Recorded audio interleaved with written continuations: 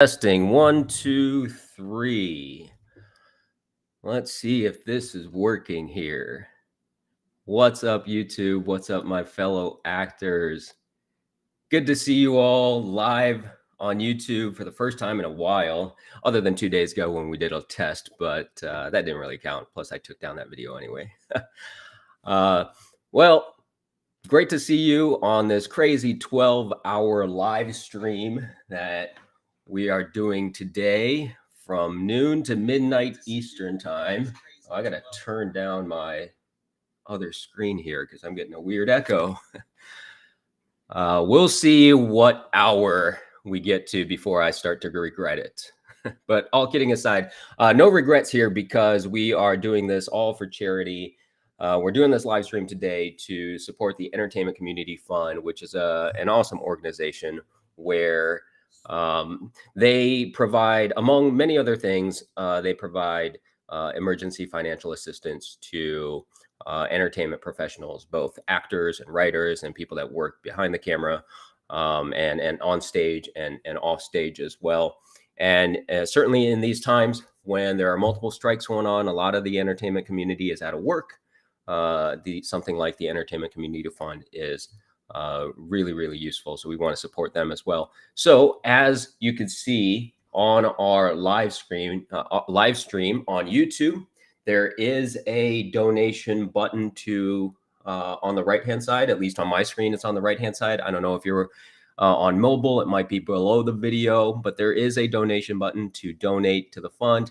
The whole point of today is to help you guys out there. I will have a bunch of guests coming on, other actors, other coaches, casting directors, probably a few animals coming on to talk everything acting. And we're doing it all to raise money for the Entertainment Community Fund. So if you do have the means, we would love it if you could donate to the fund and continue to make that number go up. If you don't, another way to support is just to be on this live stream and share it with other people in your community. So share it on your social media, share it on other maybe Facebook groups for actors or filmmakers, things like that. It would be great to get more people here on the live stream so we can increase that donation amount throughout the day. But again, just happy to have you all here. I'm seeing a lot of comments in the chat already. We got 100 people in it right now. We'll see how many stay the entire 12 hours. It would be incredible if anybody was on here for the entire 12 hours with me. I already see Rob Prago has his milk and cookies ready. He may be on the wrong live stream if he's sitting around watching with milk and cookies, but maybe we'll bring him on as a guest later on to talk about acting while his beard is filled with milk. All right. So a quick agenda. We have guests coming on roughly every 30 minutes. And they'll stay on with me for 15, 20 minutes, maybe the full 30 minutes, who knows, whatever people want to do. And like I said, we'll be talking to different actors and different coaches, casting directors, and all kinds of folks that are going to share a lot of great information with you all. We will be looking in the comments, in the chat to answer some questions as we go through. I do see some questions already popping up. Thank you for asking them. We'll try to get to as many as we can, but I know there's going to be a lot of comments popping up in our live stream, and certainly appreciate you all being here. I got my big old water bottle ready. 50 ounces of water should last me the entire day, but I might go fill it up at some point. I have some snacks over here on hand as well. I also have something that we're calling a swear jar. It's actually an old kimchi container. I don't expect to swear during it, but what we actually have it on here for is that because of the SAG-AFTRA strike and the WGA strike, in solidarity with the two unions, one of the things that they have asked members to do and non-members to do is to not promote any productions that are created by struck companies. So the struck companies being the ones that are in the AMPTP. So that means we're not going to mention any names of any movies or TV shows that were made by struck companies. And we'll try to insinuate at certain times to give you an idea of what we're talking about, but we're not going to say any of those names to stand in solidarity with what SAG-AFTRA and the WGA are asking us to do.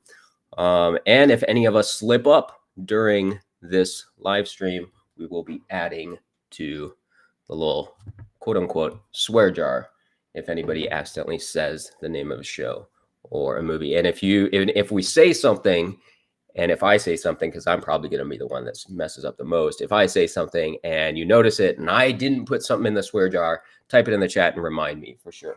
I see some donations already coming in. Thank you so much for everybody that is donating. A lot of anonymous donators. So thank you, those of you that are donating anonymously, and those of you that are, I can't highlight. Oh, this is weird. So in my live chat on YouTube, and I'm sure you guys can see it too, I see the names of the people that are donating, but over here on my Restream software, I can't highlight those donations for some reason, which is what I wanted to do. But I can say it here. So I see Nick Dunning donated. Thank you so much, Nick. Anonymous donated. Thank you so much, all three of you anonymous people. Anybody else who can donate, please, whatever you can do to support, that would be great. If you can't and you don't have the means to donate right now, share the stream. That would be fantastic. Or just join us and support by being on here and watching. Appreciate you all being here. All right, let me look through some of the chat to see if we have any questions already. I'm sure there are some coming up. I see a lot of just highs and hellos. Thank you all for being here. From all over. Yes, Shahid, it's 12 hours. It's going to be crazy.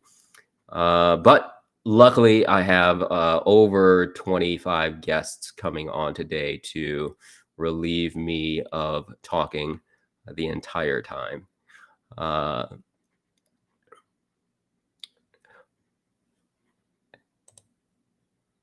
Alex Collins from The Approach says, love this and well done. Thank you, Alex.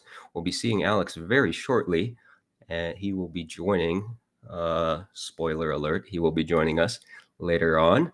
So thank you for being here already, Alex. Let's see what else is happening here. Cheers from Belgium, and thank you. Thank you for joining all the way from Belgium. And anybody who is joining from overseas, and this is not a normal time for you to be watching YouTube, thank you for staying up or waking up early or whatever it is to be here. Oh, I see more donations coming in. I do have to look over here to see whenever a donation comes in. So this is going to be a little awkward, but I want to give a shout out to anybody who donates. Uncle Eric, thank you, Uncle Eric, for donating. Chris Reeves, thank you, Chris, for donating. Really appreciate you. We're at $280 raised already. Wonderful. I had a funny thought of maybe every time we hit a $500 mark, me and whatever guest is on with me at that time is going to speak in a different dialect or accent, test out our acting chops if we know our accents. I certainly have not practiced accents or dialects very much at all, so I would probably be terrible. But some of my guests I know very much so are good at accents and dialects, so that might be fun. So that might be something we'll do. We'll see. Maybe when we hit $500, we'll see who's on with me, and we'll see if we decide to do that. Let's see. What's the bathroom break policy?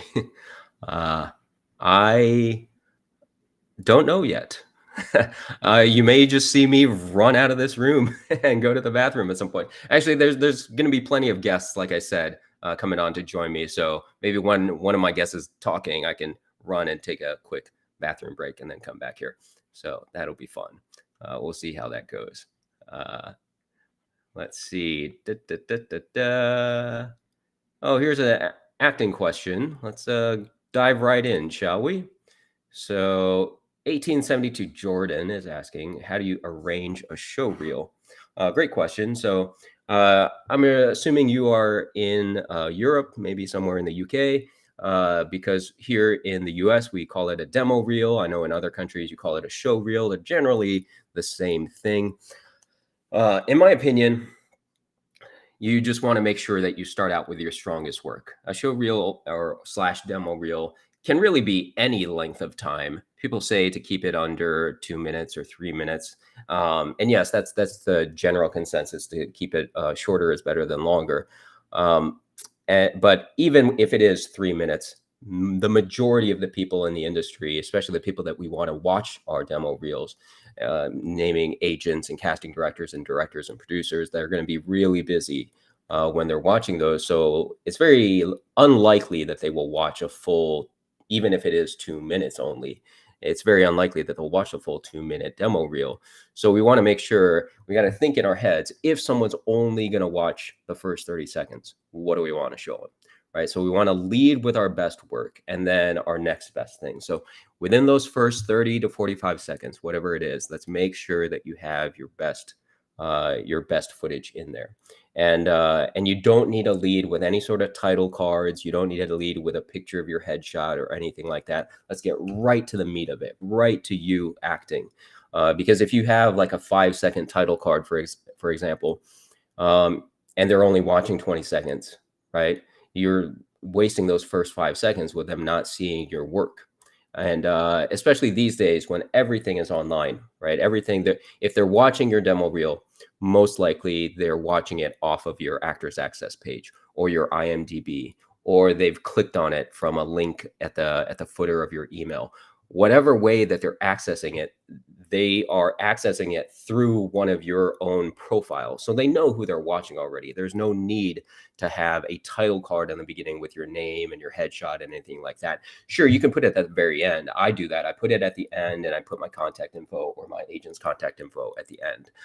So that would be my advice, is to make sure you start with your best work and keep it short. Keep it 2 to 3 minutes long, especially when you're just getting started. It doesn't have to be long. And again, if you are just getting started, don't try to elongate it to 2 minutes, because that's what you've heard people say. If you only have a couple scenes and it totals, let's say 45 seconds, well, great. You have a 45-second demo reel with 2 scenes. And that's not going to be your demo reel for the rest of your life, right? But that's what you're starting out with. So we'll just start with that, and then you'll continue to move forward as you move forward in your career. So thank you for that question, 1872 Jordan. Let me look over here again in the chat. I know the numbers keep going up, so thank you so much for everyone that's donating. I think the last person we mentioned was Chris.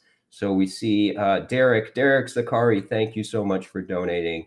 Appreciate you, Derek. Anonymous also donated. Appreciate you, Anonymous.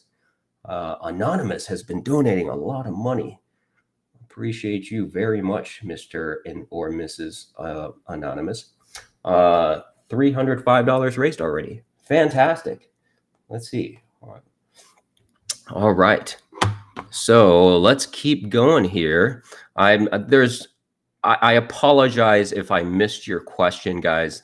There's way too many messages coming in the chat for me to go through all of them. A lot of people just saying hi. Thank you for being here. I say hello back to all of you concurrently. All right. So what is the donation for? Thank you for asking. I do need to remember to mention this maybe every 15, 20 minutes or so, because I know people are popping on and leaving and may not hear what I say in the beginning. So the whole point of today's live stream is obviously to help everybody out there and answer any acting questions that we can. I'll bring in other actors and coaches and casting directors and teachers to come in and chat about the craft and chat about the industry and the career and all those things. But the main reason we are doing all this and donating all of our time to do this is to raise money for charity, is to raise money for the Entertainment Community Fund. You could see that in the top corner of my screen. It says support the Entertainment Community Fund. It is an organization here in the United States that helps actors and performers and writers and people that work off stage and off camera. Anybody who works as an entertainment professional the Entertainment Community Fund provides a lot of resources and a lot of help in many different ways. Among them, they do provide emergency financial assistance when these entertainment professionals need it. And certainly during the current multiple strikes happening in Hollywood, a lot of people in the entertainment community are out of work and may need that financial assistance. And those of you that are in this situation and may need it and haven't heard of the Entertainment Community Fund, definitely check them out, because that is what they are there for. So if you need, I think one of their mottos is if you need help, ask for it, and if you can help, donate and give. I probably butchered it, but it's somewhere along those lines. So that's what we're raising money for, and we're trying to support this amazing organization that supports all of us in the entertainment community all the time. So yeah, thank you for asking. I'll try to remember to talk about that every couple times an hour at least. Okay, so yeah, thank you all for saying that the videos on my YouTube channel have been helping you. Appreciate that. It's always great to hear that that what I'm putting out there is actually making a difference and helping you guys. And I'm always excited to see when somebody reaches out and says that they went to their first acting class, or they booked their first job, or they got their first agent, or all those milestones that they're hitting in their careers is fantastic. So this is a question that I actually get a lot. So let's talk about it, because it's a complicated question to answer. I don't know how to say your screen name, but out something says, how can I be an actor on Netflix? This is a wonderfully complicated question, because there are many different ways to be an actor, quote unquote, on Netflix.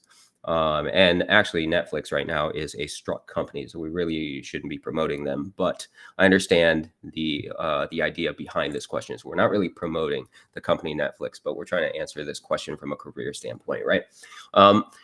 So the short answer is that, well, there's not really a short answer. The main point is that you have to look at it in terms of a career rather than just going straight to Netflix. It's almost like, and this is not going to be the best example, but it's almost like if you're interested in basketball and you're asking, how do I play in the NBA? There's no one-step jump from never playing basketball before in your life and playing in the NBA. So if you get to a point where you've built some credentials, to the point where you can audition for projects that are on one of the major from one of the major companies, such as Netflix, then you're going to have to grow your career to the point where it makes sense for someone to look at your resume to want to hire you for a bigger production. That being said, there are many different ways to get on there. There are certainly productions that are made by Netflix, but then Netflix also licenses projects, right? So if you made a movie, Netflix could potentially license that movie. So it could be an independent production that you made with your friends, but gets a lot of notoriety and wins a bunch of film festival awards and things like that. And then someone like Netflix or Amazon Prime or some other streaming service might want to license it and show it on there. So there are many different avenues of getting on there. But from a strictly an acting standpoint, we got to look at it in terms of almost kind of climbing that ladder. We want to first make sure that you're training, being the best actor that you can be, and starting from the bottom and auditioning for student films and independent films, a lot of these smaller productions, to build up your resume, build up your credits, build up your demo reel footage, and then grow to the point where you have an agent, and your agent is submitting you for bigger and better projects, and you kind of grow in that sense. There's not really a one step from starting from nothing and going right to a bigger studio. But thank you for that question. It is a sometimes confusing of how all of that works. I'm getting a text message here from one of my guests who is trying to join. So let me try to send the link. Give me 1 second here. All right. I'm going to try sending the link to my guests to see if they can join here.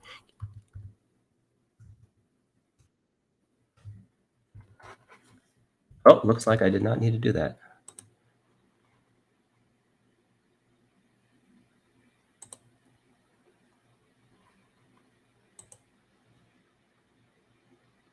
Lisa.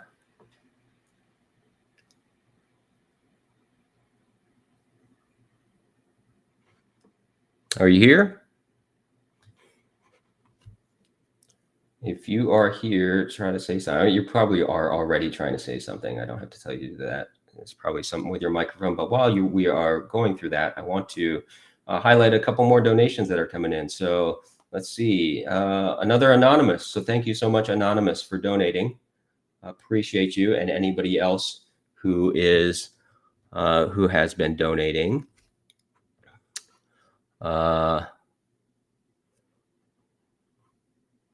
Lisa Wilson is joining, or at least is trying to join. Hopefully we'll able to get it working here at Alex Collins is saying, oh, wow, the Lisa Wilson. She is fabulous, but nobody can see her right now or hear her. But hopefully very soon we will be able to do both. All right. So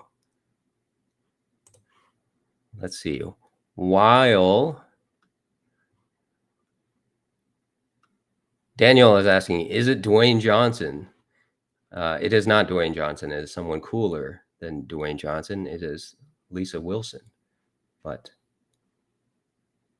she is hiding from us right now as if we were the paparazzi. All right. So I don't know what is going on with the audio video.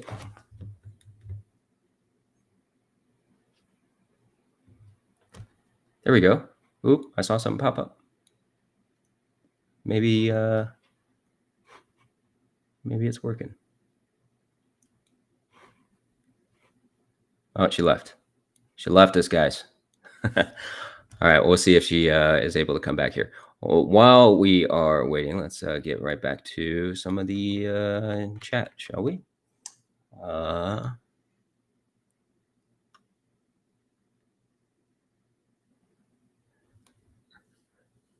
Some of these questions I don't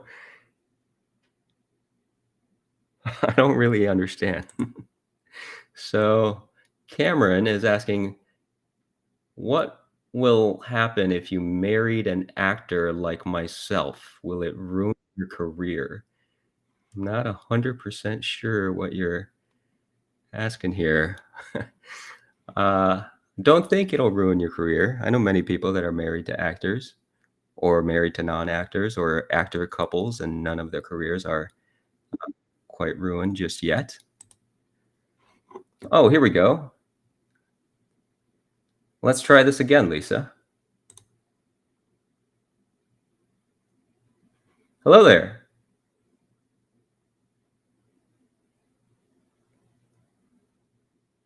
Oh, I can see you now, but I don't know if I can hear you.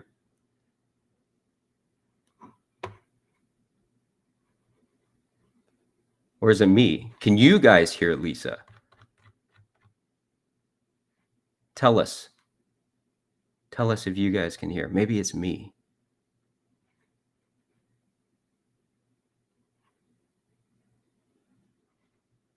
No, they say we can't. Drat. Don't know what it is then.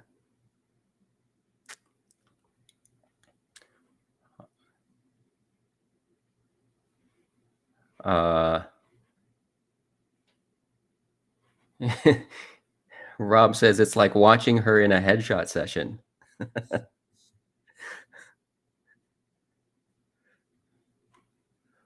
Okay, all good.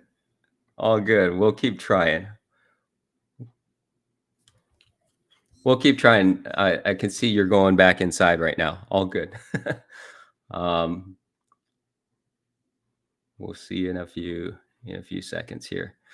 Do do do do do.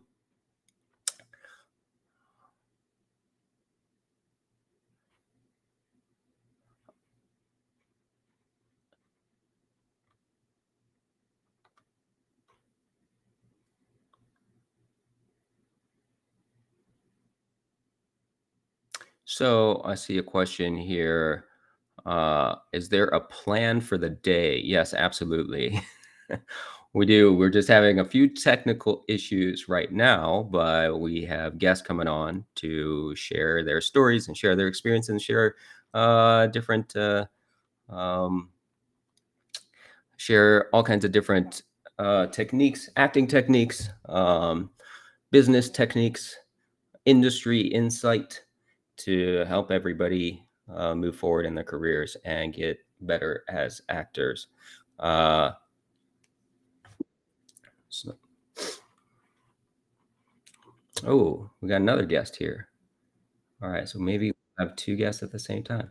Oh, here we go. All right, I'm going to turn off this and turn on this guy. Oh my gosh, finally. Okay, so Hey. I was in my car. I was picking my dog up from grooming. Yeah. And I think CarPlay was like, nope, you can't do anything other than drive your car. And I was like pulling into the neighborhood. And I was like, man. Well, that's probably safe for CarPlay to do that, right? To not let you. It's very safe for CarPlay to do that, but very frustrating when you're trying to accomplish other things. No, all good. All good. Yeah. Thank you for being here. Thanks for having me and putting up with all my stuff. Hey, Brad, I'm glad you can hear me now. All right. So Lisa Wilson is here, guys. And like we said, better than Dwayne Johnson. So those people that guessed my guess was going to be Dwayne Johnson were totally wrong. They were. I'm sorry to disappoint, guys. No, all good. They're going to be happier than that. So Lisa is a fantastic actress here in Atlanta, also happens to be my neighbor. So in fact, if I shouted out the window, you could probably hear me. Yep. We're like 100 feet from each other. That's right.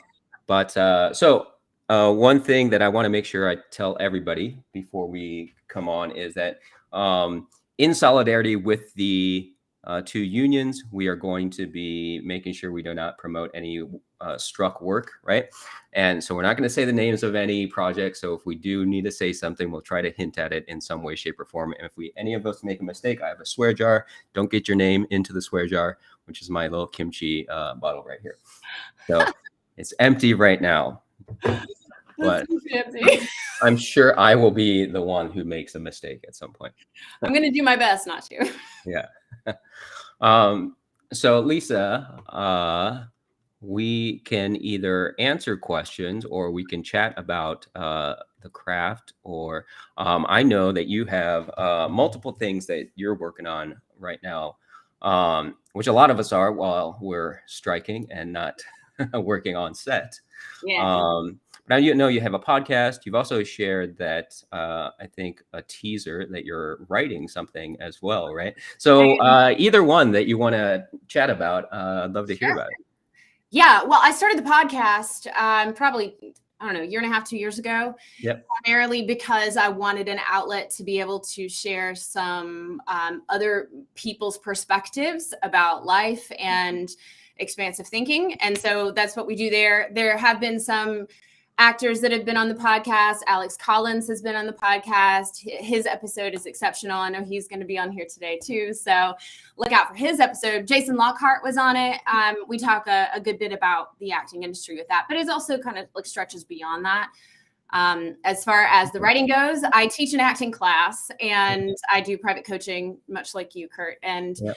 I have decided in the downtime to just take that and make it more accessible through a book format and making it available online. So that's that project that I'm working on. It definitely keeps me busy. Awesome. Well, would you like to share maybe one of the topics or maybe one of the chapters in the book, and like what's a particular topic that you're really passionate about? Sure. That you really wanted to share in the book? Yeah. You know, I'm doing it in 3 parts, and it's like the book is just called Act, and it's the artist, the craft, and the business. So it's 3 parts. So I have Act 1, Act 2, Act 3. Wonderful. And Act 1 is about the artist, the deep diving into who you are, how you show up within the character, within the shows that you are participating in. And so there's a lot of shadow work in there, mindset work. And so I feel like it's an area that's kind of missed in a lot of acting classes, where it's like there's so much technique and a lot less focus on how you really are like within the character. So I do a lot of that in the first act. And in Act 2, I focus on the craft of how I approach storytelling. So I go through everything from mindset to essence, breaking down scripts, some of the typical parts. And then Act 3, we go through business and all the stuff that is like the business side that you don't necessarily know when you're first getting started. You know, terminology, the players, understanding who does what your expectation should be of each of these players. Because many new actors tend to go in and they don't really understand the role of everybody. And so there's a nice element of having that just defined so that you know what to expect from your agent versus your manager, when to get a manager. Do you need a manager whenever you're in whatever market? So that's the overview of it. And I'm really excited to put it out. I hope it's a resource that ends up being very helpful to people as they're growing in the industry, because, you know, it's dog eat dog out here. Really? No, it sounds super, super valuable. So I know that's not out yet, but your podcast is. So where can people find your podcast? Yeah. So my podcast is on Apple Podcasts. I also have it on Spotify, and it's on iHeartRadio. Pretty much anywhere you can listen to podcasts. It's called In Session. And you can go to my website, lisawilson.com, and there's a link to it there too, if you just want simplicity. Great. Wonderful. So, and I know you and you mentioned Alex Collins earlier. You and Alex used to do, or maybe you still do, you talk about acting career financials. Yeah. And Alex happens to be already in the waiting room. So why don't we bring him in? Yay. We can talk a little bit about that, shall we? Yes, please. Alex, where did your hair Hey, everybody. go? You shaved your hair. Strike haircut. Yes. You know, everybody's doing it. Everybody, I'm not shaving this hair. No. I usually shave my head on our summer road trips, just because it's not as hot. But this year I didn't, and because we're striking, why not? I'm not gonna be working on anything in the next little while. So right, yeah, for sure. I used to shave my head every summer too. So, but I haven't done it in a while. So I haven't rocked the shave head look in a bit. Yeah, there's time. You've got time, Kurt. You can do it. Yeah. Smile for your Instagram post. Hey. Well, thank you for joining, Alex. Oh, before we get to that, let me shout out a couple more people that have donated. Thank you again so much, everybody that has been donating. And like I said, if you don't have the resources to donate, then please just share this live stream so we can get more people on here to do that. Where are we here? I want to make sure I get everybody. Mylak Reed, I think that's how you pronounce your name. Thank you so much. I'm sorry if I did not pronounce your name correctly. Well, there's got to be more, because I know the number has jumped up more. I'm sorry if I do not see your donation here and I did not. Oh, some of them are anonymous. Anonymous. Thank you again, those of you that are donating. Okay. Alex Collins, thank you for being here. I think you saw me say earlier that there is a swear jar, so be careful not to mention any struck work. I'm mainly saying that to remind myself, because I'm sure I will be the one to screw up in the 12 hours when I start to get delirious. So what I mentioned earlier before we brought you on is, I know you two, Alex and Lisa, do a thing. Is it once a year or a couple times a year where you talk about acting financials? Yeah. It looks like my video is frozen for some reason. I don't know, but can you hear me okay, Kurt?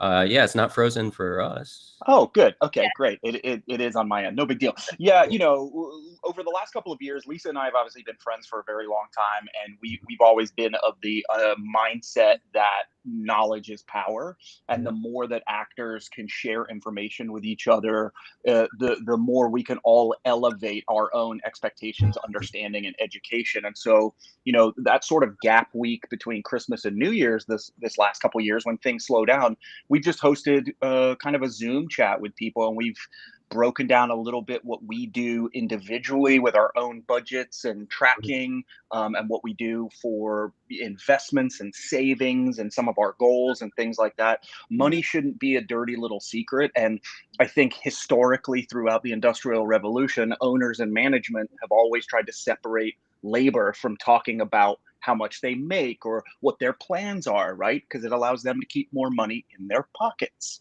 And so, especially with all of the things that we're seeing now in this SAG-AFTRA strike and the WGA strike, we've seen people, series regulars on a particular show from a particular network that you mentioned earlier, and how they had to keep their second jobs and how they were struggling and how their residual checks are teeny tiny. Not everybody is living large like people think, but there's a way to keep more of your money in your pocket. And that's sort of how Lisa and I began that. And I'm actually, Lisa's working on a segment of that for her book. And then I'm also going to be releasing a comprehensive course on actor finances next year. So I'm really looking forward to that. I have a degree in finance, and I still ended up $30,000 in debt when I lived in Los Angeles. Just because money flows, it goes out really fast, faster than we ever anticipate. And something that we thought would come in didn't come in, and something else had to go out. But there are strategies and tips and methodologies on how you can, no matter where you are today, improve your financial situation. Yeah, definitely. I just want to highlight here, we got a cool comment. Huge fan of Lisa. I admire all the content and help you guys provide us, and freely so to be allowed to see this live. Amazing charity. Thank you for that. Yeah, thank you, Sabrina. Yay, that's awesome. I see a Mr. Cart. You are great. Yes. You are great. Thank you. I'm highlighting that because it's funny because I did see she did correct herself and say Mr. Kurt. So thank you. There you go. That's funny. Thank you for that. But I thought it was funny. I thought your first name was Mario. Yeah, Mario Kart. That's right. A great idea for a Halloween costume. Yeah. Totally. I love it. Yeah. So any quick tips from a financial standpoint? Like, what are if I were a up and coming, brand new to the industry, not even taking my first acting class yet, just wanted to know, what should I do? Like, one of the questions I get a lot, right, is like, hey, I'm working my corporate job. I'm an engineer. I was an engineer before. But so if I were me 15 years ago and I'm like, oh, I have my engineering job. I want to pursue acting. Should I quit my job? No. Well, the thing that's so funny about acting is it demands a lot of our time. And so it makes it difficult to manage a full-time job while being available for auditions and last minute bookings and things that come up, because our schedules have to be really flexible. So the one thing that I haven't found, especially in this season, is because we're on strike and we don't have the abundance of work, is to find work that can be flexible and is willing to be flexible with you whenever we're in active seasons of working. Depending on what your skill set is, there's oftentimes availability for online jobs or maybe a work from home situation. I just wouldn't advise quitting your job, primarily because life costs a lot of money. Acting costs a lot of money, especially in the beginning. Make sure you have a nice threshold of savings. That emergency fund needs to be about 6 months deep before you even think about putting aside any of your day-to-day work to focus on acting, because it just takes a while. It takes a long while to start making money. I think I was in this business for 13 years before I started really popping off and able to support myself. And then I got to the point where I was able to full-time support myself on industry work for 5 years straight. And then we got smacked in the face with a strike. And now I'm like, oh, I'm going back into my marketing work. I'm going back into my old tool belt of things that I was doing prior to being a full-time actor. So it's been a valuable lesson even for me in this season, is like always have an alternate source of income. I love that, and I'll piggyback on that, Kurt. I have kind of 3 things, and it applies no matter where an actor is in their journey, where they are geographically. Lisa talked about jobs and having a sustainable financial job that keeps you going. If theoretically your goal is to become a professional actor and create a career and maintain a career as a professional actor, you're theoretically going to be doing it for 30 or 40 or 50 years, right? And knowing that, you don't have to solve the world's problems in year 1 as an actor. You don't have to be a successful actor in year 1. You don't have to quit your job in year 1. So if you can find something you're good at and something you like that also allows you to pay the bills and gives you a certain degree of flexibility to do that, graphic designer, online travel agent, paralegal, whatever that is, you don't just have to be in the service industry as an actor. And there's different ways you can achieve that goal. And if it takes you 2 years to get a certificate or a degree in something, 2 out of 40 years is not that big of a deal, right? So that's number 1. Find something that you would like to do over a long term, even if you weren't acting. Number 2, talking about time as it relates to investing. Time is your friend.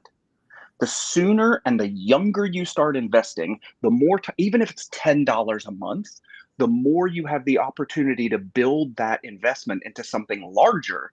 So when you get to retirement, you're going to be comfortable. That's the beauty of compound interest. And then this is the hardest part for people, because actors are often in a delicate financial situation. 1 month might be great, and then 3 months might be not so great. And this is just a 3-word thing that everyone needs to think about. Pay yourself first. Even if you're in debt, find a way to take $10 and put it into savings. Find a way to take some of that savings and then put it into investments, right? Yes, you have to dig yourself out of debt ultimately. And there is a way to do that, but paying yourself first. If you're paying off these credit cards, but not also paying yourself, you're never going to get ahead. You'll never be doing anything but treading water. So yeah, Awesome. there's a lot on the financial side right there. I'm glad you clarified that, because I think some people would hear pay yourself first, and that means, oh, I should buy myself gifts. I should, buy myself that new car, but you definitely don't have that money right away in the beginning. Yeah, I agree with everything both of you guys said. Those of you that aren't following Lisa or Alex on social media, I think you should. And if you are a follower of Alex, you could see just from his answer just now, he talks and types in bullet points all the time. I do. I once had, I think right before the pandemic, because I think, didn't you have a Halloween party at your house, or did you used to do it? Summer party. It's not Halloween, but summer. Yeah. I had an idea one year of a couple's costume that would be an Alex Collins Facebook post. And one person would have the post, and it would have a couple bullet points, and then it would have the little click for more. And then the second person would have the other 3 bullet points. Yeah, that's me. I love how your brain works in that way. It's really perfectly organized, and you're able to articulate it as well as type it out. But yeah, complimenting you and also ragging on you at the same time. I'll take it. Yeah. So let's see if we can dive into some more of these questions here in the chat. Yeah. Oh, here's an interesting one. So this is a question, not the specific question, but often we'll get questions about, if I have this specific thing about myself, will that hinder me from getting into the industry, right? So Butterfly Nova says, hey, Kurt, Lisa, and Alex, it's been my live stream to be in the industry. Is it possible for someone with seizures to be in the film industry? Would love you and your friends' opinions. That's a great question. And, there are people in the industry, multiple people who are differently abled and have certain challenges. I think it's about being really transparent with your team You don't have to be fully transparent with everybody that's on a set, but you do want to talk to your team and talk about how severe that limit is, and is that a limitation, or is it a tiny thing that's brought on by stress, or is it something that you can control with medication? There are, especially in Los Angeles, there are agents who specialize in performers that might be differently abled, and so that's something to seek out as well. But no, this industry is large, and there is a place for everyone. Absolutely. Yeah, 100%. And I personally know multiple actors who are diagnosed with epilepsy, and take medication for it and everything like that, but are able to have thriving acting careers while doing it. So yeah, best of luck to you, Butterfly Nova. Don't let that hold you back from pursuing it. All right, let's see. Oh,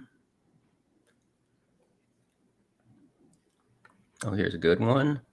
The cinematic sneaker. Is that a Air Jordan 1? That's a good name. It is a good name. What path as a starting actor do you recommend? Theater, or going to acting classes, and or what's your take on getting a degree in acting? There's no linear path to becoming an actor. There is no guaranteed path that you're going to be successful. You just have to get in and start putting yourself out there. I did not get a theater degree. I did take a theater class in high school, but it did nothing for me as an actor in film and television. I started out as a TV host in the news and on the radio, and ultimately moved into acting because I landed with an agency that started trying me out on commercials. So for me, it just happened to be a series of yeses, of walking through doors that were opportunities. And I think an acting degree might be a little overrated and very expensive, considering that there are many other paths. But, I'm only an expert in my experience. So other people have gone to school and gotten their degree in acting, and it may make them more qualified or better actors. I don't know, but I just know that you got to put yourself out there, get into an acting class. Drama Inc. is a great place to start. It's the school that I like to send everybody to. Alex teaches there, and they have a great program for people who are starting and wanting to learn more about the business. On Camera One is an exceptional place to start. So check that out and get your feet wet. Really just see if it's something for you, because acting is not for everyone. Great answer. Nothing to add, really. Yeah, great answer. If you want to just, I know you said nothing to add, Alex, but I'm going to make you add something because I'm typing something in the chat right now. People are asking for your Instagram handle, so I'm going to type it in there for you guys. Appreciate that. Yeah, I mean, I think if you are school age, then taking theater classes is a great way to dip your toe into acting, and you're going to be in a supportive environment, and it's going to reduce that fear factor perhaps, versus going straight to an actual acting class that might have different levels of actors in it. Once you've done some theater classes, if you decide that it is something to pursue, then yeah, you can transition over maybe into an on-camera class, an audition technique class, a scene study class, that sort of thing. And you could, I really believe, no matter what your goals are as an actor, actually doing theater, performing, there's nothing like feeling that energy exchange between audience and cast, walking on that tightrope without a safety net, and knowing that even if something goes wrong, you have to kind of figure out that path to get you through it and get through that performance. Maybe a prop is in the wrong place, or maybe you forget a line of dialogue. That's okay. That's how you learn, and you add tools to your tool belt. So theater classes, theater performing, and obviously on camera acting is really important as well. Mm-hmm. Yeah, and there's a lot of people in the industry on the on the other side, whether it's agents or casting directors or directors, producers, that really like people that have theater experience, and express that in things that they share. All right, let's go to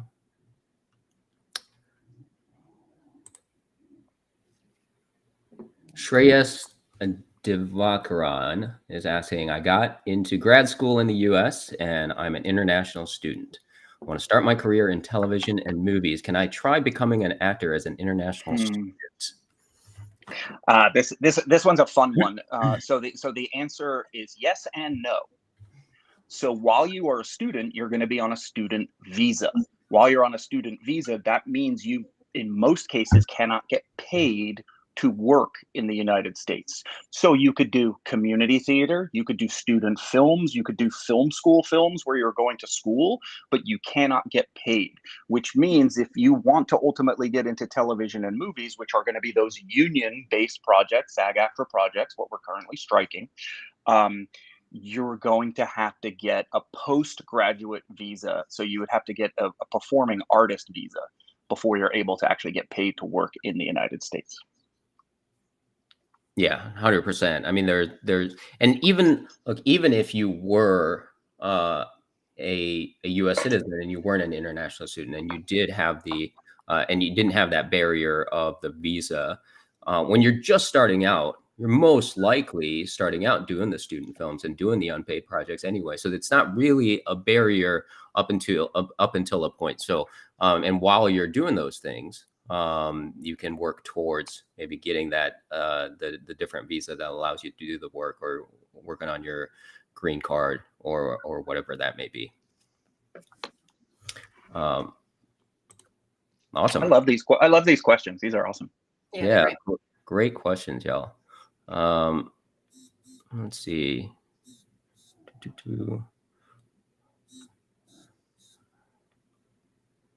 So Olivia is asking, how can I ask a question? You can just type a question in the chat because I see it.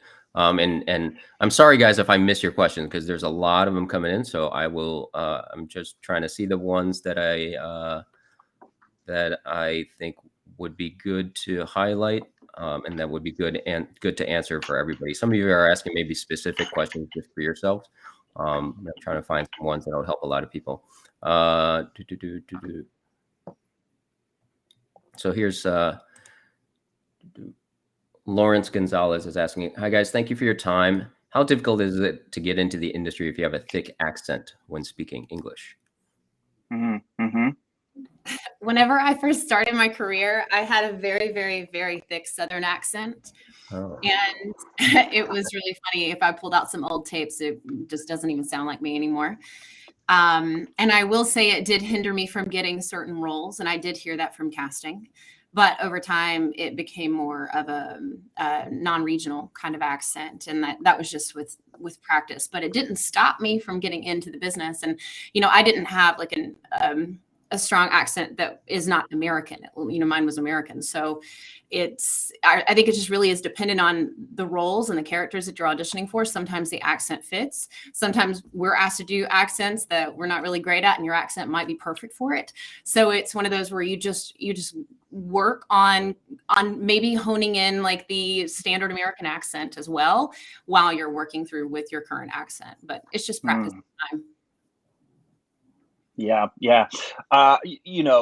You do want to have a non-regional, neutral American accent, and you don't want to completely eliminate your native accent because that's what makes you you. That is what makes you unique. We don't want to completely strip that away from you, but you are going to have something that, if you think about the shows that we watch on television, they represent a palette, either of geography or a specific town or place. And so the audience watching that needs to see a certain amount of neutrality, unless it's something specific, right? If it takes place in a very specific town in Canada, people are going to need to sound like that. Or Fargo, people are going to need to sound like that. And so not only do you need a neutral accent, but you are going to need to be investing in accent and dialect classes and training to keep you going. Mm-hmm. There's a company called Corff, Corff Voice. And whenever I was trying to really work away from having a Southern accent as my primary accent, I did their standard American course, and it was pretty helpful. That's awesome. Yeah, that's great. Lisa, we're very open if you wanted to pull up and share your screen of an old audition video. Oh gosh, the embarrassment of it all. You're the one that brought it up. You're the one that brought it up that you have it. Wow. I have to go back pretty far, so that would have been like a pre-prep thing. Maybe I'll come on later tonight and be like, "Hi, here we are." Yeah, at the 11:30 p.m. hour. When There you go. is loopy, that's whenever that'll fit perfectly. That'll be no, perfect. that's just like the club. It's going to be popping at 11:30. Yeah. So Lisa, there'll be more people watching you then. Bring it back then, Right. Definitely. Yeah. It'll be a dance party. Yeah, we'll be a few drinks in, and it'll be a good time to watch it. Mm-hmm. There you go. Oh yeah. Yep. Awesome. So let's see. Oh, we got another guest in our waiting room. What? Look at this, another surprise guest.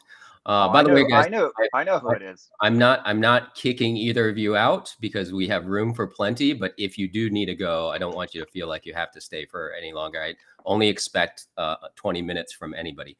But if you want to stay on, very much welcome to stay on. So look who we got here. Yeah. Hey. Yeah, friends. Hi. Dyer. Drama There Inc. you go. My name is Catherine Dyer from Drama Inc. I think your camera is reversed, so it looks like I don't know how I wouldn't know how to say Drama Inc. backwards. Kanaya Marad. Oh, good. Oh, that was pretty good. Awesome. Thank you for joining us, Catherine Dyer. You are more than welcome. I'm happy to be. We'll do anything for you, Kurt. I don't know if you know that, but maybe Alex won't. I won't speak for him, but you ask and we'll be there. Thank you. Yeah. Thank you. We are, by the way, I said I was going to say this every 15 minutes, and I haven't been. We are raising money for the Entertainment Community Fund. So those of you that are on here live and you've joined within the last 20 or 30 minutes and didn't hear the spiel in the beginning, we're on here for 12 hours. Well, I'm on here for 12 hours, and we have guests joining all 12 hours. And we're here sharing our time and answering your questions, all to help raise money for the amazing organization that the Entertainment Community Fund is, because they do a lot of things for actors and other entertainment professionals, especially right now because there are multiple strikes going on. A lot of people are having financial difficulties, and one of the things that the Entertainment Community Fund does is provide emergency financial assistance to actors and writers and other professionals in the industry when they need it. So we're really grateful for that an organization like that exists. And if you need help and you haven't heard of them before, reach out to see if you qualify for their assistance. And if you don't need help but can donate, would really appreciate that. So you see that little donate button at the, I don't know where it is on the YouTube screen, but it should be right above the chat. So whatever platform you are, or whatever device you're looking at, open up the chat, and it should be right above the chat to donate. So thank you to everybody that has donated already. Appreciate you all. And thank you, Catherine Dyer, for being here. Woohoo! Pleasure. Catherine Dyer. Derek just said hi, so I'm saying hi to Derek. Hi, Kat. Is that hi? Hi. Hi. Hi. Somebody wants Alex's. Alex, where is your hair? What happened? Yeah, I a lawnmower and I had a disagreement. And Lisa, nice to see you. I haven't seen you in forever. I know. Good to see you too. What are we talking about? What's up? We're just answering questions here in the chat. A lot of great questions coming through. Yeah. There's some really good ones. I just saw a few float by, Kurt. I don't know if you can. Okay, well, I'll get to them. I'm still. I think I'm like. Somebody said, "Where's Jason?" Okay, really? We're having all right, we'll block Jason from actually joining later. Oh, love it. Yeah, love it. Oh, Derek is asking. Yeah, let's keep it an exclusive group, right? Yeah. Right? Yeah. Right. Here we got a question from James Canuck. How important is networking with filmmakers and other actors, etc., you've worked with in the past? Any suggestions with networking with new people you meet on other projects? Go, Alex, go. No, you're the new guest, Kat. You gotta go. You're the new guest. We got to put you on the spot. How much do you know, Catherine? Oh, I gotta go. Sorry. Networking with filmmakers, I say go to all the film festivals. First of all, film festivals need our support. They are nothing but inspirational, and you're always going to be someone you know. And when you see a film that you love, or a few films that you love, and then there's usually a Q&A at the end, go up and talk to those people. Absolutely. That's where you make your contacts. I love doing film festivals, especially shorts. They're so much fun. You know, even the bad ones, even the ones that just aren't great, you're always going to learn from them. Mm-hmm. You know, we're always learning. We're learning every time we're on set. So no one's finished. But as far as film, let's see, that I've worked with, I will follow them on social media. I don't want to be a pest. I'm not the best networker. Actually, don't tell anyone. No one else is watching this, right? There's no one. It's just us, right? Yeah. But follow them on social media and comment there, and do great work when they've hired you, because they will remember you. Yes. Be professional. Be nice, please. Mm-hmm. Always be nice.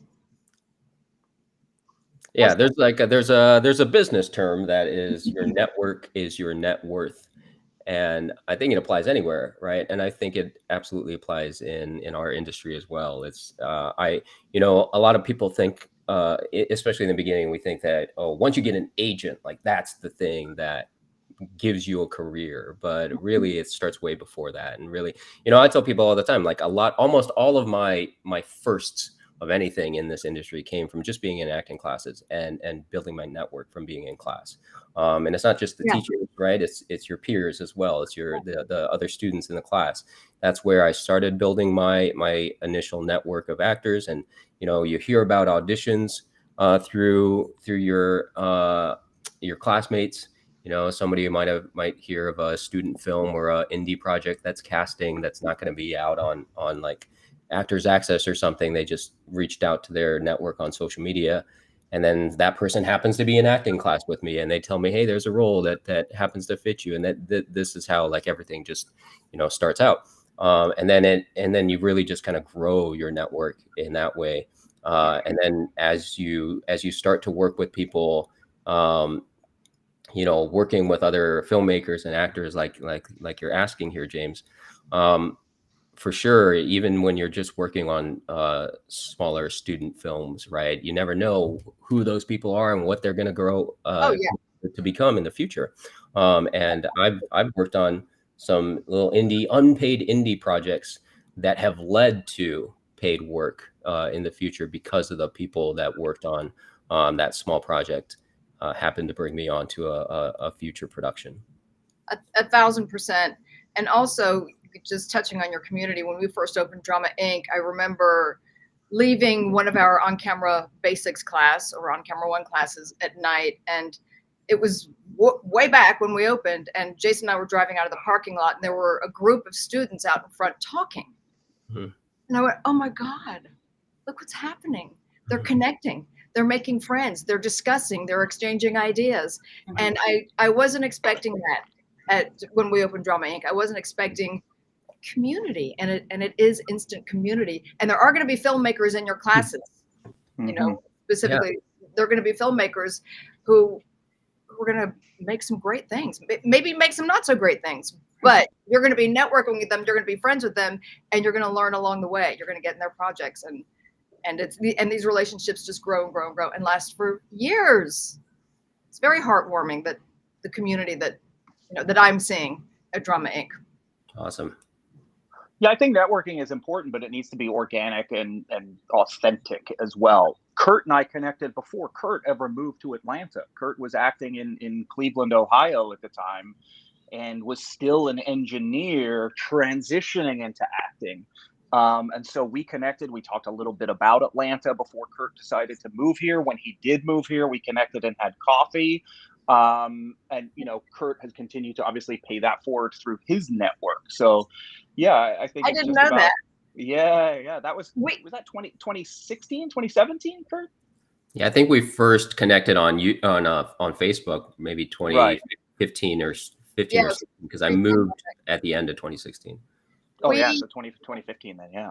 We had Kurt in on camera 1 class. Mm-hmm. And I remember he would get up and do his first scene, and Jason and I went, what are you doing here? You're a little above this class.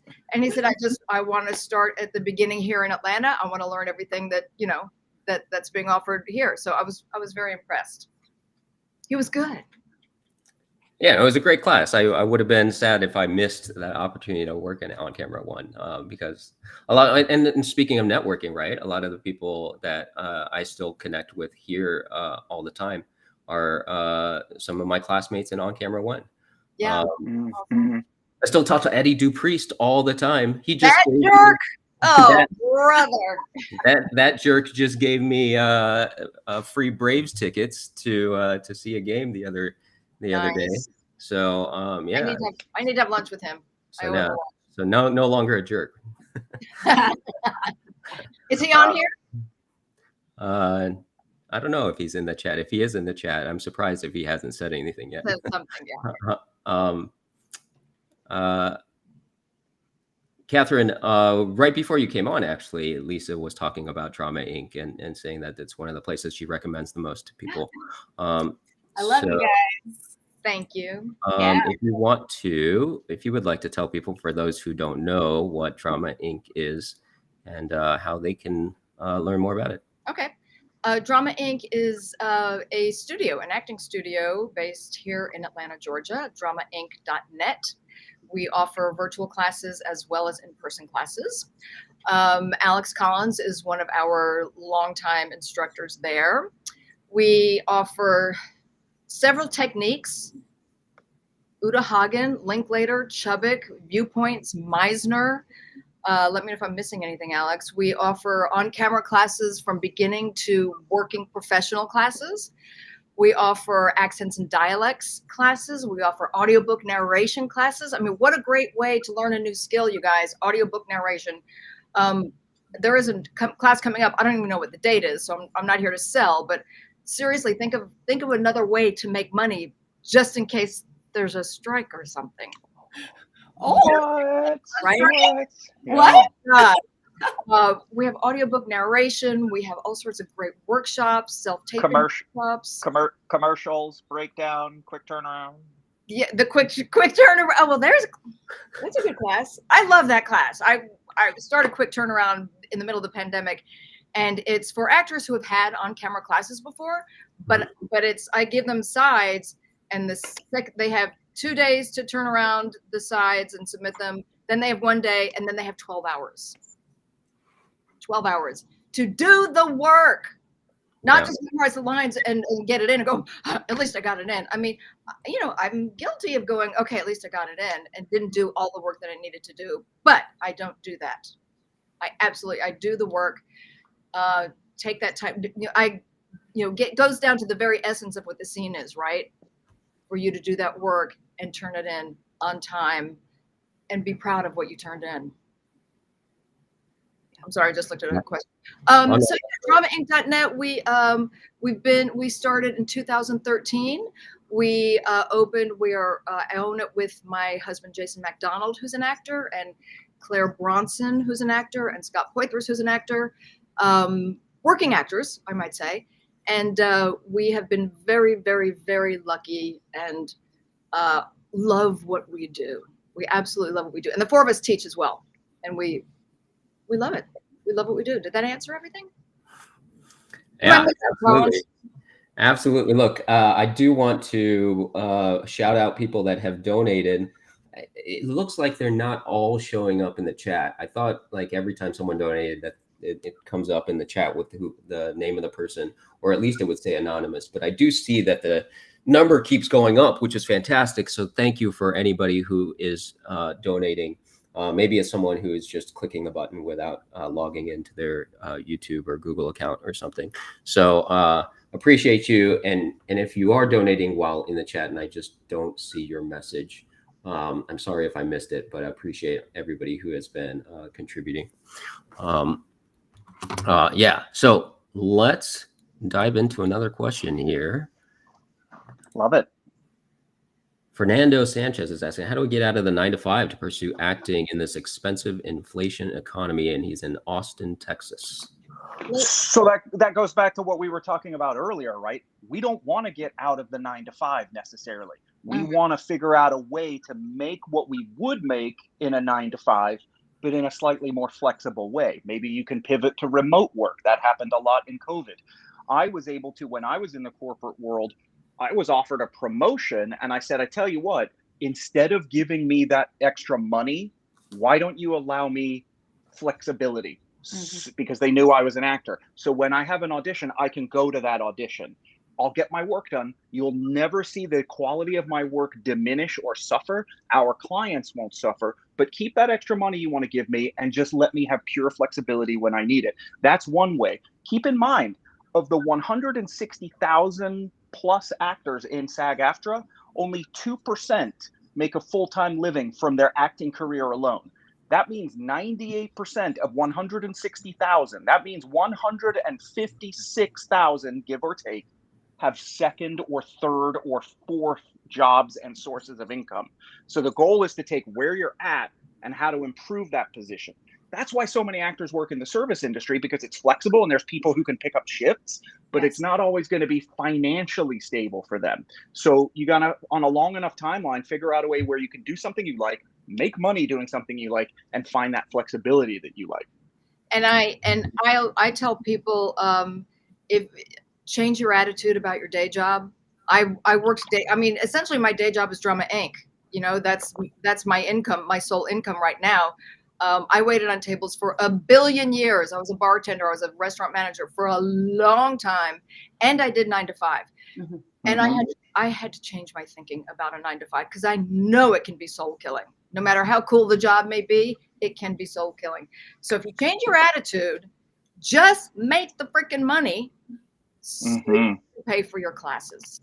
Well, and there's also a creative way that you can make money. You don't necessarily have to have a soul-sucking job. There's audiobook narration. Sorry. I talked a lot about audiobook narration. I've been narrating audiobooks for probably 13 years now, and I have a booth right here behind me. So I do it in my pajamas at home whenever I want. Yes. And it's and I work with a couple of different companies, and my manager helps me get bookings. But there are online spaces that you can go to, like ACX, that you can find your own work. You can put yourself out on Fiverr.com to do voice work for clients that just need like a little ditty for something that they're producing, and you can set your rates and you can build up that way. You can also do user-generated content. So I have like sitting here on my desk, I have these mugs, the OB, which they're like a mug that gives back to charity for mental health. And I'm doing a brand deal with them. And I have a brand deal that I'm doing this afternoon with the Museum of Illusions. It's that kind of stuff that really it's creative and it's fun. It still allows you to do something that's within the wheelhouse of creativity and production, but doesn't like steal your soul. It's not stable like a 9 to 5. You have to be a hustler just as much as you do in your acting work.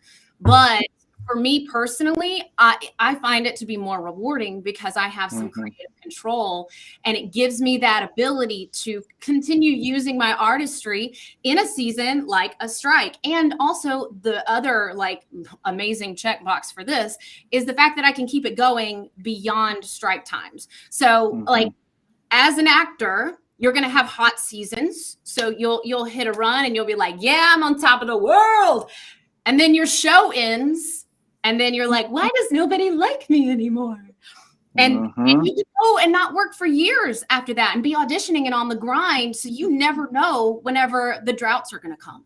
So you just have to be prepared. And if you want to be in a creative space that's not sucking your soul, create an opportunity for yourself that will allow you to continue being creative and make money and keep bills paid. Well said. And I think, you know, one of the things bringing Lisa, I love all that. I want to go back to what Kat said about, you know, pivoting your idea around it being soul sucking. If you are in a corporate job, if you are in a place that pays well but is not flexible at all, then what you do is you pivot your lifestyle slightly so you can invest because you can afford it. You invest in training.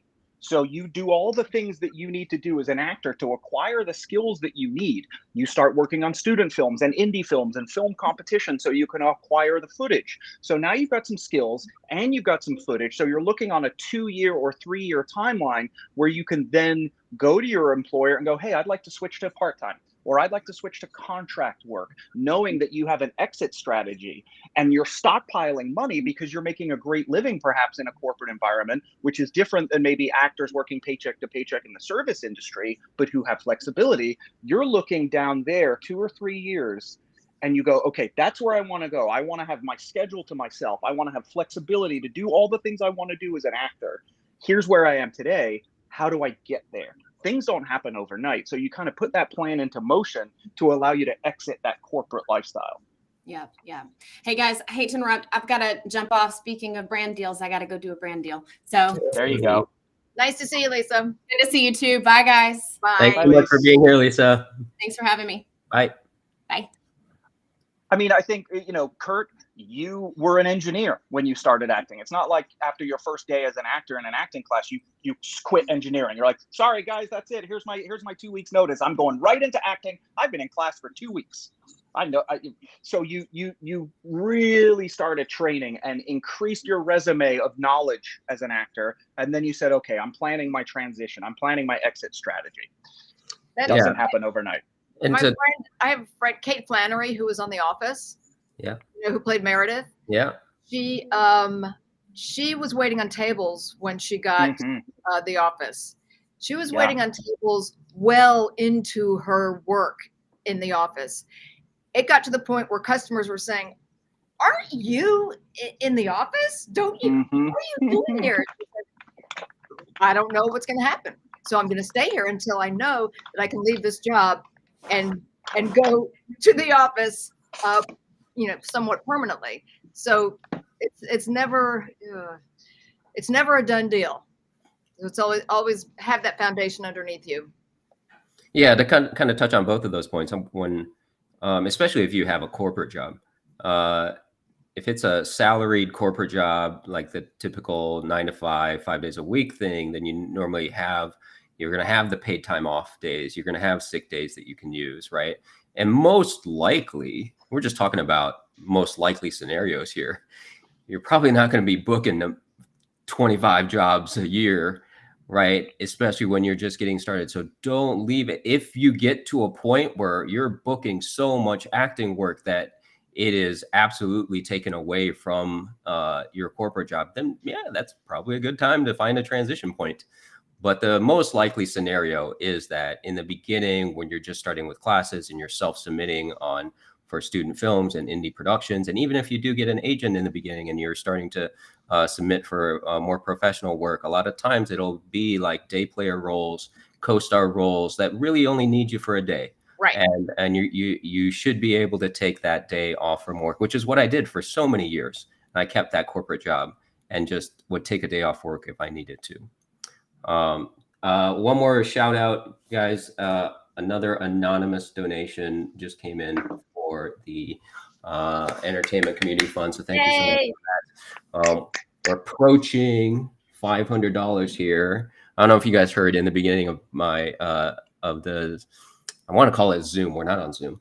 In the beginning of the live stream, I said that maybe a cool thing to do is that every time we hit a $500 mark on the donations, the people on the live stream will speak in a different accent or dialect, which I'm terrible at because I never do British, Collins. Yeah, I never studied it.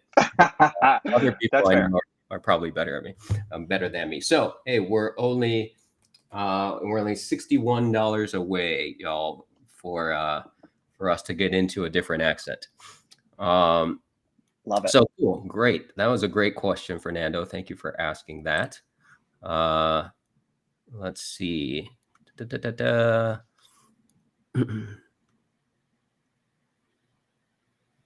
Just reading all these amazing questions. I'm going to answer a few of these just quickly. Someone, Lori Key is asking, can I become an actor without college? on just self-education. Yes. Yes, absolutely. Sorry. Lisa kind of touched on that earlier. There's no linear path. The three of us know plenty of people. We know people. Yeah, we definitely know people that have gotten BFAs or MFAs in acting and are pursuing this. But we know plenty of people, myself included, that did not go to school for acting. Like my school degree is in engineering. And we know people that did not go to college for anything and just went straight into pursuing an acting career. We're going to have someone who has that exact path coming on a little bit later. Yes, you are. Yeah. Yes, you don't need a degree. I'm gonna continue with this, Kurt. Yeah. Okay. You don't need a degree. You absolutely don't. And I don't know if anyone has read Green Lights by Matthew McConaughey. I suggest listening to it as opposed to reading it, because he narrates it, and he's very effective. He's very effective. He's like a preacher, and it's a lot of fun to listen to. But he did not go to school for acting, and if I'm remembering that correctly, and he just started auditioning and getting called back and getting booked. And once he had a modicum of success, he thought, well, let me get into an acting class and let me, see how that works for me. Well, he stopped getting callbacks. So, because he was in an acting class and he was having a hard time putting all the parameters on what he was doing naturally. So he stopped going to acting classes, and then he started getting called back again. I'm not saying everyone can do that, but he's special. Not only did he have talent, or does he have talent, but he's got boatloads of confidence. This man, he was born super confident. It's not like, I'm here, get ready for me. The book is very interesting, but you don't need to go to college for acting. Before we move on, Jeff Birelli just donated exactly $61. 500. But then after him, so thank you, Jeff, for that, because we're going to start. We'll figure out what accent or dialect we're going to do. But then in addition to that, Fernando Sanchez, thank you for your donation. And then Anonymous also donated $100 right after that. So we might have to get up to 2 accents here really quickly. So I love it. I don't know if we want to all do the same one, or we're just going to pick. Go on, give me a question. I'm going to answer it. I don't know what that accent is, Kat. Come on, y'all. Come on, give me a question. Is that from a specific part of the South? No, not really. It's a deep South. I'm going to be an English-speaking Dutch person for the next little while. English-speaking Dutch person? I never heard an English-speaking Dutch person in my life. Well, you might have seen people interviewed. They're from Amsterdam or Rotterdam, and when they speak English, they tend to have a little bit of a lisp. But they're very, very, very good at English. They start English very young. I think 8 years old in Holland. So very interesting there. Y'all, I was thinking about doing a British accent, but I don't know if y'all know about Alex Collins. He's really British. He really does it. So I'm call you out. Him. He'll be able to call you out and you make a mistake. Oh hell no, I'm not doing that. All right. What's next? Let's see here. I saw a question earlier. If I can't find it, we will just say it. Thanks for the shout out. Someone was asking.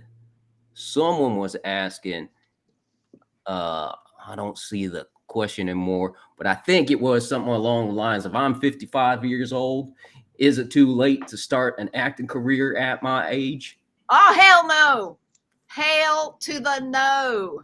I mean, if you look at actors, if you're watching TV, if you're watching movies, they're all ages, right? They're all ages. Not every actor starts when they're 8.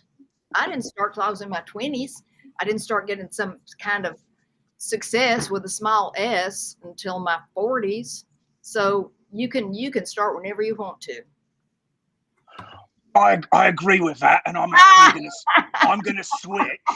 I'm gonna switch to a different character, okay?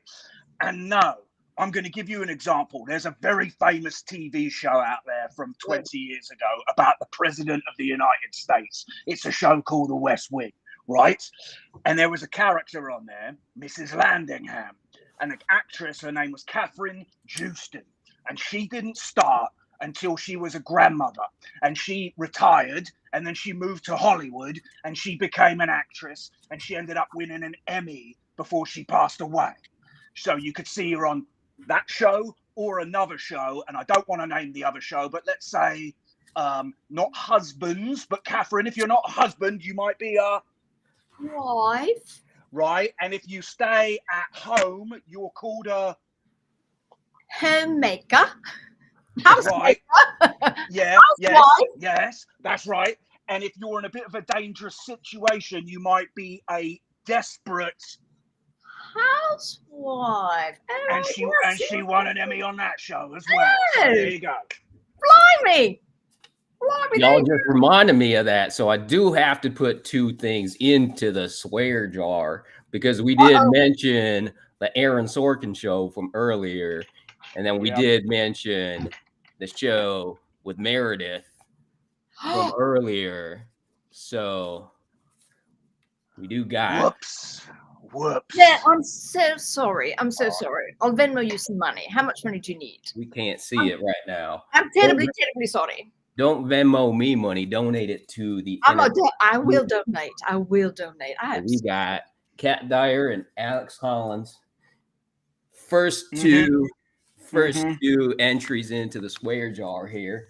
I'm very proud of myself. Y'all listen. We are up to $825. We are getting really close to 1,000 now. We'll have to. Ooh, my land! Ooh, it gives me the vipers. I'm very excited. This is awesome. Another anonymous donation of $200. Rodrigo Salas, thank you for your donation as well. We got that is it for now, but $825. Thank you all so much. If y'all want to go back to our normal accents, we could do that until we get to all right. That was fun. Thank you all for playing along. Love it. That was a damn good Ted Lasso there. Alex. Kat, that's another one. And she said the S word.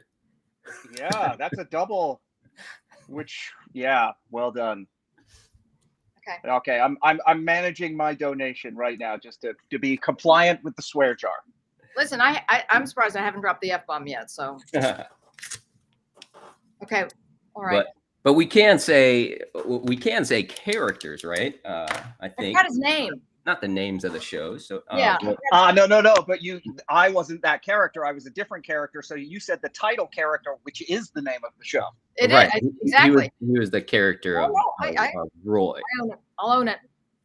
All right. So let's dive back. Hi, Susan. Susan Gallagher's on here. She's awesome. Look at this, y'all. Susan Gallagher donated, and then Rob Grant donated, and we are over $1,000. Oh my gosh, that's fantastic!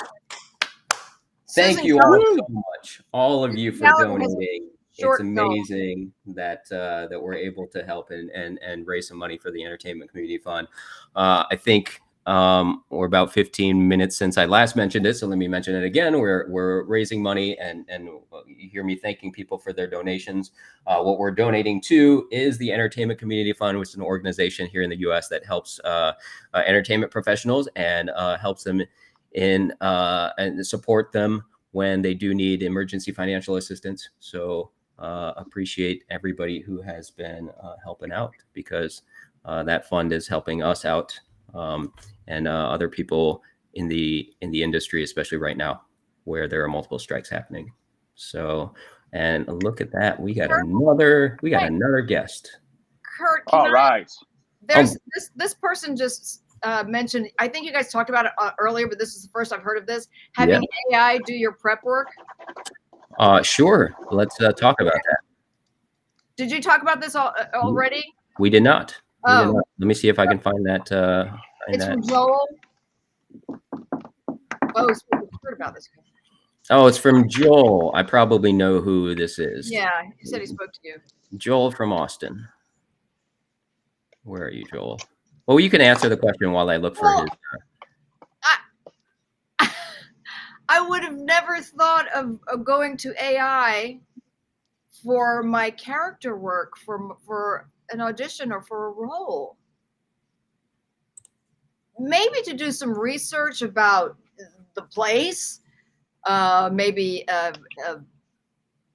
a job that I'm doing in this role, you know, a career.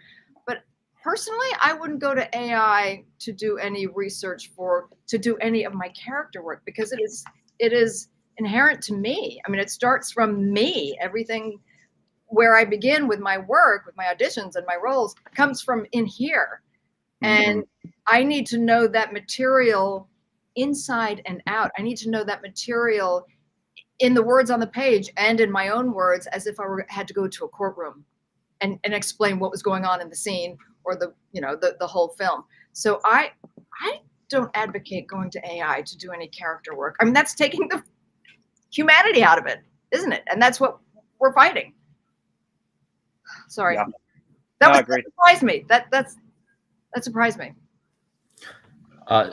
So my thought on this is that there's AI in its current form is probably still like a baby, right? Yeah. It's going to grow so much. And there's going to be a point where everything's going to have some sort of AI tied to it, right?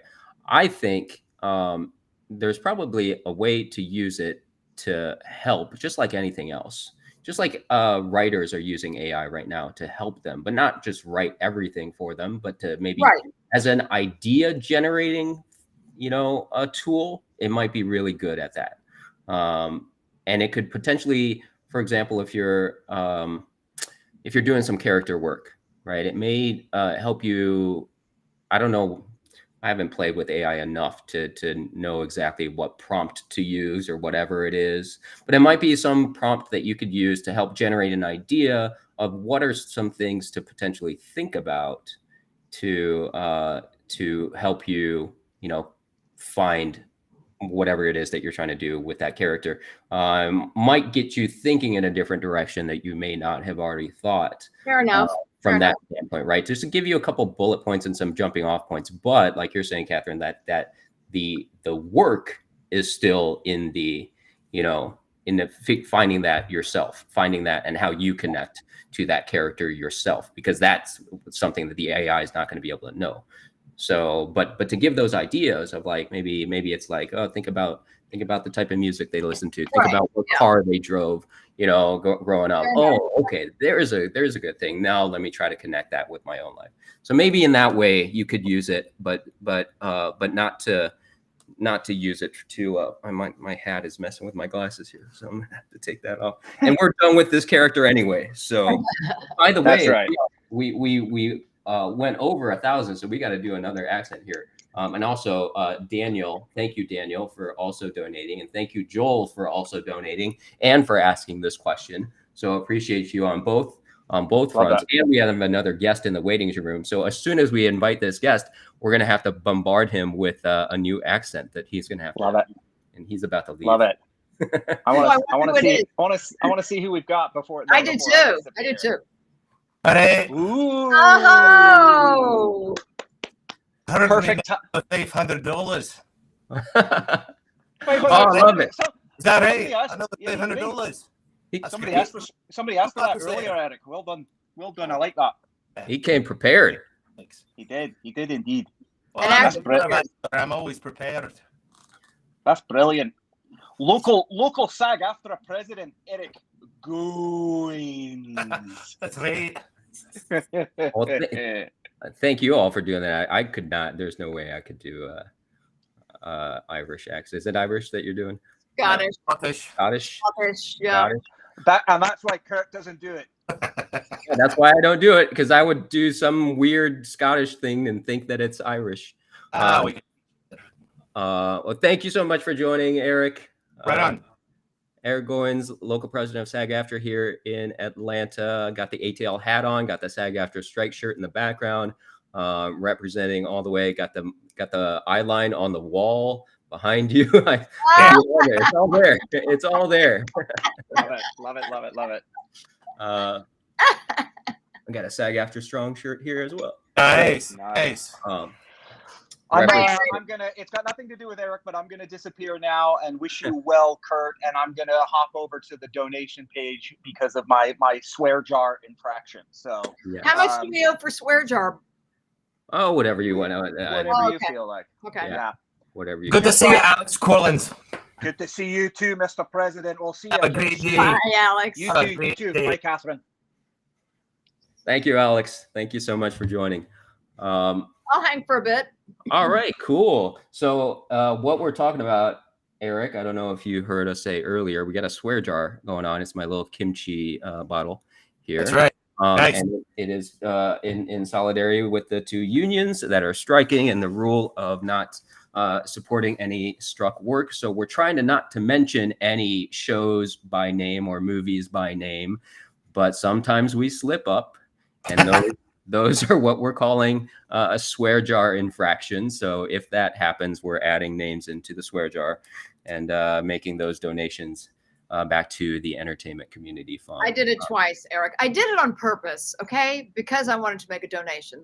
It's on purpose. I think that's a wonderful spin. I think it's great. Good job. Thank you for your ongoing support, Kat. Thank you, Eric, for being here. I do remember a question in the chat that it's going to be impossible. I'm sorry if I'm not able to highlight your question here, guys, because there's so many questions coming in. First of all, thank you for being here. But we're trying to answer as many as we can. But I do remember one, and it'll be great because Eric is here. Those of you that don't know, we already mentioned Eric is the local president of SAG-AFTRA here in Atlanta. He's also part of the negotiating committee, so he's very much involved in what's happening with the strike. And he was in LA during the negotiations when they were still happening. Right now, there is nothing going on, at least with SAG-AFTRA and the AMPTP. The WGA is back to negotiating. But the question here that I saw earlier was, can you guys give us an update on what's happening with the strike? So I'll pass that over to Eric to tell us if he has anything to share. Yeah, well, first of all, I want to say thanks for doing this, Kurt. This is just phenomenal. What an incredible effort on your part to help support performers and people in the industry who are striking, because, you know, the Entertainment Community Fund supports everyone in the industry. And thanks a lot. I mean, this is the kind of unity and solidarity that I think is so cool about Atlanta, is we have people like you who are stepping up, don't need permission, they don't need direction, they just do it as an individual and make things happen. And that's what a union's all about, and that's what community is all about. So I'll just start there and say, you know, on behalf of the leadership of Atlanta, thank you so much to Kurt, everybody who comes on. Thank you, Catherine, for being here as well. I appreciate it. Thanks, Alex. And everybody else is going to be here. So the question, okay, so quick update. And obviously everything that I mentioned is going to be public domain information. But the WGA went back to the table on Friday with the AMPTP for the second time. The first time was a bust. And the second time they went back in on Friday. There was a response to their last proposals. They are going to go over those and deliver a response accordingly. Their negotiating committee has said that the information will be on a need-to-know basis to their membership. So they're keeping everything pretty tight to the chest. That's about as far as I know about the WGA. We stand consistently in solidarity with them. We're working with them and trying to collaborate to make sure that this goes forward in the right way for all unions, but also that the industry gets back up and running in a coordinated effort. As far as SAG-AFTRA concerned, right now we are in a full strike action. I think every day we become more and more unified and solidified in our cause. I think we have pretty much destroyed the AMPTP as it relates to the messaging on this thing. I mean, we have just swept the media nationwide, globally, quite frankly, about the issues, and they can't really get a word in edgewise that really makes sense or, you know, defends their cause whatsoever, because I think the unions and the members and even the public support around these issues that are just so common sense, working class labor issues have just, you know, taken the world by storm. I think the AMPTP thought they were getting a strike, and they've got a revolution. And And so every day we get more unified and more solidified in the things that we're fighting for. We have not heard back from the AMPTP since we left the table. We've had no contact with them whatsoever. And but of course, SAG-AFTRA stands ready at any moment to go back and make a deal on behalf of its members that is fair and reasonable and puts the dignity into the equation that our members deserve. But it's important to keep in mind that no one or nothing is going to keep us from making a deal or cause us to make a deal that is any less than what our members deserve. Awesome. Thank you for that, Eric. Some people are saying that they're hearing static from your mic. Well, let's some popping from your mic. So if you have that. Let's see. And I like, Eric, I like what you said. It's not a strike, it's a revolution.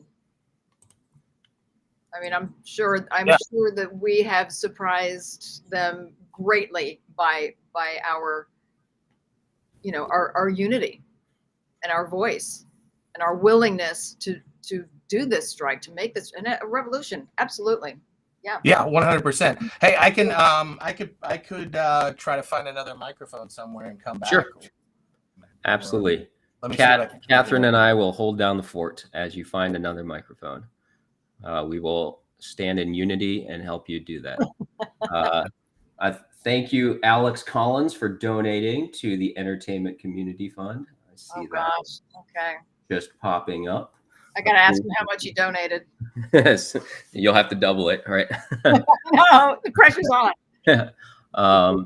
There's another question similar to also about the strike that popped up, and we can have Eric chime in as well. But in the meantime, we can answer. Here we go. Would it be Parkees? Parkees is asking, would it be considered bad if a new actor doesn't go on strike and instead takes the opportunity to audition, or should new actors strike too? It depends on if it is struck work, right? So if it is something that we're picketing against, then don't cross that picket line. But if it is not struck work, most non-union work, you know, if it's non-union, it's not from an AMPTP company, that is not struck work. My understanding is that, you know, even if it is union work, if it's a union commercial, it's not struck work. Commercials are not struck right now. It's a different contract. And there are many productions right now that have an interim agreement from SAG-AFTRA, in which case those are very much okay to work on. For all of that information, actually, for those types of questions, you can actually find all those answers on sagaftrastrike.org. There it goes into every little detail. If you have questions about, can I work on X, Y, or Z project, whether a union member or not, what can you work on? They have a lot of those answers. And if you have questions that are not answered on sagaftrastrike.org, you can also, they have contact info there, both a phone number and an email address that you can contact and ask before you do something that might jeopardize your standing with SAG-AFTRA either now or in the future. It's good if you're using Actors Access to find work.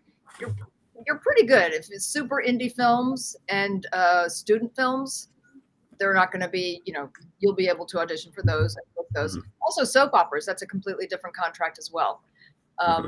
But yeah, I mean, it's great that commercials are, you know, actors, we can still audition for commercials, whether, you know, union or not, because it is a different contract. But just do your research. Do your research. I actually have a question about that. I don't know if you know the answer because I'm not as familiar, obviously, with what's happening with the WGA strike.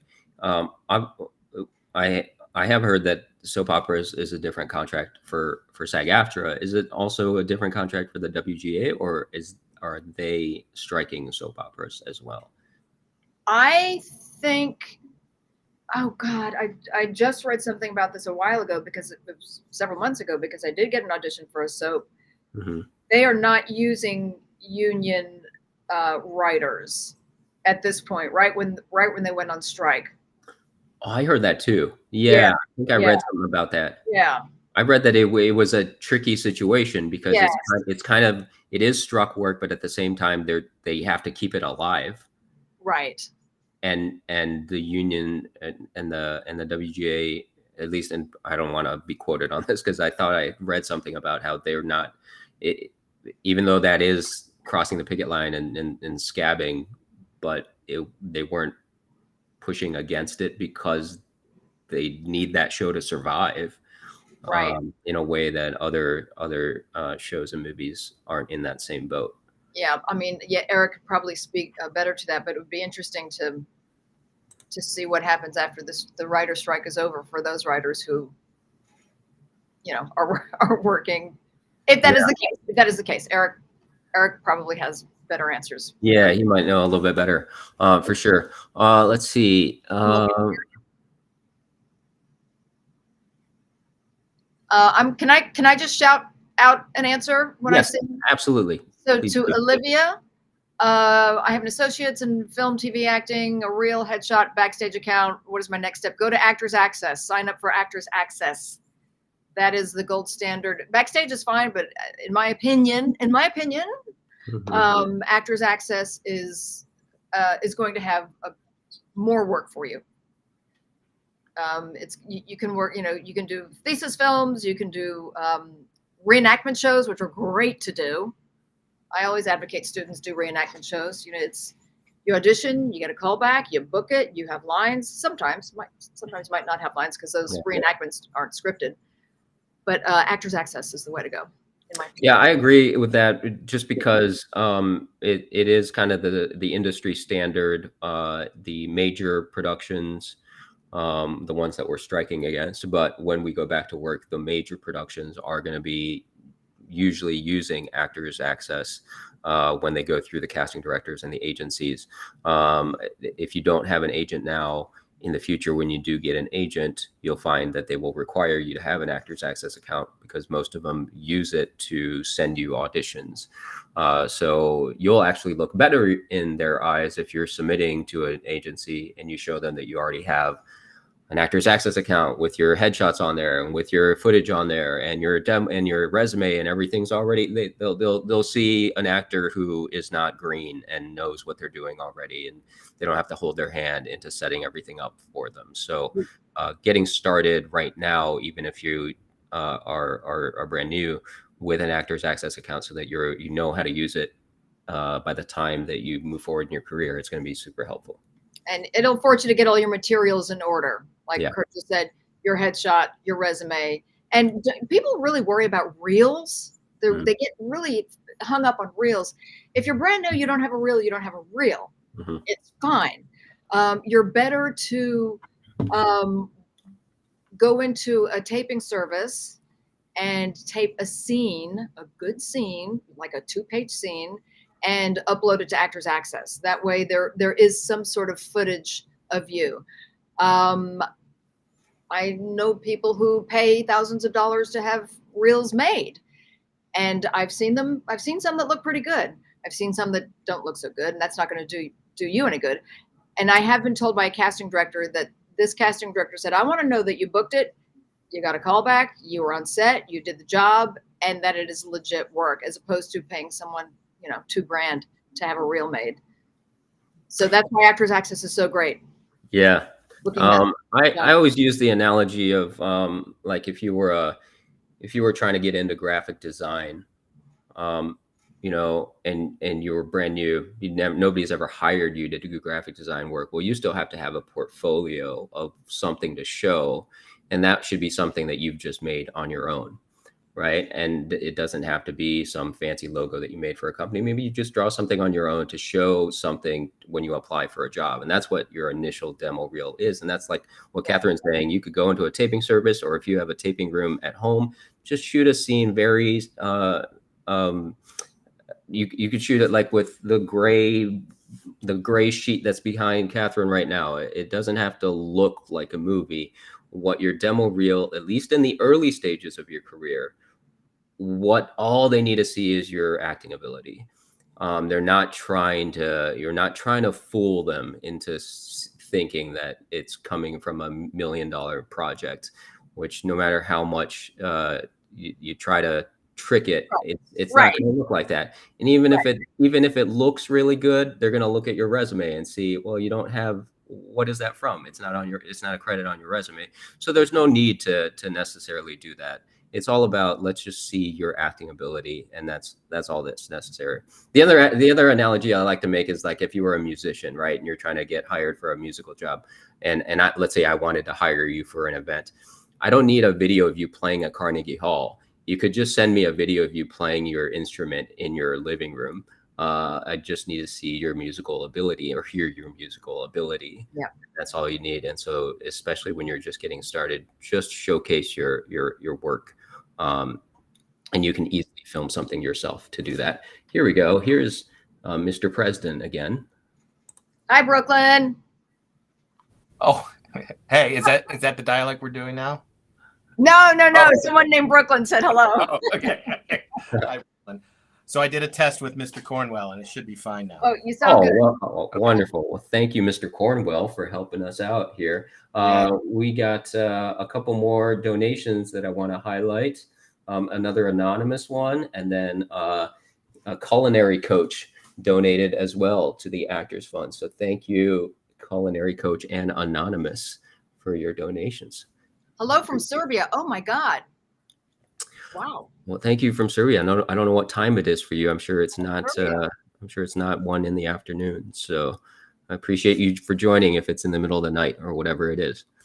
So what was the question we had earlier that we wanted Eric's input on? Eric, Yeah. Can you speak to specifically writers on soaps? I know for acting, it's a different contract and we are allowed, but there was something about writers at the beginning of the writers' strike. They're using non-union writers. Is that a different contract, or are people scabbing? So I'm going to be real careful about stepping into another union's in contracts. So I'm not totally familiar with that contract as it pertains to the WGA, and I don't want to speculate. Okay, good. Next subject. Sorry. Done. Over. Neither did we. Yeah, we weren't sure either. Cool. Let's see here.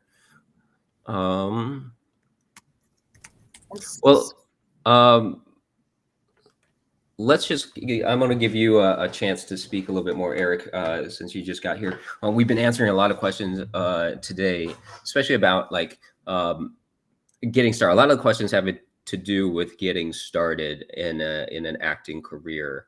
And obviously you are, well, not obviously but we've mentioned it here. And for those that have just joined and didn't hear it earlier, Eric is the local president of SAG-AFTRA here in Atlanta.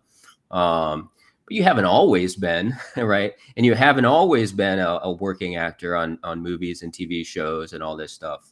So what are some of your advice for actors getting started, and they see you here, you know, as a working actor and a leader in the community and all that, but we don't just go from nothing and go straight to the positions that, you know, we're in right now. So what are some of your best pieces of advice for people getting started? Yeah, I think the best piece of advice I have is that every person's path is different, and that your path, whoever we're talking about, whoever the your is, should not be defined by somebody else's experience. You know, I have actors all the time say, you know, what does it take to get an agent? And it's always, I don't know, because for every single person, it is a different experience. And so I may walk into an agent and they may have lots of people that fill my category. They may have none, or they may have something specifically they need me for. So I generally try to make sure that everybody understands that everybody's path in this industry is unique to their own experience. But yeah, I started acting much later in life. I actually went to Emory. I was pre-med at Emory for 4 years. I graduated with a Bachelor's of Science in Biology, and then I went into the corporate world for over 20 years. So you guys can do the math. But as to when I got started, yeah. But in 1998, I went to an improv show for my birthday. My buddies took me to an improv show, and I was watching them perform. I never had any experience at all I was the MC at a play in 7th grade. And I was the MC because I was not cast in any other roles. I think they made up the MC thing. But anyways, so I went to this improv show in '98, and I was like, wow, that looks like fun. I want to try that. And I had to audition for class. I'd never auditioned for anything. And so I had nothing to lose. So I auditioned. I had a good time. I ended up getting in the class. And what I did, and this is like the second piece of advice that I'd have for performers, is the first one is everyone's path is different and don't be defined by someone else's experience. And the second one is to engage yourself with the process, not the product. And what I mean by that is getting engaged in the process of being an actor, not the product. The product is booking the work. The process is doing the work in an audition. Becoming, like, I consider being an actor like a journey to being my best self. And so if you can focus on that process of becoming your best self, because I can't share something on camera unless I recognize it within my own self. So if I'm always doing that work, I'm always going to be fulfilled. It's the moment I get caught up in the product that I start comparing myself to others. My experience has been, and it happened during my improv experiences, I went and took classes. And on the first day of class, we went around the room and introduced ourselves. And everyone introduced themselves as, hi, my mom is an actor. My dad is an actor. I'm going to be an actor. And my introduction was, my dad is a plumber. I have never done anything like this before, but I really want to have a good time and enjoy this process. And so that's what I focused on. I just focused on the process. And a lot of the people in my class were focused on the product. They wanted to get in a cast, and then they wanted to be in a show, and they wanted to end the show. They wanted to be in the last scene of the night.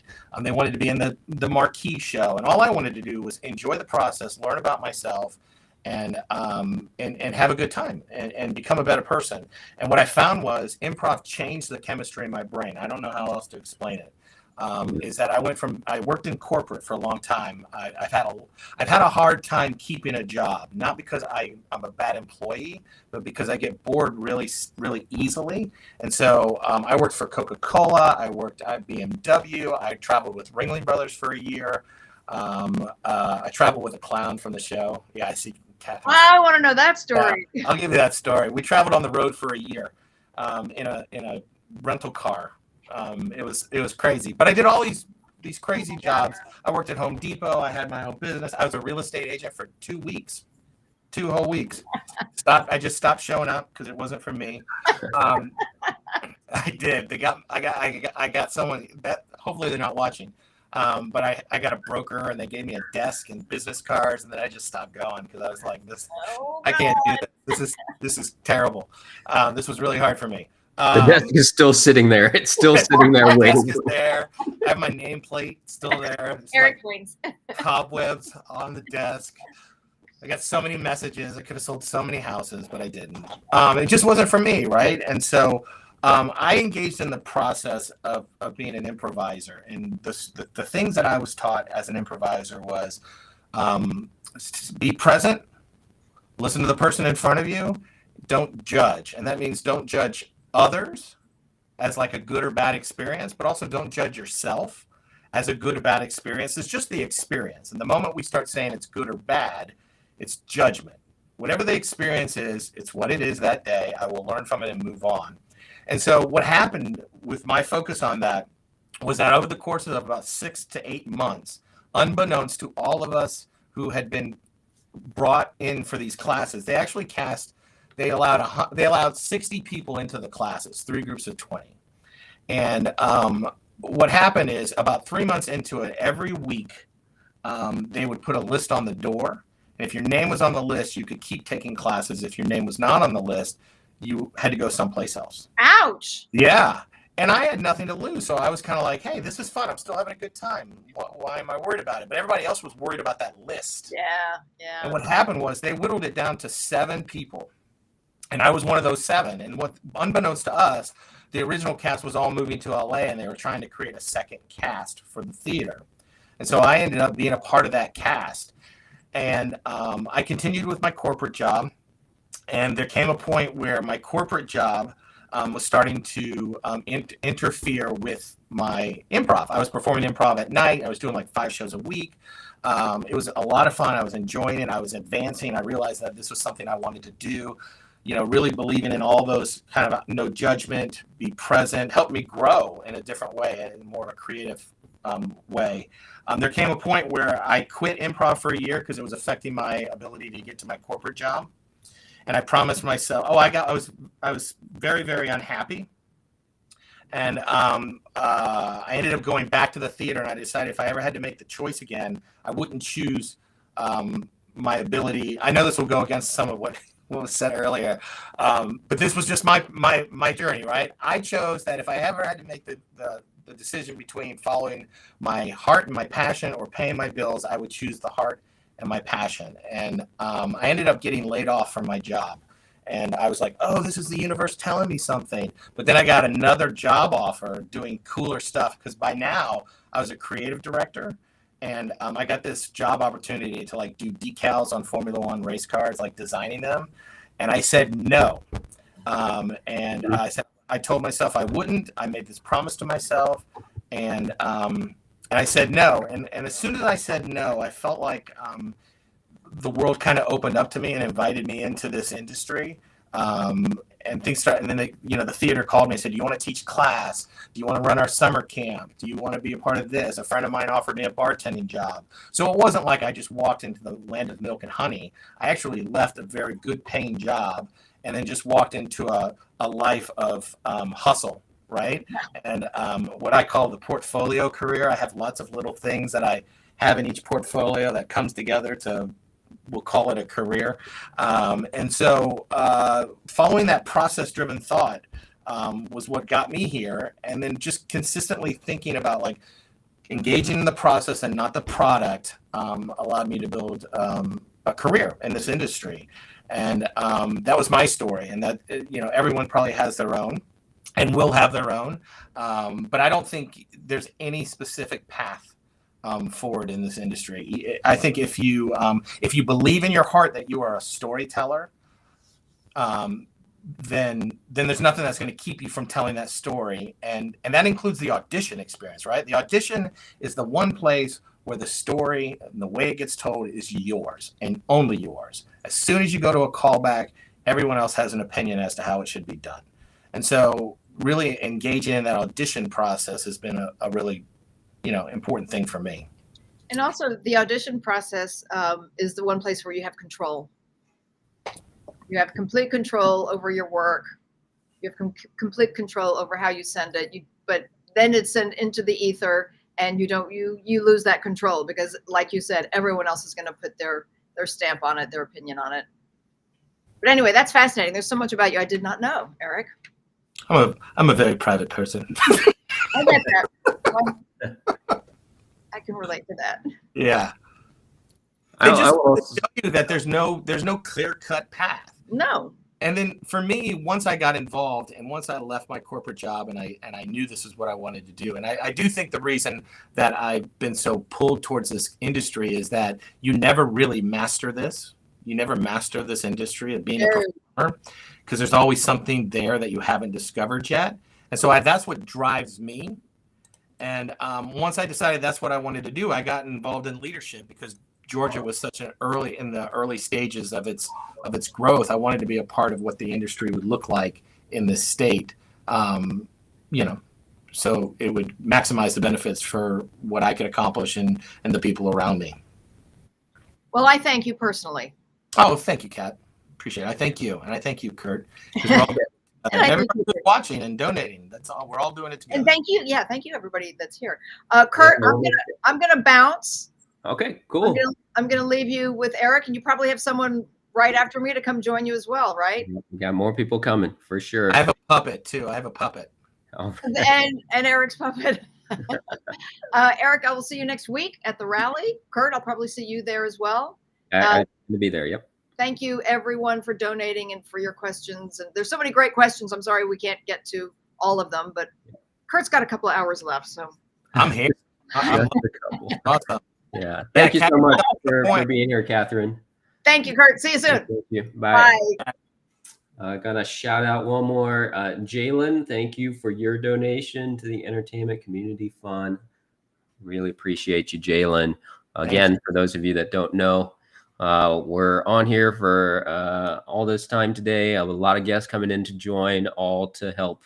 One, to help you guys and help to answer whatever questions you all have about the craft, about the career, about what's happening with the strike, all those things, but also to help raise money for the Entertainment Community Fund, because they're helping a lot of people out right now that are in need. One of the things they do is to help emergency financial assistance to those in the that are entertainment professionals, in front of the camera, behind the camera, on stage, off stage. And if you are one of those people and you haven't heard of them before, you could certainly go to their website and see if you qualify for their assistance. And if you can help and you have the means, we'd love to see more donations. That's what we're trying to do here. So let's dive into a couple more questions here, shall we? Yeah, when you find that question, I'm going to mention one thing on the back of what you just said, Kurt. Yeah. That is, the Entertainment Community Fund exists to help people. So, I know it's difficult for people to reach out when they are in need for a number of reasons. It can be a very emotional choice to reach out for help, but do it.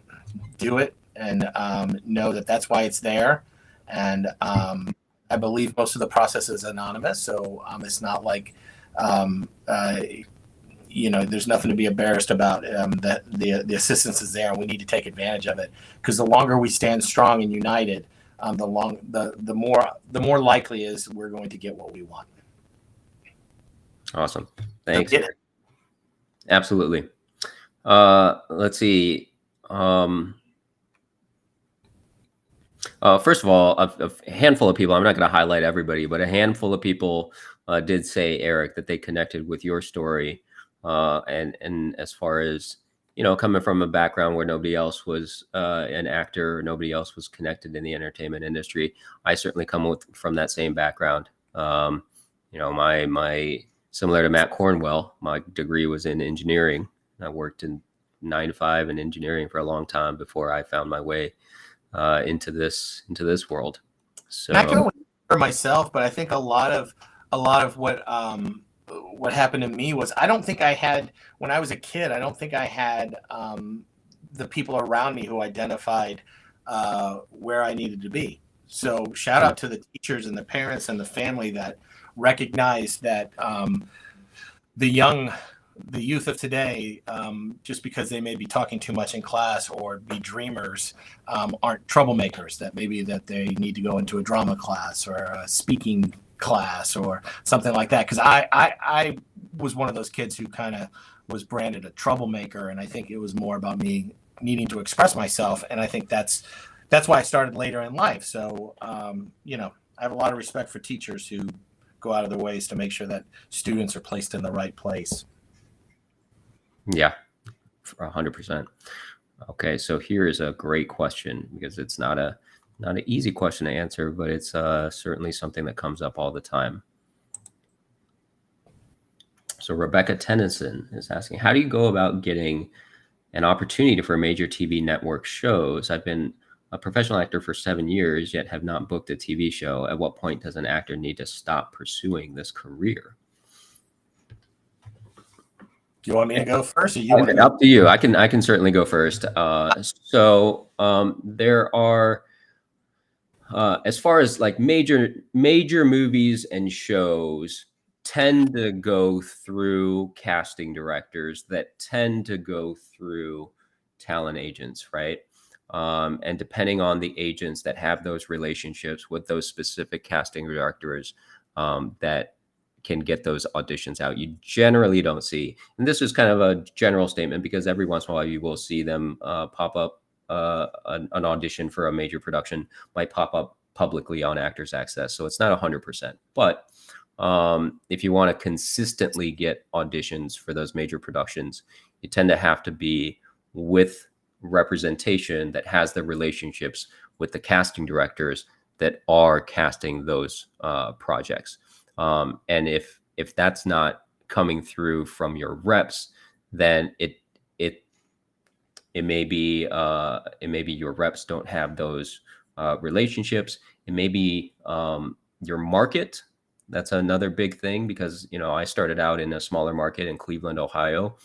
Almost zero, like 99% of what I auditioned for while I was there was local commercials and industrial videos and things like that, because there was zero film and television in that region, unless we tried to reach into the Chicago market at that time. So a lot of it does have to do with the market as well, depending on where you are. At least nowadays, it might be a little bit easier. Because it is possible, although still difficult, but it is possible to get representation in other markets, because self-taping auditions is much more prevalent. But then as far as, and then this is the harder part of the question to answer, at what point does an actor need to stop pursuing this career?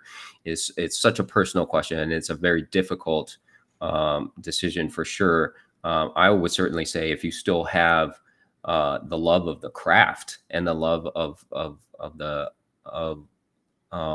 acting as an art form, not just the business side of it, then I think for sure continue to do it. I would never recommend anyone stop doing it from that standpoint, because we've seen, I'm sure you have stories here, Eric, too. We've seen actors that have been putting the work in for years and years and years and not seeing any, you know, like tangible progress in the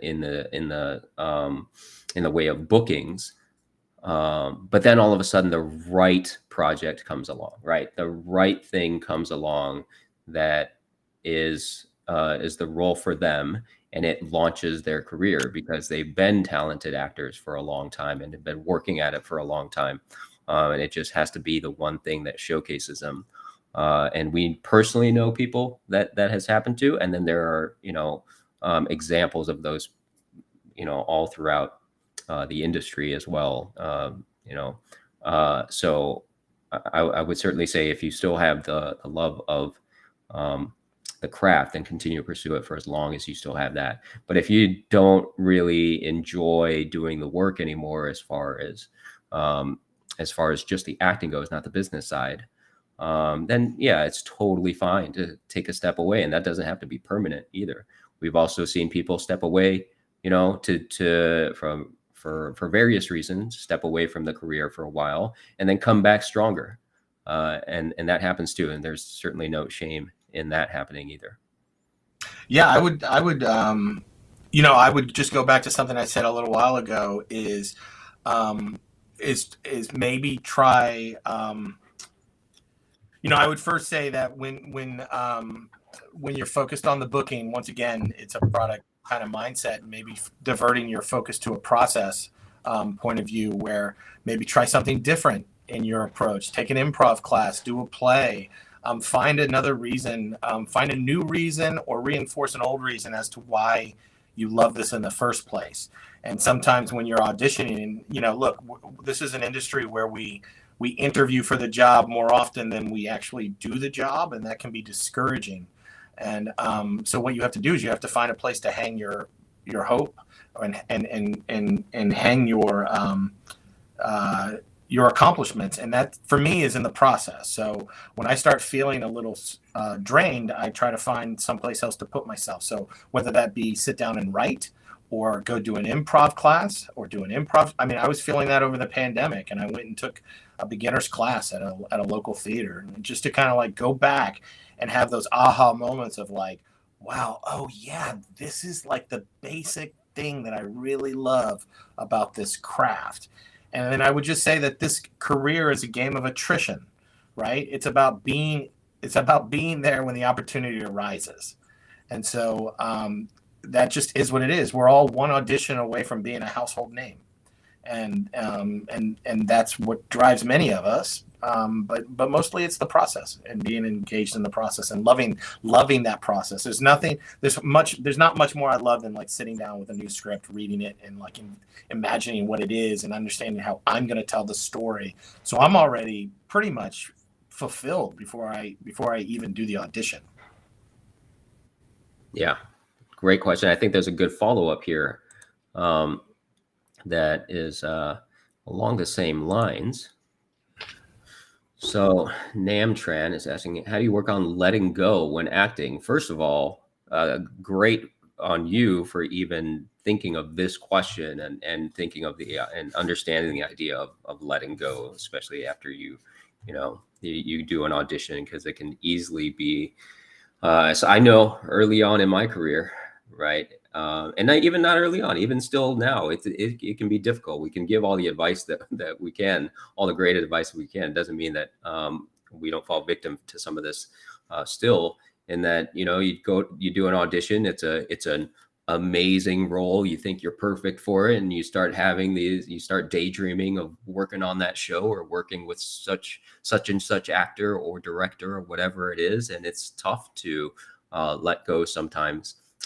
But generally, it is a good idea to look at the audition as the job, and then you finish that job, and then the job is over, and there's nothing else to be done, because it's out of our hands, right? So a few ways that I've used as far as letting go after an audition is just from a general standpoint, having as many other interests in your life as possible that you can go to, that you have control over beyond your acting career.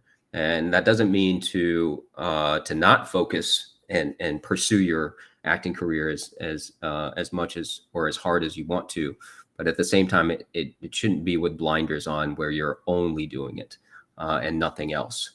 Because it can be easily send you kind of into a downward spiral when you are only thinking about your auditions and when you're going to book your next job and everything. Is just like what Eric was saying earlier in the answer to the previous question. So if you have other interests where you can go, like for me, I'll get a round of tennis in with a buddy, and maybe I'll schedule that after I go do an audition. Right. So then immediately you turn off from that and you go turn your brain into something else. So you're not thinking about it. And you get to a point where hopefully that becomes just your process. You're just doing the auditions and that becomes the job. And if you book it, wonderful. But or if you get a call back, wonderful. It's all good news. But at the same time, treat the auditions as jobs that are in and of themselves. Yeah, and I think at least for me, whenever I get caught up in thinking about not letting go, usually about me trying to apply some sense of validation to myself. Like if I book it, I'm good enough. If I'm this, I'm this booking it equals something that validates me. And so for me, what I have to do is I have to find other ways to validate myself, healthy ways. I go to church. I have friends that are either not in the industry or in the industry, but I have other things in common with them than the industry. So when we're together, we're present about things that aren't the industry. And I think that's really important, is to have outside influences. And then when I am doing things, the reason we get stressed about possibly booking or not letting go of a job is because we're not being present in the moment that we're at, right? We're thinking ahead and we're thinking about what ifs. And so, again, it's just a practice of being present, finding something that occupies your time, whether that be tennis, like Kurt said, or something else that you really, really enjoy. And for me, that's improv. So I try to find a place to do improv. I have a family. I try to engage with my family and try to stay present with them. And just always being present with the people that I'm at allows me to let go of those types of things as well. And also knowing that when you do an audition, so I started to, I know a lot of people have a way that there are different ways that people kind of judge their own auditions. For me, the way I judge my audition when I walk out of the room is I just ask myself a simple question. Today, on this day, in this moment, did I present my best self in this audition? That's it.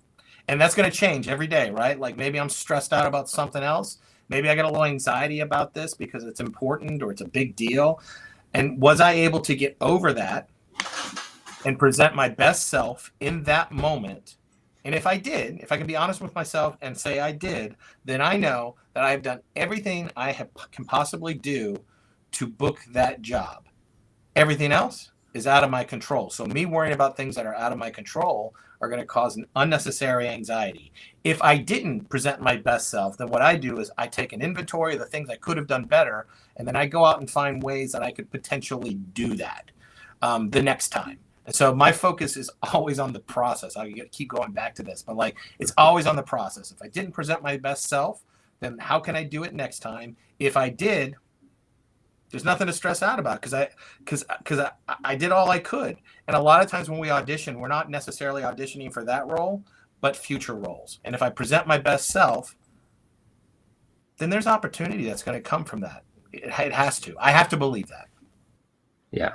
Yeah, 100%. And I'll say it's not a lot of times, it's every time. Every time you audition, you're auditioning for that role and all future roles. Because I can't tell you how many times, and I'm sure it's happened to you, Eric, where you go in and you audition for something, and then, the next day they send you another audition for the same project for a different role. And that doesn't mean that they hated your first audition. In fact, that probably means they loved your first audition, but you just weren't right for that role. So then they want the casting director or the producers or whoever it is, they loved Eric, or they loved Kurt, or they loved whoever, and they just want to find the right fit for them in that production. So happens all the time.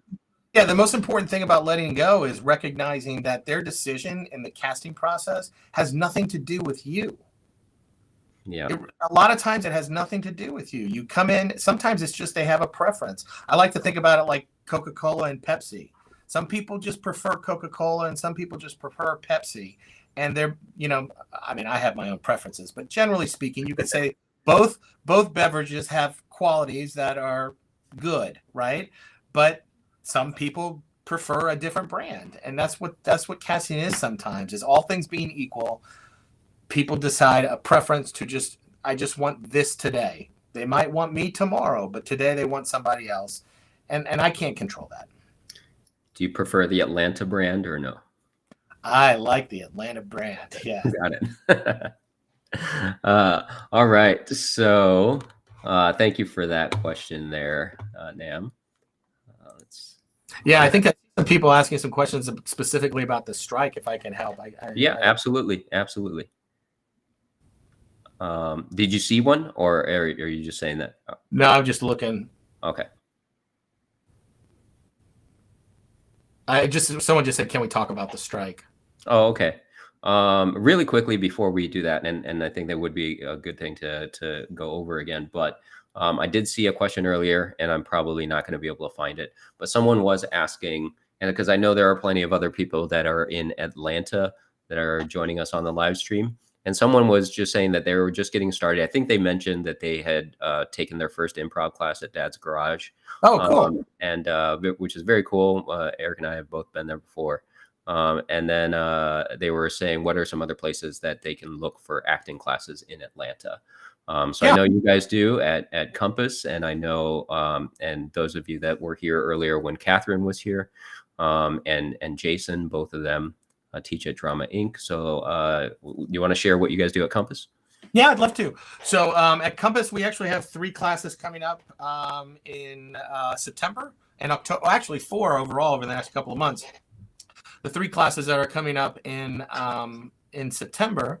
The first one is just a in-person audition prep class with me, and I kind of use some of them. My background is all based on improv and kind of being in the moment, and I have a unique way of looking at scripts and breaking things down and kind of bringing life to the moment that I use in my work. I'm going to be teaching that method in a class starting in September. We also have a class for teens that's more of a comprehensive class for teens. That's kind of like a class I wish I would have had when I was younger, taught by Cara Mantella, who's a local actor here in Atlanta. She's a delightful and very talented. She's going to be working with teens to give them a real comprehensive look at the entertainment industry. So she'll be doing discussions on headshots and helping them learn monologues, helping them audition prep, understanding what studies in college they should be thinking about. Just real comprehensive breakdown of how to navigate this industry as a teen. And then the third class I'm teaching is an improv for the actors class, which would be more of a deep dive into improv and how you can use it in your work, because I tend to use it every single time that I'm on set. And it's not really necessarily about talking more. It's about being more present and leveraging the opportunities that you see, kind of bringing in my opinion, improv is life. That's what it is. Improv is just what we're doing here today. It's interacting with each other. It's being present and speaking your truth, and then taking advantage of all the opportunities that are around you. And those kind of things are really important when you're either in an audition setting or on set. They help you maximize your opportunities in a very organic way, as opposed to stepping out of what your job is that day. It's about using your it's about using your truth, and then anding the opportunities that might arise on set to really squeeze the most juice out of whatever you're there to do that day. And then in October, we have another workshop over the weekend, which will be the Alexander technique. And it's a really interesting technique that I think really has an interesting tie-in with improv, the way that I've kind of come to attack auditions, which is about posture and relaxation and using your body to maximize what you do in the audition process. So it's going to be skewed specifically towards the audition process and on-camera performers. The Alexander technique has a lot of applications, but this will be geared towards the on-camera performers. So those 4 classes, Compass Actor Services in Atlanta. You can follow me at the Eric Goins to see more, but that's going to start in September. Kara's class starts first on September 9th. My class starts September 11th. And then the improv class starts on the 13th. And then the Alexander class will be in October. But there are lots of great classes all over. I mean, I think Atlanta has a great community of educational opportunities, and people should check them all out and see where they feel like they might learn the best. Or learn from all of them, quite frankly. I'm a big fan of going around and learning from everybody and building a toolbox that's really comprehensive, so that way you can call on different things and different mentors and teachers that you've had throughout the years at any given time, so that way your work is always fresh and you're always pulling from another well to build your work on. 100%. I just put the Compass Actor Services website in the chat if anybody wants to check it out. Yep. And then, like we mentioned earlier, dramainc.net. That's where Kat Dyer is one of the owners of Drama Inc. and Alex Collins, who was here earlier, teaches there. I've also studied with Rob Pralgo up in Marietta. I actually share my studio space with Rob up there. I've also studied with Erica Arvold at Arvold Warner Studio. And they have and Get Seen. I have to shout out to Get Seen because Matt made it possible for me to be heard here this afternoon. So Get Taped. Get Taped. Sorry, get Taped. There's so many. God. There's so many. Get Seen is another one, and Get Taped is another one. Yep. Taped. Wow. I'm tired, y'all. A lot of stress. I was like, oh, did Matt defect? No, he didn't. I apologize. I want to shout out again another anonymous donation that has come in to the Entertainment Community Fund. Thank you for whoever you are that has been donating. Appreciate you for sure. Let's see. Here's another good question from Gabriel. This is my first agency, but I don't want it to preclude me from other agencies in the future. Let me go to your other question. So that was, should having an agent not permit you from having another agent? Is it a deal breaker? So most agencies, Gabriel, work regionally. So unless you're with one of those top CAA, WME that are like worldwide agencies, but the vast majority of agencies in our industry work regionally. So which means that you just have to talk to them on what their contract is. For example, I got my first agent when I was in Cleveland, Ohio, and they covered Ohio and Pennsylvania and like West Virginia, I think, and like just those 3 states.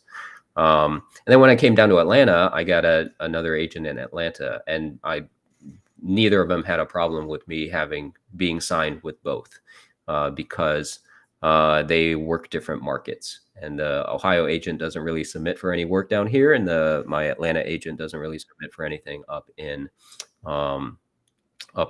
Ohio or that region at all. So that's more you'll have to see what the contract terms are with your agent. Because if you're looking for another agent in the same market as you, that may not be allowed, but it could be. Certain markets do allow you to have multiple agencies in the same region. Looks like we got another guest about to pop on. Let's see who it is. Hey, Bajo. Hey, what's going on? Can y'all hear me? Yes, sir. Okay, good. Good to see you. Welcome, and thank you so much for being here, Bajo. I appreciate you.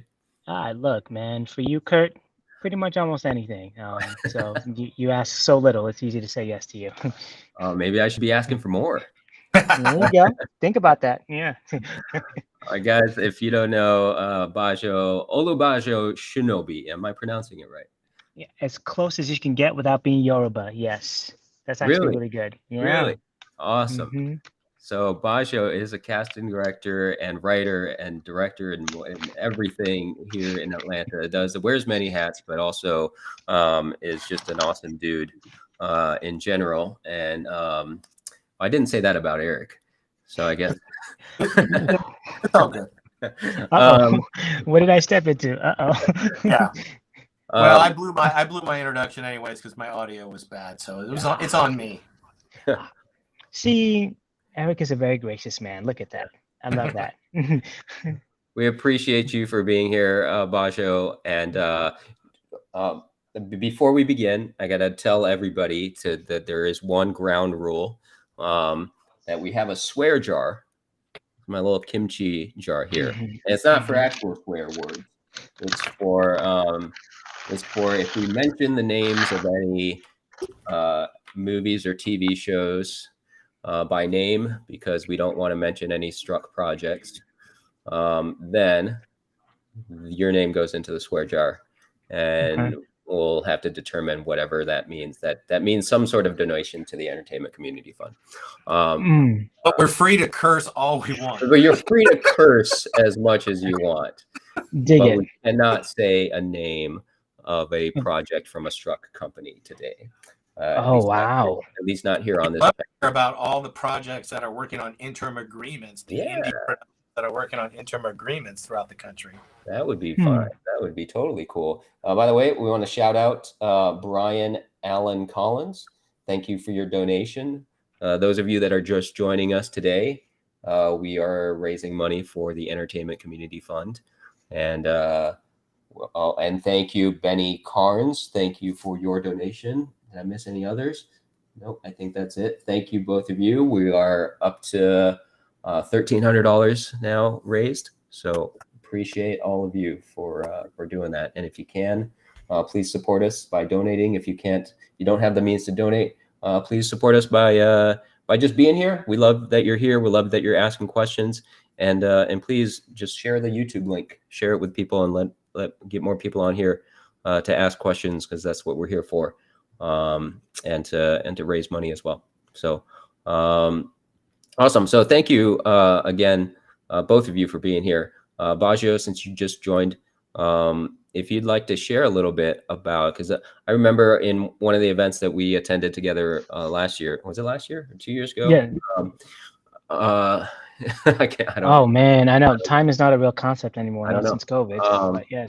I did get to learn a little bit more about you and your background and everything, how you got into casting and stuff like that. But if you wanted to share a little bit about that, because I think I forget who was talking about it. It was Lisa. Lisa Wilson was on earlier with us, and she was talking about a book that she's writing for actors. And one of the things that's confusing sometimes, especially for new actors, is sometimes people don't really know who the players are in the industry. Like, what is even a casting director, and what is even a casting director's job? Sometimes is this unless you don't know what you don't know right in the beginning, and then you find out that a casting director is a title of somebody, but you still don't know what they actually do. So would love to hear just from your perspective. First of all, how'd you get into it, and then tell us a little bit about what a casting director does. So I think I have a common story that everyone has, which is you sort of fall into this by accident sometimes. into the industry. The truth is, my background is I'm trained as an actor. I have an MFA, and I went to SMU, Southern Methodist University in Dallas, Texas. Amazing program. Anyone who's thinking about furthering their acting career or just their acting skills, I highly suggest a solid grad program like that one. Not all of them were good, but SMU is definitely one of the solid ones. In any case, my plan, I noticed my journey in grad school, because my goal was to become a human rights lawyer in undergrad, and that's actually what I studied, was international affairs.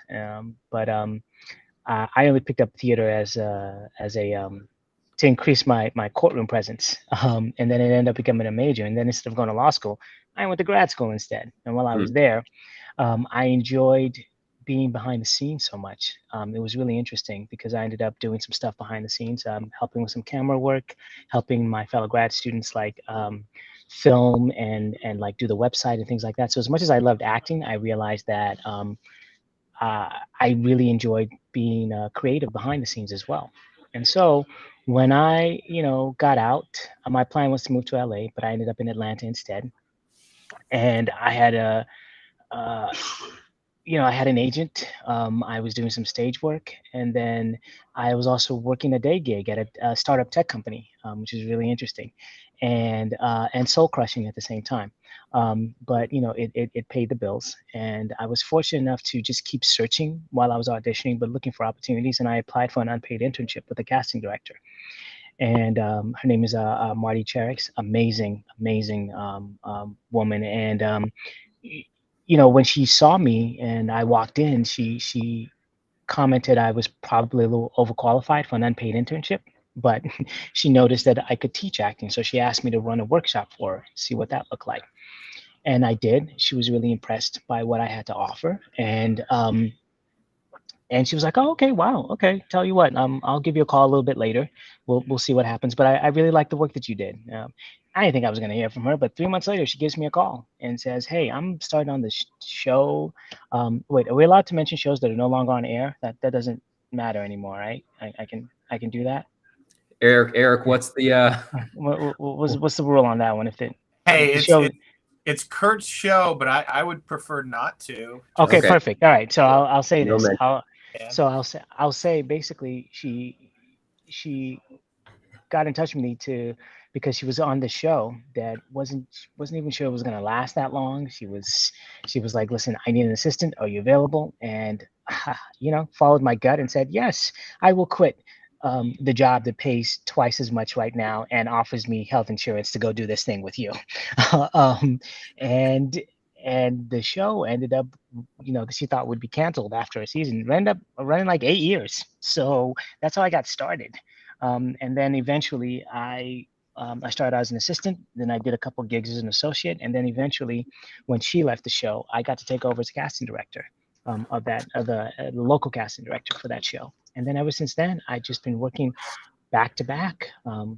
And that's how I really got into casting. And I think part of the reason that I've stayed in there so long is partially because I do enough not to get fired. That's a really big part of it. Like, do the job so you don't get fired. But the other part is I do have a special relationship to storytelling in general. And I think my acting background really helps me find quality actors in a way that that's just a little bit different than maybe other casting directors would, So yeah, that's the shortest version I can give you. Wonderful. Well, thank you for sharing. And then so the follow up to that is just if you could, in your terms, however you define it, what is the casting director's role in and what your job is when you work as a casting director for a production? I think it differs based on anyone's personality, but your primary job, I think, as a casting director, the way I look at it is that you're essentially a creative consultant. Your job is to help the producers and the directors and the writers tell the best story they can with the best actor for that part. I mean, really, your job is to offer the best options possible to help them fully realize whatever story they're trying to tell in performance. That's the best way to put it. Yeah, awesome. I don't know if that sounds too highfalutin, but when it comes down to it, like it's, you know, it's my job to, you know, find talent, present that talent, and then depending on who the talent is, convince the directors and producers that, hey, this is who they want, or show them who they are looking for, you know? Yeah.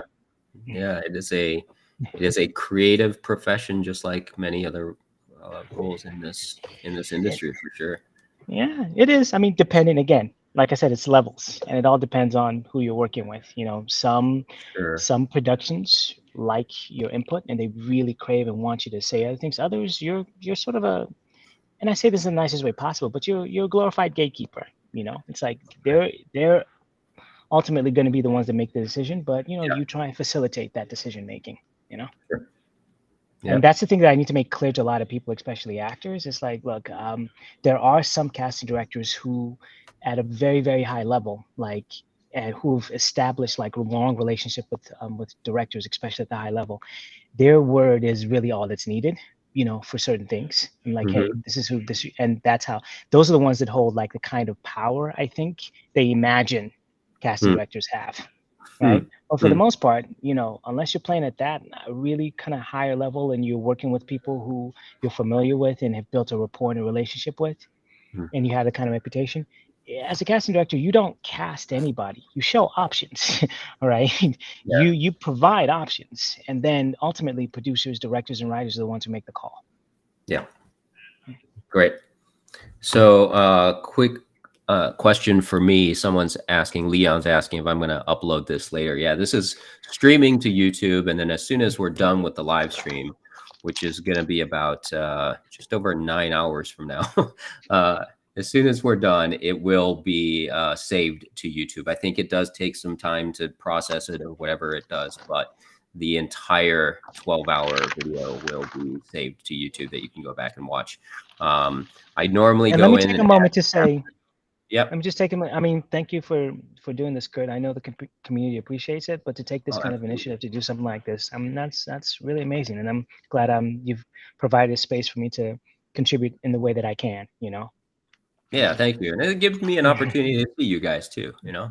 Don't get to see all of you that often, so it's cool to be able to hang out here and talk about the craft, talk about the industry. It's a good time. We'll see in a few hours if I'm starting to feel if I'm starting to feel it or not. But right now it's still a good time. Okay.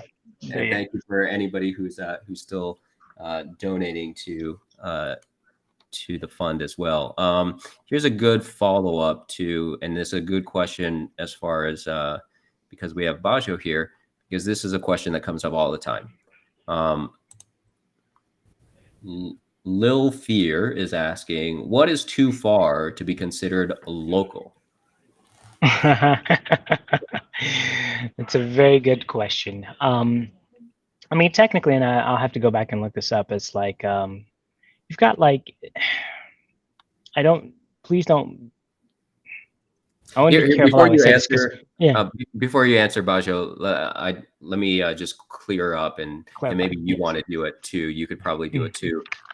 For those that don't understand what Lil Fear is asking here, is that you'll see this term come up a lot when you might see a casting breakdown come through for a role that'll say it might say in the breakdown, let's say local to Atlanta, or local to Los Angeles, or local to wherever, or they'll saying we're looking for local hires.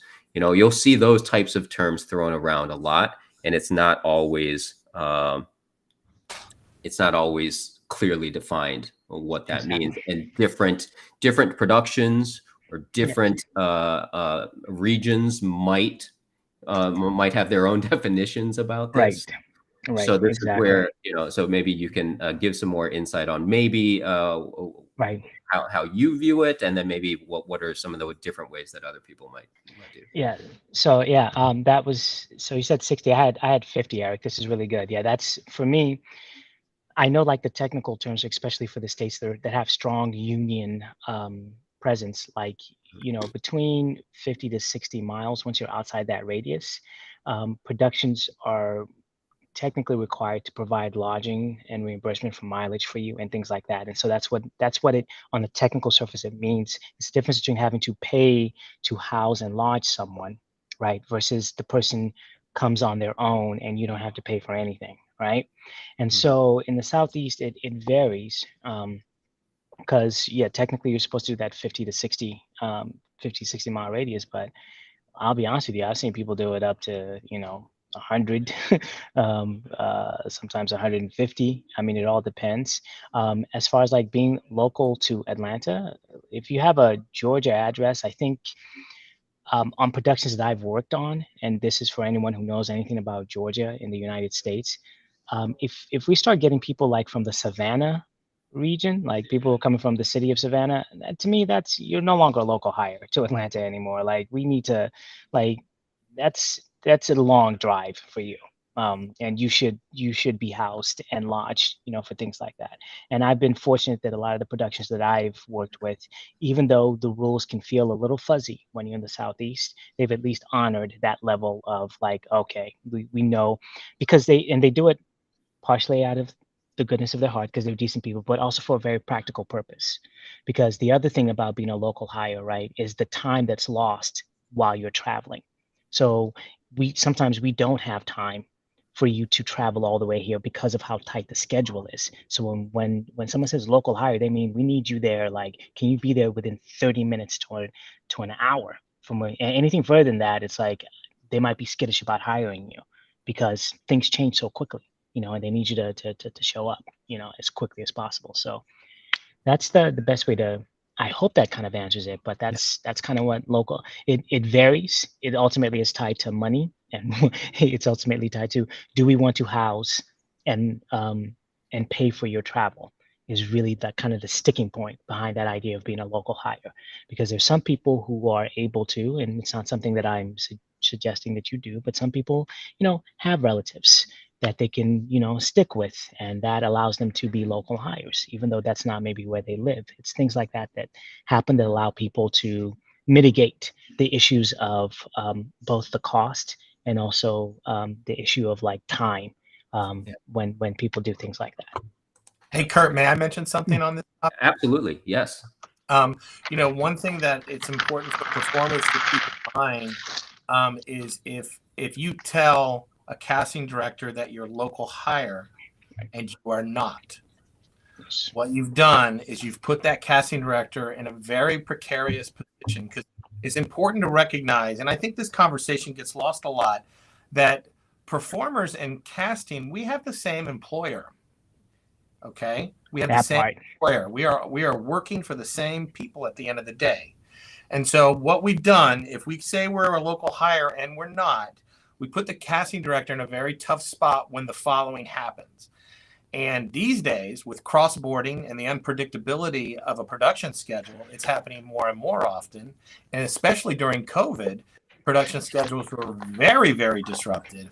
Is if I tell Bajo that I am a local hire, but I in fact live in, let's just say, Minneapolis, and Bajo calls and says, hey, production schedule is moved. We need you here tomorrow. Right. I go, oh. Well, now my airfare is probably triple of what it would have been if I had scheduled it properly. I don't have any place to stay because my brother's out of town now. Right. And I say, oh, I'm sorry, I'm in Minneapolis. Well, the person, you're going to look horrible as a performer, but it also is a ding to Bajo. I'm so glad you brought that up, Eric, because I'm not sure, but if I was a casting director, that would happen exactly one time with each performer. And then you are exactly right, Eric. That's exactly what happened. So it's just something to keep in mind. And I think that the concept of local hire is an interesting topic, because no one wants to limit people's ability to work in any way, shape, or form. But it's those logistical things that I think affect the chain that sometimes performers don't think about, because we're so ready to work and we're so eager to we're all kind of pleasers. We're all people pleasers, right? And I don't think we think about the consequences down the line that puts a casting director or your agent in a precarious situation if you're not available when you said, and that includes hair and makeup, that includes your shoot day, that includes wardrobe fitting. All those things could happen on different days at any given time once you're booked. And I just wanted to mention that, and I think Bajo has something to add to it as well. No, that was it. I mean, you put it exactly right. I mean, I would have just told you an anecdote, that kind of said that. Like I'm actually pretty easy to deal with for the most part. Like I don't I don't have a reputation as a hard ass, because the thing is, like, I'm actually very open. I am a champion for the actor, and so there are very few things that will put you on my blacklist. Very few things, but that is one of them. Mostly because I put very specific instructions that say, listen, just tell me exactly where you are. I promise you, if you're good enough, we'll fight to get you here. If you're good enough. But the thing is, like, in the reality is, like, if we have someone that's just as good as you, it does not make sense for us to fly you. And it doesn't make sense for you to change your life around to come down, that kind of thing. But so don't lie. Just tell me where you are. I promise you, if your audition is good enough, we will go, hey, this person's good enough that we should pony up the money to bring them down. Those are just how it works. And I think a performer needs to have the confidence to say to themselves, my audition is good enough that if you want me, you're going to fly. Exactly. You have to believe in yourself, I believe, to that point, to say, I deserve to be flown if I'm the right person. That part.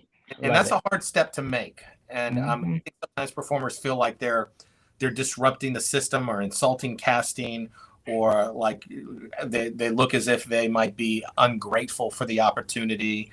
But I think language, the way we express ourselves, goes a long way, and expressing that in a professional way goes a long way to explaining why an actor may feel as if, if you do want me and you want me in St. Louis, well, get me to St. Louis. If you can hire me, someone similar to me in St. Louis, then, Godspeed.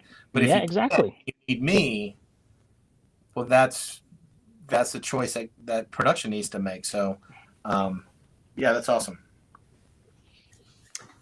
Awesome. Thanks, guys, for those answers. Still browsing through these questions here. Someone's asking about what are the procedures of getting an acting visa? I do not know the answer to this. I've heard of, I believe it's called the O1 visa. I think that is the performer's visa. And we're just talking about the United States here. Everybody's got their own, right? Every country's got their own laws. So what I would recommend, and I think if you Google or research the O1 visa, the letter O and the number 1, if you research the O1 visa here in the US, that is for performers. I'm not going to tell you anything else because it's all legal stuff. And you can research that on your own. You can talk to an immigration attorney that might be able. I know a lot of times attorneys that deal with those types of matters might do initial consultations for free. That you might be able to ask a couple questions about certain things like that. But yeah, it's a good question, because that's one of the main. When people live outside the U.S. and they're looking to audition for productions in here, then it doesn't become just about the audition anymore. Then it becomes a legal issue of if you are not either a citizen or a permanent resident or have a work visa that allows you to work here legally, then then you got to remember it's a job, right? You're getting paid as a job, and just like any other job, you got to have, if you aren't a resident of the U.S.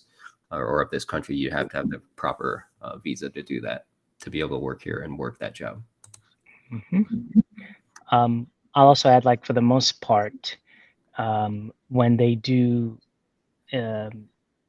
international searches, there's a whole wing of a production that takes care of that. Like, business affairs will help you actually get that visa, and that's the best kind of situation to be in, because what they will do is, because they want you, they can fast track the process of getting you that visa. So that's how that tends to work with that kind of thing. I don't know how to do it on your own. My only experience with it has been when we want an actor from Australia, business affairs gets involved, and they do what they need to do to get that person the visa that they need secured to work the job.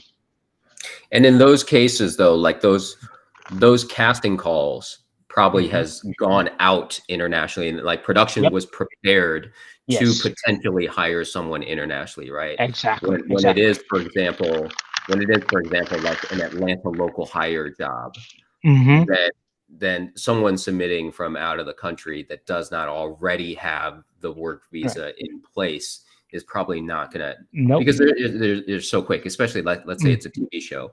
There's no way you're gonna have time. There's no way you can. Nope. It's not gonna Even happen. if you could hop on the plane and be there the next day, you're not gonna Still have time not gonna happen. to process all the visa paperwork and everything like that. So that's where you run into the biggest roadblock internationally. But I will say, for anybody who lives internationally that is trying to get into the American quote unquote Hollywood scene. A lot of people talk about Hollywood, but Hollywood is worldwide now, right? Hollywood is no longer just in Los Angeles, right? They make so many shows. Not going to mention any of them. They make so many, right? There's so many productions that are that there are. I'm sure people know of certain South Korea shows that are very popular. There people know of certain shows from India and movies from India that are very popular. I know that's like kind of Bollywood, but has become, it's become a worldwide industry now. And the best way to, in the future, if you want to have a future in the American Hollywood, if you live internationally, is to find whatever ways to get into your industry where you live. The same way that I did when I lived in a smaller market here in the U.S. in Ohio, because I wasn't doing movies and shows when I lived in Cleveland. I was doing little local commercials and industrial videos and things like that. But that helped me gain experience, gain valuable on-set experience, got a demo reel of local commercials and things like that. And when I moved to a bigger market like Atlanta, I had something to show to the agents and to the casting directors down here. That I had some experience that may not have been in movies or shows, but I had something from an acting standpoint. And for people that live outside of the country, whatever you're doing now to get your business affairs and legal affairs in order to get here, to get to the U.S. and maybe get to the point where you can legally work in the U.S. In the meantime, continue trying to pursue acting where you can as much as possible, so that when you get here, you can hit the ground running. That is solid advice, Kurt. Really solid advice. Hey, Kurt, I'm going to step off now. Oh, great. I really appreciate everything you're doing. Bajo, it's good to see you today. Good to see you too, yeah. And Kurt, if you ever want to do something like this that's strike specific, let me know, and I'd be happy to come back, help you raise more money if people have questions specific about the strike. And this has been going really well. We're raising money and people are here and asking questions. So very likely I'll do another one. Might not be 12 hours. No, maybe like an hour. A solid 2 hours and a half. Right. Maybe a quality 90 minutes. Yeah. But thank you for the offer, and we could definitely do something like that. Appreciate you for being here, Eric. Thank you so much. August 22nd, huge rally in Atlanta at the Teamsters Hall down by Lakewood. We're going to have union leaders, high profile performers, local working class performers who are also high profile, speaking about the righteous causes that we're fighting for. Stay united. Check sagafterstrike.org for all the updated information. Thank you for doing this, Kurt. Bajo, it's great to see you. And thank you, Eric. Thank you, Eric, for everything that you do. And we have so much confidence in you and the rest of the negotiating committee to hopefully bring us a great contract moving forward. Listen, we are fighting a righteous cause. This is well beyond the entertainment industry. It's about labor. It's about working class, anyone who works, and everyone can identify with that. We need to stay strong. If not now, then never. We're fighting for the future of our industry, in my opinion. So please support us on social media. Get involved, and let's all fight the good fight, stay united, and get the job done and get this contract for our members. Thanks, guys. Let's do it. Thank you. Thanks, Eric. Appreciate you. Yes, sir. All right. So It's just me for now, huh? It is not just you for now, because we got one okay. person that just joined the waiting room. Oh, okay, great. All right. And look who it is. Oh my God. The man, the myth, the legend. Oh, please. Hey, hey, Bajo. Oh, Hey, Jason. Kurt. What's up, Jason? Good to see you. I know you had my better half on here a while ago, so I'll try to match her brilliance, but it's hard. It's Listen, you failed already. Jason. Right, exactly. Right. No, you failed already. But there's one way. There's one way you can beat her, is that you don't contribute to the swear jar as many times as she did. I don't know if she told you about it. So it's not an actual swear jar. It's a swear jar if you accidentally mention by name any productions that were made under struck companies. Because we're chatting, we're actors, we're talking about movies, we're talking about shows, and we'll accidentally throw a name out there. And Kat Dyer contributed two contributions to the swear jar. Well, yes, we made a couple of donations, and I know that it was because of her mouth. So Bajo and I met on a show called I can't say you can't say the name. Even though it's off air. Yeah. No, Bajo already talked about it, but we did not mention the name. Okay. I stay careful. Yeah. Thank you so much for being here, Jason. I appreciate you. Yeah. And just to reiterate really, I'm trying to say it at least a couple times an hour, just in case people are joining us for the first time and don't know why we're here. First of all, we're number one, we're here to answer whatever questions that people have, hopefully try to give some good advice to up and coming actors, and we'll talk about the craft and the industry, and about what's happening with the strike. Eric Goins, who just left, answered some good questions recently. But then also we're trying to support the Entertainment Community Fund. If you're watching this on YouTube, which I don't know why I said that, you're only watching this on YouTube. It doesn't go anywhere else. But on YouTube, at the right above the chat, you should see, wherever you're seeing this, you should see a donate button. The Entertainment Community Fund is an organization here in the U.S. that helps out performers and entertainment professionals in many ways, but one of the ways is that they help them when they need emergency financial assistance, which sadly a lot of people do right now because of multiple strikes going on, and a lot of people are out of work, not just actors, but writers and people that work behind the scenes, crew members, and stage performers, and the people work behind the scenes on that as well. So it's a great organization. They help out a lot of the people in our community, so we want to try to support them as much as we can. So we already got a lot of people that are donating. So thank you for everybody that have contributed. We're at $1,300 raised now. So keep donating if you can. If you can't, we just appreciate you being here and supporting this live stream and asking great questions like you already have, and share the live stream, share the YouTube link with your friends, and bring them on to the fun. We got another 9 hours or so to go. Why did you do this to yourself, Kurt? My gosh. I really don't understand. I asked that. I had the idea and then I committed to it immediately. And then the next few days after, it was like, no. But it's been super fun. It's been super fun up until now already. So all the pressure is on you now, Jason, to keep it super fun. Otherwise. Absolutely. Totally fun. I see Brooklyn just wrote, hey, it's my on-set dad, Jason. Hi, Brooklyn.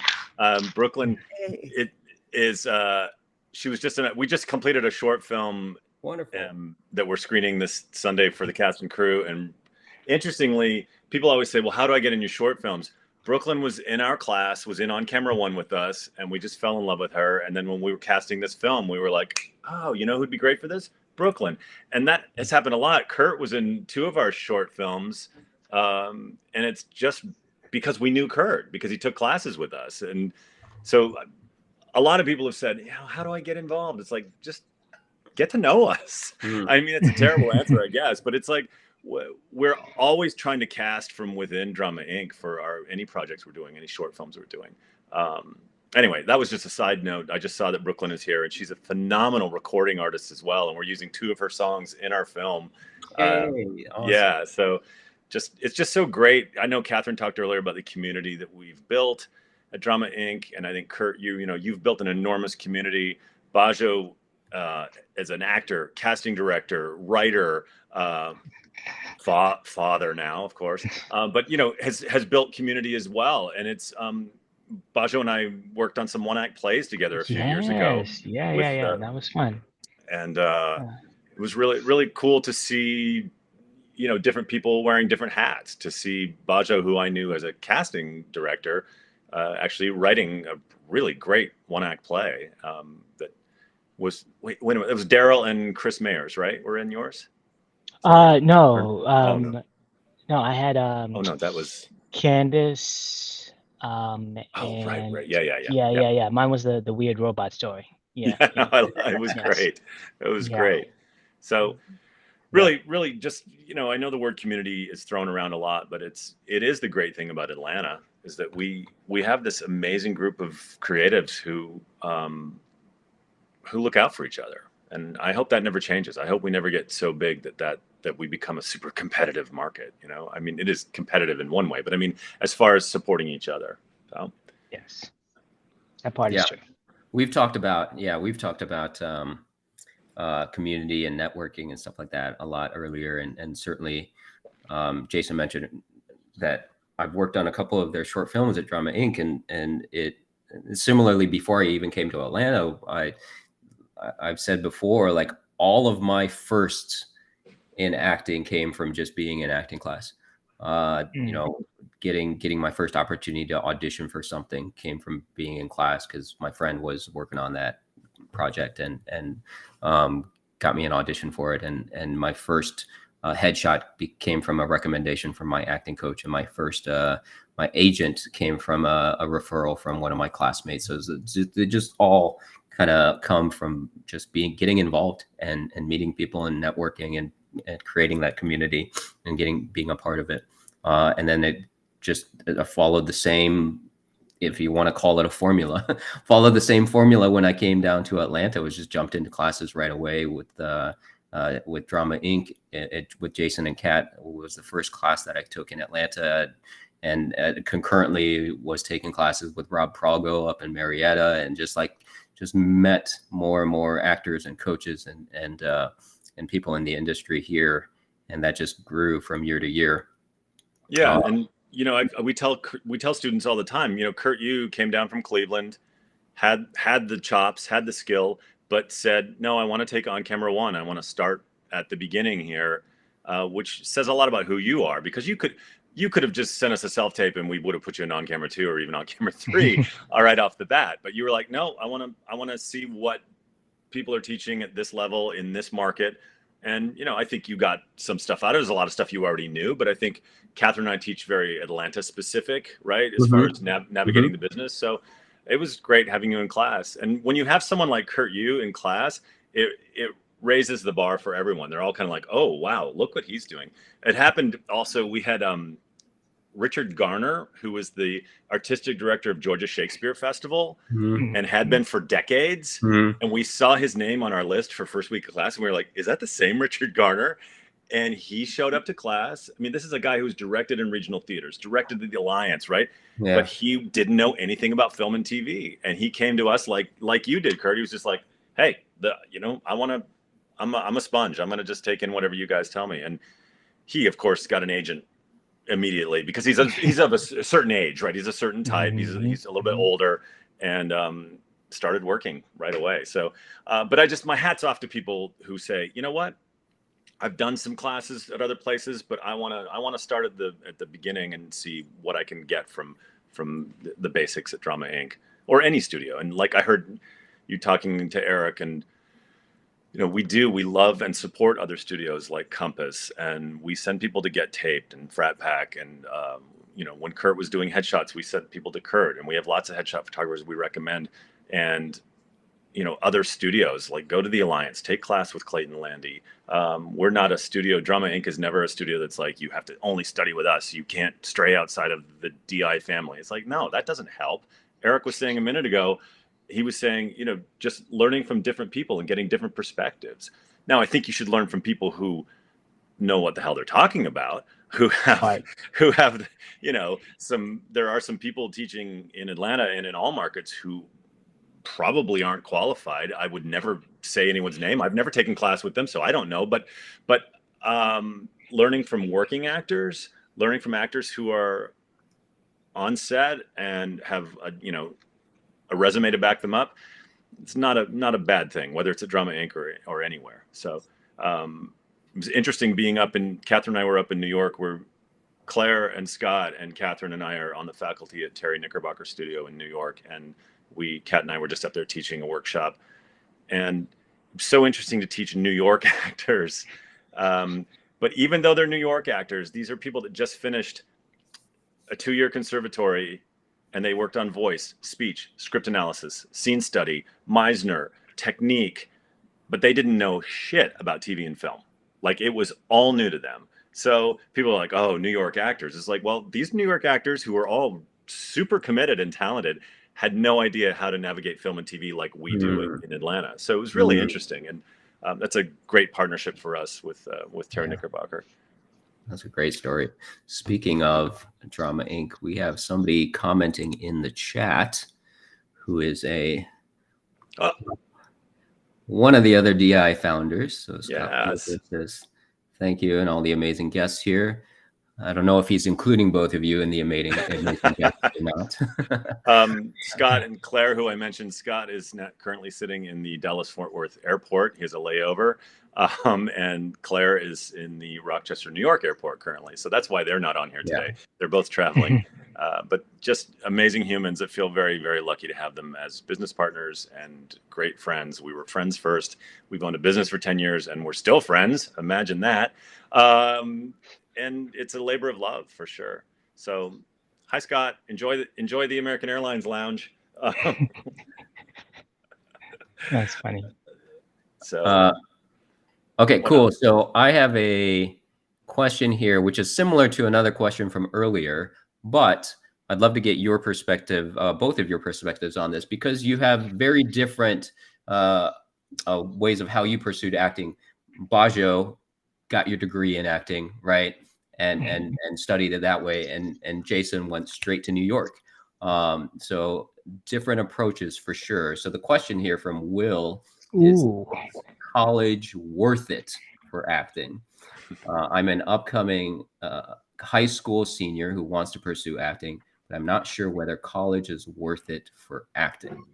So I'd love to hear both of your perspectives, because you took different paths.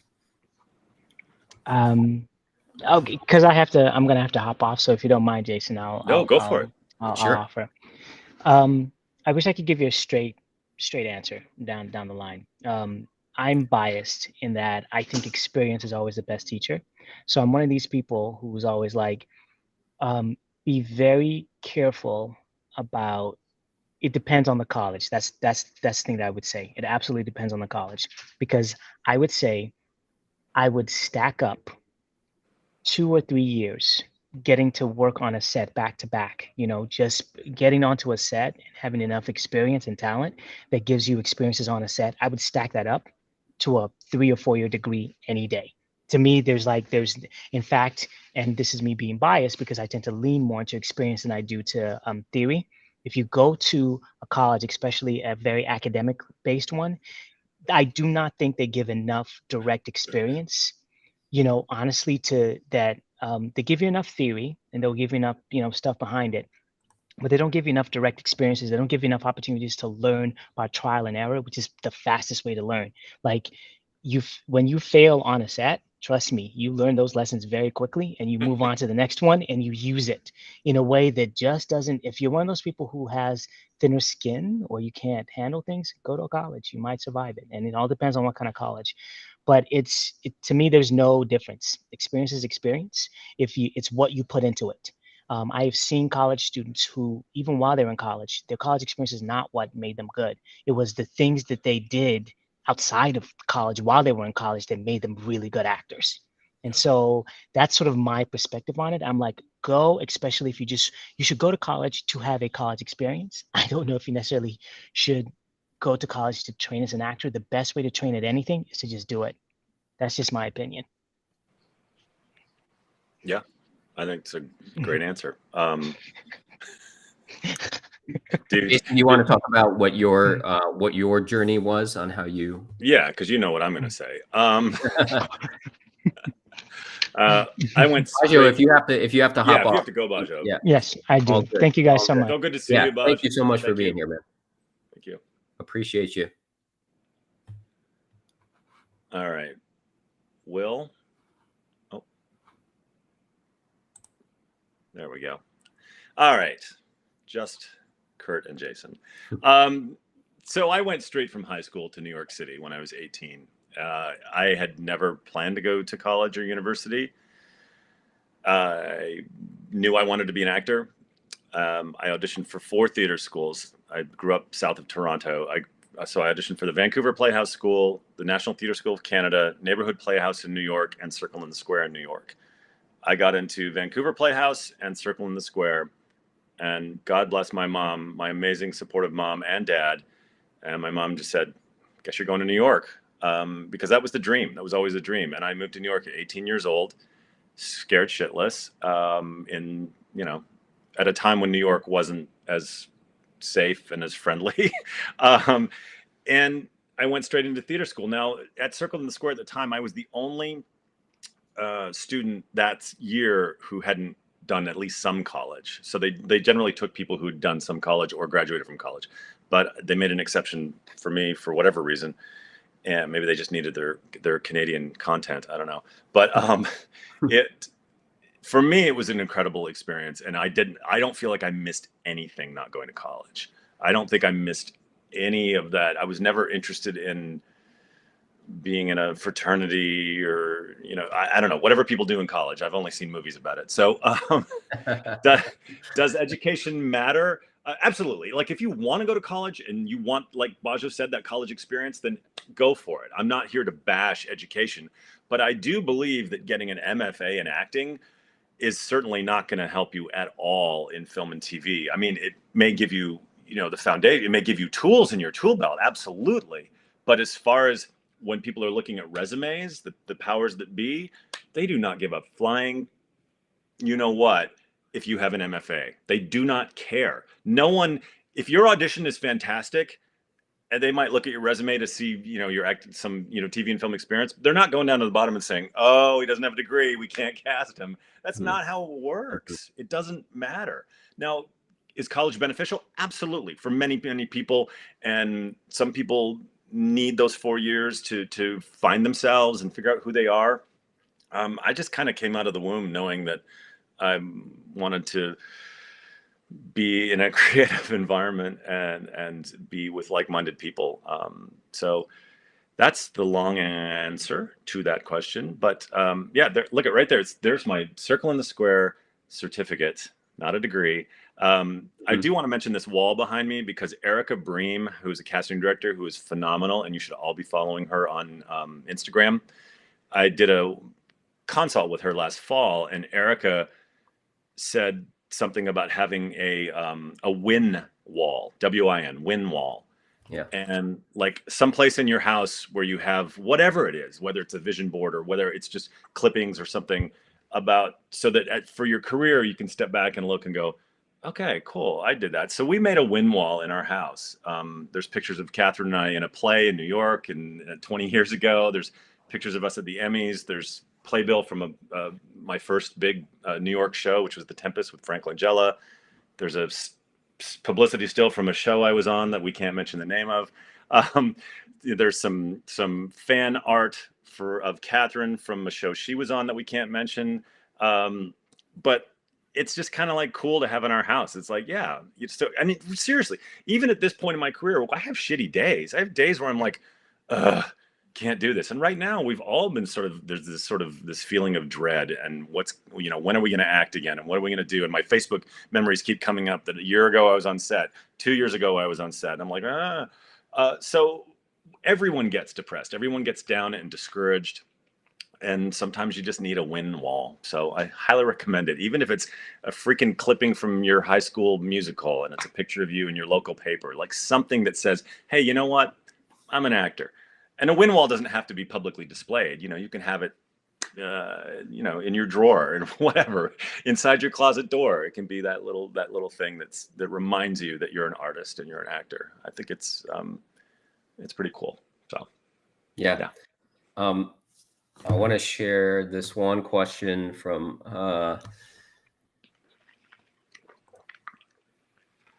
Distant Gamers. Always wanted to pursue acting since I was a kid, but I have bad stage fright. Have you ever had to deal with bad anxiety or stage fright and blanking when everyone's focused on you? How do you overcome it? Have you ever dealt with that, Jason? Yeah, I mean, here's the thing that we teach in class is that nerves and that feeling of not being sure of what you're doing is always part of what we're doing. You know, there's a lot of people who say, "Oh, imposter syndrome is," and it is. You can get on set and you're opposite a big star and you're like, "Oh God, am I good enough to be here?" You start questioning yourself and doubting yourself. But there's a way to deal with those things. For me, it's about relaxation, breathing, yoga. Some people rely on meditation. You have to develop a skill, a way to calm yourself. And here's something that I tell all of my students. When you get on set that first day, that first time, you need to take a moment to breathe and just say it. And I recommend saying it out loud, not around other people, but say it out loud and just say, I belong here. I earned this. I deserve this. I'm getting emotional just talking about it because a lot of times actors will get to set and they're like, oh gosh, well, they probably just cast me because the other two, you know, their other two choices weren't available and blah, blah. You know, we do this game with ourselves. But I think getting on set, getting to work, even if it's in a play, whatever, an industrial, a commercial, it doesn't matter. It's just, you just say, you know what?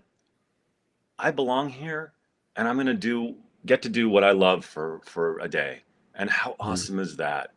And so you find a way to say to yourself, no, I'm supposed to be here. I'm supposed to be here in this place right now. This is what I've worked for. This is what all the classes were for. This is what all the reading and the YouTube videos and watching all of Kurt's videos, this is what it's all about. When you get the chance to do it, you have to take that moment and just breathe. So as far as stage fright, yeah, I think it's just finding exercises that work for you, whether it's meditation or, you know, breathing exercises, Linklater technique. I heard Eric talking about the Alexander technique earlier. Finding those techniques that ground you, right? So many actors get cut off at the neck, right? And they're just, their body, their physique, they're just held with tension. Sam Rockwell has said it many times. Tension is the enemy of an actor, right? Bringing tension into a role, bringing stress and tension and anxiety does not work for you. It works against you. So finding a way to work through that, to work through those nerves, and it's different for everyone. Yeah, I still have moments. I mean, when I was up in Toronto shooting The Man from Toronto and my scenes were all with Kevin Hart, you get to set day one, you don't know how people, oh gosh, darn it, I said it. You still have one more. You still have one more before you catch up to Catherine. Dang it. All good. All good. Let's continue the story. So I was working on this movie with this famous guy, and you don't know day one what that person's going to be like. You don't know what that celebrity's going to be like. You don't know how they work. You don't know if they're going to be kind, if they're going to be gracious, if they're going to ignore you. Kurt and I have both been on sets where, you know, the leads have not given us the time of day, and but you have to find your zen and your calm to walk into those situations. Can I say Kevin Hart? Kevin Hart was particularly kind and gracious, and some, you know, my students have heard me talk about this, but it's, you know, he was just incredible to work with. Scott Poitras, my business partner, has worked with Kevin Hart as well and had a great experience with him. Just very kind, giving. You know, he did a lot of improv, so he was just saying to me, you know, great job. Thanks for giving me so much stuff to play off of. And yeah, I definitely sighed a little bit of tension away when Kevin Hart was like saying, nice job, good job, thank you. But I've been on sets where one particular show that I won't mention, and I wouldn't have mentioned it even if I was allowed to mention it, that I shot here in Atlanta, and the lead guy and I had to walk down this long hallway and we had no dialogue. And I said to him, it was a TV show, and then he was one of the series regulars, and I said, can we ad lib or anything, or, and he said, they don't write it, I don't say it. And then he just turned away from me and went back to his phone.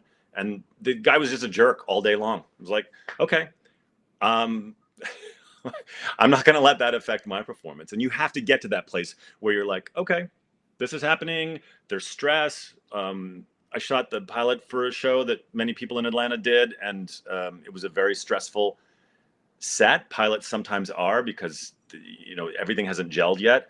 And there was a lot of tension, and I had to shoot a gun. I had to shoot a person. So there was a gun with a charge in it, and it was just a lot of stuff going on. And I had to just come to this place where I'm like, find my zen. And I was like, okay, that stress and tension that's going on set has nothing to do with me. That director and that producer and that first AD, they're having words with each other. They're crossed. They're pissed off. They're behind schedule. It's not about me. I'm there to do my job, to show up, to say my lines, to hit my mark, in the other order, hit my mark and then say my lines. And sometimes sometimes the reverse order. Sometimes yeah, right. And then that's my job. That's what I'm there for. So you can't take on that tension, because sets can be very, very stressful and a lot going on. Kurt has done some huge things. He went over to London a few years ago and did a huge project. And there's a lot of money involved, and there's they need you to show up and do you and not get stressed about all that other stuff. I tell my students all the time that in 30 years in this business, and it's actually longer than that because I joined AFTRA in 1988. So however many years that is.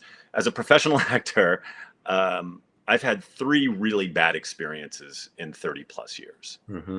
And by really bad, I mean, someone was mean, or, one guy messed with me on set and helped, screwed up an entrance and stuff. So really, generally, people on set, and especially when we come back from this strike, people are going to be really grateful to be there. So anyway, I know that was a long answer to answer the question, but yes, nerves are something we're always going to deal with. Yeah. We're always going to be dealing with that stuff. So you have to find your way to find your calm, to find your zen, as my wife Catherine calls it. Find your zen. And it's often about breathing. Another show that I did, which I won't mention, that Bajo was a part of, and for the season 3 finale, we filmed 16 feet underwater for 2 days in a car. And we had training. We had a week of training in a pool. We had a week of scuba training. We had rehearsed the scene on dry land in a car. But on the 2 days that we spent underwater, it's a different story when you're 16 feet underwater and then they put sandbags on your lap so that you don't float up. And you want to talk about high stakes and finding your zen. I mean, when they put the sandbags on my lap, I just had to close my eyes, and you're just breathing through a regulator. So it was just all I could do was breathe. All I could do was breathe. I did not want to panic. I didn't want to freak out. But that was quite an experience. Yeah. And it taught me about exactly that, just finding your zen, being able to calm yourself down, being able to just relax and go, okay, this is all going to be okay. I'm safe here in this car. There's a safety diver here. There's a safety diver there. The roof of the car is cardboard. If I really freak out, I can go straight up and bust the roof, which I did not want to do. So, I've been in some high stakes situations that are very stressful, and you just develop your own way to deal with that stress. Woo! Long-winded answers. I should be here for the next 8 hours because I can just, keep it going. No, save me the energy so I don't exactly have 12 hours. Yeah, I appreciate it. I need to shout out a couple people. So Dario, thank you for your donation. Appreciate you. Malik Lockhart, thank you for your donation. Appreciate it very much. And Matthew Joshi, thank you for your donation as well. I think that's it. Yeah.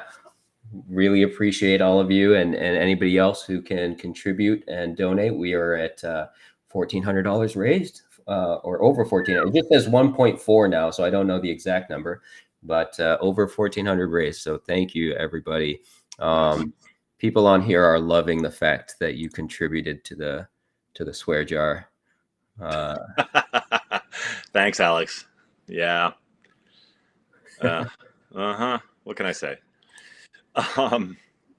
Brian, yeah. Brian Ashton Smith, talk about a great guy. He teaches for us at Drama Inc. And he did one of our short films in 2017. It actually won the audience award at the Atlanta Film Festival in 2018. It's called Colorblind. It's just Brian and myself playing cops, and it's awesome. It's a really fun short film. He's a great human to have in our universe, in our Drama Inc. universe, for sure. Hey, Brian, I don't think I have my email address, but if you want to join us anytime during the next 8 hours, get my email address from Catherine or Jason, and I'll fit you in somewhere if you want to come on here and chat. Yeah, Brian just taught class for the last 3 hours. He was just at Drama Inc. teaching. Awesome. I'm sure he's got some inspiring stuff. Let's see. He said it was such a blast. I don't know if he's talking about this or class. Probably both. Both. There you go. Yeah. Or the short film we did. Oh, the short film. Yeah. Everything's a blast. Everything. Questions? Question here from Will again. Do you think that posting acting or singing videos onto social media could be a legitimate way of getting experience that could be used to getting into film or TV? Huh. I mean, TikTok, maybe, if your stuff's really creative and really unique, but I don't see social media helping with a TV and film career unless it is something that's really, really just so unique and stands out. I don't think it's a bad thing to post, any of that, any of your stuff, but I don't know who's going to see it necessarily. But yeah. Go ahead, Kurt. Yeah, I would say if you want to post acting or singing videos, do it for the fact that you're going to enjoy doing it, right? If you're only doing it to try to get into the industry, and then if nobody, like no casting director sees it, that's going to get you down. I don't think that's a good reason for trying to post those things. But if you truly enjoy singing and you truly enjoy making little skits and things like that, which we see a lot of people do on Instagram and TikTok and all those things, and on YouTube. And the people that I think are successful and maybe get recognized for those things are the ones that are doing it because they just enjoy doing it and they are having so much fun doing it. Yeah. And that can be said about the acting career as well, right? The people that are trying to get into it from a standpoint of just having a love of the craft and the art form, and not just doing it for the fame, because you're really quickly going to drop out of it if you're just doing it for the fame, because after a couple months of getting a bunch of no's, you're not going to have the same drive as other people that just really enjoy what they're doing, taking classes and everything like that. Fame is never the goal. And I know Will's not saying that, but to just tag on to what Kurt said, fame is what is fame? I don't know. People have said to Kurt and to myself, oh, you're a successful actor. You've made it. It's like, I don't know. What does made it mean? I can pay my bills. It's subjective for sure, but fame has never been the goal. Like, it's not, if fame is your goal, then come up with something super clever on TikTok that no one else has done. But as a film and TV actor, I don't want fame. I want to work. I want a sustainable career. I want to consistently work once the strike is over, and continue to do interesting and challenging projects. I'm lucky in my career that, for a long time I just played the nice dad and the lawyer and, just the business guy. And in the last few years, as I've aged, I've gotten to play some roles that are a little bit outside of my type, and that to me is winning. That's like to get to explore, different types of characters is really, really, really rewarding and fun. So, Will, keep doing what you're doing, man. You want to post some videos of you singing, like Kurt said. If that's what you love doing, then do it. Maybe someone will see it. Maybe someone will love it. Maybe someone will pass it along to someone. But don't do it for that reason.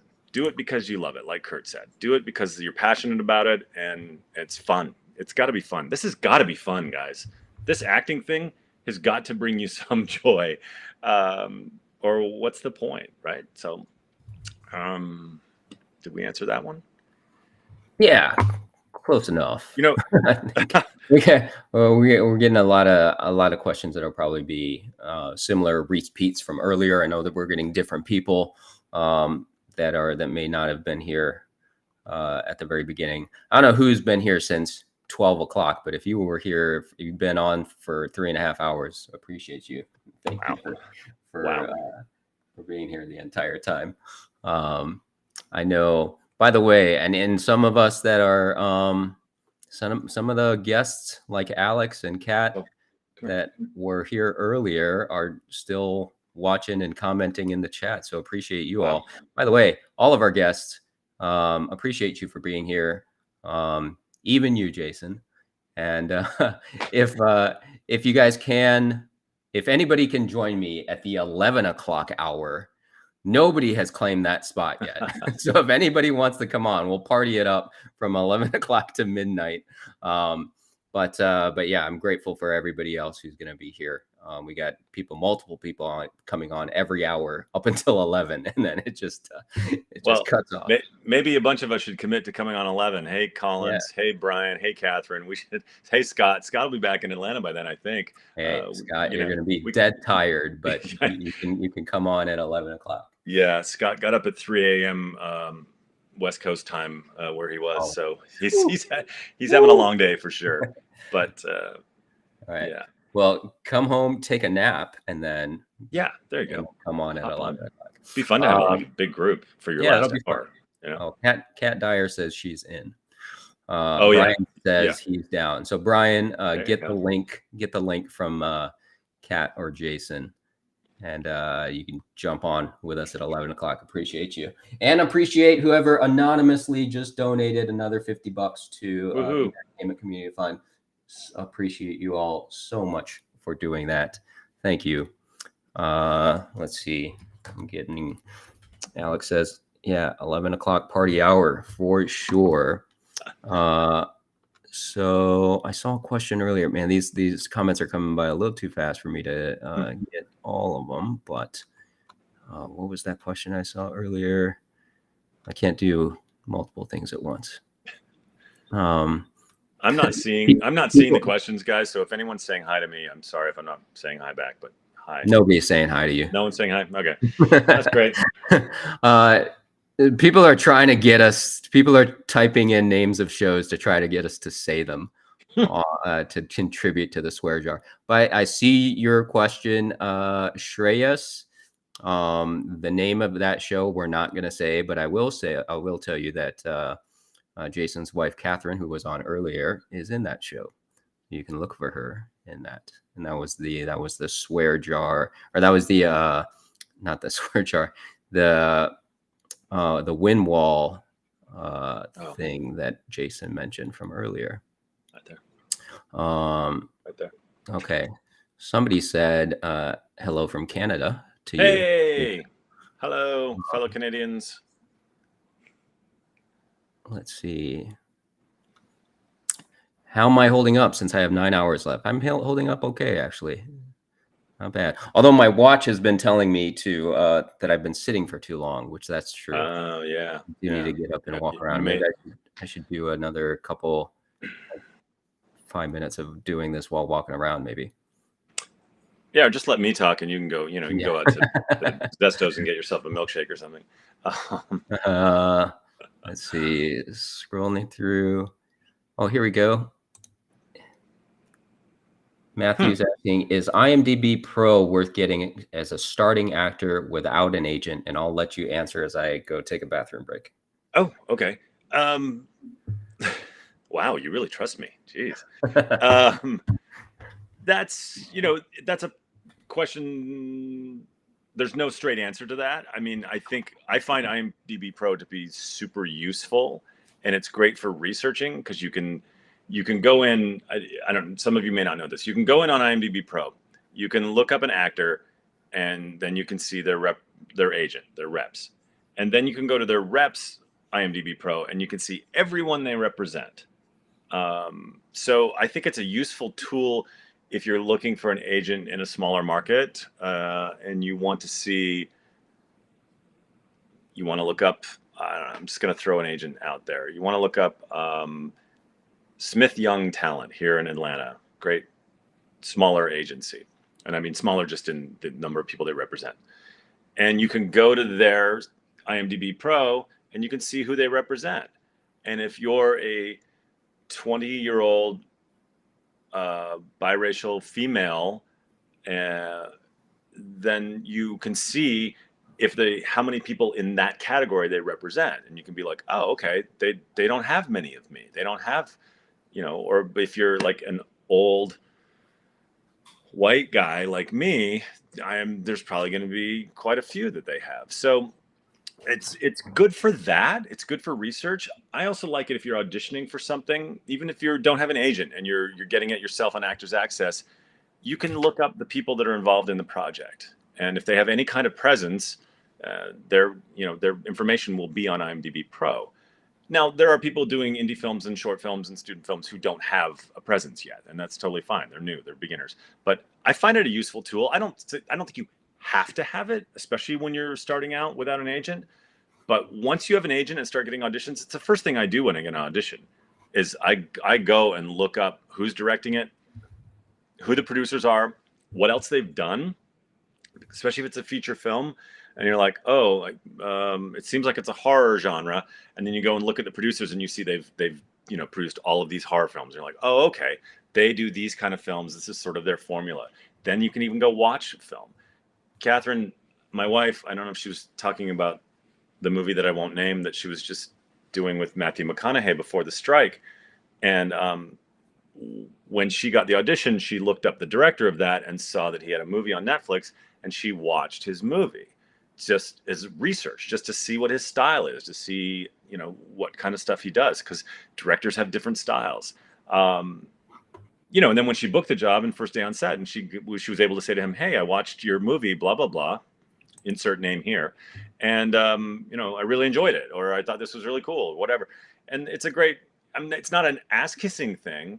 It's just it's a topic of conversation.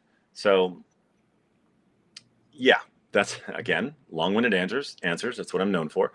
It can be a useful tool. It's not essential when you're just starting out. But if you have the funds, and I'm sorry, I don't know how much it is, like $120 something a year or something like that, IMDb Pro. If anyone knows, put it in the chat. I think that's about right. 120 or 150 or something like that. Yeah. I mean, yeah, it's not cheap. So it's not essential, but it's a great, great way to do a deep dive on projects and deep dive on people. And it's interesting on IMDb Pro. Some people don't know this. You can check every Monday and see how many people looked at your profile. And it's funny because I actually did it today. I don't do it that often, but I did it today. And I think like 6 people had looked at my profile. It was like 2 actors, 2 actresses, 1 art department, and 1 other. But interestingly, when you are in something that's airing, those numbers jump like crazy. Like I guest starred on a show last year that's been around for 20 years and very well known. And after my episode aired, my number of hits on IMDb Pro was just like crazy. It was like 47 people looked at your profile this past week. It's like, oh, that's a lot. So, and some of them are, it says, 4 producers, 2 directors. Usually it's actors looking up going, who got that role? Oh, it was him. That happens. But so I think it's a useful tool, Matthew, but it's not essential early in your career. But if you've got the extra, whatever, 120, 150, it's certainly not a bad thing to have. So there you go. Did you get your bathroom break, Kurt? I did. Good. Thank you for the break. Here I'm repping Terry Knickerbocker Studios here with my water bottle. Nice. I taught a workshop in Terry Knickerbocker Studios, and all I got was this crummy water bottle. No, just kidding. Oh, Katie Wilson. Hi, Katie Wilson. Now Katie's a great story because she was in New York, and I did a Zoom one-on-one with her. I can't remember if it was during the pandemic or right before. And it was kind of like hey, should I move to Atlanta? And I was like, hell yes, you should move to Atlanta. And I hope Katie feels this way, but from watching her career from the outside, I think she's done really well. It was a great move for her. Has booked some cool stuff and is teaching. Was a student at Drama Inc. as well with Alice Collins. Just another person that came to this market kind of going, well, should I go to Atlanta? And I think it's panned out well. And I can't speak for Katie, but I just think looking at her career that it was a good move for her. Because New York is a saturated market, and we're talking about like looking at types, and Katie is a blonde Caucasian woman in her 20s. There's a lot of that type in LA. There's a lot of that type in New York, and her category in this market is a little narrower. So it's not a bad thing to come to this market because your categories are a little. And don't get me wrong, it's still competitive here in this market. Katie, don't you dare say hi. Oh wow, Alice Collins. Don't say hi to who? To me or to you, Collins? To you, because she was saying when we were saying earlier, nobody was saying hi to you. It looks like Katie just decided to say hi, and Alex didn't appreciate that. Well, yeah. See, I do have some friends, Alex. I do have some. Katie, thank you.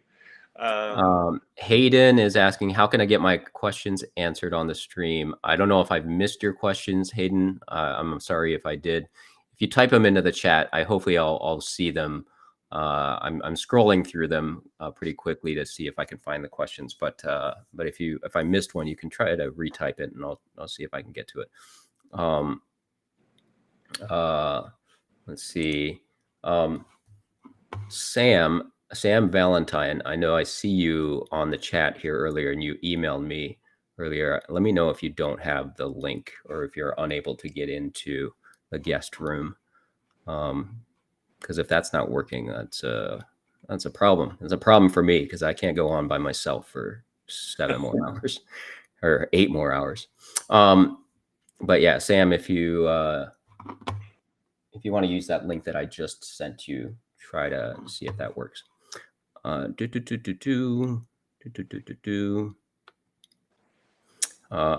Matthew just said, thank you, Jason, for the information. And Alex clarified it's $149 a year annual membership before the discount on for IMDb Pro. And that discount is a SAG discount? I believe so. Yep. Okay. Good. Well, here we go. Another guest has arrived. Who could it be? Oh, hi. Oh, wow. It's One Broke Actress. That's so cool. Oh, hello. Hi. Jason, I don't think we've met before. Hi. No, hi. No? I know who Sam is. She doesn't know who I am, I'm sure. She's like, who? Just some actor. Yeah. I know. Some actor, but Sam talks to some actors all the time. So. I mean, you're giving great advice, so I'm listening. Are you standing, Sam? Yeah. That's awesome. I should be standing because I've been sitting for 5 hours or 3.5 hours now. My phone keeps buzzing, or my watch keeps buzzing and says, you need to get up. Yeah, I got sick of that. So I got a standing desk, and I even got like very basic TikTok-y style, a walking pad. And I have it off right now, but if I wanted to, I could be moving. Can walk while we're doing it. That's wonderful. That's wonderful. Yeah. I've looked into both of those things.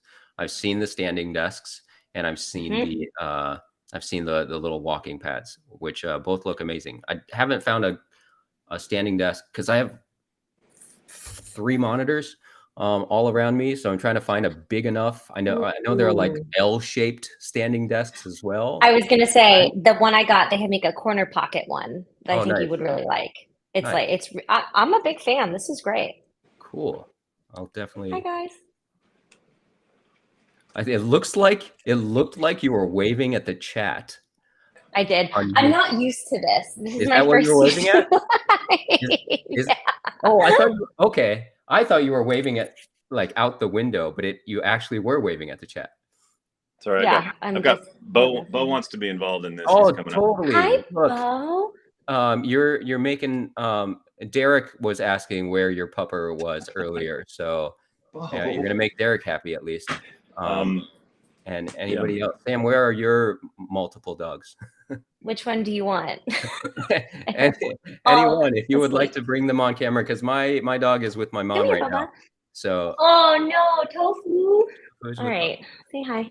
Aw. This is Solo. Hello. Hi. Solo. You coming up? Yesterday was his birthday. Look at that puppy. Oh, Can you see that? Oh, come Have a on. good 98 pounds of bow. Oh, Come on. wow. 9 pounds. hold him, And he's hold gonna him sit the on me. same way, Jason. Hold him the same way. You hold him like a baby. Oh,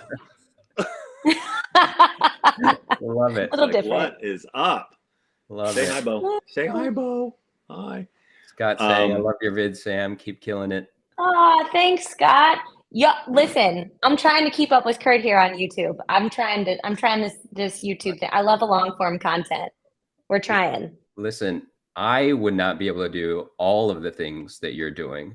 Like I can do YouTube and that's it, but you're doing YouTube, your Instagram is killing it. I mean, you do your podcast first, right? Now your Instagram is killing it. You're trying to add on YouTube on top of that. Then you're running multiple other businesses outside of this. Yeah. Very cool. It's amazing. It's amazing though. I'm super. It's not just me, right? Like I hired people to help, so that makes a huge difference, and it's cool because now I get to like pay actors to help with my business. Very thrilling. Yeah, that's awesome. Hey, Kurt, someone just asked if they wanted to be in a show, but the show requires this special acting technique. How would I practice that? It's like no show's going to have you require a special acting technique. Yeah. Like no one cares what your process is most of the time. What is that word? I don't know. Slimon. Are they trying to say Stanislavski? I've never heard that word before. I don't know. Yeah. That's something same as Jason said. I've never no one really cares how like the bread is made. They just want the bread. As long as you don't hurt anyone or yourself in the process. So if they require you, that kind of sounds like a sneaky way to get people to pay for an acting class. So I'd like to do some due diligence on that. Yeah. Sam, I don't know if you saw us mention earlier that we do have an AMPTP swear jar, which is just my little kimchi jar right here. But if you accidentally mention the name of a show or a movie by accident, while we're on here, we've already have a few contributions. Jason contributed one earlier. Oh, it's still here. I have not put yours in here yet. Just one. Just one. Perfect. For now. You're still on here. I'm impressed. You're still on here. It's been brutal to not talk about because there's some really good stuff going on right now, and it's been real hard to not be like, this is me going to the movies to see it's so hard. A friend of mine here in Atlanta flew out to LA to do a premiere for a project, and then the strike happened like as soon as he landed, right? So it landed, and then the premiere, and then he was out there and he couldn't do the premiere, and it was, that part really sucks for people that it was their first opportunity to be a part of something like that, right? But hopefully what it all ends up being is for a better, a better contract moving forward. So that's when we end this whole situation and get exactly what we need, do you send me your friend and I'll bring them onto the podcast. Give them some sort of that'd be great place to talk about what they went through. I That'd would be love awesome. to hear more about that. That'd be awesome. Kurt, someone named Vigo just asked a really great question.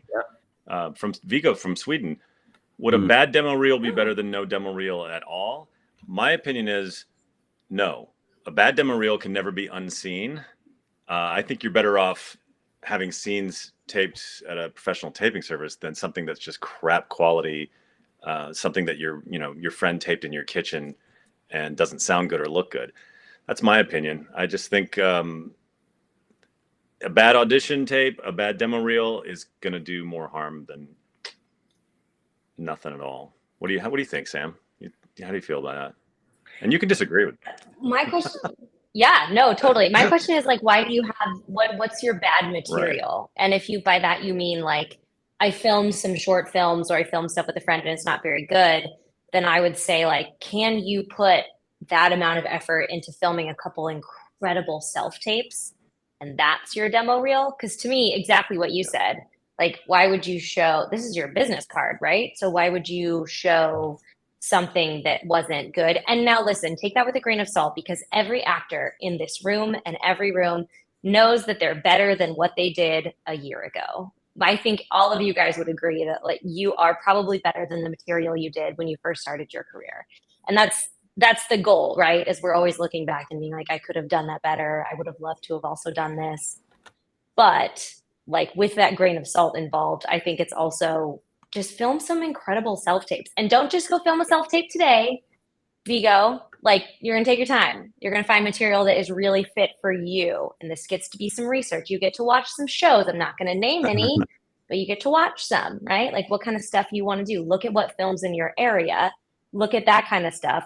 You can literally pull sides from stuff that's already aired, rewrite them to fit yourself, and film and I would coach it. If you're gonna use it as a demo reel, I would coach it with someone. Perhaps some of these lovely folks who are on this chat today, there's some really great coaches involved here, and I would coach it with someone, and then I would film that, and I would use that as your demo reel. I'd rather see one amazing self-tape than some unquality material in your kitchen. Do you think so too? Yeah, 100%. I agree with all of that. Do you have something to add, Jason? Yeah, Vigo just followed up with, how about a high quality professional production demo reel with amateurish acting? Let's take the amateurish acting out. Let's just say a high quality professional production produced demo reel. There are people that charge actors. They'll write something for you. They'll shoot it. I'm not a fan personally. I've seen some good ones. I've seen some horrible ones. But there's someone in Atlanta that's charging $2,000. That's their starting rate to write you a scene and film it. And it's like, I don't know, if you got rich parents, maybe, but how many actors have $2,000 kicking around? And here's the thing, Raven Drummer, I don't know if you talked about Raven yet. She's a casting director for some big shows in Atlanta. Raven has talked about if she can tell that it's one of these videos that you paid for, she's not even going to watch it because it doesn't tell her that you auditioned, got pinned, maybe had a callback, booked it, went to set, had a fitting, went to set. It just tells her that you've got money. Now, can casting directors, can industry professionals tell that it's a paid reel? Not necessarily. It could look like a short film or an indie film. But, if you got all the money in the world, which so many actors do, not, then it's okay. But I think I agree 100% with Sam. Get yourself a scene, go to Actors Access, pull something that's already shot, film it, something that resonates with you, a scene that that you feel like you can connect to and bring something to it, and tape that. Go to Frat Pack or Get Taped or Compass or Drama Inc. and tape that scene and get a really good quality self-tape. I think that's enough. I mean, people that I send to agents, and let's not get the wrong idea, I don't send a lot of people to agents, but occasionally I'll have a student who is exceptional and I will reach out to an agent, say, hey, this person's in my class, I think maybe you should see them. And of course the first question is, do they have any video? No, they have nothing. Well, get 2 self-tapes, give them 2 contrasting self-tapes, and I'll take a look at them. And so they need to see something, but it doesn't have to be a $2,000 self-made, or something you paid someone to create for you. Yeah. There was a question, or I can't remember what it was, Sam. You had typed something in the comments that you said you had thoughts on something before you joined live. Oh, I forget what the question was. Oh, yes, about utilizing social media. Yeah. As someone who utilizes it a lot, I feel like I love what you said, Jason, about like, if you don't love it, don't do it, because like the space gets exhausting after a while. It's like the mail, like it just keeps coming and you'll just always feel like you need to, we tend to make our own like goalposts as actors to say like, well, when I book this, I'll be able to celebrate. When I book this, then when I do this, when I get this agent. And then the same thing can happen with social media if you're not careful. When I get 10,000 followers, when I get 20,000, so it's like, what are you doing it for is my first question. Like, have a really strong why. And I don't think that being signed with an agent should be your goal because you can't control what other people think of your content. I actually have a podcast coming out with Drew Talbert. If you guys are familiar with the stuff he does, he has a whole online bistro that he runs. It's all like server waiter content. He has over 1 million followers on TikTok, and he does stuff from his groundlings training being these characters at this restaurant. And he pays for his life with this content he makes. And I'm sure he's gotten seen by people accidentally. He's probably had conversations because people interact with his stuff, but that's not why he did it, right? So I'd say same with me. Like, I get to talk to casting directors that I would never get to meet. I get to talk to really cool people online. Like, I'm talking to you guys. I probably might not have like even been in your circles if One Broke Actress didn't exist in all of her ways. So you get to expand your network in a lot of ways, but I think do it with like a lovely lightness of bringing stuff to the world instead of asking of the world, and it will change how you go about that. Because this would be a very different platform if I was like, why is no one casting me? Why aren't you hiring me? Like, look at me, instead of like, what can I bring to you for your day? How can I lighten your day? What do casting directors need us to tell the world? Like, that's a totally different energy than asking of people. So I'd say if you're going to do social media, do it. Don't ask anything of people for it. Just do it and make it. It's going to be messy. Yeah. You're going to burn the first pancake. It's going to be like, you're going to hate the stuff you did originally, but if you don't, it's like your first headshots. Yeah. I don't know about you guys, but like my first headshots are like, they're rough. But I had to have my first headshot so I could have my second headshots. My right? first headshots were from before you were born, Sam. So, you know,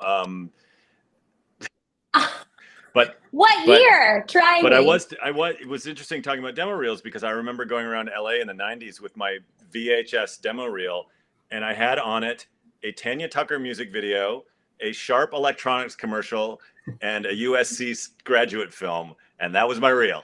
And I had a meeting at a huge agency, and I sat down with the agent, and he'd watched my reel before I had the meeting, and he went, "You've got a music video on your reel." I was like, "Yeah, it's all I've done." You know, so as I tell my students, you know, you always start with a blank resume. You always start with that first headshot. You start with a reel that has nothing on it. Someone just quickly, Kurt, someone commented that a reel is from X seconds up to 2 minutes. And that's not necessarily true. Reels don't really have a set length. It used to be traditionally you had a 1 minute reel and a 3 minute reel. That has all gone out the window. You know, I think my reel's 4.5 minutes now. I have several different reels. We all have, you know, a comedy reel and maybe a drama reel, or there's no hard and fast rules, at least in my book.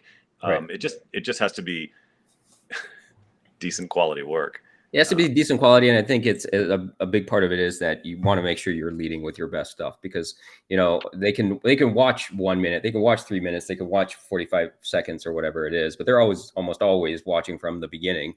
And you got to think about your demo reel is if whoever's watching it, whether it be an agent or a casting director or a director or producer, whoever, if they're only watching 30 seconds, what do you want them to see?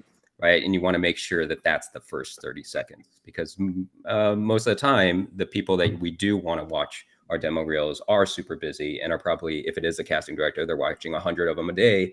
They're not going to watch 3 minutes of every single reel. They're probably not watching 1 minute. So make sure we're leading with our best stuff. Not putting a title card in the beginning that takes up 10 seconds where they're just waiting and waiting and waiting. Right. So like boom, right. Let's get right to the meat. Let's get right to you acting so that they could see what you're capable of. And that's helping them out. We got another guest in the waiting room, y'all. Well, and that's my cue to get out of here. Oh my God. Hey, it's Rob Pralgo from 1990. I Yes. just wanted to time travel and show you my favorite headshot of all time right here. You 12 years old there? It's right after my bar mitzvah, I believe this was. Hey, I was bar mitzvah and I got a headshot. Rob Pralgo shaved Look at that guy for this live stream. I didn't do it for you. My mom was having a fit, the fact that I hadn't shaved in months. And she said literally, "Oh my God, if you show up to dinner the next night without shaving, I'm disinheriting you." And I went, "Fuck yeah, I'll shave. I'll be shaving." By the way, before you leave, Jason, I want to just shout out. I just cursed. Is that a curse jar thing? 2 more anonymous donations to the Entertainment Community Fund. We're at $1,500 now. So thank you so much for everybody that's donating. Oh. And I don't know if you guys were here when we were talking about it earlier, but I said at the beginning, and I don't know if we're going to be able to keep this up, but it would be fun if we did. I said at the beginning, every time we hit a $500 milestone, we're all going to speak in a different accent. So I don't know how good you all are at accents and dialects. Not good. Strong word. We is a big word. I am terrible at them. So if you're comparing yourself to mine, you'll probably sound really great on what your dialect is. But are we doing that now? We can. No. We can before Jason leaves if he wants to throw one out there. Well, I do want to say that, the show that I mentioned that I guest starred on last year, when the breakdown came out, my manager in LA called me. He said, there's this role on the show and they want a native Russian speaker or someone willing to learn Russian. And I was like, fuck yeah, I'll learn some Russian. Yeah, cool. We have several Russian students at Drama Inc. One of them helped me. She recorded all the lines for me for the audition. And then when I booked it, they completely changed all the Russian lines. So there were new Russian lines, but my Russian accent's on point. So I'll just tell you. I do want to, before I go, say, Rob can Prago, we hear it before you go? That means That's I'm going to make awesome. that. We're going to make him suffer. You're going to make Rob suffer. All right. That's awesome. That's great. It was cool because I was like an American. It was like the Americans. I was like American guy, and then it turns out I'm a Russian spy. Nice. But I want to say Rob Prago is a hero in this market. This guy has had an amazing career. 15 years ago, it was before this market had a lot of people in it. It was like, if they wanted the nicer guy, they'd go with me. If they wanted the darker guy, they'd go with Rob. We went up for a lot of the same roles. That's why I shaved. Little they know that you're the nicer guy. But anyway, I have so much respect for Rob and the way he's, students have come to us who studied with him and vice versa. And I just thank you, Rob, for being such a great leader in this community.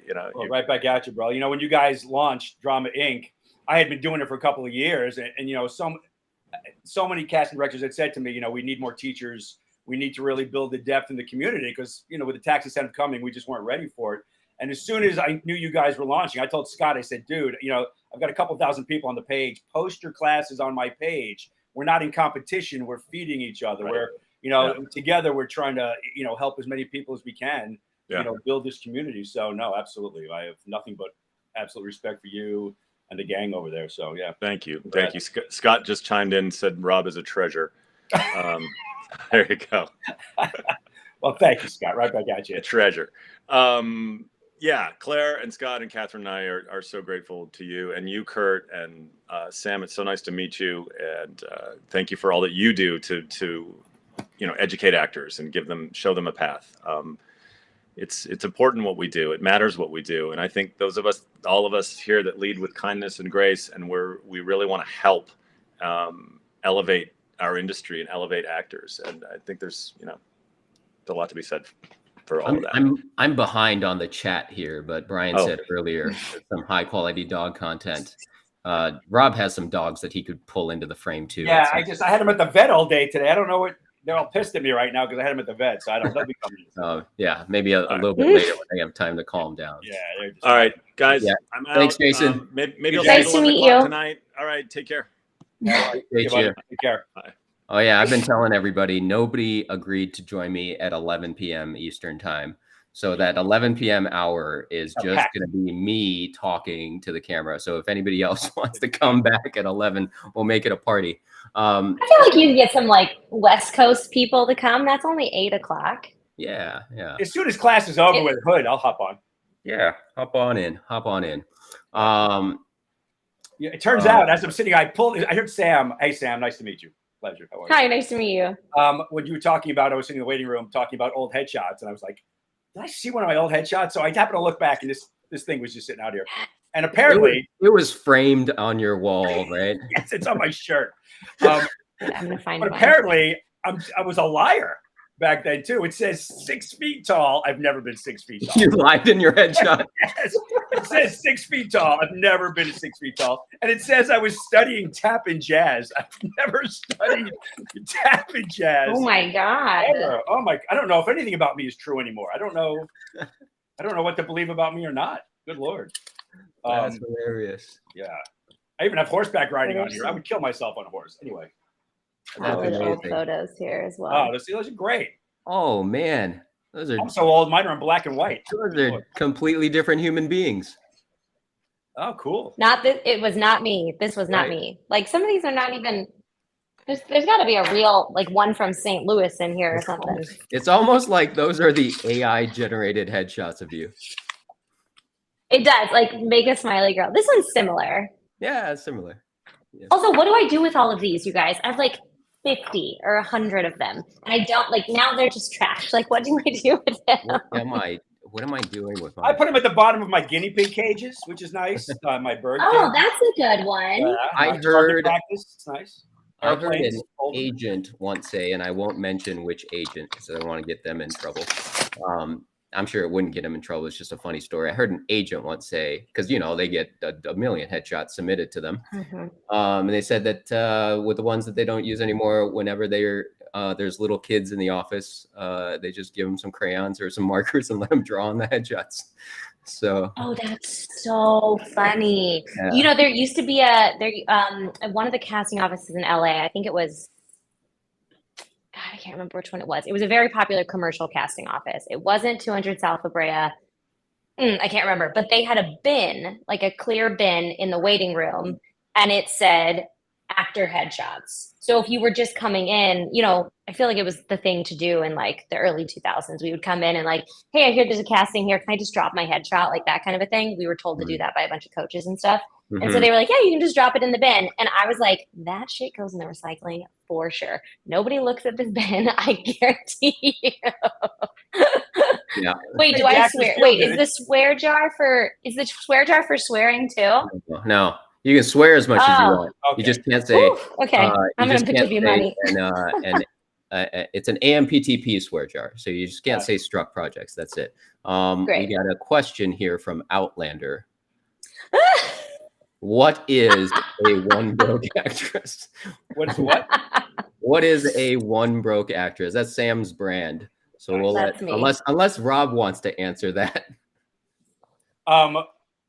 One broke actress. I'm only a broke actress when I drink too much and I start going out and playing with people. And then I started, playing characters. That's when I'm one broke. Other than that, I'm just one broke actor. So Sam will have to speak to the one broke actress thing. But there's probably a lot of similarities, I'm guessing. Only you probably dress better and your house is probably cleaner, I'm guessing. Depends on the day, Rob. Depends on the day. One broke actress is, what is a one broke actress? Yes. Great question. When I started in 2016, like writing blogs and things like that, because I didn't know, no one was talking about like what this nonsense is. Like the fact that you guys and we have this free time during today. It used to be something you'd like cover up. You'd be like, yeah, I'm not upset, or nobody talked about like this in between time of nonsense. And I didn't know any of it existed. And I thought you either were booking and building a perfect career or you were like not an actor.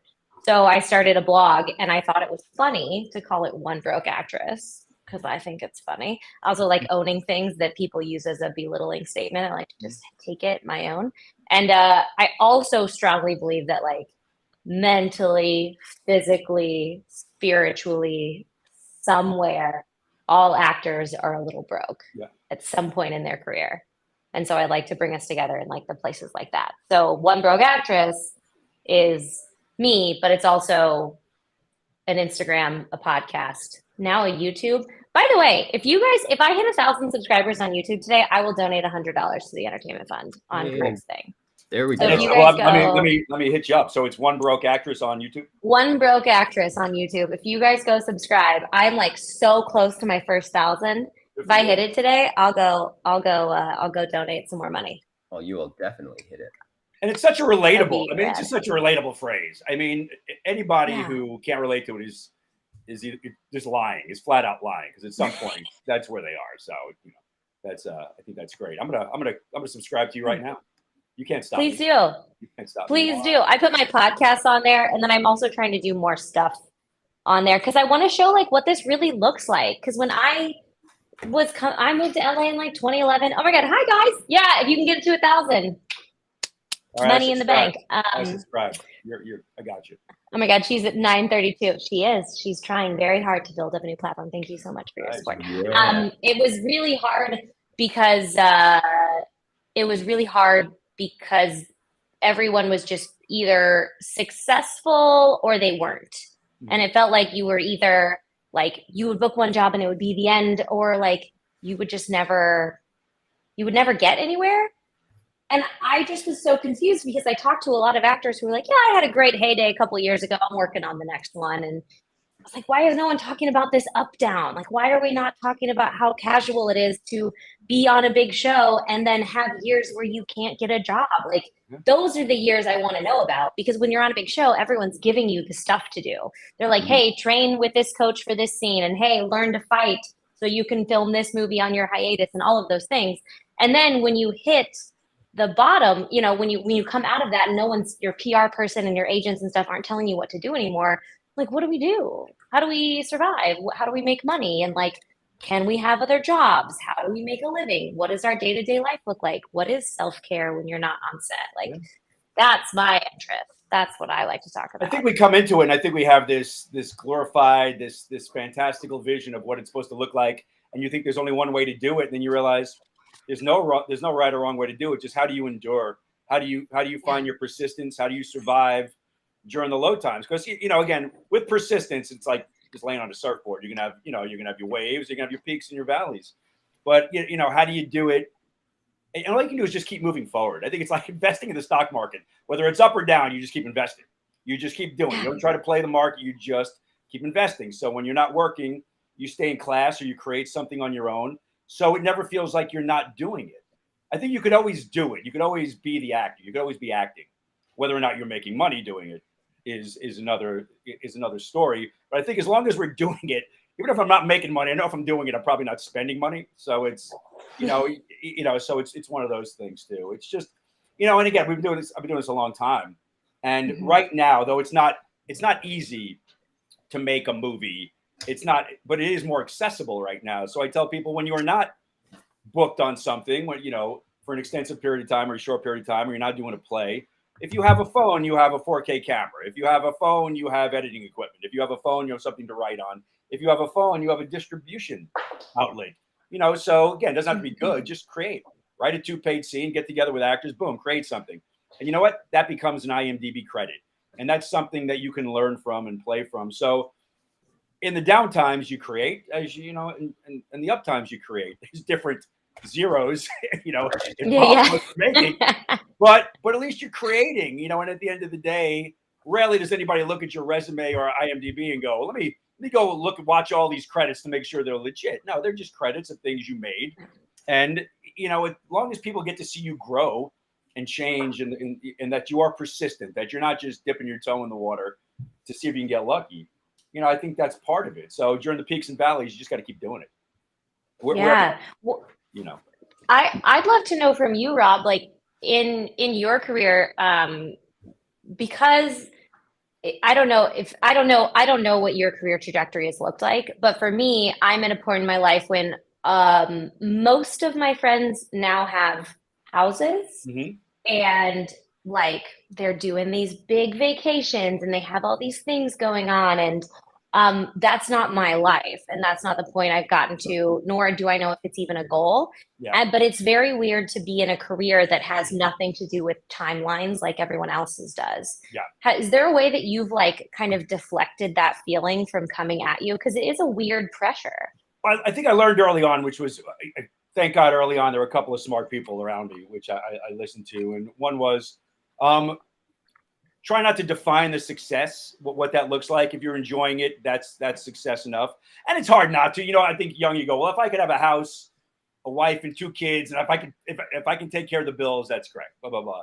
But ultimately, I think the definition of success, because we really don't get, unless we're creating your own content, you have no control over the booking, right? So to me, the definition of success is just being at a place where I'm doing, good work consistently. To me, that's okay. That's constantly feeding the beast successfully. But early on, I was around some influential people, which was great. And they said, look, you can do what you love for the rest of your life, if that's what you love. But if there's a chance you're not going to make any money doing what you love, how do you do that? And the only answer is you have no overhead. You don't get in hot, keep your bills low. And, you know, early on, I realized I don't need a big house. I don't need a Porsche. I don't need to travel the world. I don't need, you know, what do I need to do? I like being on set. I like talking the craft, and I like, you know, being on stage. And that's sort of, and again, that's just me. This is not for everybody. Everybody's got to find their own, you know, their own water level and everything like that. And I also find that I burn out a little bit too. So I want to just do nothing for a while. So what I've always done, when I hit 30 and I looked at my accounts and I realized I was at zero. I went, okay, well, how do we do this now? And so every, you know, from that point on, every dollar I made, 30 cents went into savings. And I just said, that's how I'm going to live my life. And if I can't cover my life on the 70% of the net, then, you know, then that's what I have to do. So you just, again, you keep your overhead as low as you can. Okay. So you are, during the low times, you're not struggling, and you don't have to beat yourself up waiting tables. I mean, you have to do all that early on. That's still, you know, from 20 to 30, you're bartending and waiting tables. Again, I can't speak for everybody else, but that's what it was. And then you go, okay. But save. And I think I heard, what did I say? Invest early. That was Alex, invest early. You know, invest early, because my only regret is those first 10 years I wasn't doing that. Because the 20 to 30 years, that compounding interest he was talking about, that would have made a huge difference now. But there's no time like the present. And you say, do you want to do this, or do you not want to do this for the long haul? How do you do it with persistence? Because that's how you get somewhere. It's not, I mean, can you win the lottery ticket? Sure. Are you going to win a lottery ticket? No, probably not. So it's persistence. And you have to keep grinding, and you keep up taking every audition and doing good work. So you build up a reputation of good work with casting so that they can get behind you. And realize that every audition, you're not going to be right for every audition. There's no way, it's subjective, but you can be freaking good in every audition. And they can see the good, truthful work in every audition. So you don't have to fit a square peg into a round hole. You just got to be good. So they go, oh, you know what? I don't know if Sam's right for, but Sam is perfect for blah. And I don't know about you, Sam, but I don't give a shit what part I get. You know, if I look at my resume, for sure. If I look at my resume, I would argue that 60% of all the parts I got were for a different part than I auditioned for. And I don't love them any less than the ones I auditioned for.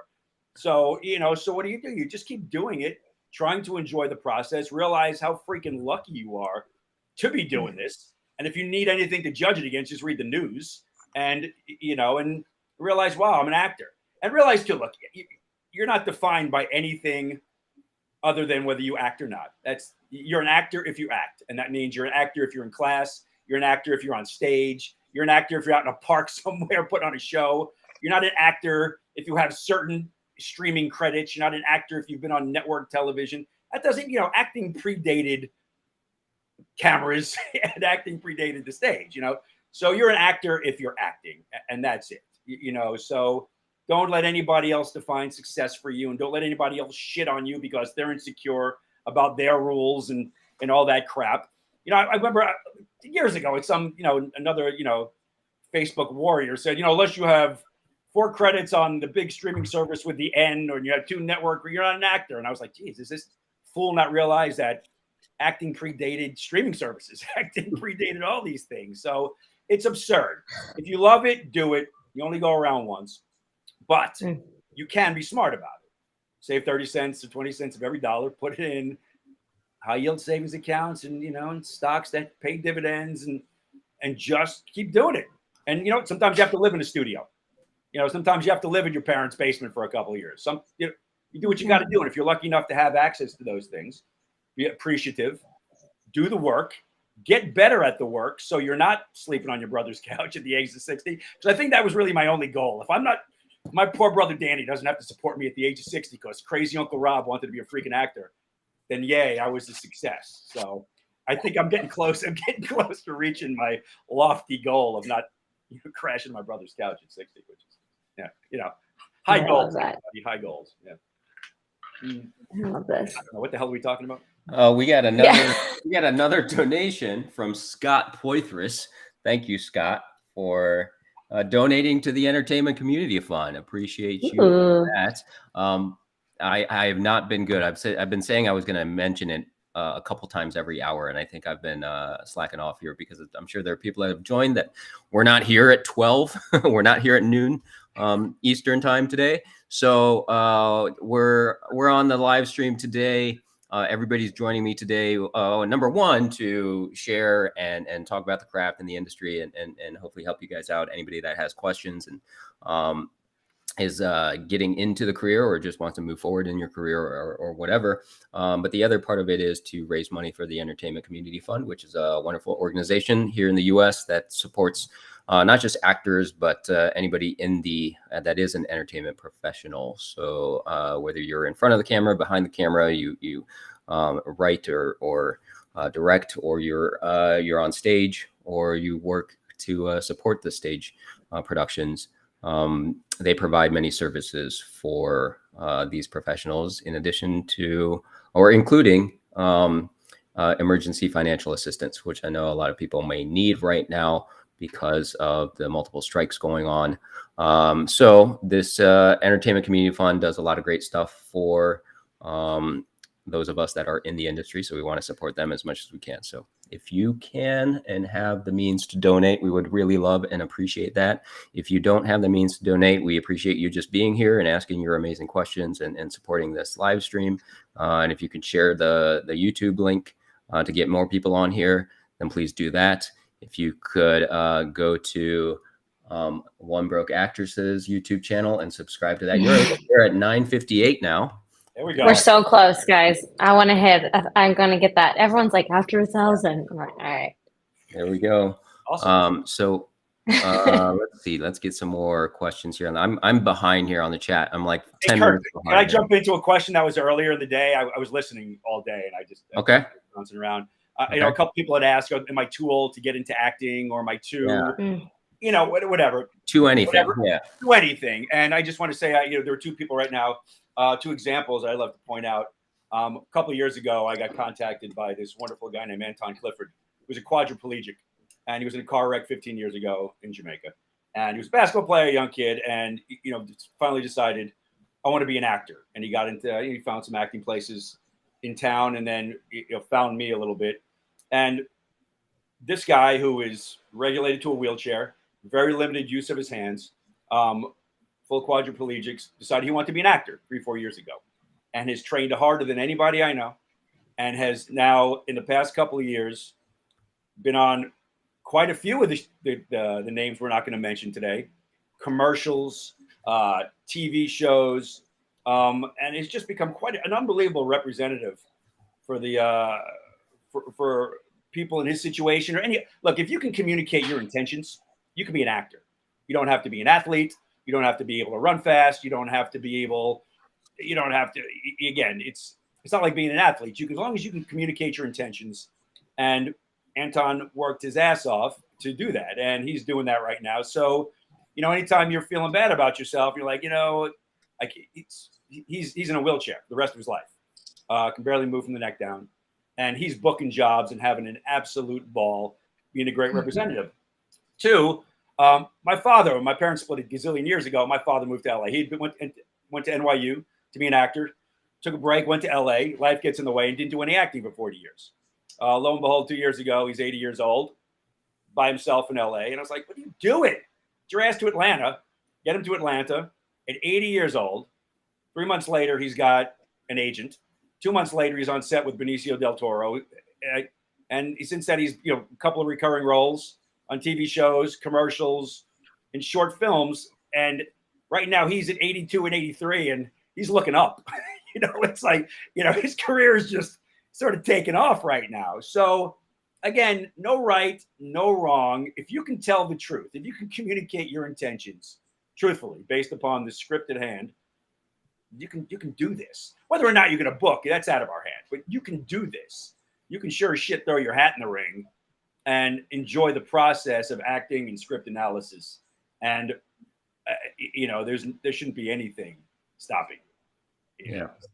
Just wanted to add that to whoever was kind of looking at themselves as if, wow, can I not do this because I don't look a certain way or because I can't do something? It's not the way this works. You can tell the truth you know, and somebody that subjectively looks at your work and goes, oh my God, you're it, you're the one. Well, then you're the one that day, you know, but you got to throw your hat in your ring to do that. So there you go. 100%. We got a question here from SJD. Can you talk about the different kinds of work or practice actors can do on themselves? It tends to be the hardest thing for me to find inspiration for. I'm sure you probably get similar questions like this, Sam, from your podcast listeners about like what can they do if when they're not in class to do on their own. Yeah. So I mean, my first question is like, what is your bandwidth, right? Because I can give you 100,000 things to do, but if you have an hour a week or if you have 10 hours a week, that's two different types of schedules, right? So like if you have a 9 to 5 and you have kids and you have this and you have that, can you set aside like 1 hour a week? Maybe you got to hide in the bathroom with the iPad or something like that and read a script and then watch it. That is one of the most powerful things I think you can do by yourself, right? To me, that's not necessarily practicing acting, but it's immersing yourself in the business that you want to work in. So the ability to see something from the page to the screen took me a long time. I'm still learning it, to be honest, because what you see on a page is so being able to picture it and imagine it and put yourself into it. And like, how could you be in this? What could you add without changing the words?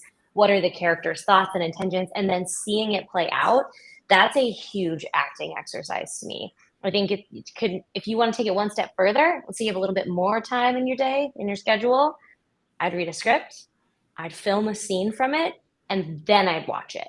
Now you're putting the practice into play here. So you have something that you can actually physically act on, self-tape it, right? Do something with it. There are so many ways to self-tape with or without other people. I do not love a like computer reading your lines, but I know sometimes that's the only thing that people have. So if you're going to do that, like there's an app called Cold Read that I really love. Cold Read is great for like working sides and stuff because you can just record the lines and you can change the way it's dictated back to you. So you can make it a little slower, you can make the voice steeper, that kind of thing. And it'll go on cue. So you can use your voice. Is it perfect? No. Is it useful? Yes. But beyond that, I think if that's something you can like add to your repertoire of like being in the work of this type of stuff, if film and television is something you want to do, then I would say finding other people who also are in that work, who have limited time to make your own group is key. So you don't have to be in class, right? But being around other people, connecting with people is what this work is based on. And if you're never going to have time for that, it's going to be real hard to put it up onto a set or for an audition and to translate an audition into being on set. So number 1, find scripts and watch shows. Number 2, find scripts, film a scene for them, watch a show. Number 3, if you have the most time, find a group of people that you can do this with, whether it be via a Facebook group or like there's tons of online, like I run an online community. So many actors run online communities of different sizes, different payments, whatever it is. Find people to work off of because it's going to change how you act is how the person is acting with you. And that is so much of what this job is. Right. Yeah, definitely. I think a lot of times in the early stages, a lot of actors want to, I know some people might be nervous about going to a class, right? So they want to read some books and they want to practice on their own. And in that case, I would encourage you, if it's not a financial thing, if it's not, you just are nowhere near a class that you can go to, if you're not able to attend even in an online class. But if you are able to, and you're just a little nervous about it, I would say try to get over those nerves as best you can, because it's all about like, you got to be able to look at another human being in the eye, because that's what you're doing on class, or that's what you're going to be doing on set. Like, you don't want to be the first time that you ever act with another person is on set, right? Yeah. You can't do that. So absolutely, there's a lot of stuff like that Sam mentioned that you could do on your own, but as early as possible, try to get another human being. And if it has to be virtual, it has to be virtual. But at least virtual, you're talking to another human being, and not just listening to a recorded playback of your own voice. I use the cold read app all the time, but it's more for, you know, from a rehearsal standpoint. But then when I go to my actual audition, never, right? I will have either someone in the room with me or have someone on Zoom or whatever, so I can be interacting with a real human being. And I was going to say, just to piggyback on Sam, you might dig this, and I think we're on the same page.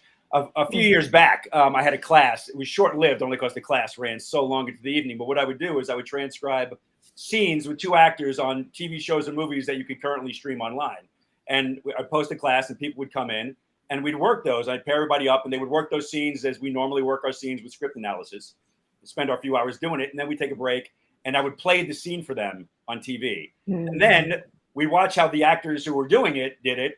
And then we'd have to go back using the tools that we use in class and retroactively change our choices to go, wow, if they were using objective, tactic, obstacle, inner monologue, whatever tools, what would those choices be? And ultimately, it just helped us aim towards the less is more. And it was great. The classes were going like 8 hours, 9 hours long. And I was like, yeah, I was going to say, man, you could spend some time on that. Oh, it was awesome. I keep threatening to get back to it.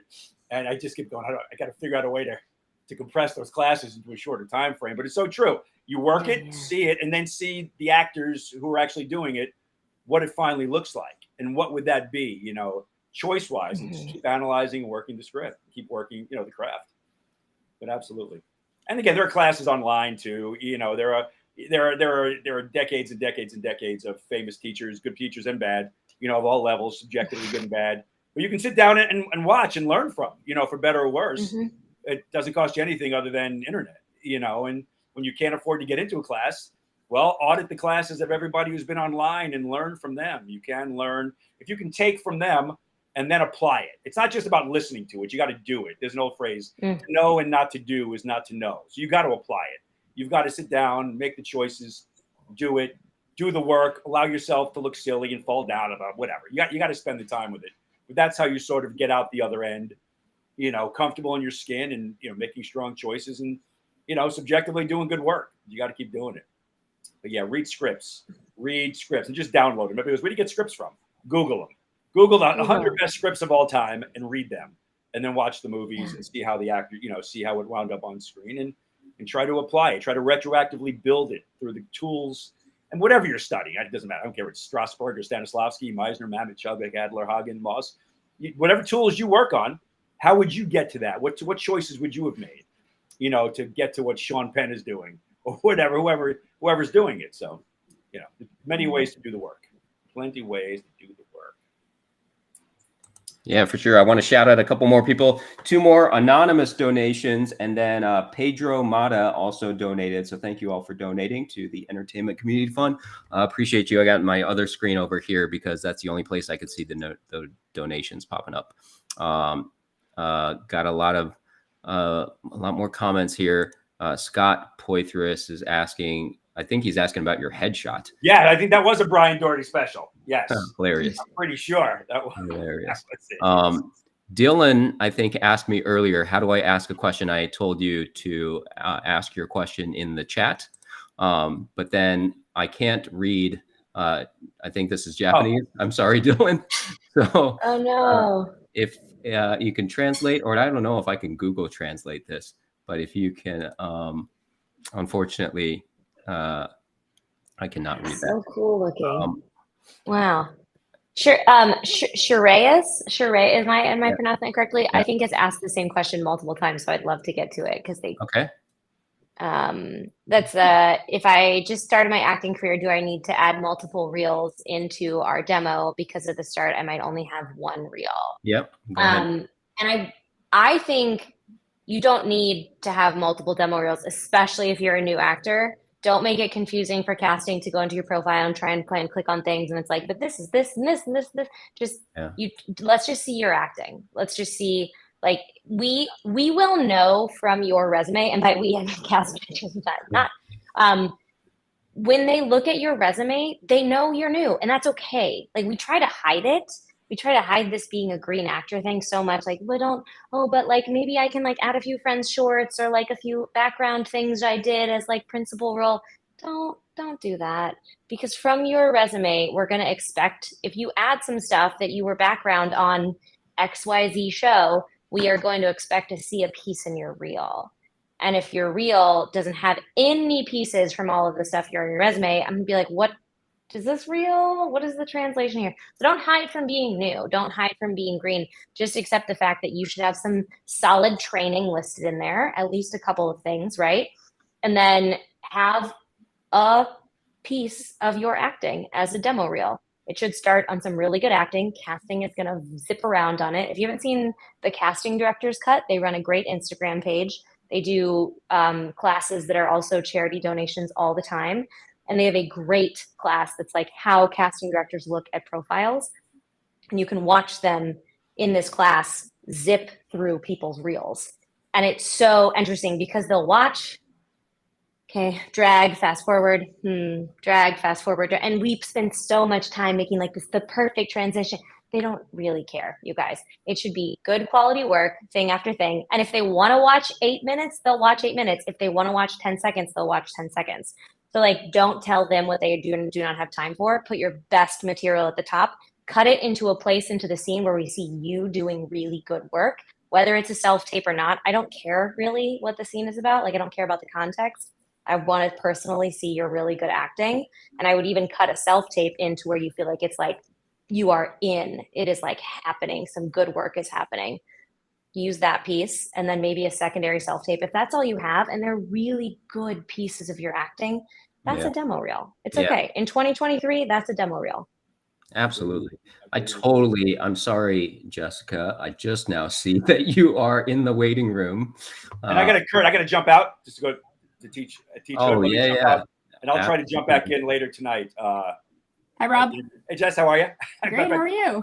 I got to go take care of your place right now.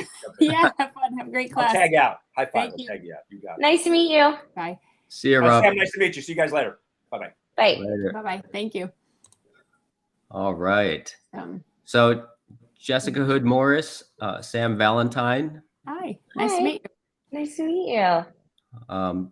Jessica was my very first acting teacher when I started in Cleveland, Ohio. Jessica, he told a whole story about you on my podcast. Oh, so awesome. Yeah. So long ago.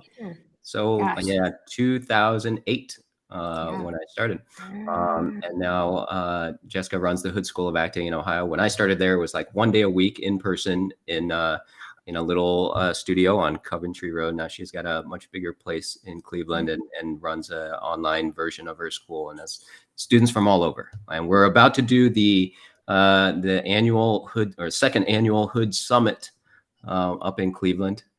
We did a week this year, and that's this week. A couple of days from now, I'm going to be flying to Cleveland to go do that. Yeah. So. Speaking of demo clips, I'm because of the summit, we have so many people fly in that want clips because we offer that service as well. Yeah. So we've got all day tomorrow and all day Wednesday from 8 in the morning till about 11 p.m. both days, just getting actors clips out. So that's going to be fun. Yeah. Yeah. Yeah. It's going to be great. So Jessica, I do the first thing I mention to everybody when they join. We have a swear jar. And I know that you don't swear normally, but this is not a normal swear jar. It's an AMPTP swear jar. So in solidarity with the multiple unions striking, one of the rules is that we're not promoting any struck work or any or even shows or movies that were from struck companies in the past. So if at any time any of us accidentally say the name of a movie or a TV show by name, we have to contribute to the swear jar. So I have a few names in here already.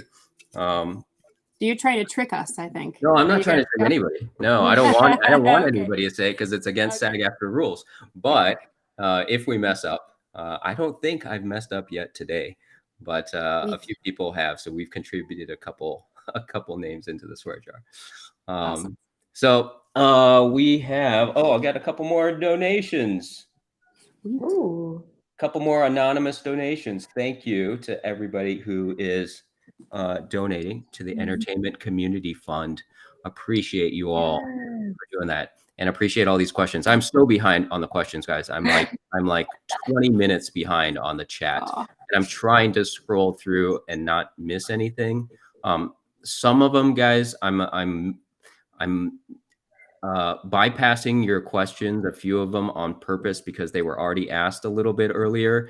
And this live, this 12-hour live will be replayed. It will go up on YouTube. And if you want to watch all 12 hours, you could see that. But I'm trying not to answer some of the repeat questions if we don't have to. But there are, and then some of them might be a little bit different, which we will maybe get to. So here's a question that has not been answered. Eugene's asking, I keep getting emails from Backstage to join them. Is this a good thing to do? I don't think there's a necessarily 100% right or wrong answer for this. There's many reasons why Backstage can be helpful. I don't know, Sam, I don't know if you know what's the cost of Backstage now? Is it $20 a month or something like that? And then I think there might be an annual something that's a little bit lower. Yeah, I don't know. I will say Backstage is not super popular in LA. I think from the actors I talked to, it has more work on the East Coast that I know of. But Actors Access and casting networks are our two most popular places to get jobs. Yep, I would say I would absolutely say the same thing. I think it's funny that I think the East Coast would say the exact opposite. They're like, I don't think Backstage is very popular here. I think it's more popular in LA, and maybe it's just not really popular on either side.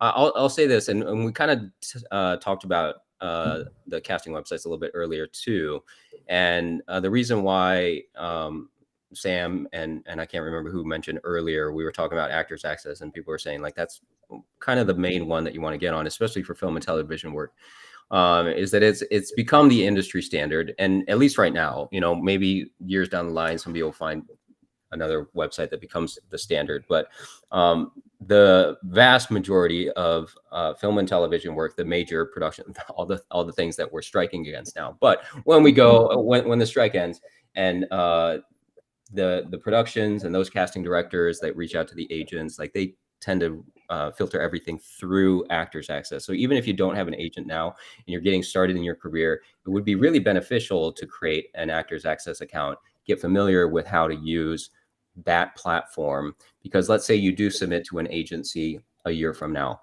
and if you have a really good Actors Access profile with your headshots and your resume and your clips on there, you're going to look like a professional. You're going to look like you know what you're doing.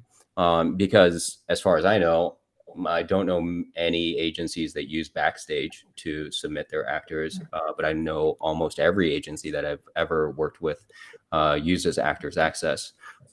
So agents are going to require you, not all of them, but a lot of them are going to require you to have an Actors Access profile. And then casting networks as well. That's a really popular one. And the difference between the two is that the majority, at least from what I've seen, the majority, not all, but the majority of film and television auditions coming through Actors Access, majority of commercial auditions coming through casting networks.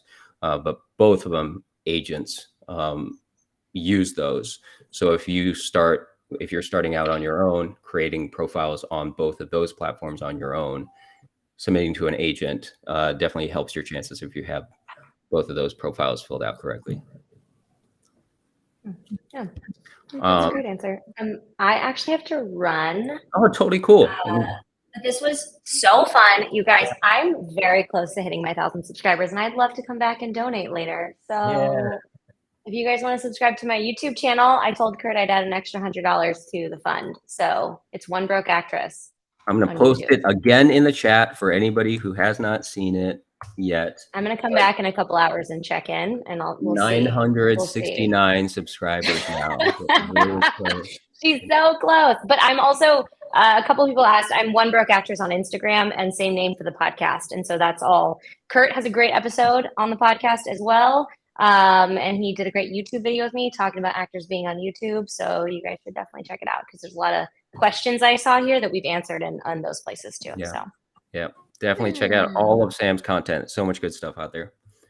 Thanks, guys. Right. Thank you, Kurt. Thanks for having me. Thank you, Sam. Thank you for being here. And thanks for bringing me up into the shot. Bye. Nice to meet you. Bye, guys. Bye. Kurt, are you able to pause me for a quick second? Because I just have to run up and do something real fast. Yep. Boom, you're paused. We'll see you soon. I'll be able to see you when you get back onto the camera. So cool. So this gave me a chance to scroll through some of the chat here because I know I've missed a lot of it already. Let's see. Let me see. Oh, more donations coming in. Thank you, Roddy, for your donation. Really appreciate you. Thank you, Rob, for your donation. Really appreciate you. Any others here that I'm missing? Thank you, Kim, for your donation. We are at $1,800 raised for the Entertainment Community Fund. Thank you so much, everybody that has been donating. Really appreciate what you're doing there. If you can, please donate to the cause. If you don't have the means to do so, we appreciate you just being here and spending time with us and asking awesome questions. Thank you. Let's see. So I'm going to scroll through. Oh, Jessica's back. So here we go. All right. Hello. All right. I think I saw Brad and Chris saying hi, so I want to say hi to you both. Hey, Brad. Hey, Chris. Hi, both of you. Okay. So all right. If you see any questions that you want to answer, Jessica, just go ahead and shout them out because I'm scrolling through and I'm sure I'm missing some of them. Yeah. So I'm seeing a question. Do you see one? Yeah. Yeah. I remembered one and I lost it though. Okay. But if I can find it, I will. Alex Parkin asked earlier, how do you differentiate when you're looking for agencies? How do you differentiate between a good agency and someone who's, maybe scammy or who's basically legitimate? I think was what he asked. I don't see that on here, but a great thing to do is just utilize your network because there's going to be people that have already worked with certain agencies or at least have word gets around. It's not it's a big industry, but it's also a small industry. So if an agency is scammy, the word gets around pretty quickly. So this is where, and I've told this before multiple times already before you came on here, Jessica, but I've told people how my first everything came from just being in class.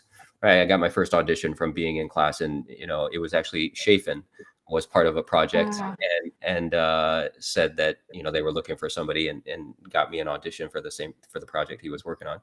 And my first headshot was from a photographer that you had recommended, and my first agent, Talent Group, was because Marisa was with Talent Group and recommended or made an introduction to that. So from an agency standpoint, making use of your network as much as possible, and especially your local network there, wherever you are. I know you are in New York, Alex. So the more people that you'll eventually meet in New York in the industry, those are going to be the ones that I would rely on, for help in terms of who's legitimate and who's not. And you can certainly do some research. You could do your research on IMDb Pro. You can look up agencies on there, see who the people are that they represent.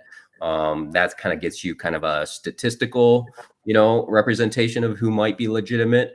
But at the same time, you might also want to just know from just, are they good people? Are they good to deal with?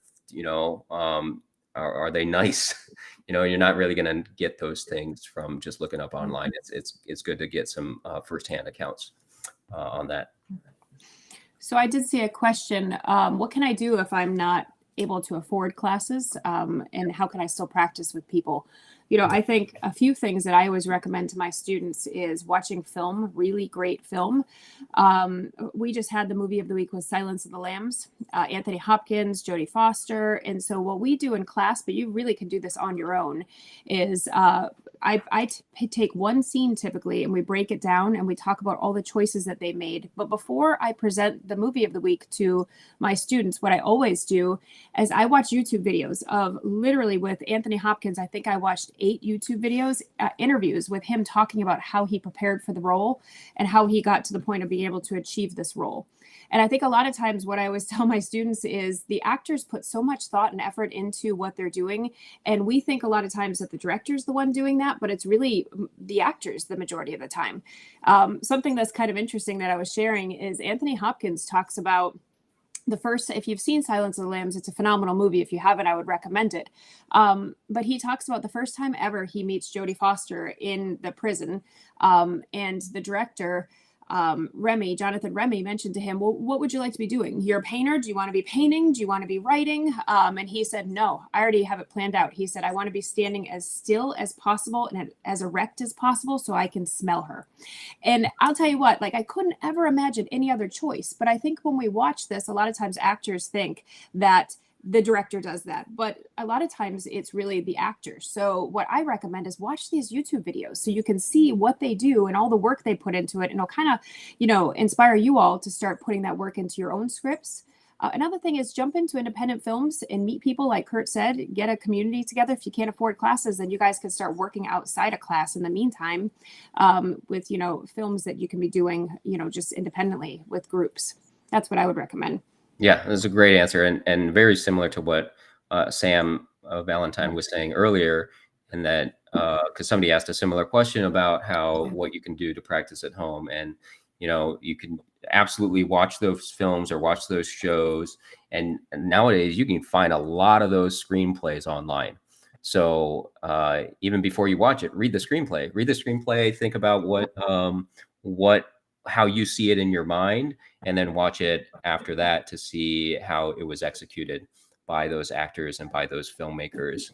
And the funny thing is, it's all an interpretation, right? So it's not about that. It's not about that it's right or wrong. It's just that, it might be an interesting that that actor thought about it a certain way. It doesn't mean that you should have thought about it that way, because you are your own person and you bring your own interpretation to the role. But it's just great to be able to, now we have access to so many screenplays. You'd be surprised if you just Google free screenplays, you're gonna find so many, a lot of Oscar-winning movies. You'll find screenplays too, and shows that you'll find those, and being able to do that kind of script analysis work on your own, and then watching those productions afterwards can be super, super beneficial. And then, here's another, wait, before, let me just see if there's any more. Nope. Okay. I want to share one more thing, if you don't mind, Kurt, because as you said that, it reminded me of, so as I was doing research with both Anthony Hopkins and Jodie Foster on that film, Jodie Foster said something that really was super interesting to me. She said how she really broke down her character and what gave her the bones of her character was two things. She said, again, if you haven't seen the movie, I'm not giving anything away, but she said, when she was younger, her father passed early on, and so she went to foster home. And the reason why the movie is called Silence of the Lambs is because in the middle of the night she heard screaming. She went out to see what it was, and it was lambs being slaughtered, and she saw blood, and her character just leaves.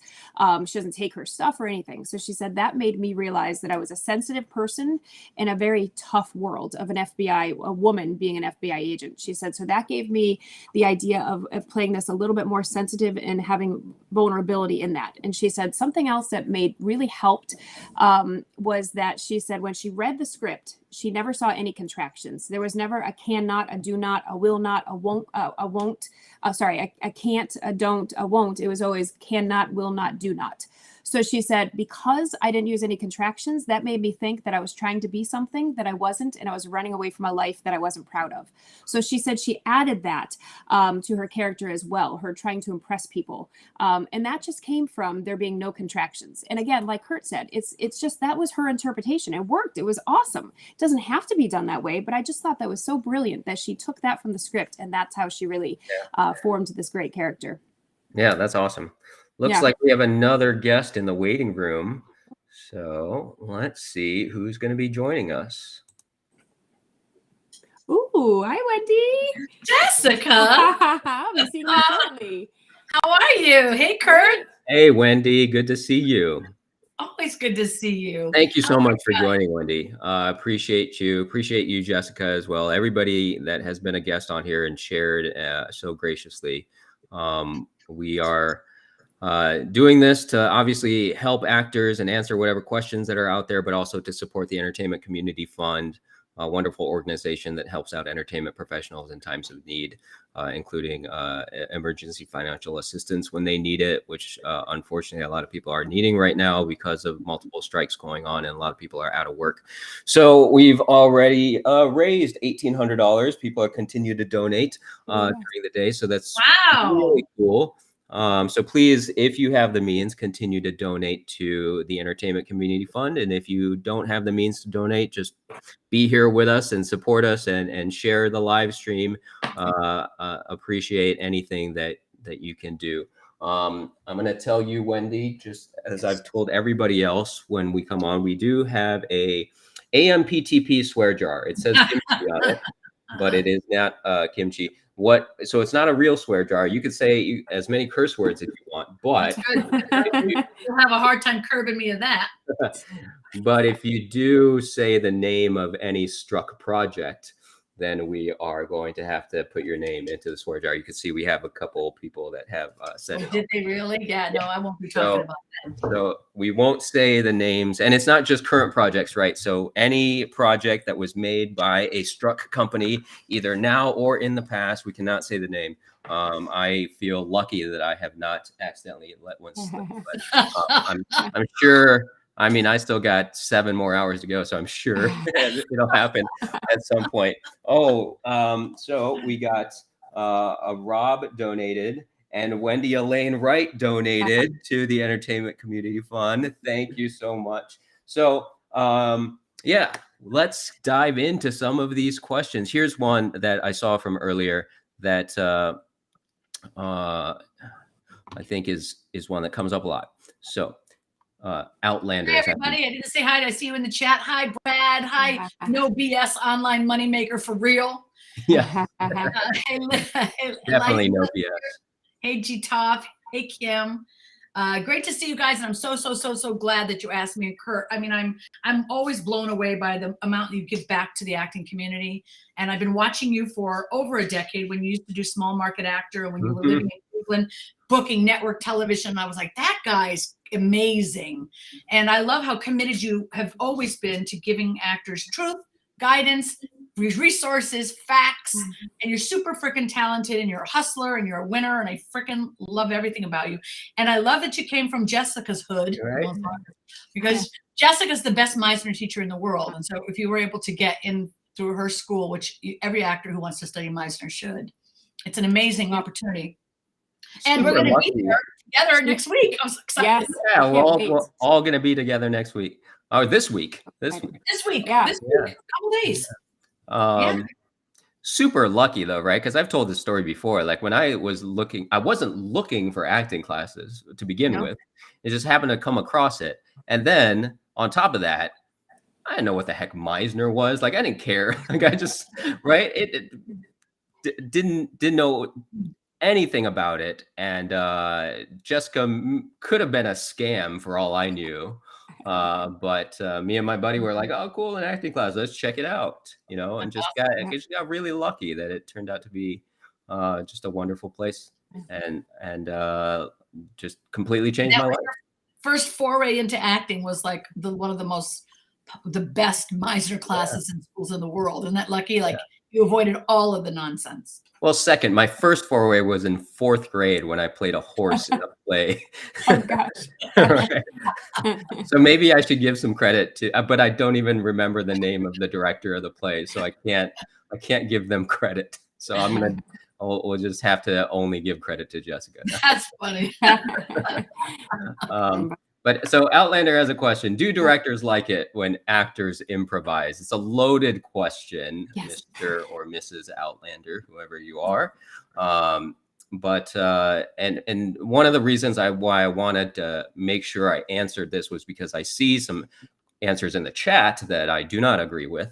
So let's make sure we get the correct info out there, which is there's no hard and fast rule here. Certain directors, because you got to remember, directors, when you say directors, they're not robots, they're all human beings, and all human beings have their preferences, and all human beings have certain things that they like or don't like. So you're going to run into directors and writers and producers on certain projects that may not like improvisation, and you're going to run into directors and writers and producers of other projects that love it, that would encourage it, right? And you may not know this going into the project, and sometimes you'll have to learn as you go. You might have to test the waters. You might have to see what other actors are doing on set.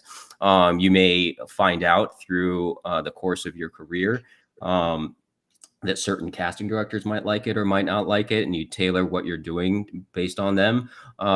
What I've done in my career is I've found that certain times when I've improvised, it has helped me a lot. So I no longer think about it in terms of what a director might like or what a producer or a casting director might like. I'm going to do what I like, as long as it serves the story and serves the script, and I'm not just doing it from an ego standpoint. Like, don't improvise from an ego standpoint. Don't improvise to serve the story, so that you know that it still fits the character and fits the story. And this is where script analysis and all that stuff comes into play. So it's not like a really simple answer here, but I saw some people saying in the chat that no, directors don't like it. Plenty of directors love it. There are times when I've improvised. There was a story. I'm going to tell the story, but I can't say the name of the project. So, but there was a movie that I auditioned for where I said a line. It was only one line. The role had only one line, but I added a second line because it made sense to me. And I wasn't doing it from an ego standpoint. It made sense. It made sense for the character to say it. So I said it for the audition, and then I got a call back in person. Oh no, it was all in person. This was pre-pandemic, so it was in person. I did not ask for permission when I went into the casting director's office. I said the line that was written, and then I said the line that I improvised, and the casting director was like, "Okay, cool, great." You know, didn't comment it even on it that it was the additional line. And then I booked the job, then went on set. And when I arrived on set, the director said to me, "What was that thing that you said in your audition?" I told him. He's like, "Oh yeah, that's great. Yeah, I loved it. Say that again." So the line made it into the movie, and there's multiple times when that has happened as well. But also there are times when they don't want you to say it. So you can't predict it. You can't read people's minds. So just do what feels right for you. Something I always share with my students is, I've seen with these interviews that I watch often, actors will talk. Anthony Hopkins just recently said in an interview that I watched, he said, the first thing I do when I get a script is I devour the lines. He said he reads it 200 times, the entire script. Wow. He devours the lines, and he says, so that way I can be free and improvise if it's needed and welcomed. So, we hear this often. You first have to have the lines down, like Kurt said. And then in the moment, if something happens, if we have the lines down, we can be free, and then we can improvise off of what's happening in the moment. And those are the best moments that, come, I feel like, when we're able to improvise. And we hear that on and on with so many different actors. I'm not going to talk about films, but I know, Robin Williams had talked about, there's a couple films where he was like, I was able to improvise, but first we had to do the lines 3 or 4 times exactly the way it was, and then they let me have fun and play. Yeah. So know that you need to know your lines, but you should be able to, if something happens in the moment, we don't want to ignore it. We want to be able to improvise. And most of the time that's what gets in the film, I say. That's where some of the magic is, right? Yes, I agree. Yeah. I think that an actor's responsibility is to be able to do either or. To be able to go word perfect if that's what this production wants, because some directors absolutely want word perfect, like Aaron Sorkin or whoever. Or certain jokes need to be word perfect because that's how they land. But then there are times when they want to see you improvise. And some shows have like improv as that's the whole basis of the show, and it's a 30-minute show. It's not any of really hard not to say. It's really hard not to say shows names. So funny, but something show. The entire show is basically improvisation. So you really should be a master of improv, so that when you need it, it's there, and when you don't, you don't. But study both. Right? Wouldn't you agree, Jess? Yes, totally agree, 100%. And don't just take one class, you guys. I mean, I know we're talking to smart people here, right? So when we say study improv, it means like immerse yourself in the art of improv and not just take level 1, but if it offers 5 levels, take all 5 and get really, really, really good at it. And then go to another school and start at level 1, take all 5 there, you know, all 5 at UCB, all 5 at Second City, all 5 at Groundlings. I mean, really master it if sitcom acting is where you're trying to go. Don't just dabble, folks. Dabbling. It's not your friend. I agree. Right. All right. So I'm trying to scroll through some of the questions here. You know, as he's scrolling through, I'll say, I can't say this enough. You guys should be watching YouTube videos, interviews on how the actors achieve their roles, because you're going to get a lot of these answers right there. Like Joaquin Phoenix talks about a film that he did. And again, I don't want to talk about what it is, but he improvised so many of the scenes, and it's one of his best films.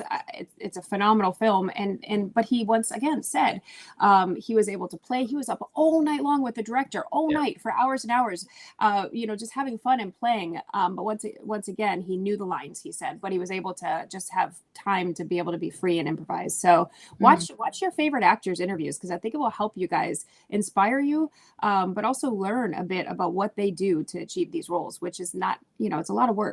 Yeah. If you want to find ways to hint at the movie or the show, that's totally fine. I've talked about the karate show that I worked on before. So like, as long as we're not saying the name, it doesn't go in the story. Yeah. Someone said something, which I'm wondering too, what I said earlier with Anthony Hopkins, the film. I'm not going to say it again. Does that go in the jar? Because I said you did say it. Oh no, you didn't say it. Did you say it? She said Anthony Hopkins movie, didn't she? I said it before that. Then I realized, oh crap, I said that earlier. It's hard, isn't it, to not I didn't even notice. Yeah, and it's just like it goes one ear and out the other too. You don't even notice it because we talk about it. Yeah, I know. I did. Right. How much was she fined? How much did she have to pay? I gotta write your name down, or we're letting people you decide on your own. Trouble. Whatever. Well, I'm gonna donate anyways, but I don't know if that'll be a separate thing or whatever. I'll do. I have Essex has her teacher meeting, meet the teacher in a bit. So I'm gonna can I interrupt and tell you something about Essex art show? That was so beautiful. That she had didn't she have an art show and at school, and she did her own art for the first? Oh no, it wasn't Essex. No, she did. Essex did Walk Like an Egyptian for the talent show. That's what I didn't know if that's what you're talking about. And she practiced her butt off here for so long. She went in front of the entire school, and she did so well to the point where like teachers would come up to me. She said she'd walk in the hallway, and like the 5th grader, she was in 3rd grade, would go, "That girl doing Walk Like an Egyptian was the best one." And she was like, "Yes." But we practiced daily. Like it was a daily thing here because are you excited about having a little performer? I mean, coming up. Oh my gosh. She loves it. Yeah, she loves all of it, dancing and all of it. She's beautiful. Your daughter's beautiful. I can't wait to. Will I see her when we come? Yeah, so I was thinking maybe our girls' day, she can come for part of it, or Thursday night she might come as well. So we'll definitely see her. I'll grab her, hold her, and don't let her go. So cute. Somebody's saying hi to talk about anything, Kurt. So I want to talk about. I know. I was gonna say I don't want to bogart the time, but Wendy knows that we just lost Kurt knows too. We just lost our dog of 12 years, which was like so hard for all of us, like really, really difficult. But we weren't planning on adopting another dog, and yesterday this dog popped up on my screen on one of the rescues, and she was a puppy mill dog. So I don't know if anyone knows any of that, but she's left in a cage for 2 to 3 years of her life, and she was just basically let out when she was gonna, have the babies, and that's it. And we have her in our house now. She's a golden retriever, and I've never had a dog like this. She's so timid. The only person that she's kind of approaching is me, but she wants to go in the corner. She wants to be in closed doors because she's so used to. So Kurt, you'll meet her on Thursday, but she's like a little lover, and so she has to eat out of my hand. She's like 65 pounds, but she won't eat unless it's out of my hand. But we got another dog, and we're the too. So you guys have too much love not to get another dog. That's what we said. Poor little babies. Yeah. I feel bad, and so she'll accept love soon. She just doesn't know how to because she's never had love before. So, but we have so much of it, so she's gonna be getting a lot. That girl's gonna be just fine. That's great. I'm excited. What's his name? Her name? So we named her Newbers. Newbers. Yeah. What's it mean? So it's an interesting name. Our names, my husband always comes up with them. Like Essick is my name, minus the J and the A. Yeah. Newbers is sort of like New Bursey. Our old dog was Bursey. So my husband, Newbers. So it's not Newbers, but Newbers. So it's like quicker. Yeah. Newbers. So, Great. yeah. Sort of like great. a tribute to Bursey in a way. Yeah. Yeah. Great. Yeah. She's sweet. Yeah. Well, someone said hi to Siren. So. Oh yeah. I don't know where he went. Siren is so beautiful, that cat. I swear. Thank you. Did you say you have to leave now, Jessica, or you're? Dude, what time is it? Probably in like 5 minutes. I would say. Okay, so we're good. Let's pull up another question here. Bob says, I know this question has been beaten to death, but in your opinion, how does trying to start a career in film and TV differ for a newbie between LA and New York? Is LA slightly quote unquote easier? And I'll before anybody else answers, I will say that now you really should be also asking, if you're talking about big markets, you got to include Atlanta in there, because Atlanta is a huge market. More movies are filmed in Georgia in some years than in California. So if you don't know about Atlanta, you really should. Yeah. So yeah, Wendy, do you get? I'm sure you get this question a lot from like, what start in LA or start in New York, or what should they do?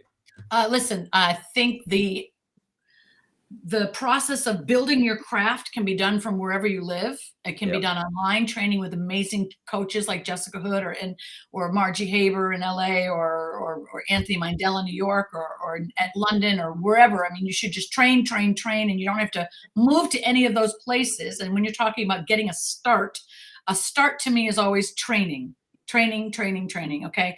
And then when it comes down to getting your first co-star credits, you really need to have some solid acting clips. I always say you don't need a whole demo reel to get started, because managers today, we can look at a great clip and see if you can act your ass off. Do I have to swear, Jar? Act your ass off. That's fine.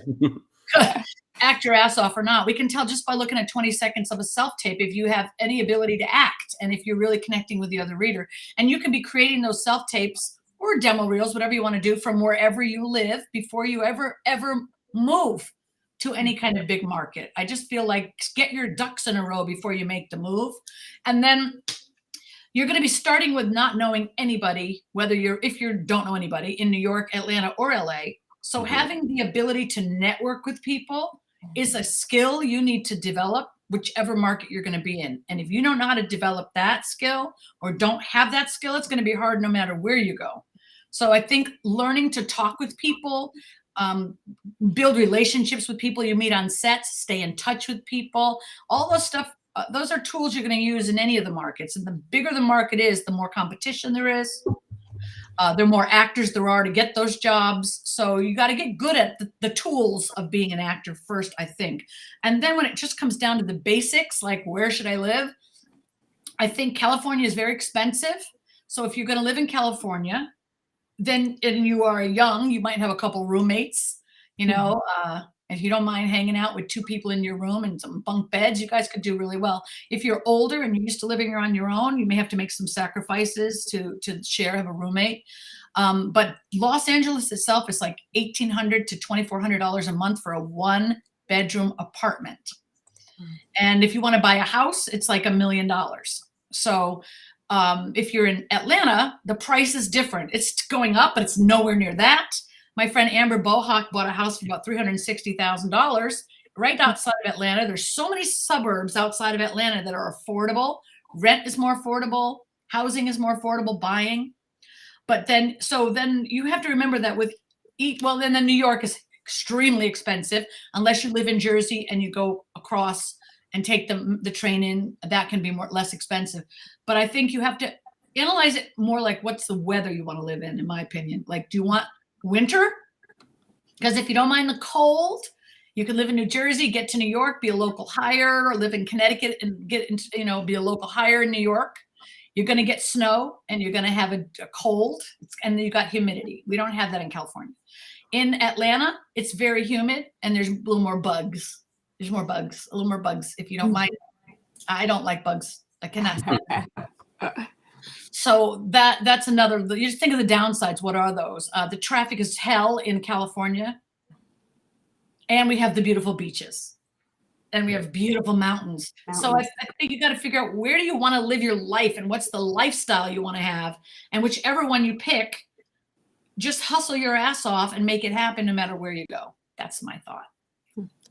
I pretty much, I was going to say similar. My thought is work in your own area where you're at right now, because honestly, if you go to a big city and you've never been on a set before, that's a problem. So why not do different independent films where you're at, start to learn the lingo, do industrials, make a little money, build your resume up, and then go into the, a bigger city. And like Kurt said, build a community of actors that you can do self tapes with, read for you.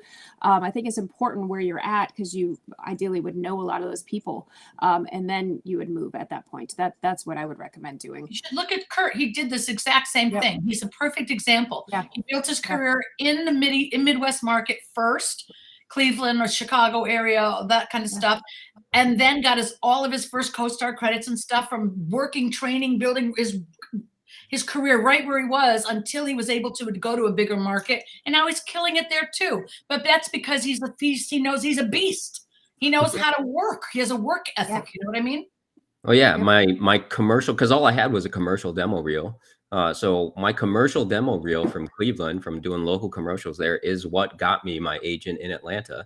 And if I didn't do that work starting out in Cleveland and just came to Atlanta, just say, all right, I'm going to start here, it would have been however many years it would have taken to get that off the ground before I would have been able to get an agent in the first place. So it absolutely helps in that way. And as far as like, is LA easier? I don't know if LA is easier than anywhere. LA is probably the hardest place to break in. I mean, LA is the epicenter, so you got probably more opportunity there than anywhere else.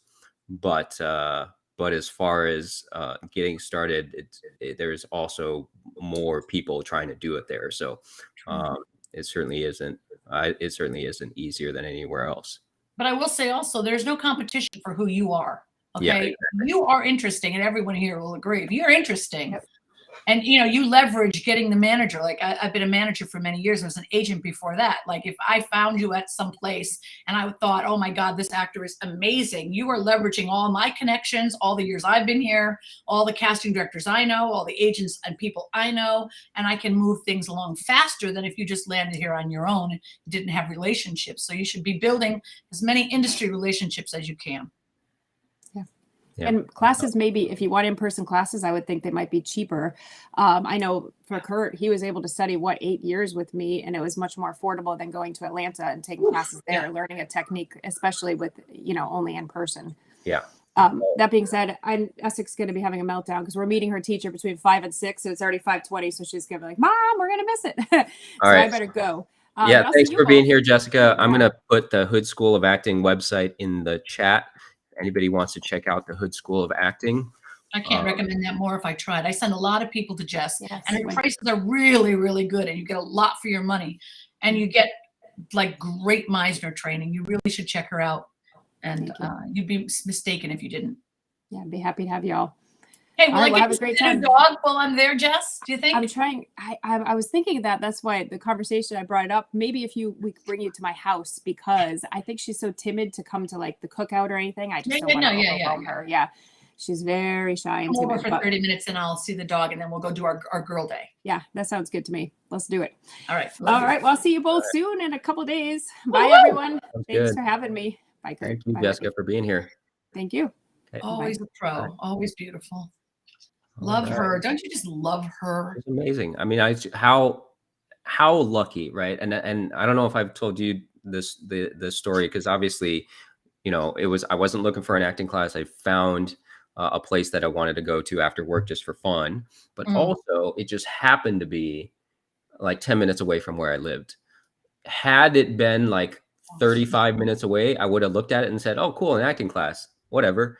I'm not going to drive 35 minutes to go to do some random thing just to have some shits and giggles, right?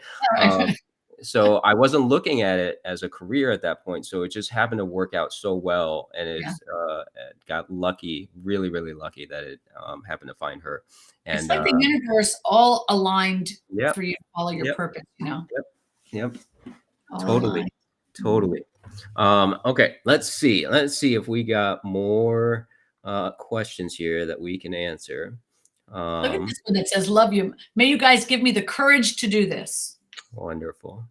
You can do this. Yes. Yes. I want you to think about having realistic goals though. Like whenever I talk to an actor, if you want to be a famous star, that's fine. You can have that goal. But my job is like, let me get you started acting, or let's get classes, let's get headshots and your acting clips, and then let's get you submitted for indie projects and student films and short films, and let's keep training and let's build relationships and then keep going one step at a time. And you can do that. If some of those projects end up to get some magic around them, great. But let's get working. At least you can do that, Jatov. Yeah. Everybody, you can do that. I can't find the question now, but I know that I saw it from earlier, and it's a question that comes up all the time, and we haven't addressed it yet today. So if you want to share your thoughts, Wendy, on someone's asking, what should they consider when they're thinking about joining the union, joining SAG-AFTRA? What should an actor consider before joining? Yeah, that's a great question, Kurt. And to you who asked it, my thoughts about it is the union is an extraordinary and important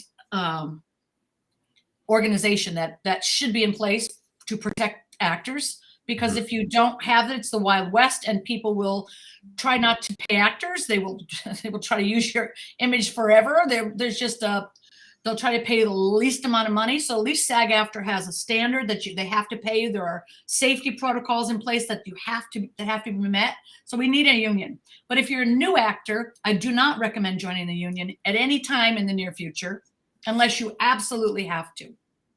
And the reason I say that is that when you're a new actor and you don't have any co-star credits or guest star credits, you are a very hard sell. You're a very hard sell.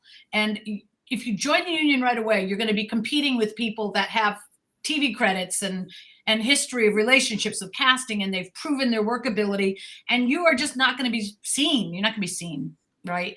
So if you stay non-union, you can get short films, student films, web series. Some of those non-union films will fly you to Zimbabwe. You could be, on location for a month shooting a film. You're getting experience. You're learning what to do on set. You're developing that confidence, that resume, and you are becoming a professional. And then you are still allowed to audition for SAG projects, and most of which you're not going to get, because you don't get most of the projects we audition for anyway. So you'll be getting auditions with SAG projects and SAG casting directors, etc. And then you're going to book one. And you're allowed to book one and still stay doing all the non-union stuff. I think you're allowed to book 2 or 3. Is that it, Kurt? Something like that? Yeah. And after your first one, you become eligible. Eligible. After your second one, you have what they call an OK 30. So within the next 30 days, you can book as many as you want without having to become a must join. And then you become a must join before your third. So before your third one. So when you are station 12, what they do is they call and they say, is this person okay to bring on today? No, they're okay. They're still in the 30-day period. So you can hire them without paying the penalty.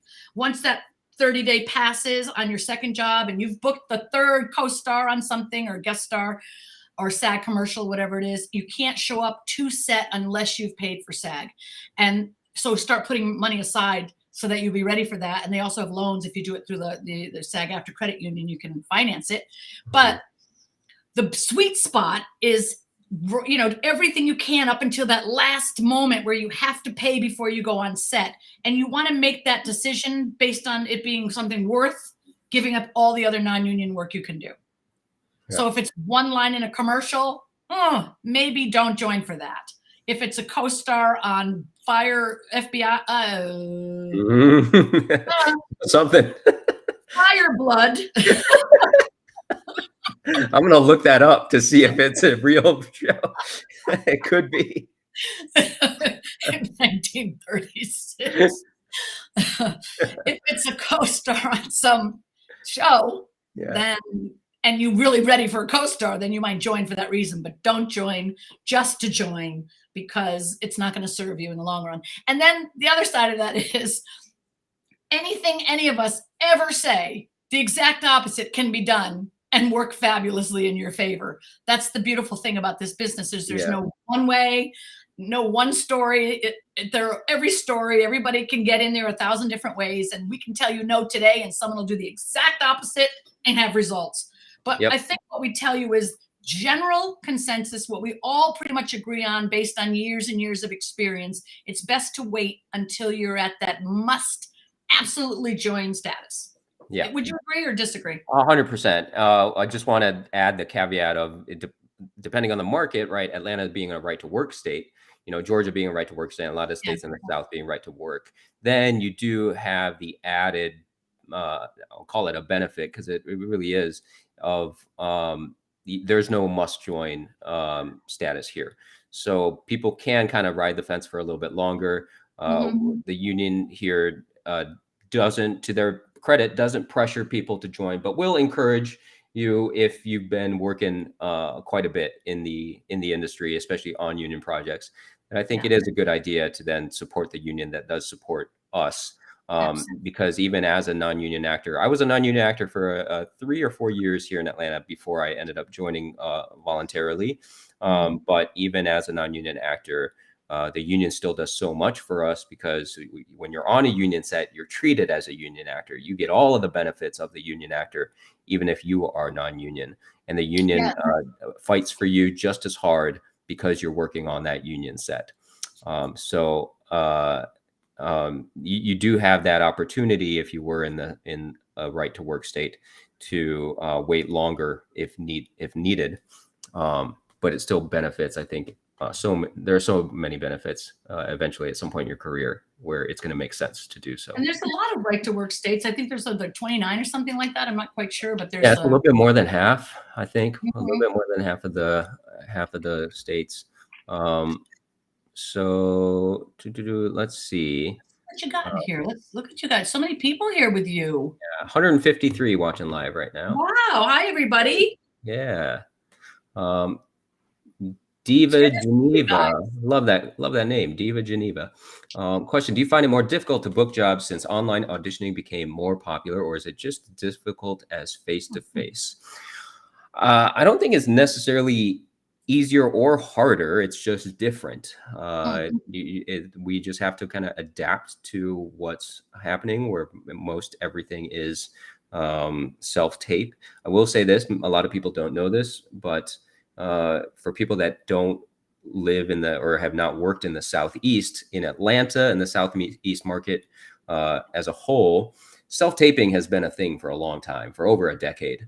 It has been the main form of first round auditions for almost all movies and TV shows here in Atlanta, well before the pandemic. I would say 80% of auditions were self-tape in Atlanta. And then, so when the pandemic hit, we went from 80 to 100. So it wasn't as big of a shift for a lot of us here in Atlanta. For other markets, it was a much bigger shift because most things were in person. I will say for me personally, I really like self-tape auditions for multiple reasons. You don't have to drive around everywhere. I know that, in LA, I've never lived and worked in LA, but I know the stories of people like just driving from audition to audition. You go, you spend all day out and you went to 3 auditions, right? Yeah, just driving around town. And imagine saving all that time and being able to do it at home and having the creative freedom to do it at home. I like that part of it, but I am kind of a techie nerd and I like playing with cameras and lighting and all that stuff. And I get that there are a lot of people that don't and don't want to be the cinematographer and don't want to be all that. And it's just like, can I just act? Right. But one thing I will say is that if you, it can benefit you to learn the basics of all that because it'll benefit you on set. It'll benefit you as an actor on set to know, oh, what does it mean that they're using a 100mm lens as opposed to a 35mm lens? You don't have to even look at the framing to know that, oh, this is probably how I'm going to look on that camera. This probably tells me how much movement I have to move around and all these things. And just understanding that whole filmmaking process, at least the basics of it, can be super beneficial. And I'll tell you, like learning that for self-taping can be really beneficial as well. And it's not going away, guys. Self-taping is certainly not going away. I think casting directors that initially pre-pandemic that were opposed to it are now, seeing that the benefits of it. There are certainly drawbacks as well, but there are many benefits. So I think at least first round of auditions are going to be staying self-tape. I don't know. Is that what you're hearing, Wendy? 100%. And most casting directors that I know, and I have a lot of friends they prefer this. They prefer the self-taping environment because they can get through a lot more tapes and they can get through a lot more people.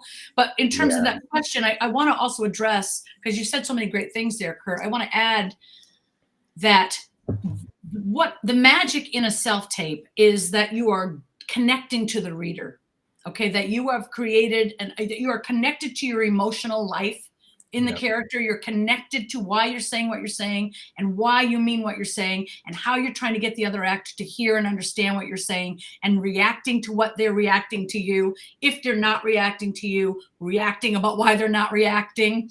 If they are reacting, how are you reacting to that? Because we're listening and reacting. And that can be done in person or in self-tape. If that element is missing in either place, you're not going any further in the audition anyway. So I think there's something about not worrying about things you can't control. Right. You have absolutely no control over whether there's going to be self-tape auditions for 5 years or 50. But don't even worry about that. That's irrelevant, in my opinion. But put you on what is useful is the things you can control. Do you have a really good on-camera self-tape class that you're in that teaches you the subtlety if I'm coming in closer and I want to say something to you?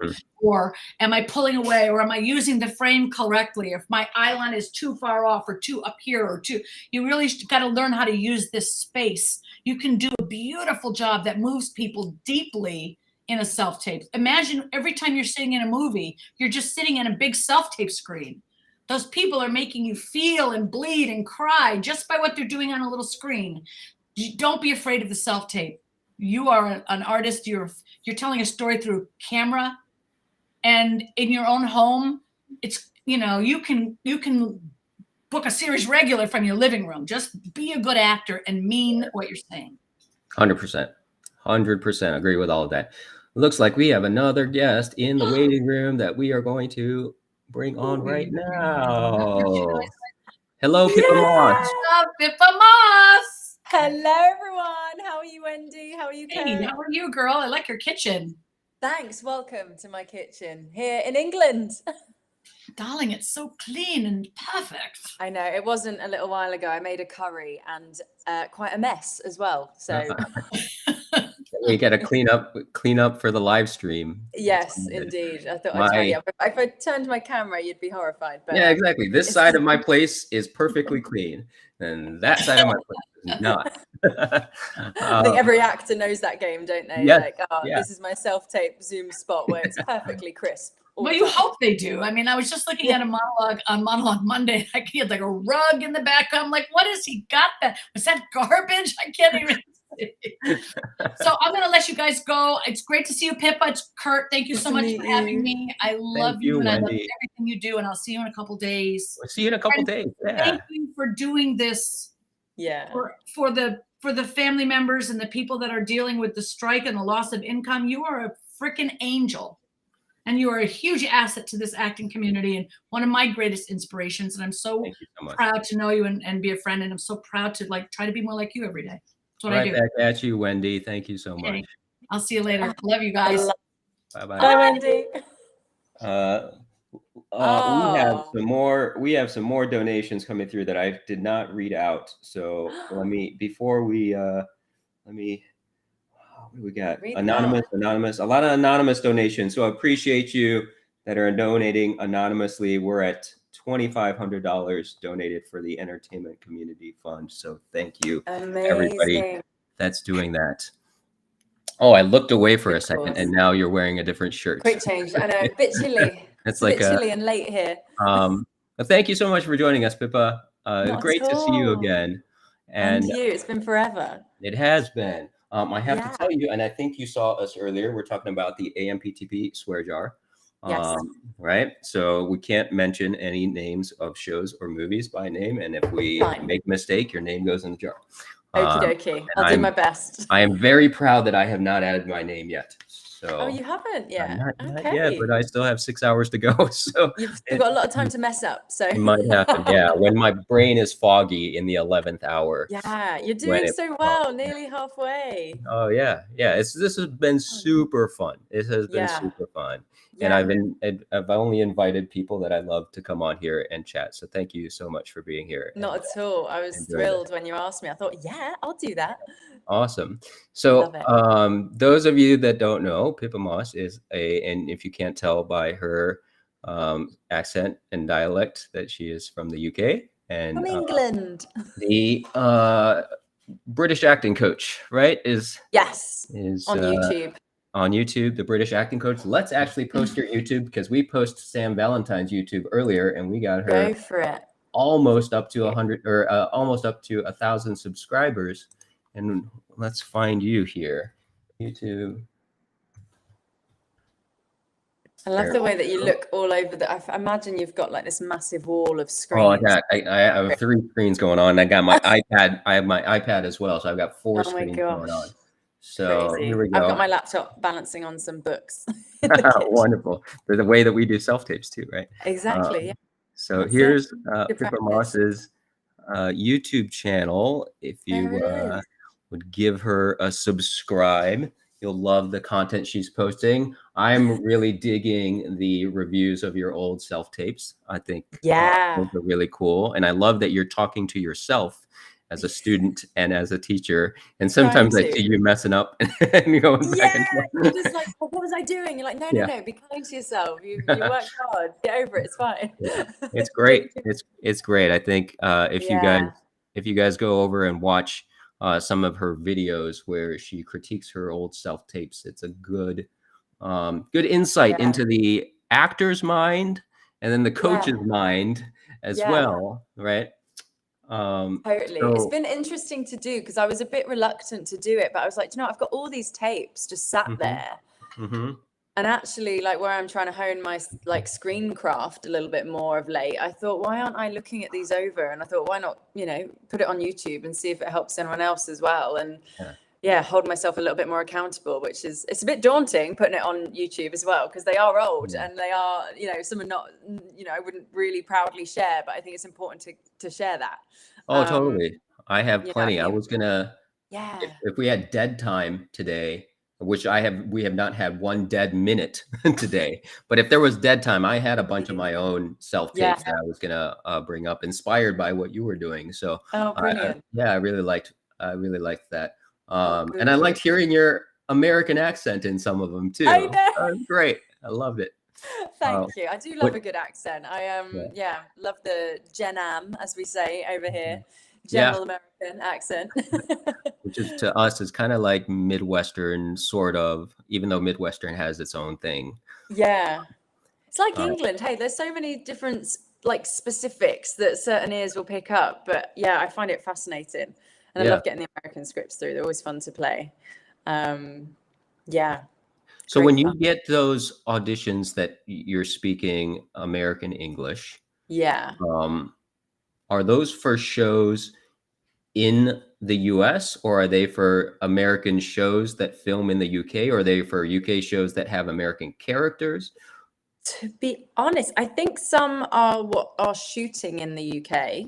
But they're American productions. Yes. So I think it's a case of looking for actors in the area that can do it authentically enough to shoot on location. Yeah. Cool. Which is interesting though, because I know with some projects you've done, you've been flown out to shoot here for. That was for one of those companies that we're not going to mention that have a ton of money, right? So they have the money to do that. Yeah. Exactly. Yeah. Not all of them have that money. So yeah. And depending on the character too, right? So some of them where they'll have the money to fly in some of the major characters, but for a co-player, it just makes sense to hire someone local that can, can speak in the proper dialect. Exactly.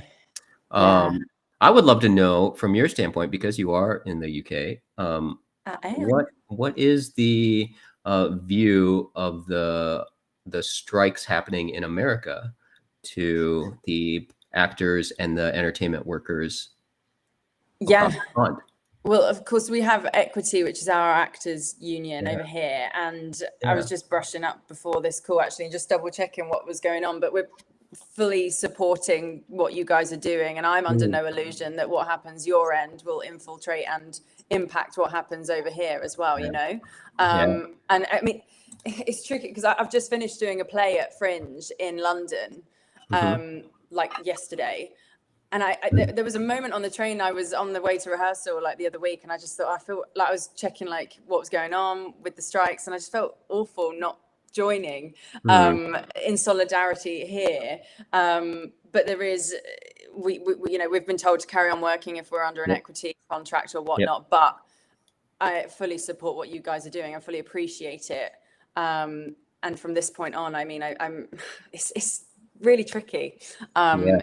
Over here, because I want to kind of join it too. And now my play's finished, but then obviously that kind of was like, well, it was tricky because it was a small production for a Fringe, you know, new writing, self-funded piece that I was working on. So but we are fully supporting you guys. Like all the people I know in my community, at least, are under no illusions that you guys are doing an amazing thing, and we're very grateful over here.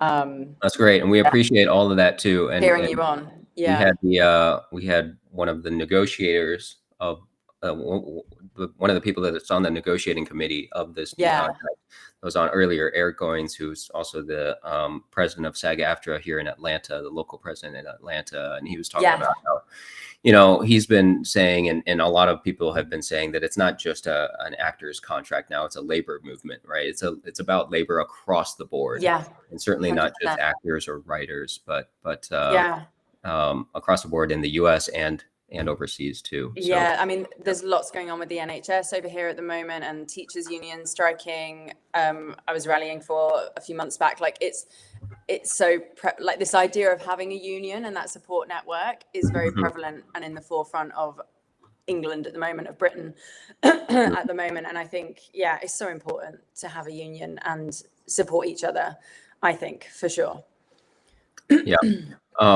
So, and I'll say too, you say it's kind of tricky over there, but it's tricky here too, because not everything is struck, right? So it's right now, it's just the film and television contract for one, and not all television either. Like soap operas, we were talking about earlier, soap operas are on a different contract. So like those actors are still working. I know some of them have even voiced like they feel weird about working right now, right? Because everybody else is out of work and they're able to support. But you know, I fully support them. Like, look, you gotta, you know, we're doing it's your career and it's your livelihood. So and that's it. No one wants to be in this position. We don't want to have to be here. Do you know what I mean? So it's just we've got to help each other where we can and do what we can, I think, and just try and provoke change by doing what you guys are doing, which I highly commend. So it is tricky.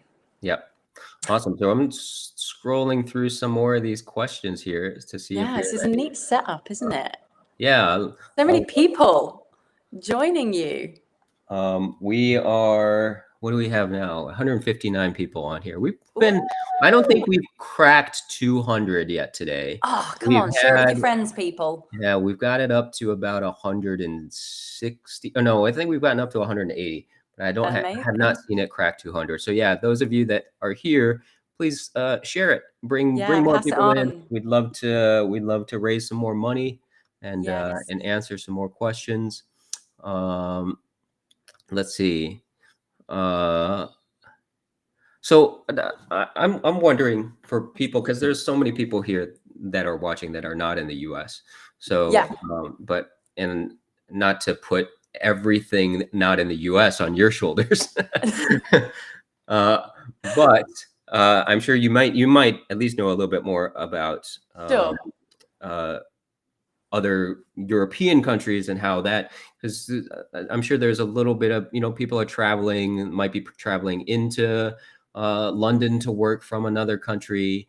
Do you know if that's how that works in terms of, because I know in the US, right, you have to have your visa secured, or you have to have, it has to be a specific work visa, or you have to be a permanent resident, or all kinds of legal things that have to come in place before you could actually do the acting part of it. Sure. Right? Yeah. So in the UK, I mean, I've had students that I've worked with online that have then come over from Turkey, Austria, wherever. Yeah. I'm not entirely sure of that system and that process.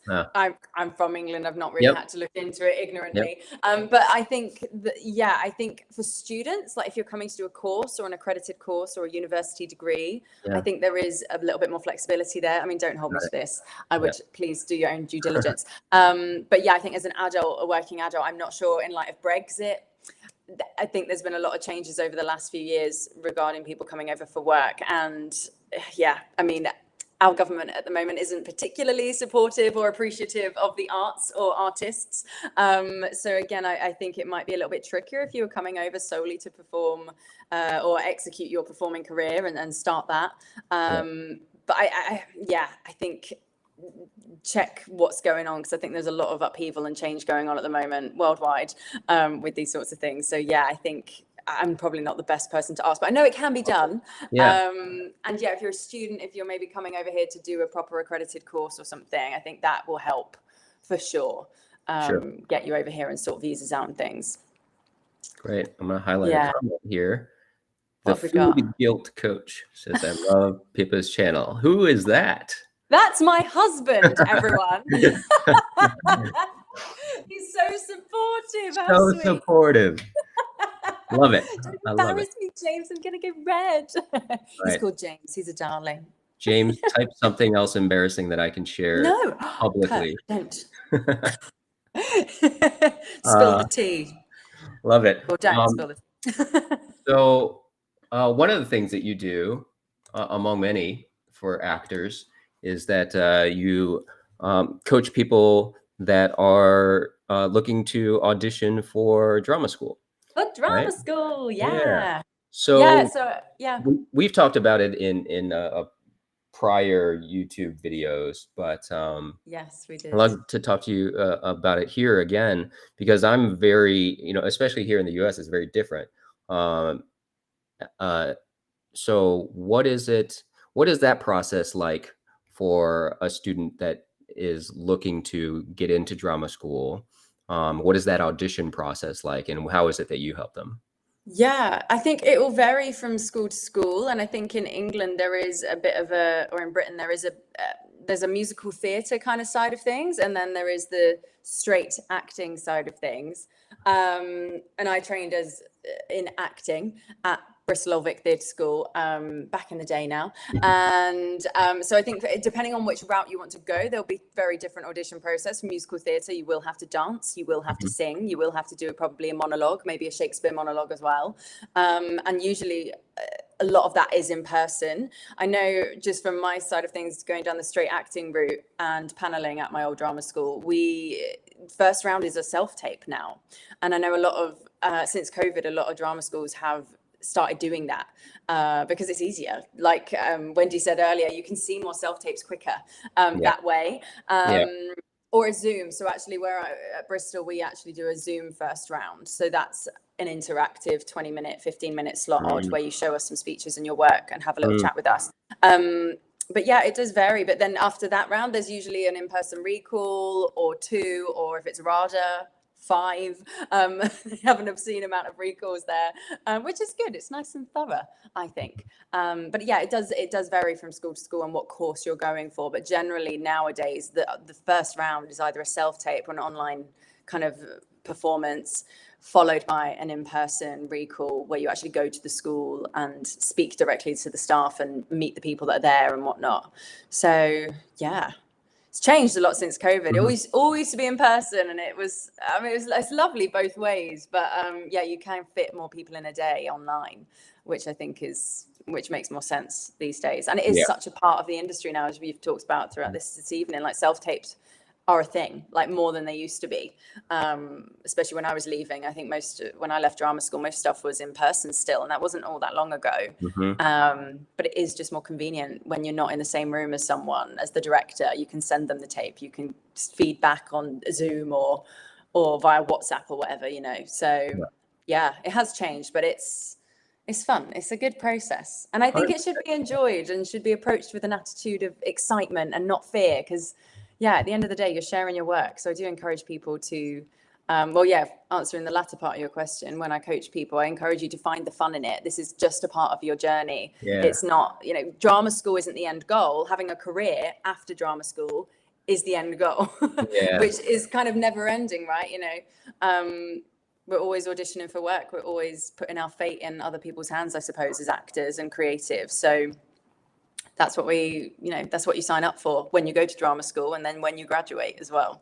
So yeah, I love that. That's kind of been a running theme. I love that a lot of people have mentioned finding the fun in it, because if you're not enjoying what you're doing, if you're not enjoying it, what's the point? Yeah, exactly. What are we doing here? Exactly. Because you could not enjoy other things that would be a lot easier to not enjoy. Exactly. So definitely find the fun in this for sure. Yeah. Let's see this question from Coco. If you are an American citizen and a UK citizen, could you still be a part of SAG? So I think so. Joining the union, it doesn't matter. You could certainly be a dual citizen to do that. If you're living, in her very next comment says, I mean, if you live internationally, if you live internationally, but we mentioned earlier, Wendy was talking earlier about the process of joining SAG-AFTRA is, if you go through the whole process and you've booked projects that are SAG-AFTRA projects and then you become SAG eligible and join, you can absolutely do that.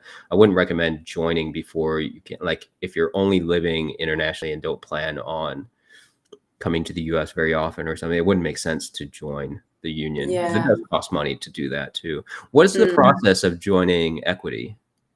So when I left drama school, we had to reserve our name, make sure our stage name was exactly what we wanted it to be. And then I think because I went to an accredited drama school, I just gave them my details and I was able to kind of join. Oh, wow. Okay.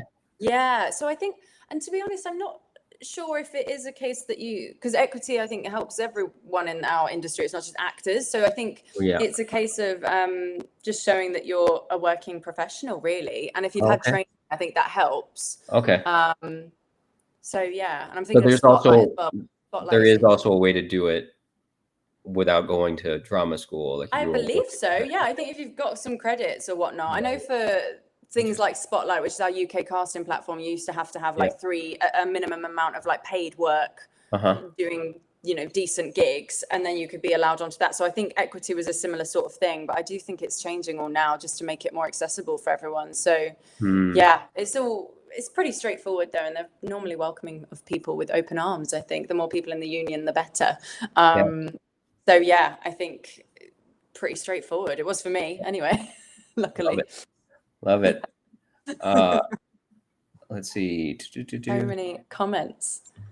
Oh man, I don't mean to. Let's see. I'm having a little look. Zen Relaxation is 29 years old. It's too old. What a question. I know Zen Relaxation, you must have only joined recently because we have shared so many stories with other guests earlier. People that started in their 40s, 50s, 60s, 70s, 80s. And had a successful career. Rob Pralgo, who's one of my coaches here in Atlanta, just shared a story earlier of his dad. Just acted a little bit when he was younger, but really didn't do anything. And he had, life comes up and he walked away from it for 40 years and then really started pursuing his career in his 80s. And now has an agent, is working on major productions. I think his first gig was opposite Benicio del Toro. Hey, if somebody in his 80s can do that, you can certainly do it at 29 years old. Amazing. Yeah.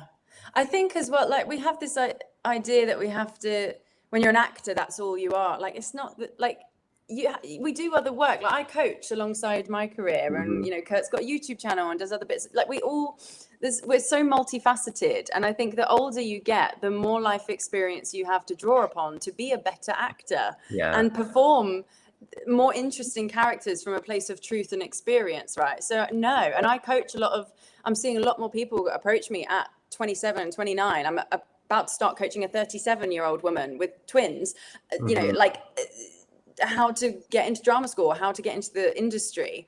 And it's never too late. And I think we're almost taught by society, aren't we? If you don't have your shit together by like 30, you don't know what you're doing. But it's not the case. And in acting especially, age can only ever enhance your characters and your work, for sure. Yeah. I think believe. A lot of times I think this question comes from comparison, right? Because it comes from feeling like we're behind, feeling like we're saying, oh, what if I see all these successful teenage actors and I'm 29, right? So like, oh, I must be so far behind. Yeah. But that's such a trap to get caught in playing that comparison game. So yeah, you can absolutely start. Long game. It's absolutely the long game. Yep. Yeah. All right. So we'll hide this. We got another guest in our waiting room that we're gonna bring in here. Who's there? Who's there? Hi. Karen. Hi. Good to see you, Karen. Good to see you too. I'm glad this link worked. Yeah, I'm glad it worked too. And introduce you, Pippa, Karen, Pippa. Hello. Hi, nice to meet you. Lovely to meet you. I wish I knew that I could come in earlier so I could have listened to your chat. All good. We've been doing this for it's about to hit exactly 6 hours for me now. Halfway mark. Halfway mark. Oh my gosh. Celebratory drink of water. Yeah. Wow. So you started at noon? I started at noon. And you're going till midnight. We're going till midnight. Yeah. This is exciting. And you haven't taken a break? You've just been like a telethon? Oh, I've taken a marathon. I've taken a quick potty break while someone else was talking. I just ran away. I ran off and took a pee. But otherwise, we're good. I probably go grab a snack in a little bit. But I met Karen very recently in New York when I was I was visiting my parents and decided to go into New York City to join the picket lines a couple times, and met Karen on the picket line representing SAG-AFTRA. So Writers Guild. Yeah. And the Writers Guild. Well, I'm both. I'm both SAG and WGA. Yeah. Brilliant. Thank you for being here. Karen, have you ever worked in the UK as I've not only never worked in the UK, I've never been to the UK. Oh. You must come, Karen. Come along. I must. I even have relatives there, and I've never. Do you? Where are your relatives? Is there a place called Leeds? There is. I'm just outside of Leeds right now. That's where they are. Oh my God! It is. They're neighbors. World. They're Pippa's neighbors, as a matter of fact. Yeah. Yes. You're closer to them than I am. Well, let me know. I'll go say hi. With them. Oh my gosh, it is a small world. Well, when you come and visit, make sure you let me know. And well, thank you. That would be lovely. Yeah. Oh, I got to France and Italy, but I spent a month there, but I didn't get to the UK. Next time. And you're in New York now, then? I'm in New York, but I'm usually based in LA. Beautiful. Wow. Yeah, so I'm bi-coastal. And are you in your little VO booth right now? I'm in my VO booth. I am. I love it. Look at these actors that have like created all this, the VO booths and self-taping spaces and all that. Love it. Well, I've been doing VO since 83 or 85. But and I've had my booth in LA since 15 years, no longer than 15 or 18 years or something like that. Yeah. And so when the pandemic happened, I was working through the thing because the shows that had shot but didn't post needed people to finish the ADR and stuff. So anybody with a home studio was working, and suddenly other actors were like, oh my God, there's work. Let's get microphones. So there was a run on microphones. For a while, you could not get a microphone. Oh yeah. I think, for the pandemic, especially cameras too, like webcam, right, were all gone for a long time. Yeah. But I love working from home. I love doing VO from my booth. I love not having to wear shoes. It's great. The commute is great. I have to tell you, for everybody that comes on, I got to remind you, there is what we're calling the AMPTP swear jar. It's actually like a little kimchi jar, but because of in solidarity with both union striking and the rules that we can't promote any struck work. So if you accidentally say the name of a movie or a TV show out loud, we're putting your name into the swear jar. Okay. Try not to do that.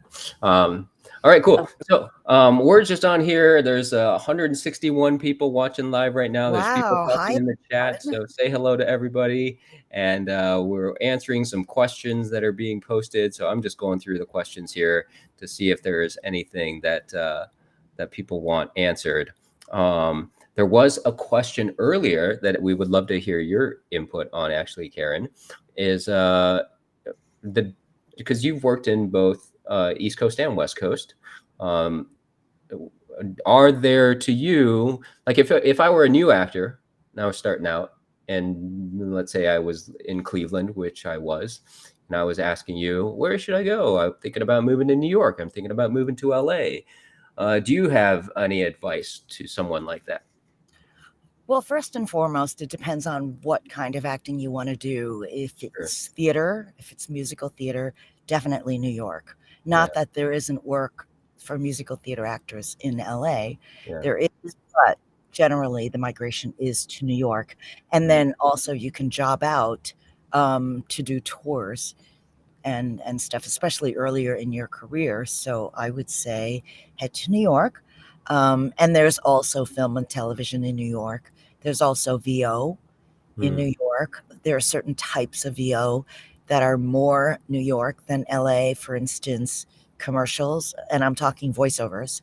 So it would be commercials and audiobooks, largely on the East Coast. On the West Coast, it's more video games, animation, also audiobooks. There's an audiobook company in LA that is the largest in the nation. And I think maybe in the world, but definitely in the nation, it's the largest. And so there's audiobooks there also. And they have a bunch of studios just operating 24 hours if you don't have your home space. If you want an engineer to record you, you can book time, not book time. I mean, they can book you in their space according to your schedule. So for instance, if you can only work from 8 p.m. till midnight, and they can get an engineer. Oh, sorry. I don't know why that's happening. Did you hear that? No. Oh, okay. It's my phone coming through my computer. I don't know why. Yeah, so you can work in a studio if you wanted to do audiobooks. Definitely video games, mostly on the West Coast. ADR, looping. There's looping in New York. What would be your, sorry to cut you off, but what would be your answer? Because I've done very little, probably no VO work. But what would be your answer if someone says, why can't I do it from anywhere because it's VO? If you're doing looping, and looping is when a picture is locked, whether it's a feature film or a TV show, you generally go in. So we go in and we fill in the voices for everyone other than the principal actors. So these are all your background people back in the day when there were answering machines. If you're in the hospital, it would be Dr. Cohen, please call extension 5672, Dr. Cohen. You know, all of those that overhead type of ambiance sounds of voices. Yeah, I like to think of it as a soundscape. Yeah. And those are generally done in person because you have to move around in the space together. Okay. So that's why you can't do that remotely. Got it. However, during the pandemic, we did do that remotely because we couldn't be in person with each other. But now they're starting to go back in studio. Interesting. And then dubbing is another thing. They would prefer to have you there in studio so that they can direct you, even though sometimes the director is remote. But they want you to be there. They want you to be in person. Yeah. And also part of the reason is the NDA. They don't want to release the footage So for instance, if you're working remotely, what's to prevent you from recording? I gotcha. Okay, I didn't even think about that. Control. It's a control thing. That makes sense. Okay, I didn't think about that part. Yeah, audiobooks you can record remotely. Yeah, I know so many people that do that. Yeah. I'm sure you're one of them. It's a hardcore job that though, isn't it? Hardcore. Intense. Yeah, and depending on the book and the voices required, I can imagine it is very challenging. Yeah. Have you only done about 5. Pippa? Yeah, I did a bit of voiceover temping on a show. I don't know if I can mention it actually because it was linked to America. That's interesting. Yeah, and then I used to be a bingo caller back in the day. So I was the voice on mechabingo.com. How fun. I know. They did like a little internal competition and I won it. So yeah, that was like my first voiceover credit really. Recording all of that in a studio in London was pretty sick considering I wanted to be an actor and do voiceover. I was like, this is awesome. So yeah, a little bit. I've dabbled, but I would like to do more voiceover. It's really fun. Yeah. It's fun. Would you want to do? Yeah, go on. Would you want to do audiobooks? I would love to because I do consume them a lot, and I enjoy it and I appreciate a really good audiobook reader. I think it's an art form in itself. That's why I'm intrigued. Yeah, I would love to. I do consume them a lot too, but I don't think I would enjoy doing it. I think it's tough, but I bet rewarding. It's very tough. Yeah, it is rewarding. I can mention a newspaper article, right? Or not newspaper, it's a magazine article about audiobooks. Yeah, totally. So Bronson Pinchot, there's an article in New York Magazine. I think it's called something like the 5,675 best words you'll ever hear about audiobooks. He talks about how once he discovered audiobooks, he didn't want to do anything else. So that's all he does now. Wow. Okay. He loves doing them. And he doesn't, this is amazing. He doesn't pre-read a book. I mean, I have to pre-read. That is incredible. What? He does not pre-read the book. He just riffs it as he goes. He just riffs it. And the reason why he does that is because he wants his listener to discover the book along with him. Brilliant. I love that. Wow. It's incredible. And also there's another thing, like there are certain, like I'm dyslexic. So I have to pre-read the book. I have to determine which voices I'm going to use. Yeah. And then one of the tricks is, for instance, if you have 30 voices, you record the voice as that character. Let's say it's, it's your elementary school teacher, Mrs. Blake or something. You would record Mrs. Blake's voice and then you would have it on your desktop so that, because you never know when that character is coming up again. It may appear in chapter 2 and not again in chapter 20. So you keep it on your desktop. So when you get to Mrs. Blake, then you go on your desktop and you just sneak and listen to see which voice you use. See. Yeah. Otherwise, how are you going to keep them all straight? Yeah. Oh gosh, wow. But I can't imagine not pre-reading. And another thing too is ratio, just like you have in any other art form. Like I used to be a photographer and I want a good ratio. I don't want to shoot 25 frames to get one good shot. I really try to, catch the moment or whatever. And like with audiobooks, there is an audiobook reader in LA. His ratio is 1.1 to 1, which means that's per hour, which means that for every hour he reads, he only makes about 1 or 2 mistakes. Wow. Which is mind-boggling to me. Yeah, that's where I think I would not enjoy it. The goal. Make too many mistakes and I would get frustrated and then the reading wouldn't be as good. Mash the room up. Yeah, it was totally, yeah. Here's a cool question that I think would work for all markets. So Nafisa is asking, for new actors, what are some avenues to start looking for agents? And what are things we should look out for in agents? I'm curious to see if it's any different for here in the US and over in the UK, like what advice you might give someone, let's say, just coming out of drama school. What avenues would they look for agents? I would recommend looking at people's work you enjoy and joining IMDb Pro and researching and finding who they're with and if there's a gap in their market for you. And just like when I call it agent shopping because that's what it is, isn't it? When you're shopping for an agent. I just was Googling. I was just really looking and checking who was on whose books and who I think are good actors, like can do anything actors. That's what I think it's all about. And so, you know, and that's kind of how I got my current one. I was like, he's sick. He's on their books. I'm quite intrigued by them now. And that's how I got an in.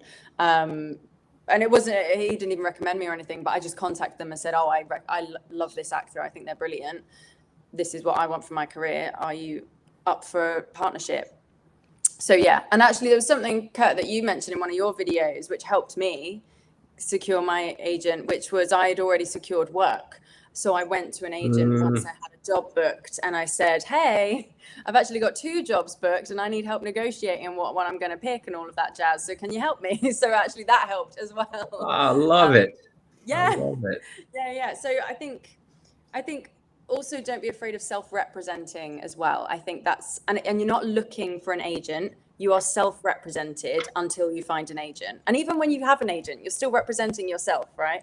I think we put a lot of onus on having an agent and like that's going to make or break our career and change everything. It doesn't. Don't be afraid to network yourself and have your agent hat on yourself and be like, okay, how can I find myself work and how can I network and network isn't a dirty word, by the way. I think in England, there's a bit of I hate networking. It's a bit of a funny attitude people have around that word. But how can I network? How can I make it happen? How can I find people whose values align with my own? I think it's really important. Yeah. Yeah. I think it's also important to create your own work rather than just like people, like what you said, you don't just get an agent and then turn your whole life over to your agent, because consider the fact that your agent probably has, you know, whatever, 1,200 people on his or her roster. So, and you can't expect for them to handhold your career. That's something that's a personal responsibility. And these days with cell phones, you can create your own, and you should create your own work. And I think that for myself, I've always acted and written. I don't write for myself. Yeah. When I write something, I'd rather just stay objective. So I don't write a role for myself to be in. The two are quite separate.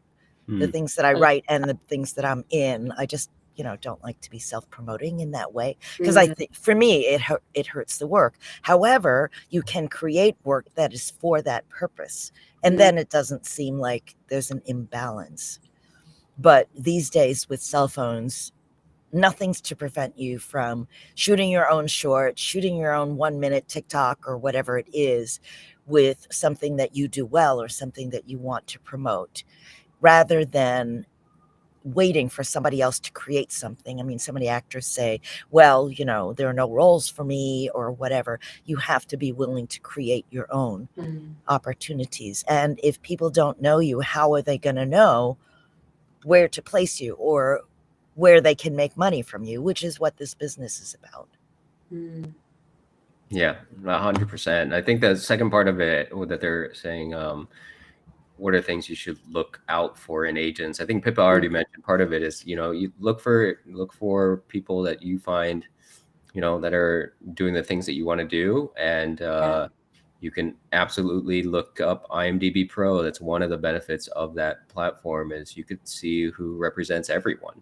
And that doesn't necessarily mean like go find, you know, whatever Oscar winning actor and then contact their agent. Right. That's a little bit different. A lot of those agents do not take on new clients that like they're often don't come to us, we'll come to you type of agencies. But a good way to look at that is, let's say, you know, this is where a lot of the market research comes into play, right? So if let's say you are in Los Angeles and you got to research, all right, what shows film in Los Angeles, and research those shows, and then look at an episode of one particular show and find that, you know, if you're just getting started, likely the auditions that you'll get are those small co-star roles that have a couple lines, you know, the occupational co-stars, right? Those cops or those doctors or those bartenders or whatever, you know, and if you find those characters on those on the IMDb of a particular episode and click on those people and see who they're represented by, and can be a good barometer that'll show you that these agencies would certainly take on actors that are getting started and submit for those types of roles. And also along those lines, if it's a co-star role, not to treat it like, oh, it's just, you know, a couple of lines or whatever. I mean, I've had auditions for co-star roles where, and I always do this, whether it's a voiceover audition or an on-camera, even if I have, regardless of whether I have 2 lines or it's a guest star role or whatever, I will watch as many episodes of that show as I can. And then I'm a little slow. Certain things are slow to come to me. There was one thing I auditioned for, and it was only after the 4th episode I watched that I understood that nobody on this show speaks 1 decibel above anyone else. So when I went into audition, I just gave it that. And the casting director said, Karen, that's great. Would you do it again and do less? But that told me that I was on the right track. I mean, it took me 4 episodes before I understood that. And then when I went on that show, I said, I don't know how you guys do this every week, because it's a procedural, that particular show.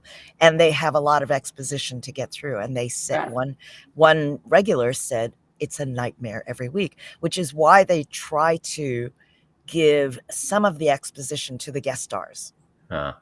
And Kurt, like you said, to the co-stars, so that they can lighten the load for the regulars who have to memorize all these forensics every week, which is quite difficult. Yes. Look at this here. More friends of your relatives. Hey. Oh my gosh. More Leeds people. We are family up here. Hi. The north is a great place to be in England. Very welcoming.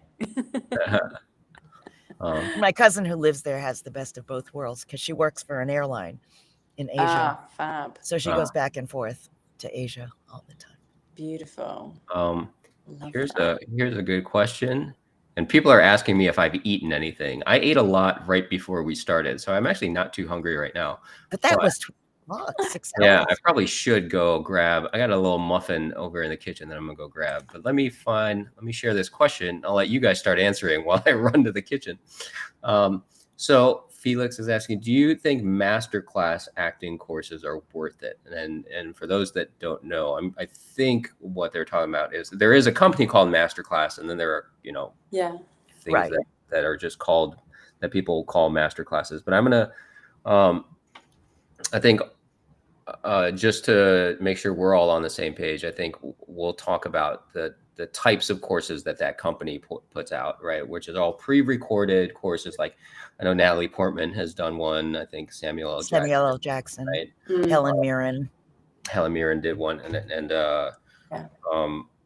so yeah, those type of pre-recorded masterclasses.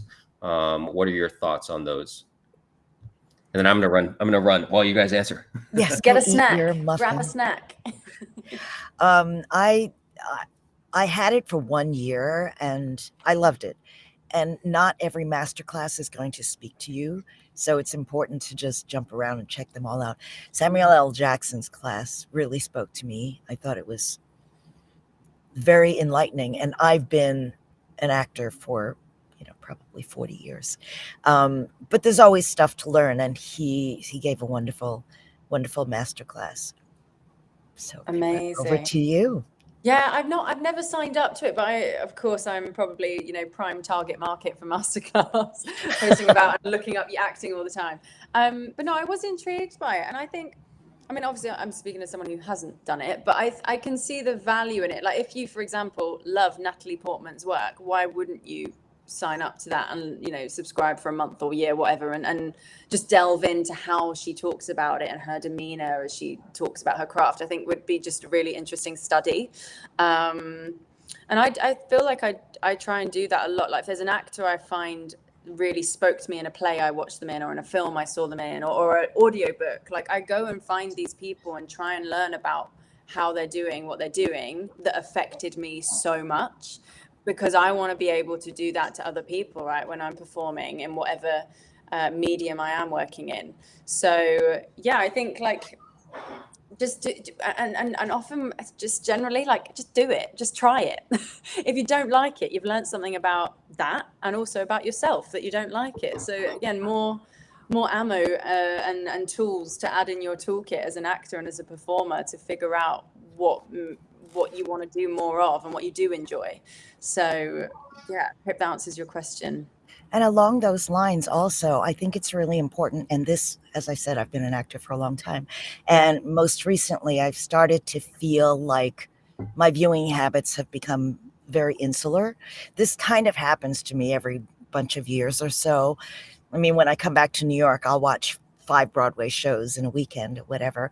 And I just started to feel that it was so insular and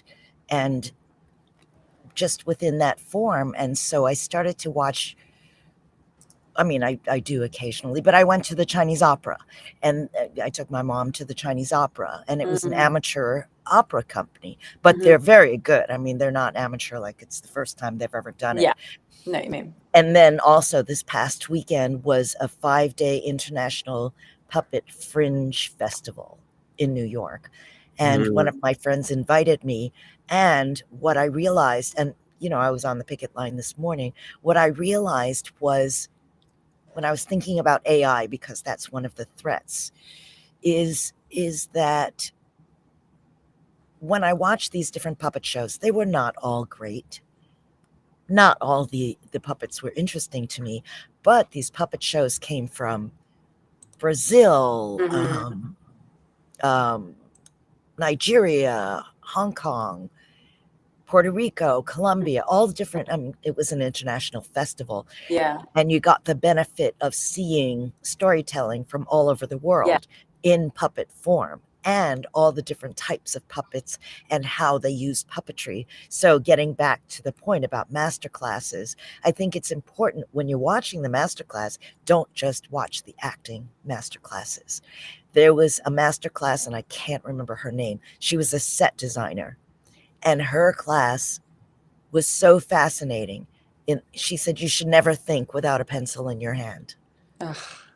And the way that she talked about visualizing things and moving through space and colors and composition, whether you're doing theater or whether you're doing your self-tape, you can incorporate these ideas. And I think that, to me, the most interesting actors are the most interesting people. They're the people who are interested in a lot of different things, listening to audiobooks, listening to different forms of storytelling.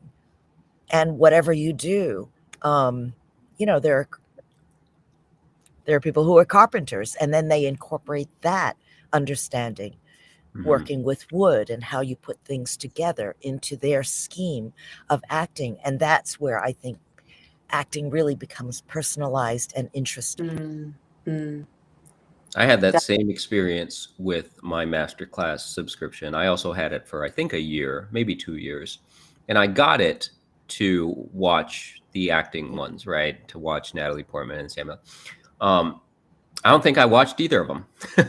I think I was so fascinated with all the others, right? My favorite one was the astronaut who was talking about space travel. Yeah. Right?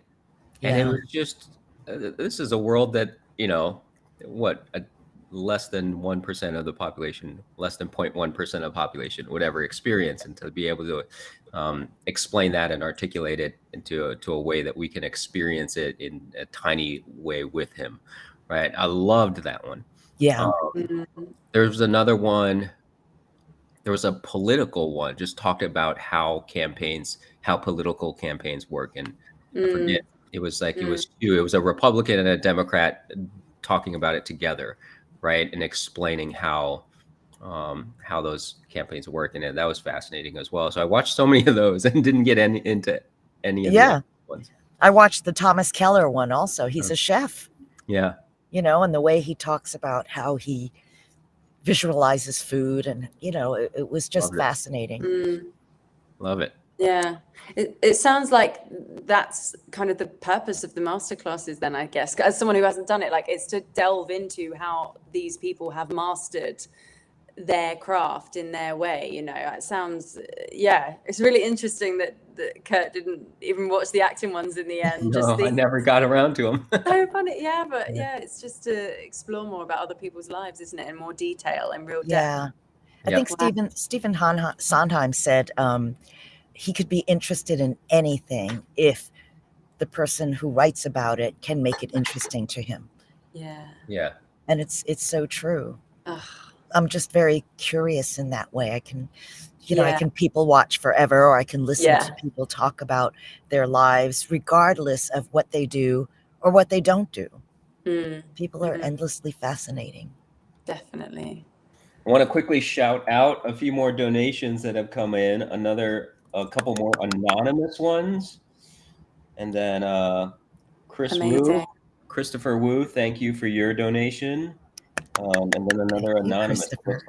So thank you, everybody who has been donating. And if you don't know, if you are just joining us and you don't know what we're talking about, we're raising money for the Entertainment Community Fund. You can see that donate button right above the live stream chat. We're up to $2,500, somewhere around there. Fantastic. So, amazing. Really I just taught a couple of voiceover classes also to raise money for the Entertainment Community Fund. It's awesome. Great feeling. Fantastic. Yeah, such a wonderful organization. Yeah. Kurt, I'm gonna have to bounce. I feel like I've well outstayed my welcome, but Thank you so much. Being here. Thank you so much for being here. Thank you. And Karen, a pleasure to meet you. Pleasure to meet you. Yeah, keep in touch, and you're doing well, Kurt. You can do it. Keep going. Yes. No, I feel good. I feel really good. I'm surprised that I got this much energy right now. You're energized. Yeah. I appreciate it. It's all thanks to you guys for coming on here and keeping me energized. So. A real pleasure. A real pleasure. Take care of yourselves. Good to see you. Thanks, You Pippa. too. Bye. Bye. All right, cool. So we got another. As soon as Pippa leaves, someone else has come to take her spot. Oh, do you want me to leave? No. We're anybody that comes in. We're just having a party. I think we've had as many as 4 at the same time, but we might have like 5 or 6 later. I think I can accommodate up to 10, but I don't think. Wow, that's a real party. I don't think we're gonna have 10. That'll be the midnight run. Hey guys. Chase Anderson. What's up, guys? How's it going, buddy? Good to see you. Pretty good. Good to see you as well. So Chase, meet Karen. Karen, meet Chase. Hi, Chase. Nice to meet you. Nice to meet you as well. Are you a photographer? I see your equipment behind you. Yeah, this is my messy studio. I've been shooting all day, so it's working. Yeah, good. So Karen, I met in New York a week ago. Oh, really? I can't remember. Yeah. Out on the picket lines, out on the front lines, we met. Yes, Karen Times Square. Karen is SAG-AFTRA and WGA. Very cool. Out there striking for everybody. And Chase, I met in acting class here in Atlanta. I think we met at Drama Inc. or no? Or was it? That would be my assumption, man. Yeah. Is that Jason's school? That's Jason's school. So I did a show with Jason. So that's how I know Jason. And we were able to, Kurt and I were able to take a picture and text it to Jason. Yeah. To say hi. We can't say the name of the show because I have an AMPTP swear jar. Exactly. But I was able to say Jason's. Yeah. It doesn't have anything in it? Oh, it does. It does. Jason was one. Jason contributed 1. He did. Catherine contributed 2. Oh, they've been on already. They've been on already. And hey, Jason, if you're on here and you want to hop on again, you can use the link to hop on and say hi again. Yes, got it. Oops. So yeah, if you accidentally say the name of a show or a movie, you gotta. I'm writing your name down. Your name is going into the AMPTP swear jar, which is my old kimchi jar from back in the day. But yeah, Chase is an actor and a photographer, headshot photographer here in Atlanta. Karen, you said you used to be a photographer. You don't anymore, or you? I don't anymore. I mean, I've had a camera in my hand since I was 8 years old. I used to shoot sets, like production stills, I should say. Yeah. And I did headshots for a little bit. And then there was a director, I won't say who it is, who offered me a job to be a unit still photographer. But, and I would have done it for him. Mm-hmm. But then the studio wouldn't let him hire me because I wasn't a member of Local 600. Mm-hmm. And he couldn't go to bat for me, which was fine. Mm-hmm. You know, I would have done it for him. But once I tried to get up 100 hours so that I could join the union, the photographers union, I discovered that I didn't really enjoy it. I didn't enjoy getting up at 4:30 in the morning for the best to be in the park. Yeah. And you're your own team, basically. Yeah. It's not like the other, you know, the other groups that have like the grips or whatever. They have a whole team, and they could say, oh, they're setting up a shot or whatever. If you miss the shot, you miss the shot as a set photographer. And everybody dislikes you because you have to be closest to the film camera to replicate the shot. Yeah. Right. And everybody wants to be closest to the film camera. So I didn't really like that job. But I love photography. I mean, street photography is my favorite. Okay. And now, you know, I have a trunk full of equipment, but now I only shoot with my cell phone. Yeah. I do headshots. That all came out of me being an actor already. So, but yeah, I've tried my hand at various things like set photography, but most of it is terrifying. I like engaging with people one-on-one in this confined space where we can take our time and get the shot. I don't like feeling like I have to be in someone's way. You say street photography, that like I don't want to bug anyone. I don't like. That's why I shoot with my cell phone. Yeah. Even when I'm doing that, I'm like, their face is kind of blurry in the background. But you get really quick. Mm-hmm. And I talked earlier about having a good ratio. I really try to get the shot within 2 frames. Yeah. Because even when we went from film to digital, you know, photographers were like, this is great. I could shoot as much as I want or whatever. But there's a shutter life. Sure. You know? Yeah. I mean, I think it's like 100,000 triggers or whatever, which is a lot. Mm-hmm. But then I thought, coming from film photography, and there was a time when I shot large format, and you only have 2 sheets of film in a large format camera. Mm. Yeah. You really want it. And it's generally for still life. You're not going to take it out into the world, but you really want to make sure you have everything the way you want it before you trip that shutter. And I think that it's a good thing to have, is a good ratio, because then you think a lot more about what you're doing before you do it. I was watching when you were talking about that earlier, and it's interesting because I'm obviously trying to find the moment, but I'm also trying to create the moment at the same time.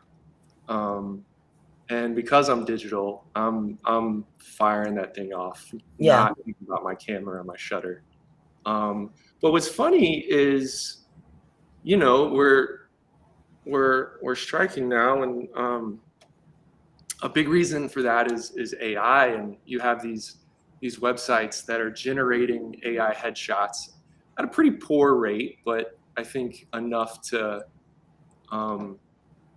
instill some preparation.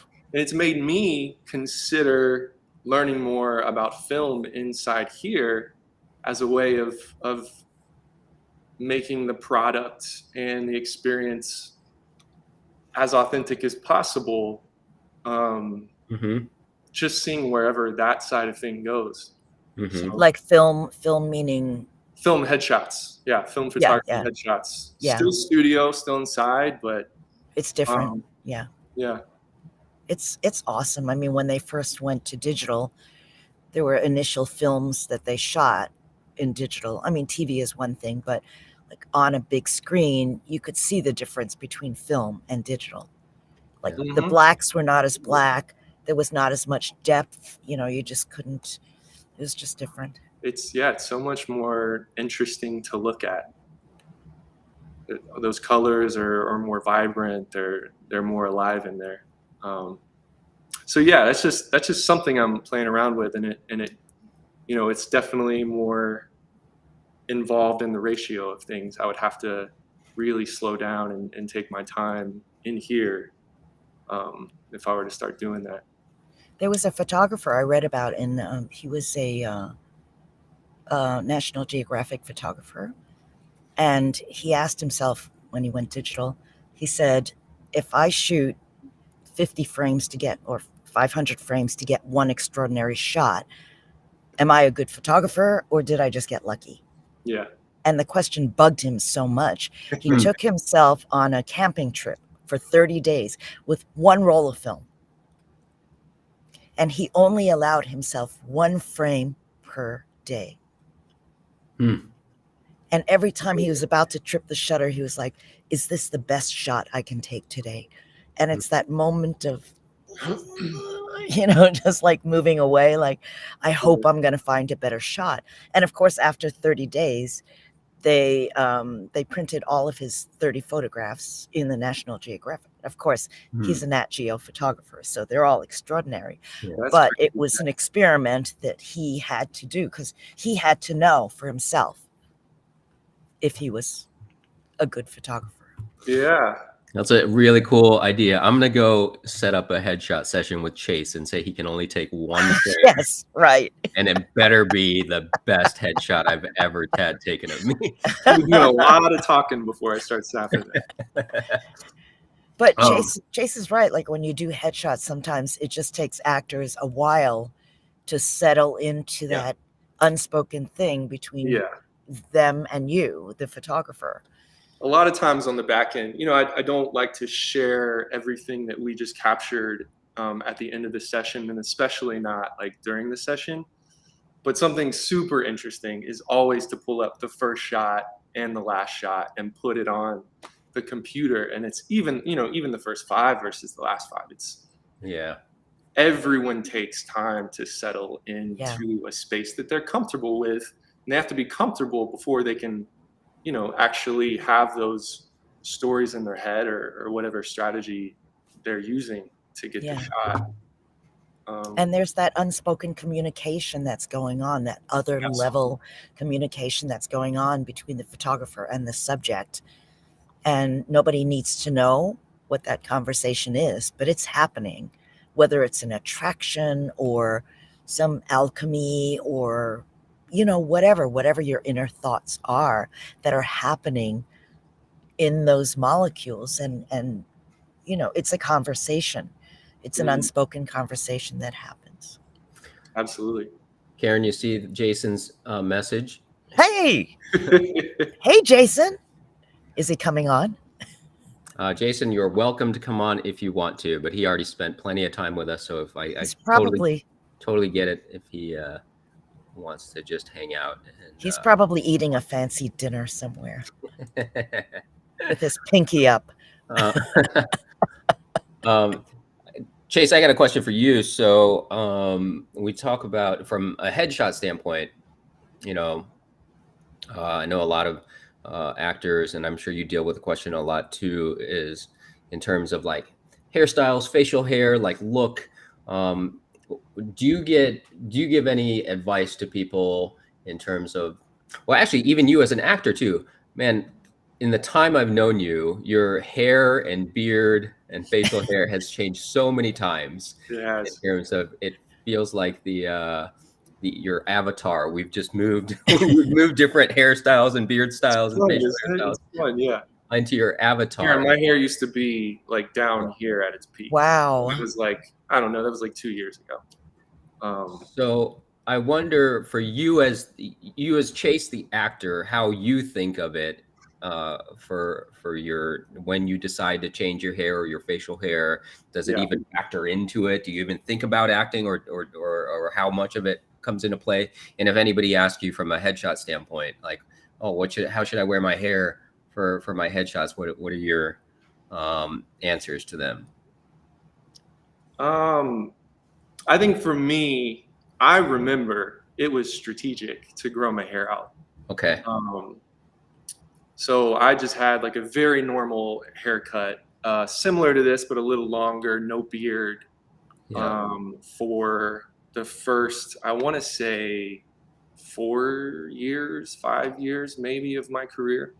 But I kept noticing that the people that were booking, and I'm based in Atlanta, I kept noticing that the people that were booking often had something unique about them visually.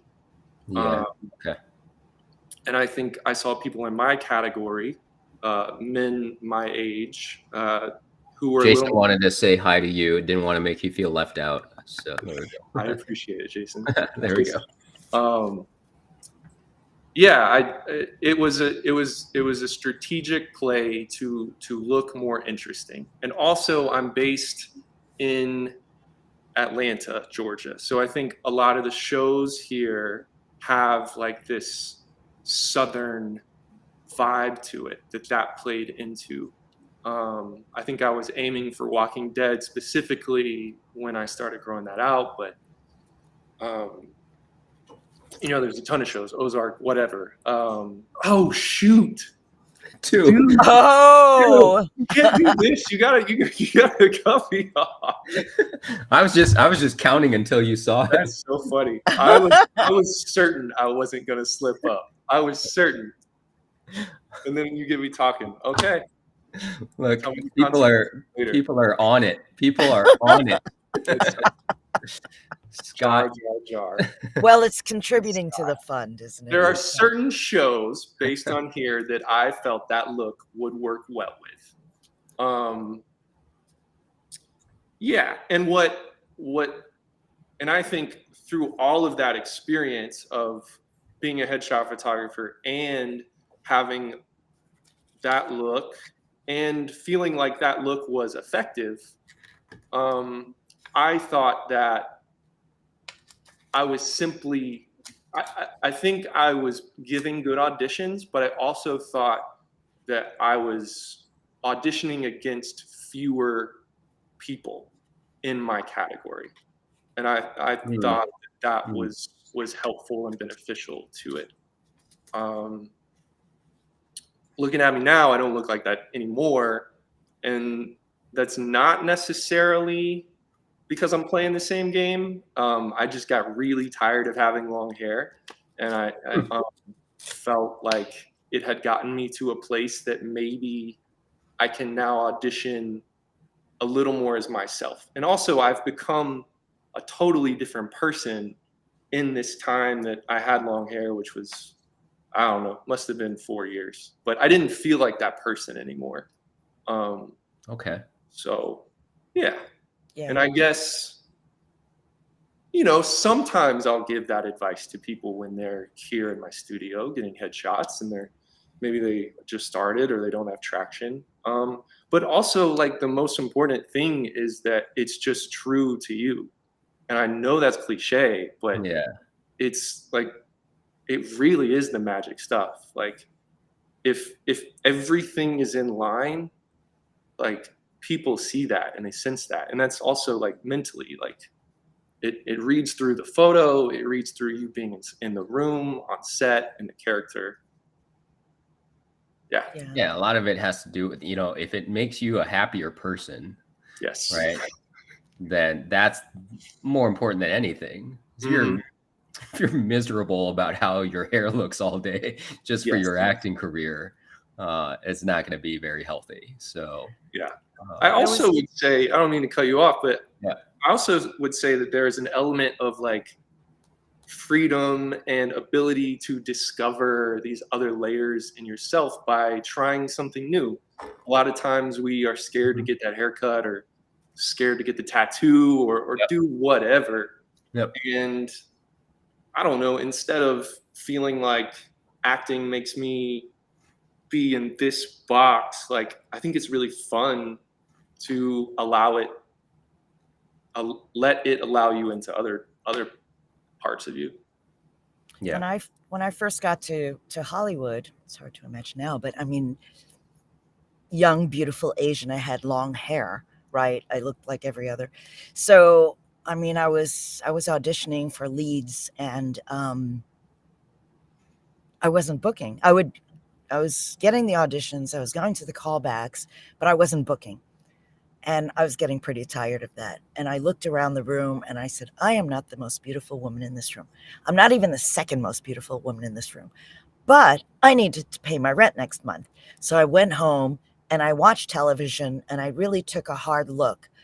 And I said, I want to be one of these people. I want to be a working actor. I want to be the teacher. I want to be the real estate agent. I want to be whatever. And so I did a drastic thing. I had my hair cut like, in a bob with bangs. So I, chopped off like 8 or 10 inches of hair. Yeah. And I started booking like that. Yeah. Wow. I played like 6 nurses in a row. I was really getting sick of wearing white. But I wanted to take myself out of that category, because clearly, I mean, and there was no ego involved for me. It wasn't about beauty. It was about, I'm here to work, to book. Mm-hmm. However I can do that. And if it means changing my look, I'm not attached to how I look. So yeah, I took myself out of that category. And honestly, as an actor, I always wanted to be a character actor, not an ingenue. Mm-hmm. So it worked for me in that instance. I'm going to shout out really quick a couple more donations. Nico Lord, thank you for your donation. And Anonymous. Thank you, Nico. Has been donating a lot. Thank you. Thank you, Anonymous. Appreciate all of your donations to the Entertainment Community Fund. Yes. We've got a couple of questions. One question directed specifically to Karen, and one question directly specifically to Chase. So Coco is asking, Ms. Karen, what are all of the jobs you had done in front of and behind the camera, and which ones are you still doing now? In front of the camera, I've worked theater, film, television. I even did radio. I can't name the shows. Sorry. But I don't know how many I've done. Maybe, I don't know. 60. You can look her up on IMDb. Yeah, exactly. Exactly. And then behind the camera, would VO be behind the camera? Mm-hmm. I guess so, right? Voiceovers. Yep. So in voiceovers, I've done animation. I've done a few commercials. I've done animation. I've done looping. I've done video games. I can't name the game, but it was Game of the Year in 2020. Yeah, and I've done dubbing. I've done a lot of dubbing. Got it. I think that's it. I can't remember. When people ask me, I just give it a shot, and I do it. Love it. Love it. All right, so for Chase, Teresa's asking, what is it like working with, is it Shamar, right? Shamar Moore. Shamar Moore, yeah. It was awesome. He's a face that he's all over TV and always has been, but mm-hmm. I wasn't necessarily super privy to his work. The first thing I remembered, so this was my first job working in I'm treading lightly now that I've done the swear job. This was my first job working in Los Angeles, and I walked up onto set the first day, and there was this crazy sports car, and it had a license plate that was a word. I don't remember what it was, but it was like cocky but funny and charming. And some whoever was escorting me around was like, yeah, that's Shamar's car. That's Shamar's car. Eventually, we get to the scene where we're gonna do rehearsal. So I walk up. It's tough to do to be the new kid on campus and do these roles where you walk into this fully fleshed out environment where everyone knows each other. There are A-list celebrities standing right over there, and you have to stand and deliver and go for it. And he was the very first person to walk up, introduce himself, shake my hand, say welcome to the show. He was really great, and he was telling stories to the rest of the cast of the show that had a lot of cast members on it. And they were hilarious, and it seemed like he was inviting everyone to his house for the weekend. So he's a great dude. Awesome. It was awesome. And handsome. And handsome. He was a model. I think he started as a model. I fully believe that. Always great to hear stories about that, about how you know, people that have gained some whatever status that is, you know, you meet them on set and they're just regular people and they're nice and they're welcoming and they're I would say the vast majority of the time that I've been on set with people that have, you know, a name, they've been awesome. They've been really good people. Yeah, and it's great if it's a regular show, you know, and they introduce themselves to you. It just instantly makes you feel more comfortable because, like you said, everybody knows where everything is. Everybody knows each other. Yeah. Everybody knows when lunch is, where lunch is, or whatever. And so it's just nice when somebody steps up and says, "Oh, you know, the cafeteria is this way," or whatever, or we're gonna do, or there's, you know, craft services is this way. Yeah, and they're there every day. So like it almost is going out of your way to say hello, to introduce yourself. Like they're on that same set every day. They're meeting new people every day. So not only is it a nice gesture, but the more I do this, I realize like it's extremely kind to make a set welcoming for all of these new people that show up and they leave. So yeah, good dude. And if I could just say something about the strike also, that's been one of the, I mean, it's my privilege to strike, and I've been on strike since May 2nd, but it's my opportunity to step up and fight for the things and make my voice heard and be seen. But the amazing thing are all the people who show up on the picket lines, give you the feeling. I'm talking, can I say who? I won't say shows. No, I can say it. You can say actors' names. Yeah. I can say actors. Okay, so like F. Murray Abraham, Ronnie Chang, Susan Sarandon. Who else has been on there? I mean, all kinds of actors have been out there.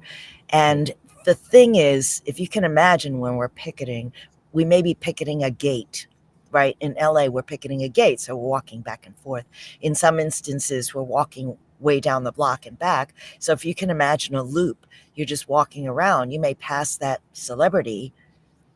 Daniel Radcliffe was on 19th Street. I guess it was last week or whatever. I mean, you know, with dark glasses and everything, but my friend sussed him out. But, you know, you're just seeing them. And the thing that it makes you feel is, A, you're there for the same purpose and you're fighting for the same things. But it makes you realize you're all actors. Totally. They're celebrities because they've gotten certain opportunities that just jibe with audiences. But they, you know, everybody is just an actor, and they're holding a picket sign just like you. And it's a privilege to be able to march with everyone else. Last Wednesday was the 100th day of the Writers Guild strike, because we've gone on strike since May 2nd. And on 19th Street, for those of you who are familiar with New York, we went all the way around the block and we could barely move. That's how many people were out. And it's an exhilarating feeling. I bet. I haven't been able to get to New York or Los Angeles to picket yet, and there was a rally in Wilmington, I heard, on Saturday. Oh, really? It was a rally, so they weren't picketing anything. It was a rally for solidarity. Okay, gotcha. Yeah, it doesn't seem like there's any picketing besides in New York and LA. Yeah.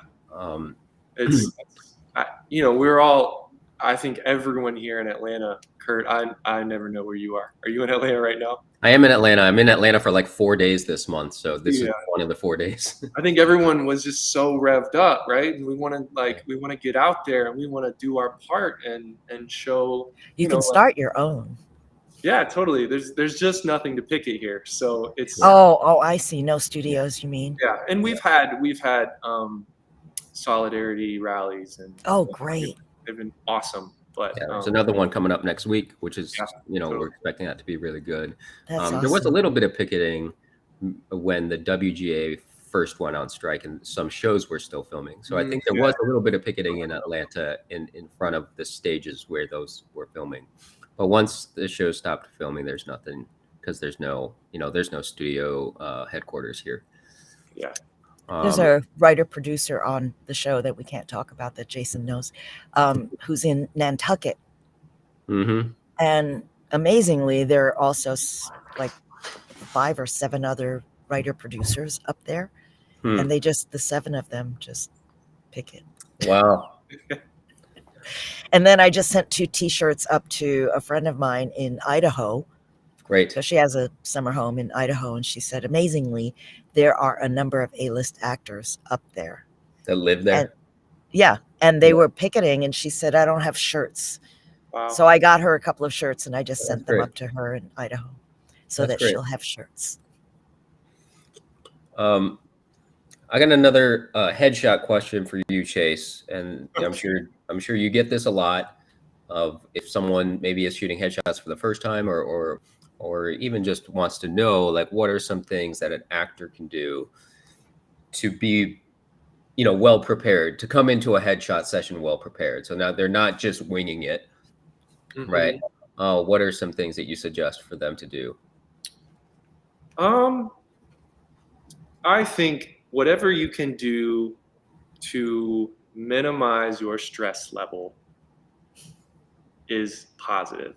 So I really recommend that if you can afford it, to hire a hair and makeup artist to be there on set with you, so they can worry about what your hair is doing, how your face is reading, and you don't have to. Like, you can be present in your body, and just the connection with the photographer can happen naturally. So doing that. I think wardrobe, like, you should get your wardrobe figured out like in advance to like 2-3 days from the shoot. In my experience, that can be like the most stressful part of the whole thing. Yeah. It's like, obviously what I'm going to wear, but also like the transport of said garments. If you can have that knocked down, that can be super helpful. And a lot of people like have questions about what should I be wearing, and that is directed towards me. But I think at this day and age, like, there's a lot of resources that you can do to find that out yourself, just by looking at my Instagram or other headshot photographer Instagrams.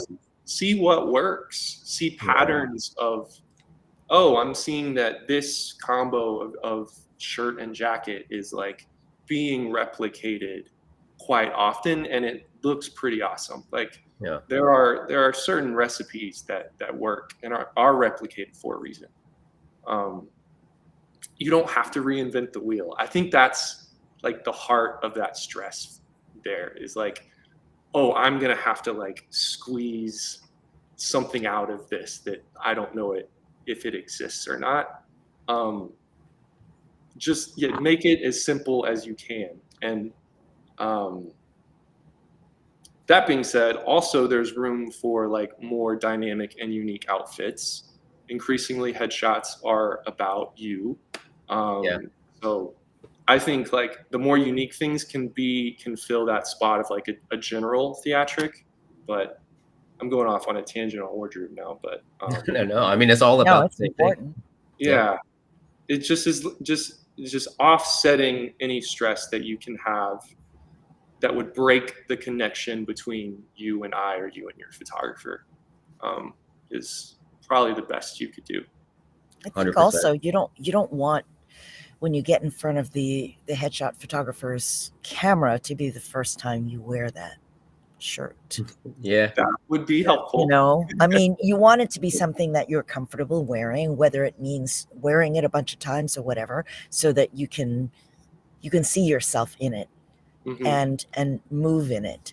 And then also, like, looking at, depending on what kind of headshot it is, if it's a commercial headshot, then look at commercials, look at what people in your age group, in your demographic is wearing. I mean, in commercials for like middle-aged women, it's always like a shell and a sweater. You know, that represents mom for some reason, you know. And then look at the color palette that they use. You want to use things that are commercially friendly, but not so that the colors upstage you. Or the patterns. You don't want these wild patterns to upstage you, you know, because it's supposed to enhance your look. You're selling you, but you just want a hint of what category people are going to put you in. Absolutely. Everything should support you in that photo and not overpower it. Totally agree. That's a really good point that you say, like, look at commercials.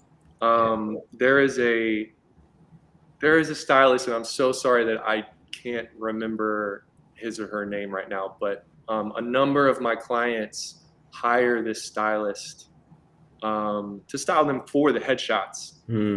And ever since those clients have started coming into my studio and I've seen what they're wearing, I see those fits all over my television, all over the place. And it's so, it's one of those things, like, I didn't start doing headshot photography knowing all the answers, but like that's something that revealed itself along the way. It's like, it's so obvious, but you don't think about it. Just look at your TV. Look at what you're wearing on those shows and in those commercials, and see again, what are you seeing over and over again. That's awesome. We have more people joining the waiting room here. Oh, good. I will say hello to them and then duck out. Oh, all good. You can stay for as long as you want, Karen, but if you need to leave, totally understand that as well. So we got 4 people joining us right now. 4? Wow. Kara, I thought it was just me. Wow. I count for 4 people, guys. I'll leave. Oh, Karen Hi, Karen. I was just Googling you. Right. I'm like, Karen, nice to meet you. Nice to meet you too. Adore you. Hi, how's it going? Hi. So she's wearing her SAG t-shirt and I'm wearing my I Writer's just Guild left t-shirt. the picket line, guys. Where are you? Are you in LA? I'm in LA. Yeah. So, man, I'm embarrassed to say though. Hi, Matt Lewis. Hey.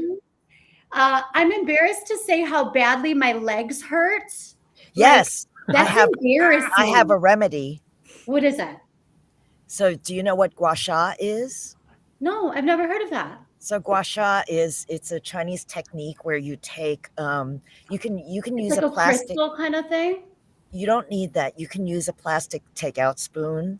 Okay. Because now you're speaking my language. Thank you. Because it's more flexible, and you put Okay. lotion on the bottom of your foot, Yeah. and then you just take the edge of the spoon, and you're just working the kinks out of the Okay. bottom of your foot. I like it. I will get all over that. I smell amazing right now. You guys don't. You're not having that experience with me. But I have like muscle rub all over, under my feet, all over. I'm talking like, I just am embarrassed that I obviously don't walk my dog enough because that's embarrassing. It's hard work out here on the streets, but What studio did you pick it at today?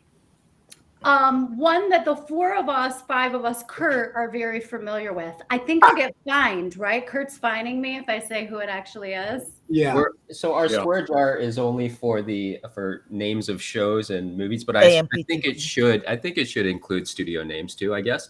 So Okay. yeah. Oh, so we shouldn't say. What if I just say a letter?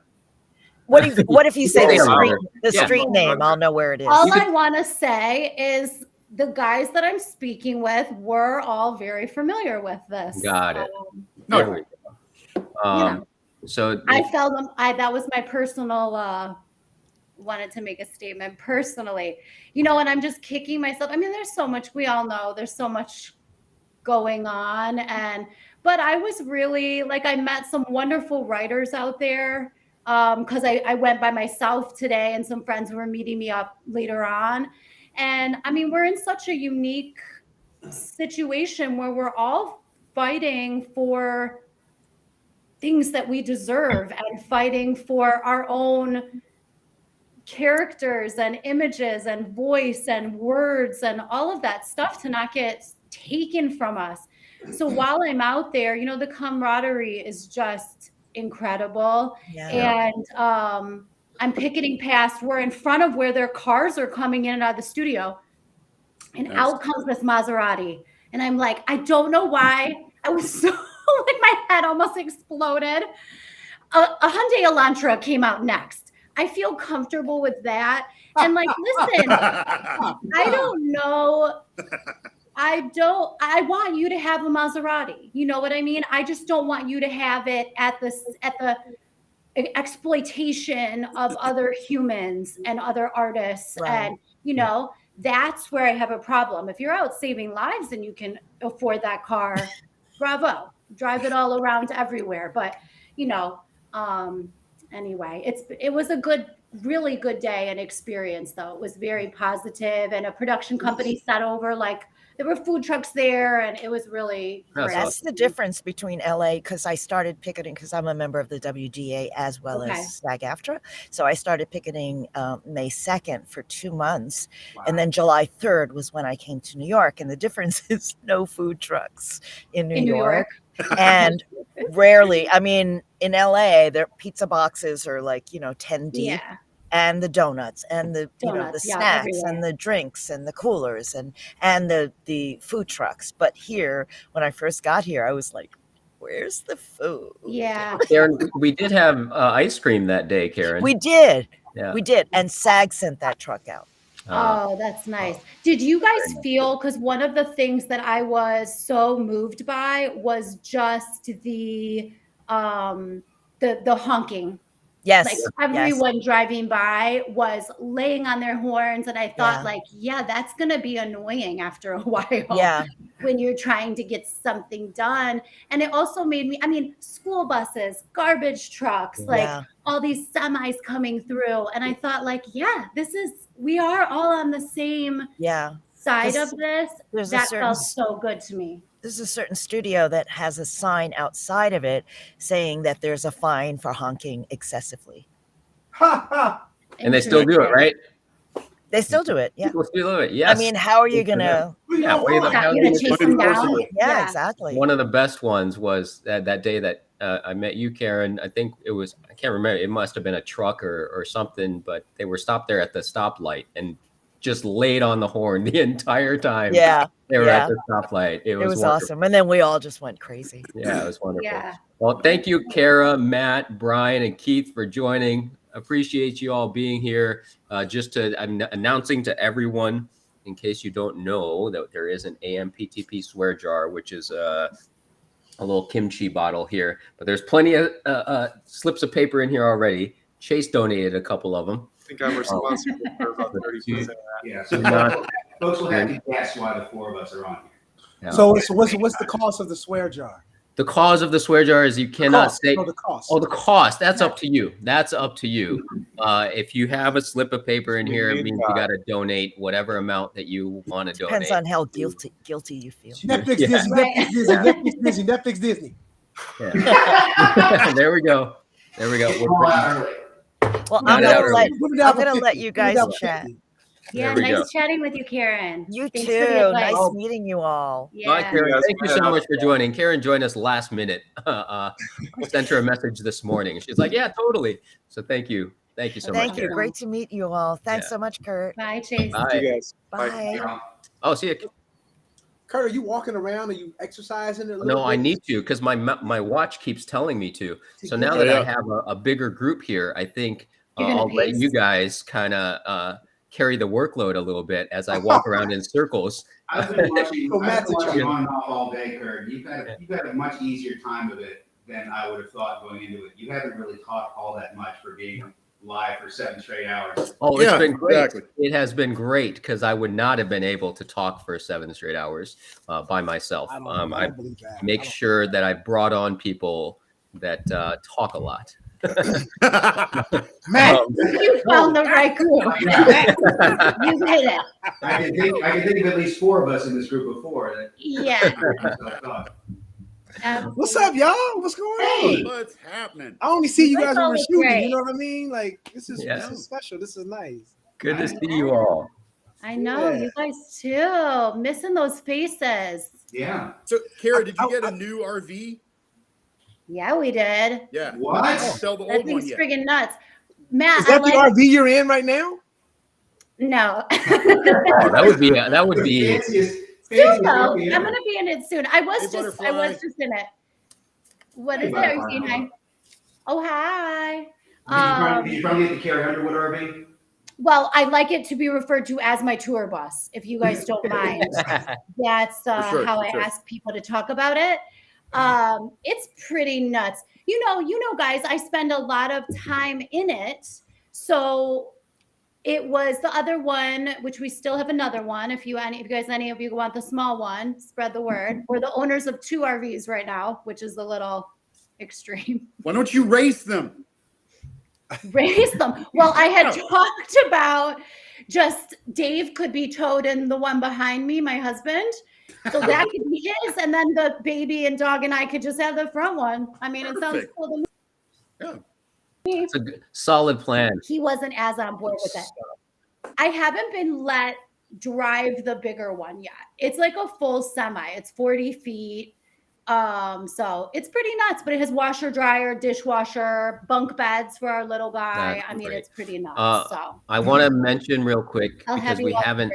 I've been trying to say it a couple times an hour, but I keep forgetting. So I got to make sure, just in case people are joining us now for the first time and haven't been on for the last 7 hours.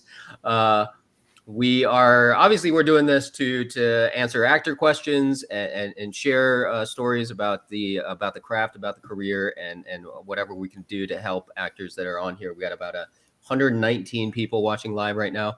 119 people. But then also the other big part of it is that we're trying to raise money for the Entertainment Community Fund, which is a wonderful organization that helps out not just actors but writers and other people that work as entertainment professionals. So in front of the camera, behind the camera, on stage, off stage. One of the many things that the Entertainment Community Fund does is help entertainment professionals when they are in need of emergency financial assistance. And a lot of people are unfortunately do need that now because of multiple strikes happening and people are out of work. So we're trying to help out this great organization that's helping a lot of other people out right now. So there has been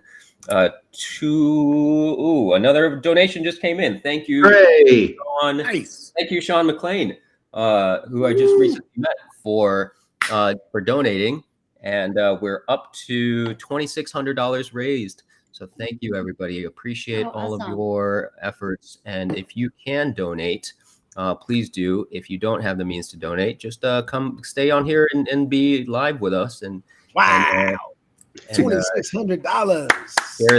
Share the link to get more people on here. But appreciate all of you. Can I say something? Yes, so sir. Karen was talking earlier about the picket lines. You know, has been a lot of picket lines out here for obvious reasons, right? But I want to just address the idea that we're having a good time on the picket line. I think people have said things about that. Yeah, well, I've said it myself. You know, Yeah. I think it sends a mixed message. But people also, creatives, we walk to the beat of a different drum, and most times we find joy in very precarious and terrible situations, and that's what this is right now. And we're finding the joy in each other and in camaraderie. Do you know? Most people don't know what it's like to go out every day and not make money and fight a cause and not know how you're going to pay your bills. You got to find some joy somewhere.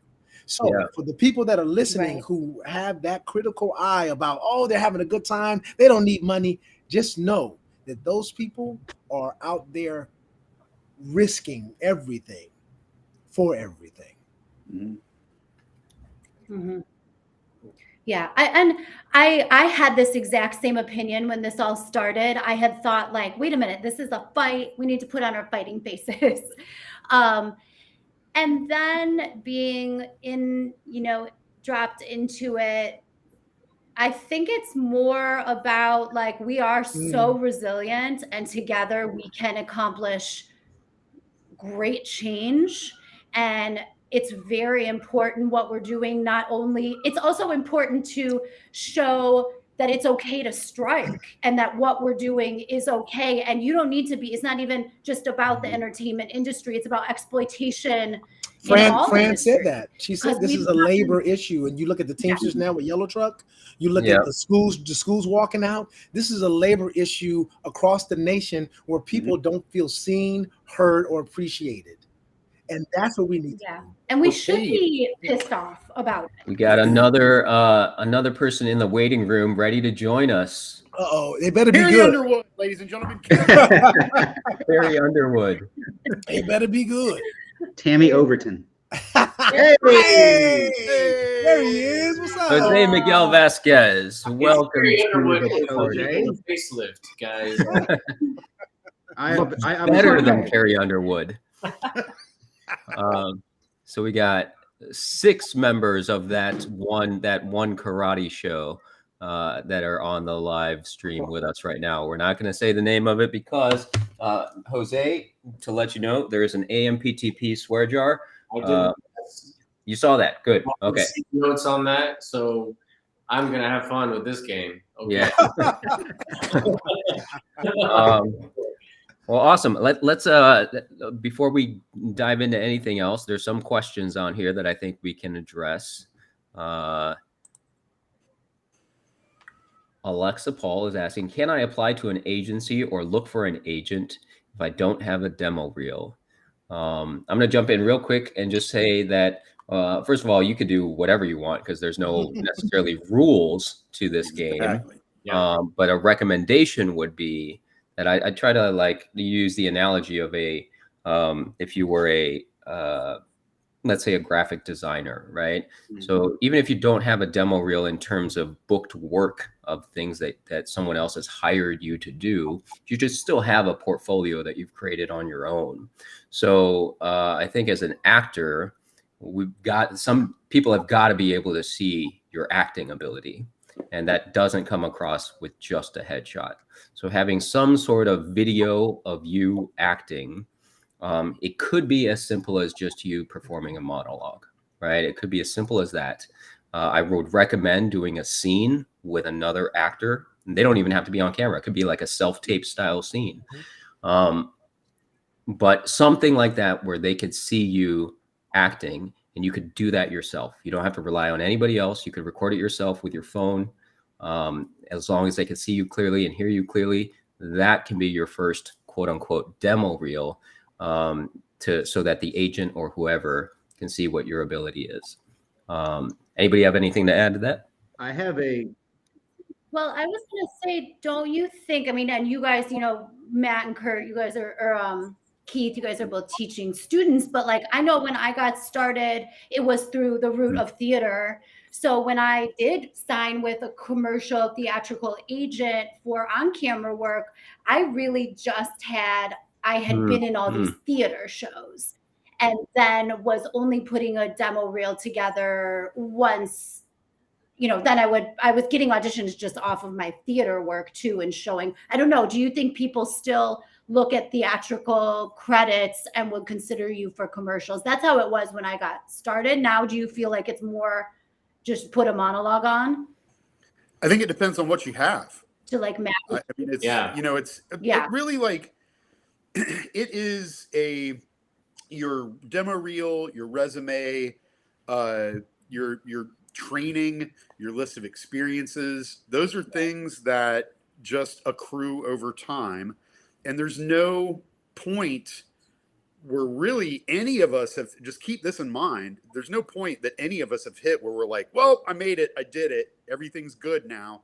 Like there's always, you know, that next step or that next thing that we're craving or striving for. So our reels are never good enough. Our footage is never good enough. Our resume is never big enough. Our headshots, we need new headshots. I've got to update this thing. I mean, that's something that never goes away. So whatever, if you feel feelings of like inadequacy because your reel is not that big because you've just started, or the same thing with your resume, that's just where you are right now. And there's nothing wrong with that. And as you continue to work, you'll accrue more credits, you'll get better stuff to put on your reel, and you can kick off the old stuff. But it's just a representation of who you are and where you are at this moment in your work as an artist. And that's all they're really looking for. There's a lot of different ways to show casting that. But that's the end game of what you're trying to give them. So I don't think, so just let that be the spirit of your work. And as far as like specific details about how things need to be in your reel, don't worry about that at this point. If you're just getting started, keep it short. That's the only rule. Under 2 minutes. Keep it short. Now, I was actually had a conversation with somebody who was just starting out, and actually I'm glad you popped this question up because I have an offshoot of this question. She was asking me, because she was putting together a reel because she didn't have an agent yet, and she's looking at signed by an agent. And she had heard from somebody else that her reel should be basically all versions of her stereotype so that the agent could see that. Whereas my reel is, all the different things that I can play. And I couldn't really answer that question one way or the other. Is it better if you're trying to get signed by an agent to have a reel that shows more of your wheelhouse type character versus the range that you can play? I think that's a specific to the general idea that I just proposed, that things like that could and will drive you absolutely insane. Have something, and then you have something, and then make it better, and then replace it with something new and better. Like do it. You know what I mean? It's like somebody going, man, I really want 6-pack abs. It's like, okay, cool. Well, you got to go outside and take a walk first. And then you have to do that 40 times a day for a couple of years. You're not there yet, but you got to go outside and take a walk first. So just make a reel, and then you can look at it, and then you can go like, oh, I need to fix this part. And then you can fix that part, and you will go from there. That's what I'm saying. Is that a suggestion to get Keith to show us his abs? No. I can show my abs if we want. You can see that, but you won't see okay, see me later, Brian. I haven't seen my abs in years. Me neither. I don't think I've ever had them. Look, even Brian has said something about stereotype, and I said it's a bad choice of word. It is a bad choice of words. I know the character, right? So we're talking about character, right? So I think that the more you develop and the more work you do, you start getting out of those characters and those tropes. Right. But you got to do the work. Yeah. And I think that if you're willing, I'm not telling anybody to do work for free. I'm not telling you that. I'm telling you to be willing to do it for free. Be willing to work towards the art, and the money will come, the opportunities will come, because it's not about the deal. There's nothing worse for a director, because I'm a director too. There's nothing worse than going through negotiations with somebody you give an offer to, and then they show up and they can't do the job. Right? So don't worry about the money. Don't worry about get job opportunity. Worry about the connection. Worry about the experience.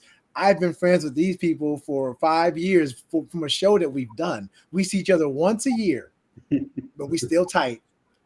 Right? Yeah. So the experience of working on that show that we will not name has created lifelong friends for me. So I that's my suggestion to anybody asking. Yeah, I wanted to add. I think the question, because I'm mentoring some people too right now, and I think the question of how do I go about getting an agent without a demo reel is a scary one, because the agencies are we have, especially when we're starting out, we have this image of them in this like tall building, very inaccessible people. I think it's so important, especially depending what market you're at, to start to really research your agency. I think you really have to enter this game with a sense of, I'm starting my own business and I need to hire a marketing company. And I'm going to hire a marketing company that understands me and I understand them, which means you have to research them. You have to know what they're about, how they really operate within the confines of a certain region or all across the country. And then you decide, okay, yeah, I'm gonna get creative. I think Keith is hinting at this. If you're willing to work for free, well, maybe you're willing to create on a very low budget. We have phones today that can create stuff to get together with some friends, write a scene that doesn't exist. It's gonna exist because you sat over it for a couple hours, a couple weekends, and then on the third weekend you shoot it, and now suddenly you have some options. But it's targeted.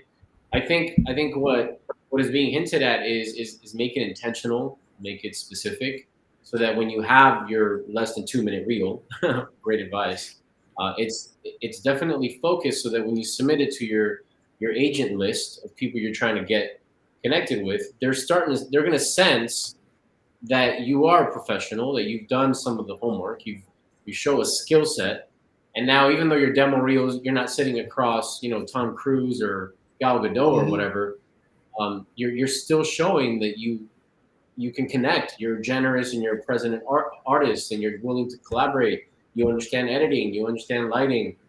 I mean, all of that I think will resonate, especially if you start reaching out to boutique agencies, which are smaller agencies, because now they're starting to see someone that is a professional coming in, as opposed to a very eager, like desperate, I'm just starting out, will you sign me, please?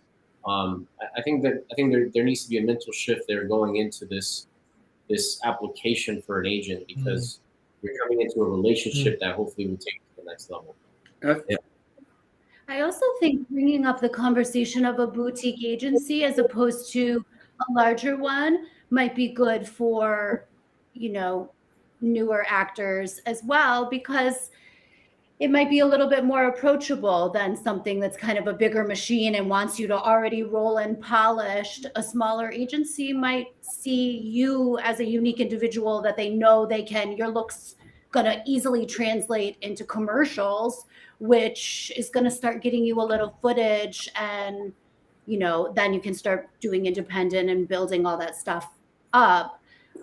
So thinking about that, it might just be a little more approachable for someone. Yeah, but it also comes down to which agent. If does an agency already have somebody? How many of your type do they have already? Or are you? Yeah. Would you bring something completely uniquely you that they don't already have? Before we go any further, I want to shout out a couple more donations. Woohoo! Yay! Randall Bolin, thank you for your donation to the Entertainment Community Fund. Alexis Louder, thank you for your donation to the Entertainment Community Fund. Alexis. If I did not shout out Alexis, she would yell at me later, because she's coming on as a guest in like an hour or so. So I'm going to make sure we made that. Alexis Louder. Hey, Alexis Louder. And my mom just texted me to tell me to walk around a little bit. So your mama, parents know. Let's put up another question, and then I'll let you guys talk while I walk around. While you walk around. There we go. Okay. Everybody's making my Alexa talk to me. One kebab pizza is asking, do you have to be born with parents that have connections and a lot of money to make it? Nah. Yes. Nah. Yes. No, yes. End of answer. No, but here's the thing. Here's an interesting thing to think about. I was thinking about this the other day, with that whole Jonah Hill thing that happened. What happened with Jonah Hill? I didn't hear about this. So Jonah Hill put out this Netflix documentary. Now I like Jonah Hill, I don't know. Dude got canceled. Okay, here's what happened. All right, for better or for worse, here's how it went down. He's got this Netflix documentary that he shot, and it's in black and white, and he produced it himself, and I think he directed it, and it's about his therapist, and it's this really awesome thing.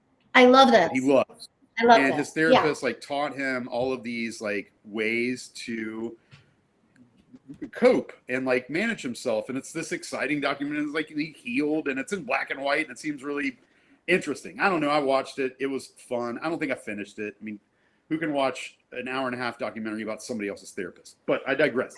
So he does this thing, and then what was it? I guess he was dating this woman, and he had and she had receipts. Like, she pulled up all the texts and stuff, but like he had texted her a request not to post pictures of herself in a bikini or like hanging out with male friends or anything like that. And he like listed all these rules basically.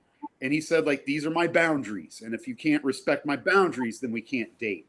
And so it became this whole like conversation about boundaries and what, how men could redefine boundaries to gaslight women, which is kind of what he was doing. I don't know. Point being, there was this, like, we all know who Jonah Hill is, right? And we know Jonah Hill, and he's got this like gang of friends. And they all like somehow this group of buddies, I'm not knocking them. I'm super jealous. I'm not saying anything bad, but like all these guys were friends, and somehow they were just able to like make all their movies together, and like, Jonah Hill and Seth Rogen and all those other guys and Superbad and like that. I know that like it wasn't all just like family and money and connections, but seriously, like how much of that was connections? Like, did all those guys grow up in LA? Like, do they know each other? Like, how can these things happen so easily for a certain group of people and then seemingly not as easily for the rest of us? So the answer to your question is, yes. If you have a lot of money, if you have connections, yes, you can do. But of course. I mean, but so what? Life's not fair. Like, what are you gonna do? But that doesn't mean also you don't go into this industry, and there's all kinds of other examples of people with no family connections or whatever that are very talented, and they've risen, so I think there's a lot of them, they just didn't get hired, Kara, and they died on the side of the road with just like a rusty can of beans and Okay, Matt, we'll have a private conversation after that. On the other hand, but that does bring up another point. Is the way to make connections and get connections if you don't have them is to, like he said, do work. Don't be an asshole. Be polite. Yeah, man. If you got something to offer that. And the other thing too is I teach at a college, right? So you also don't have to act at this level, right? This is professional. Mm-hmm. You can do art and express yourself anywhere. Mm-hmm. But once you enter into this, I say the same thing about athletes. Once you sign that contract, you're a role model because you signed up for that. If you want to play basketball, football, you can do it without signing the contract. If I want to act, I don't have to be on these networks and be a representative as a black man, and for the country. But once I do that, once my image is out there, I'm very concerned about the image I put out there on screen and even in these conversations. So y'all, just keep it real with yourself and know that this is the road less traveled. It's not easy, and you have to build up your thick skin, but you also have to get your training. The training will build up the thick skin. And if you don't want to do training, if you think you are naturally talented enough, then go be naturally talented. Mm-hmm. You don't have to be professional to do that. Another thing to think about too is just pondering the idea of like how we define making it. Like, what does that even mean? Sure, I don't think any of us, unless we got to a point where you could just like your checking account had like a lot of zeros in it, and you could just literally look at kind of anything and be like, I want that, or I might not be able to get it this month, but I'm going to get that. I'll get that Lamborghini with next month's check. Like, if you're at that point, then yeah, sure, money, you made it, right? Money can buy you happiness, and you made it. But for most of us, throughout the entirety of our career, it's a spectrum, but it's a mountain with no top. Mm-hmm. I mean, we just get as far as we can get. And then at some point, we're either going to quit or we're going to die. But that's where we stop on the mountain. What we do while we get up there, that's just the journey. And it's if another way to look at it is that if I could explain to myself 5 years ago what I'm up to right now, like well, maybe that's a bad example because the last 5 years have been really weird, but let's say 10. Let's say 10 years. 10 years ago, me would be like, wow, man, you're doing pretty good. So that's another thing to consider. What is 10 years from now me going to be up to? You know what I mean? Hopefully that's going to be really impressive. Hopefully I'm still trucking up the mountain. Yeah, and it's it's another thing that we all, or at least me, I don't want to say speak for everybody in the world, but to take a moment to think about 10 year. Hi, Winston. 10 year ago, and to enjoy the moment that it is now, even though you're always looking to do that next thing. Don't always think about the next thing. Take a breath, step back, and go.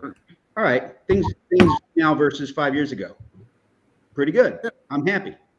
There's so much stress in this line of work. Yes.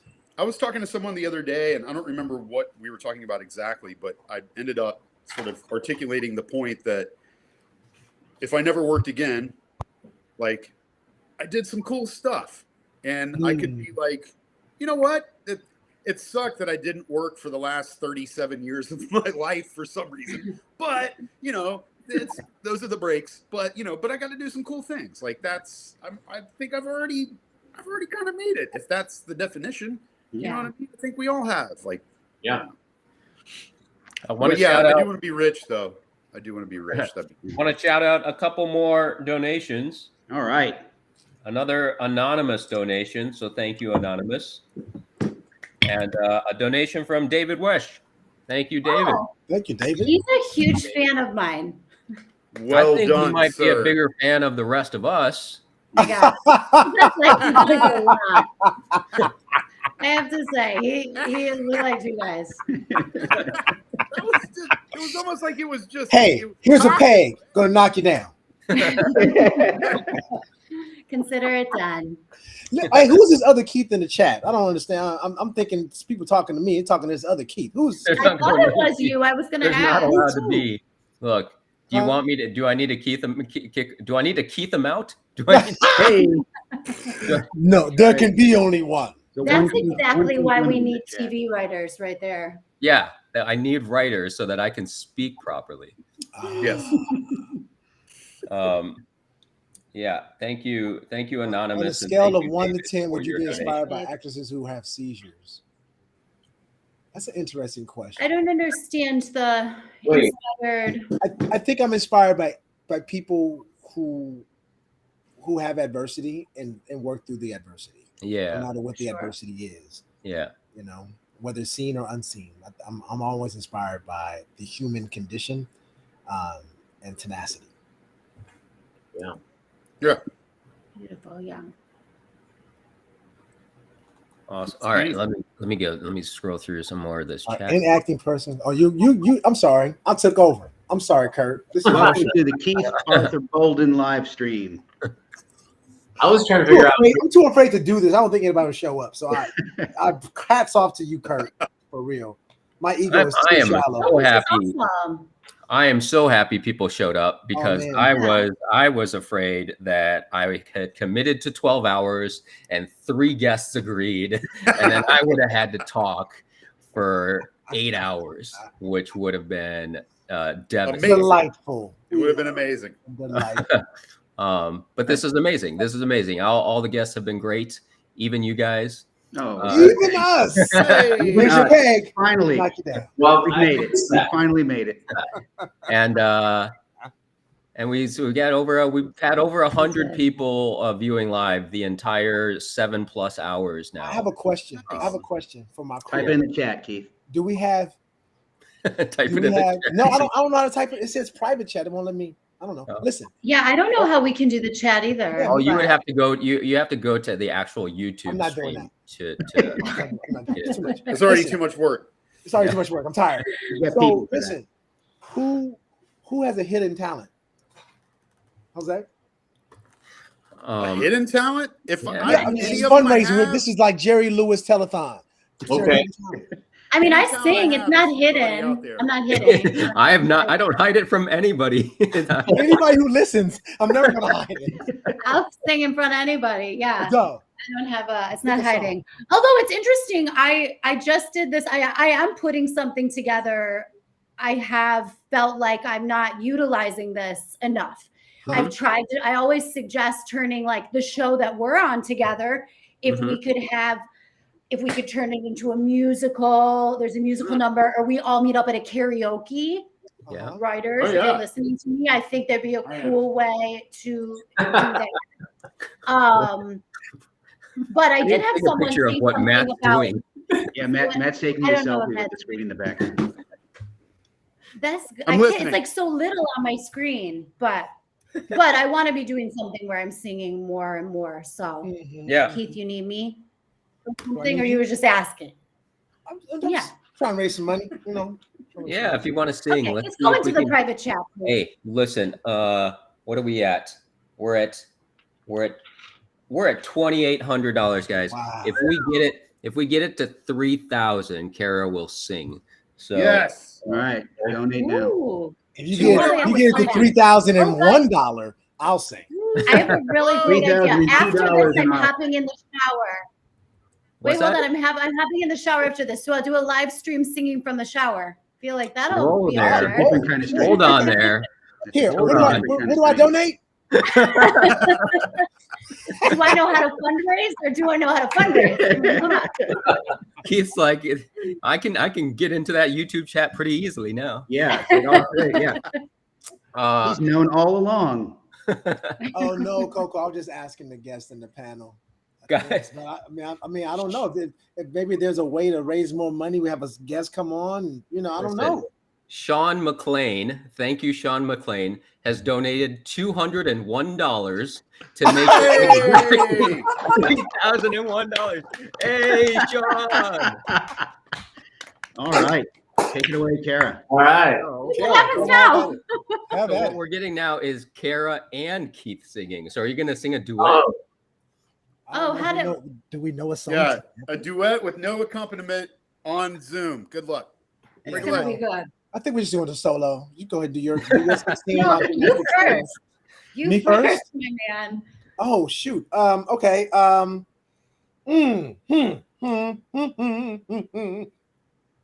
ballad.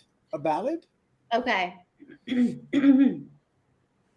I'm doing the same thing. La la la la la. Smile though your heart is aching. Smile even though it's breaking. When there are clouds in the sky, you'll get by. If you smile through your fears and sorrow, smile and maybe tomorrow you'll see the sun come shining through for you. One more. Light up your face with gladness. Hide every trace of sadness. Although a tear may be ever so near, that's the time you must keep on trying. Smile, what's the use of crying? You'll find that life is still worthwhile if you just smile. $1. Nice. Well, I loved it. While you were singing, someone donated, an anonymous donated $5, so they loved it. $6 right here, baby. 6 in the morning. Keep the echo door. Sing and Smile by Charlie Chaplin on the $6 key. Love it. Love it. My favorite song. Follow that up, Kara. Is it my turn? Do I have to get in the shower? What's going on? Okay. No, that was for another 50. Okay. Keith, that was amazing. Let me see. That was stunning. I don't know if I even know a full song, but let me see. Stars shining bright above you. Night breezes seem to whisper, I love you. Birds are singing in the sycamore tree. Dream a little dream of me.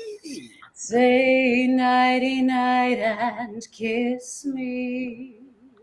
Just hold me tight and tell me you miss me while I'm alone and blue as can be. Dream a little dream of me. Wow.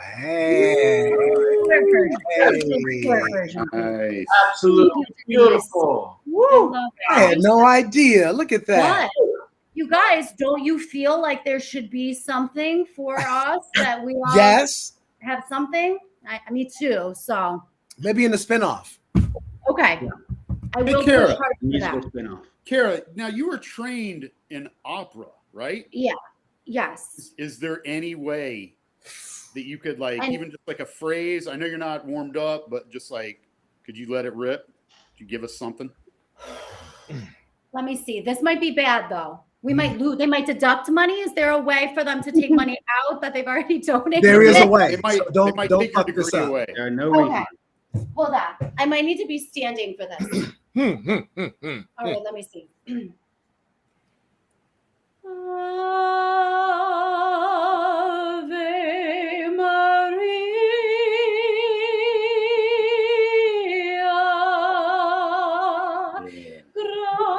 gratia plena, Maria, gratia plena, Maria, gratia plena, Ave, Ave Dominus, Dominus tecum. I don't know. That was a little low for me. I think That was awesome. Wow. Oh, thank you, though, guys. Wow. Yeah, I'm still working on getting my high voice back. It's like I'm more comfortable in my low voice. And when I was younger, I used to sing high all the time. But, times change. All the cigars. Probably, among many other things. Cop rock, the next wave.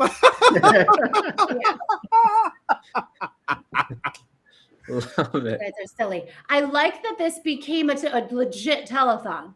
Yeah. Yeah. I'm telling you. If And no someone could Sandman, tap and no dance, that'd Sandman be to get you off either. Jose, can you tap dance? Huh? What's your special skill? Magic? Magic trick? Who? Who are you asking? You, Jose, can you do a magic trick? Magic, not so much. I can clap with one hand. Okay. What? Oh, he Then I can want clap. to see. Wait, hold on. Well, I mean, I'm not. This is now it's a telethon. So Yeah, that's right. They gotta pay for it. They gotta pay for it. A donation. I gotta show how I can clap. So I can clap with one hand, and if necessary, I will clap with both hands, but not together. Oh, that's interesting. I'll sing ragtime for $50. No, all jokes aside, I mean, look, I think I sing as good as Keith does in my dreams. I sound great when I'm dreaming. I mean, I have dreams where I'm like in a cave, like in this weird cave, at the base of it, and I just sound amazing, like Frank Sinatra. I mean, it's beautiful. You're in your dreams. You're singing in a cave. Yeah. Wow. I mean, if you're in a cave, you might as well be why not? singing. Acoustics are amazing. Yeah. Yeah, well, I mean, we're doing our Sketchworks Vape the Musical in New York next weekend, and I have a solo in that, but I don't sing anywhere near as well as Kara and Keith do. Oh, that's years of training, and it's just given. That's beautiful. I just flounder. If the song's in my key, I can almost get close to sounding decent, but that's Brian, where are you guys performing? We're performing at the People's Improv Theater, the Pit. Oh, cool. Next Thursday, next Friday, weekend? and Saturday. Oh, okay, awesome. Yeah, we were supposed to perform Vape up in New York in 2019, and that's when we got the cease and desist, and we had to sue. So finally, 4 years later, we're going back. Got it. Cool. Awesome. Congratulations. Awesome. I saw Back to the Future, the musical, over the weekend. How was that? Is it great? Listen, man. Hold up. It was. Is that a it was- swear jar item? Because you said the musical right after it. Yeah. But You did say the name, but he just sang. It's. Hey, I'm Is a that strict. I'm a You're very gonna say I don't strict make the rule. rules, but you do make the rules. I was talking about a play, though. I was talking about a play. It is a I musical. didn't say the name of the movie that we were parodying. I kept that out. You did I good. was being smart. Or forgetful. Are we? I'll let the committee vote on it. We'll leave it up. Is this a red mat, blue mat thing?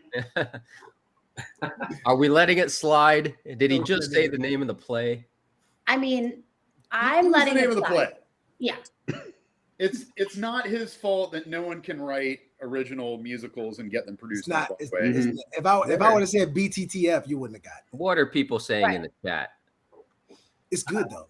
It's good. Let's swear jar. They're voting swear jar, I think, but Roger Bart is amazing. He plays Doc Holly. He plays Doc Brown. That's great. And a car flies. A car flies.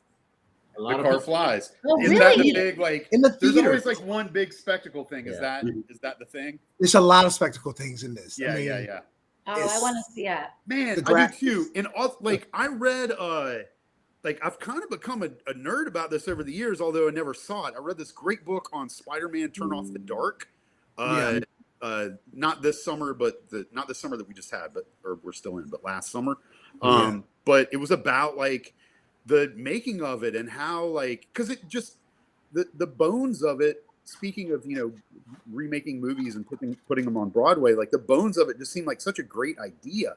Like Julie Taymor had just come off the success of Lion The Lion King, and then they want to take this other cartoon based IP and like make a musical out of it. Like Julie Taymor is the perfect person to do this. Oh shit, U2's going to do the music? Like wow, like Bono and Julie Taymor in Spider-Man. Like that sounds really exciting.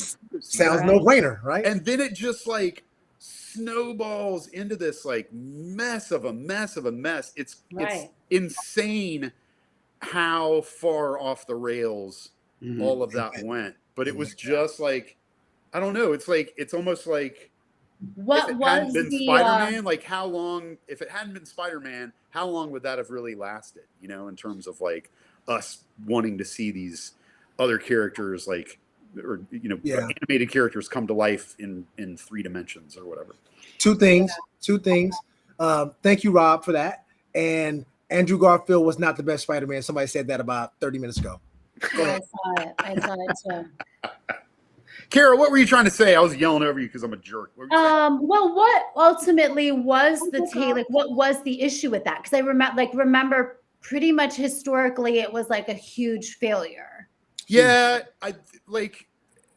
There was what contributed to it. One of those things like there were so many things that went wrong. That made it just like technically and stuff. Yeah, they can't like you couldn't go pinpoint like one thing, but it was definitely like. A clash of egos, you know. If you've got Julie Taymor and Bono, like who wins in that conversation? Who mediated that conversation? Like already, you could go like, oh, I could see how that could get intense. And then like the book, I don't remember why, but the book was just a mess forever. They had this. I remember one thing, and my brother actually saw this. It was in like one of the first waves of previews they did. The entire musical was narrated by something they called the Geek Chorus.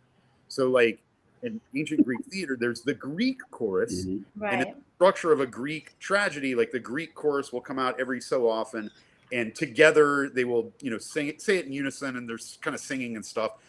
But they will say like, wow, isn't it crazy what we just saw? How do we process that a little bit? Oh, I wonder what we're going to see next. And then off they go, and the play sort of starts back again, and it's just this convention that we see a lot. So the Geek Chorus, like the musical just stops, and then there are these 2 kids that are sitting there reading. They're making a comic book, so they're like writing the story as we're watching the story. There's like whole added. It already kind of sounds complicated. It was so complicated and it was ridiculous. But then like they had to invent all of the. It was the other thing, they had to invent all of the tech to fly the Spider-Man, and that just like it didn't work. And then you know what happens when the director's like, all right, I want Make 12 Spider-Men up there and they jump off can we do it like if they all jump from here to there, like, and everyone's like, okay, like there's going to be some bumps and bruises along the way while you're trying to execute that kind of idea. Yeah. And Right. it was also really expensive. So it was just one of those things. Like, but I just find it absolutely fascinating. Like, what if you could have been able to see like a well-executed production of a Yeah, maybe someone will try it again. I mean, well, we can break into the musical. We'll do break into the musical. We can do that. Well, yeah. Yes, break into the musical. I'm, dude. When I make it and I have that disposable income, we're doing it. All We're right? doing It's just a We're done doing deal. The done deal. But with Spider-Man: Turn Off the Dark, there was a plan, and I still wish this would happen. If I have $1 bazillion, I will make this happen. There was a plan to put it on Vegas and just let it be in residency, its own building that they've built for the musical, not like trying to renovate a Broadway theater. That was another thing that made it really expensive. But just like build it its own building, like Cirque du Soleil, and stick it in there. And it could tour and it could do all this stuff. They have the tech for that. But I guess the backing fell through and then the years passed. That makes a lot more sense to me, though. For sure. Yeah, for sure. I'm going to shout out a couple more donations that came through. Hey. Chase Anderson donated because of his swear jar infractions. I'm sure Chase was going to donate anyway, but it's funnier that it had to be because of his swear jar infractions. And then apparently one of the anonymous donations from earlier was from my mom. She texted me and she's like, "Why did my donation not show my name?" So we're going to shout out. Thanks, Mom, for donating. So we are now at $3,100 the Entertainment Community Fund. Thank you so much, everybody, for your contributions. Appreciate it. We got a question here. A question from One Kebab Pizza. Could you share some insights on how to approach character development to bring depth to your performance? Good question. This is what I like to do. I like to keep it really, really simple because I'm not that smart. Professor. I have to figure out what I want in the situation, just like very, very simply. Like, what do I want? Do I want to basically, do I want this person into my space? Do I want something from this person, or do I want them to go away? Do I want them to F off? So it's kind of one or the other, or it's a somewhere on that spectrum, right? And then everything that I encounter in the scenario, I just have to make sure that I have an opinion about it and I'm clocking it. And then there are times where in my work, I will find gaps where I'm not doing anything. I'm not supporting anything with an idea. I don't know what I'm talking about. I might be saying the name of something and I don't know what it is. It's just like the superfluous corporation. But I need to make sure that I understand exactly what that thing is and that I have a clear opinion about that thing that I'm saying, that thing that I see, that person that I encounter.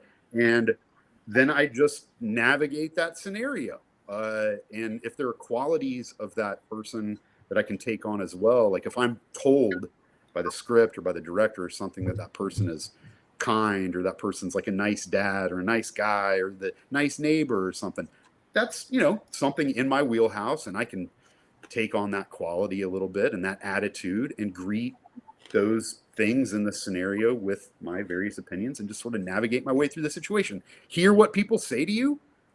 And then, luckily somebody's written down what you say to respond. So just say that, but you've got to have a clear opinion and a clear understanding of everything that you talk about. And if you understand it and you care about it, then we will too. But if you don't, then we won't. Mm-hmm. All of those elements together make up what we would call character. But it's really just the actor having a clear understanding of the situation that they're navigating, and then we just get to watch their gears turn as the audience, and that's exciting. We can kind of make up our own minds about, we're all going to clock that differently. So character is sort of, it's kind of a nebulous thing, and it's fun. You don't have to worry about it too much. Be yourself, navigate the situation. How I do it is going to be different from how Kara does it. Just naturally. So neither one of us have to do anything to be different from each other. We are. All of us are. So that's the fun. Yeah. Bring yourself, work the script. I just do what Matt tells me to do. Whatever Matt tells me to do, I do. Exactly. Like, Keith, go faster, for the love of goodness. Faster, better, be blacker, Keith. Yeah. Matt says that, I'm doing it. That was a good note. I mean, it was a good note because I wasn't being black. Yeah. Like Matt sort of said it all. Work the script, and if there's something there that that isn't there, fill it in, but fill it in concretely. Whatever it is you choose to do, make sure it's concrete and definitive, and don't need to try and say, "Oh, I want to play a character that's this." It's not.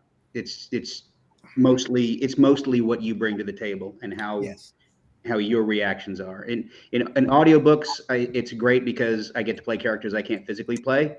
And it's when I go through an audiobook, I prep that. I write down every adjective that the author presents, and I have a little list for each character. How does the author present them? And I did one book where the author had no adjectives on how anybody talked or looked. And it's just like, well, this was A, not a good job, Mr. Writer. But B, it's just, then it's just like, I just got to make decisions, just pick stuff, whatever it is. I will Shahid, say, let me throw this answer at Shahid real quick, because I think he was sort of asking me a follow-up question a little bit. And I think that it's a great question. How does being ourselves help us be someone else? So when I say be yourself, what I mean is use your own voice. And if you are trying to take on the quality of a person that you're performing, like I said before, like, fact that you can derive from the script, like you are a supportive uncle, or you are a dastardly criminal, whatever it is. If you're trying to take on that sort of quality, you can fall into the pitfall of just poking at the idea of what that is. So if I'm poking at the idea of what a nice uncle is, I'm not being specific about anything. I'm just trying to be nice while I say my words. And that's sort of a vague, nebulous, not playable thing. And it's not me, right? So the opposite of that is what qualities of me can I see within myself that say nice uncle? And I can use my own voice and be myself and just be in the scenario, in the situation that I'm in that scene or in that play or in that film or whatever it is. The way that I navigate my way through that scenario is dictated by the script. The truth that you're seeing is just the actor presenting a version of themselves, sincerely, honestly, themselves. Like, that's the whole ball game. If you can let the audience see you and not you being something, I mean, that's it. And the way to do it is to use your own voice and be yourself in a different scenario, taking on the qualities of somebody else. And I'll add that also knowing yourself really well helps you be able to step into somebody else's shoes. If you don't know yourself really well, you'll lose yourself trying to develop somebody else. My approach is a little different. All of those things come into play and they're learned already. When I was in graduate school, somebody told me, you learn a technique to forget it. You don't make it about the technique, right? So I know all those Stanislavski things, right? So I don't really think about that. What I think about is the physical aspect of the character. How that person walks, what's the gait of their walk, how they talk, how do they breathe? Is it shallow? Is it deep? Nonverbal responses, listening actively. I never end up on the cutting room floor because I incorporate those things. I can do things in 2 to 3 takes, and so what I do is I understand the frame in which I'm working, not just the literal frame, but the framework of, if I'm working with Matt or I'm working with Kara, right? So within that framework, I'm going to do my first scene. If they give me an adjustment, I'm going to make the adjustment within the framework of all of the choreography or the marking or the blocking that I've done. I'm not going to change the blocking. I'm going to stay in that blocking, go deeper, be more focused, and whatever. If they want to be lighter, I'll do that within the framework that I've already created. Because now they have 2 of the same take physically, with a little bit of more of what they're asking for. And they may not even use what they've asked for. They may use my first take, which is usually probably right. They want to see a different take. They're not asking you to do something totally different because the editor has to match it up in editing, and you don't want to be an editor's nightmare, right? So I get all of my coverage usually when they shoot it because they're able to match it up because I give cut points, I give look points, and then I'll look back on a line or a breath, right? So that's my approach especially when it comes to doing film and TV work. Stage is a little different, but because I've done stage for so long, coming into this was a little bit easier because I've been doing choreography all my life with blocking. So, yeah. And I see popping up in the chat, folks were talking about Coco. Is it better to do a monologue in our own style versus how we viewed it in a project?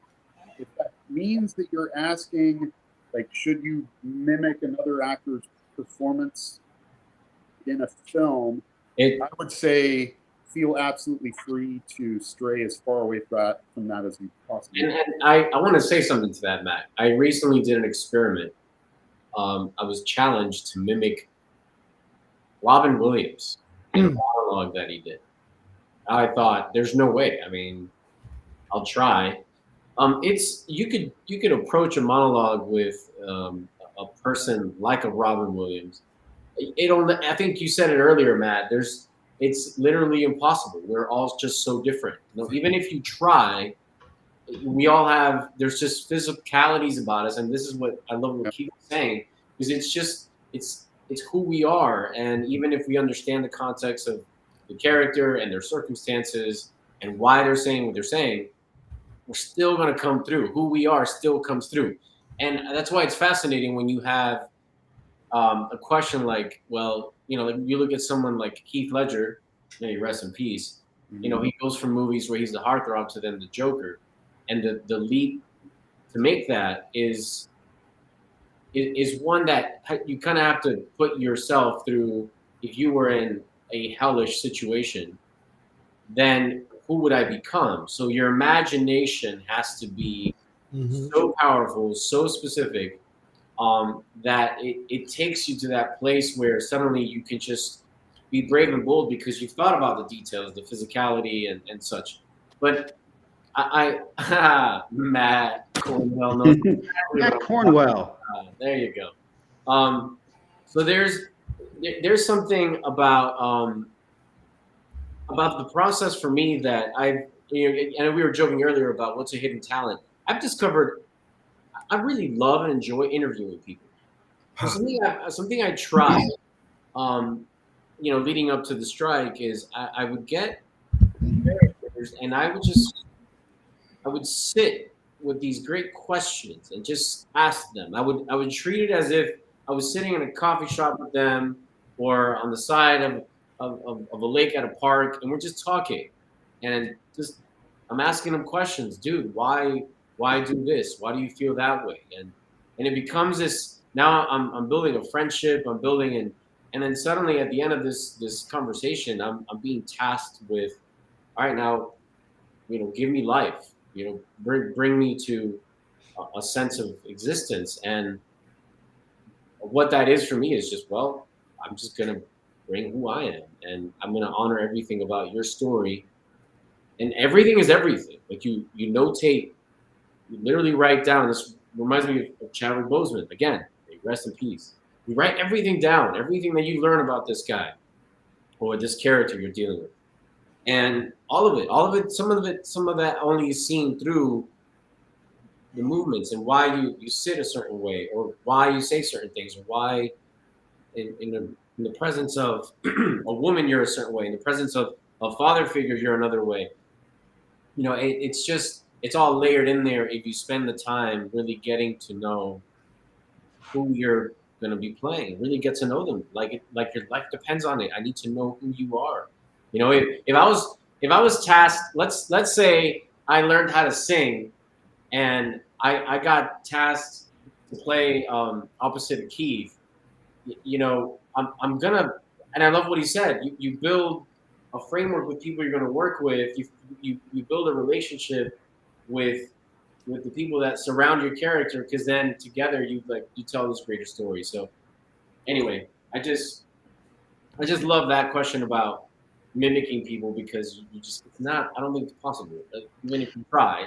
And I think one thing specific that Jose is doing that maybe he's not saying is really that investigation of all the sides. When you're getting sides to audition, to really be tearing those apart and making sure you see, because sometimes we are, in theater, you're going to be given the whole script and stuff like that. So you know this whole person's world, you have a lot more information. When you're just asked to audition with a side, I think a great tip that maybe everybody doesn't know is that you really have to pay attention to what's come before your scene, after your scene, because those people might be some of the people that you were just talking to, or all of that stuff. Like, you're really on a process of exploration about your world and your person.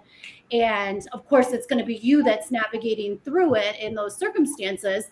But to be sure, as like a new actor, that you're spending time exploring, that you've gathered all the information that you've been given, and you're not overlooking like, oh shoot, that guy just came through the door and I didn't even realize that, or whatever. Just really doing your due diligence. So one of the things that, if you're new to the world of acting, like a lot of times you'll get your scene, but then there'll be something crossed off ahead of your scene. And that's there for a reason. They've crossed it off because they don't want you to act it. They don't want you to read that, but it has information that applies to you. And I think maybe sometimes for newer actors, they're just going to be like, oh, I'm not speaking, so I'm not going to look at that. But being sure that we take the time to explore, do your character a service and make sure that they've given you all this information for a reason, and you're applying it to your own research and knowledge and that stuff. Jose's doing that with maybe information that isn't here. He's exploring more with it and developing that character. But there is stuff that can be found in the scripts that they send to you that maybe you weren't paying attention to. Yeah, and researching like writers and the producers of whatever show that is. For sure. They usually write in the same vein. There are some people who don't, but most of them kind of write the same genre, so you can get a feel of for them and know some information when you go into the room, because this is an ego-driven business. If you know something about someone, give it to them. Don't hold on to it, because that's going to make them feel good, because there are a lot of times that we're not seen nor heard. I just read Larissa Fasthorse just made a post. She had a show going to New York to Broadway. It got canceled, right? But she just went to see a Broadway show, and she was like, nobody knew her name. They kept respelling it. And she said, well, I thought that everybody would know my name after I did this Broadway show. But we love for people to know our names. I want to address something really quickly in the chat. Hold on one second, Keith. I just want to say, since it looks like Matt Cornwell is in the chat, and I don't know, Matt, if you're using if your link is not letting you into the waiting room, I just sent you another link, so try that link, and hopefully that allows you and Brooke into our waiting room. Yeah, Matt and Brooke. Yeah. They've logged into enough things over the years. They should know how to do it. Alexa I've been watching for a while and feel like you're not saying anything concrete. You're talking about the philosophy of acting, which won't really help. I'd love to hear some concrete advice. And I would like to say this. As a professor, I get this all the time from students. They want a perfect formula of how this thing works. I could talk to them for 3 years, and if I bring someone in like a Robert Townsend or Russell Hornsby to come in, they say the same exact thing that I've been saying for 3 years. They'll take that more than they'll take what I'm saying. And my point is this: there's no secret. All the advice that you get is take it and use what works for you. Because my path as an African-American man from South Central Los Angeles is very different than Matt's, who's from Alabama, right? But we still are in the same place. We both have MFAs. We both trained, but our walk and our look is very different.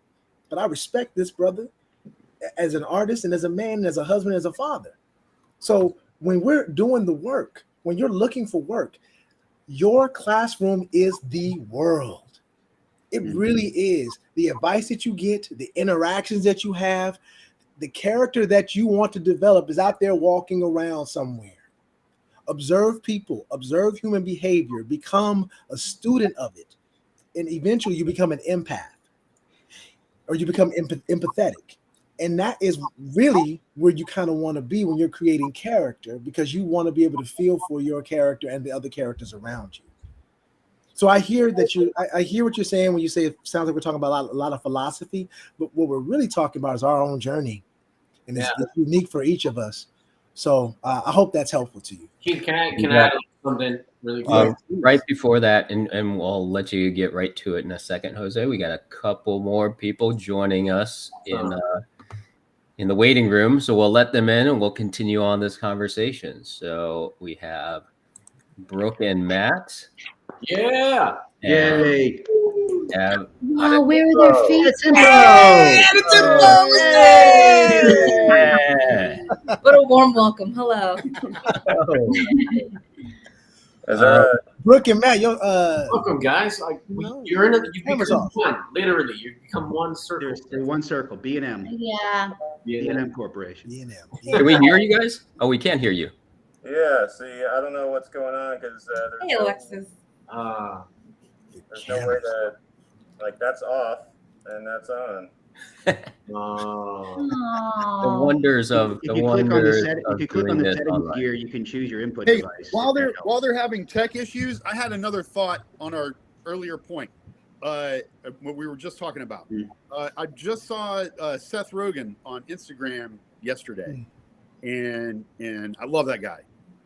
And he was somebody had asked him about like success or something like that, like what's the key to success, and he was like, all it is really simple.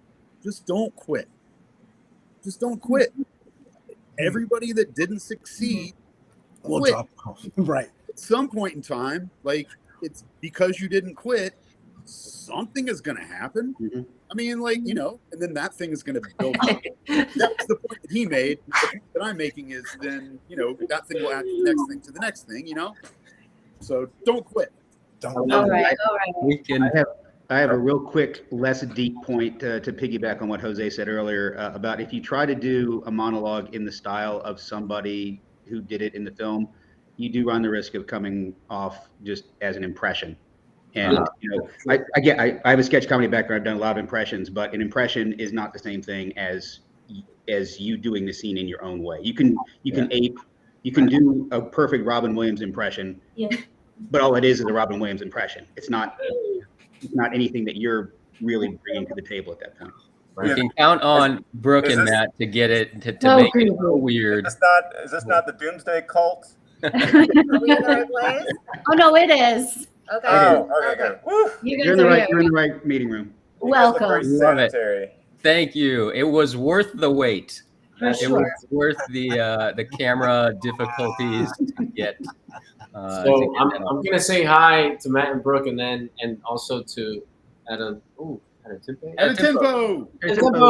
And I'm also gonna say farewell. I gotta sign off, but before I want to hit some concrete points to that comment from earlier, because I can identify with that. And Keith said some things. You guys are saying some really beautiful stuff, and I think it's rather specific what we're hearing. Things like, you know, we're hearing things like get to know yourself more. So, you know, there's concrete things you could do to do that. I mean, some people keep it simple, journal every day, find a way to just kind of spend some time figuring out who you're not. That helps you understand your instrument. Take martial arts classes, figure out what your body do. You know, just learn about who or what you're capable of on a physical level, emotional level, and then see how much of that applies. And study. I mean, the no quitting thing. How do you not quit? Stay active. Learn, take classes, and can make these great connections. Learn from people, and never stop learning. Never stop learning. Just stay specific. Stay on fire about what this is. You know, it is a very strange industry that we're in, but it does it lives and it thrives with us who are willing to give all of ourselves. So it's a philosophy, but it's also, there's steps to that. And there's steps you could take if you join a community of people, whether you're in a school or a class. You know, the technique, this is a comment someone else said earlier, and Meisner said it. Learn a technique so then you can toss it. So you don't need it. Ideally, you get back to just being your authentic self, free. And I learned this phrase from Matt and Brooke through the San Christensen process. Enter your charisma, your state of understanding who you are. Something that came to me that Matt and Brooke taught me. I feel like when you can learn how to play your piano keys, the exact notes that only you can play, you're set. That's your specificity. You'll know when you're gonna need to hit that certain note because you've been given something that you've spent time on, been spending time on yourself. I'm talking about day in, day out. You wake up, you spend time developing your voice, developing your body, developing your mentality, your spirituality. All of that is integral so that when you sit with a script, you'll know step 1 through 50 if it takes you 50 steps. Maybe you get to a point like Gary Oldman, who when he sits at round tables, he's like always talking about how I just get so nervous. But then you watch the guy and it seems like he's got one step and it just shows up and speaks. But no, it's everyone, you're gonna find your own multiple steps, 1 or 2, 3 steps. But if you're gonna do the work justice, it requires time, it requires daily attention. Even right now, there's a strike, sure, but stay ready. I think Matt said it earlier. Observe life, interact with it, be present, allow yourself to be affected by stuff. And when it affects you, if you can't speak to somebody about it, write it down. Go home and write, that sucked, or that was amazing. And like become aware of like how things affect you. Yeah. And then the rest is gravy, I think. If you just get specific, you want to get specific, you want specifics, get specific. Right, so. Well, it's like, so I was talking to somebody a couple of weeks ago. A friend of mine was telling me that their husband had always talked about wanting to be an actor. And she was like, he's really great. He's really talented. He's really funny. And it's something he's been dreaming about and talking about forever. Like, where does he start? And, you know, how does he start? I'm like, well, you know, you can take a class, read a book, Google some stuff, look at YouTube, all of the above, you know, yeah, do all of that stuff. But it's like if it's a really like big question. So just keep it simple. If you wanted to become a guitar player, how would you start playing guitar? You'd probably get a guitar and start playing it, right? You know, learn a chord and learn how to tune it and replace a string. And then you probably learn like a couple of chords that you could play in a progression. You know, if you want to start playing golf, well, get some clubs, take a lesson, maybe find a driving range, hit some balls, like keep it really simple. So if you want to act, what do? Well, find some words, put yourself on camera with your friend and the phone and start figuring it out. Take a class, read a book, but keep it simple. What have you done today to make yourself a better actor? Did you read a little bit? Did you, it's just like, what do you do every day to make yourself a better guitar player? You know whether that work is like sincere work or not, if you're trying to become a better guitar player. Did you like actually play the guitar and practice, or did you procrastinate and not do anything, you know? So. Good night, everybody. Bye, Miguel. Bye, Jose. Bye. Later, brother.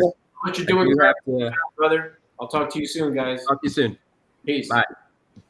All right. Can I first say, Brooke and Matt, I love seeing your faces on here. You guys are amazing. Yeah. And then I'm desperate for a shower. You guys, this is grotesque. I can't be. I was hoping you would say that. And I'm not taking you with me. Okay. You're embarrassing all Privately, I'm going to the shower. Oh, you're not taking the laptop. Damn it. I mean, I think not. It would get wet though with the splashing and. Okay, this is getting weird. I gotta go. I adore you guys so much. Bye, Kara. Thank you so Love much. you, girl. Good to see you. Appreciate I'm you. so glad Thank you this for is singing. funny. Thank you for singing for us multiple times. We got And to keep, that was very fun, you guys. I can't wait to see you all in real life. I adore you all. Love See ya. Be well. I'll see you guys soon. Peace out. Bye. Hi, All right, Kara. bye, guys. Bye. Bye. I need to welcome our new guests at a tempo. Brooke and Matt, thank you so much for joining. Really appreciate you being here. And I have to, in case you guys don't know, we have a AMPTP swear jar going on. I think you all are aware. Okay, cool. So all the more reason that you shouldn't break the rules, because you've heard it broken many times already. I think, knock on wood, I still have not broken that rule, and I've gone on 6 hours or 8 hours now. I thought you said you did. Did I? I thought so. I'm sure there was a movie or a TV show called Knock on Wood, so you probably just broke it. Yeah, exactly. Sure Knock did. on Wood, starring Jason Bateman. Coming up next on ABC. Look, yeah, I'm not gonna say anymore. Also, Kurt, for what it's worth, I don't think you ever got up and walked around like you No, said, I did. watching since 6. No, I did. My mom texted me earlier and said to walk around, so I did. And then other parents came on and told them to do the same thing. Yeah. And then some. Yeah, there. I appreciate the people in the chat like telling me to do that as well. So yeah, thank you all for being here. Appreciate you. Thanks for wearing the sombrero, Brooke. It's my birthday sombrero. Happy birthday. It's not my birthday. I just had it on my birthday. I was saying it to the sombrero, so we're gonna make it weird. It's the sombrero's birthday. Oh, perfect. Love it. Love it. Yeah. All right. So I think it's been a while before since I've said this, but for anybody who's joining now for the first time at 8:30 p.m., we are here helping actors out, answering questions, talking about the craft, talking about the industry, but also raising money for the Entertainment Community Fund. Really excited for everybody who has donated already. We are at $3,100. Let's keep that moving up. If you have the means to donate, please do. If you don't, just keep joining us. We still have over 100 people watching since the beginning. I don't think it's the same 100 people. If it is, oh man, that's awesome that you've been here for 8+ hours. Yeah, please support the wonderful organization that is the Entertainment Community Fund. They help out entertainment professionals all over, especially in times of need like right now, where multiple industries are on strike and there are people that are in some hard financial situations, and so we're helping out this organization that helps a lot of us out. So I just love to say that I love the small donations, like the $5, the $1, because it doesn't move the needle. It really represents the people that are giving even though they really can't afford much, right? They are still feeling led to give of their what they might feel is a very small overflow of their own resources. And so I think that's great, the people that are donating the $1 and the $5, because those are the ones that probably can't afford it, right, but still feel led to give, which is 100%. And that's how we got to where we are now at $3,100. I think the biggest donation we got was a few hundred. So to get to a few thousand was all because of the small donations that have come through. So thank you so much, everybody, for any amount that you've contributed. Oh, wow, Gary. I see you, Gary. Okay, sorry. Just reading the comments. Nice. Gary. Is it better for someone to have a bunch of performances or a long time? Been here from the start, ain't going nowhere. I appreciate you for going through this entire. So if you're going to stay here till 12, man. And then, are those bloodshot eyes, or is that just rose-colored glasses? Are you doing it, girl? You doing double duty. I see you doing it. She responding. She in the chats. She here talking. You doing it. He's asked it a couple times now. That's why I wanted to do this. Yeah. So let's talk about that. What is it that you're answering? I can't even keep up with all the chat right now. So our good friend Parquez has asked, is it better looking for someone to have a bunch of performances a long time ago, or only a few performances from a recent resume? So are the old credits more important or the new credits? Like on a resume or on a reel? It says for a resume. Who cares? Yeah, I don't think it I mean, matters. if you did it, you did it.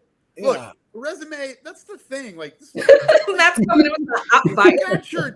it's got your email address on it and then some other bullshit. Like, they either want you in it or they don't. You know what I mean? Like, you did what you did.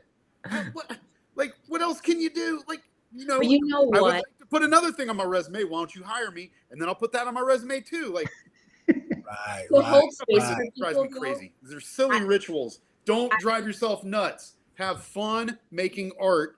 Make that the focus, and then your resume is.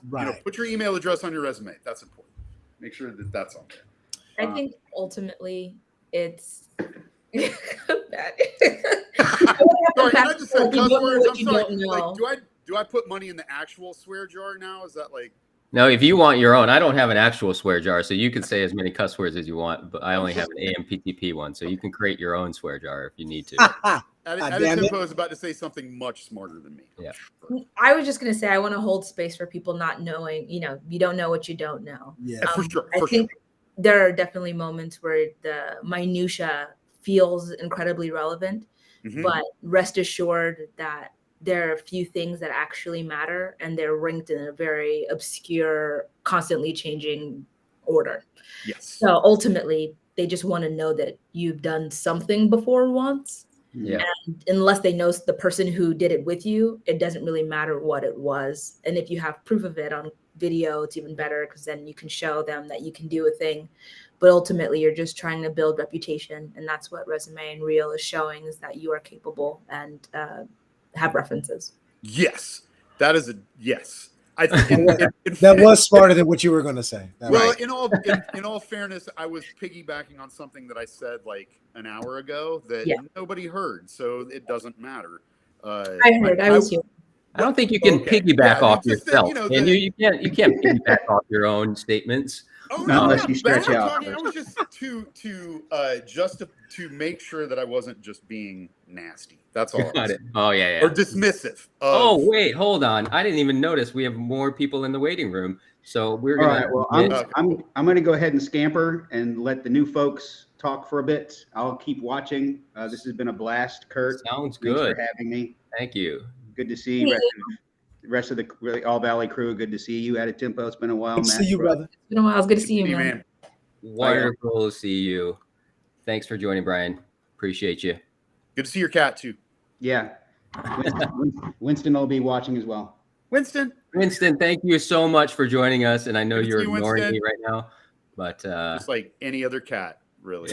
Yeah. Hey, there she is. Hey. Hey, Erica, what's up? Hey, Erica. Hey, everybody. Oh, this is great. I've been watching. I heard the singing. This is wonderful. Wonderful. So you know all about the AMPTP swear jar. I don't have to explain that. I think I'm set up to succeed and mess up. Your turn to sing, I think. Your turn. This has been incredibly. No, you don't want to hear that. Thanks, Keith. You don't want to hear that. I wasn't joking. I've been watching for hours. Like, I was like, oh shit, look, it's my turn. Like, I had to turn off the TV and like come sit in.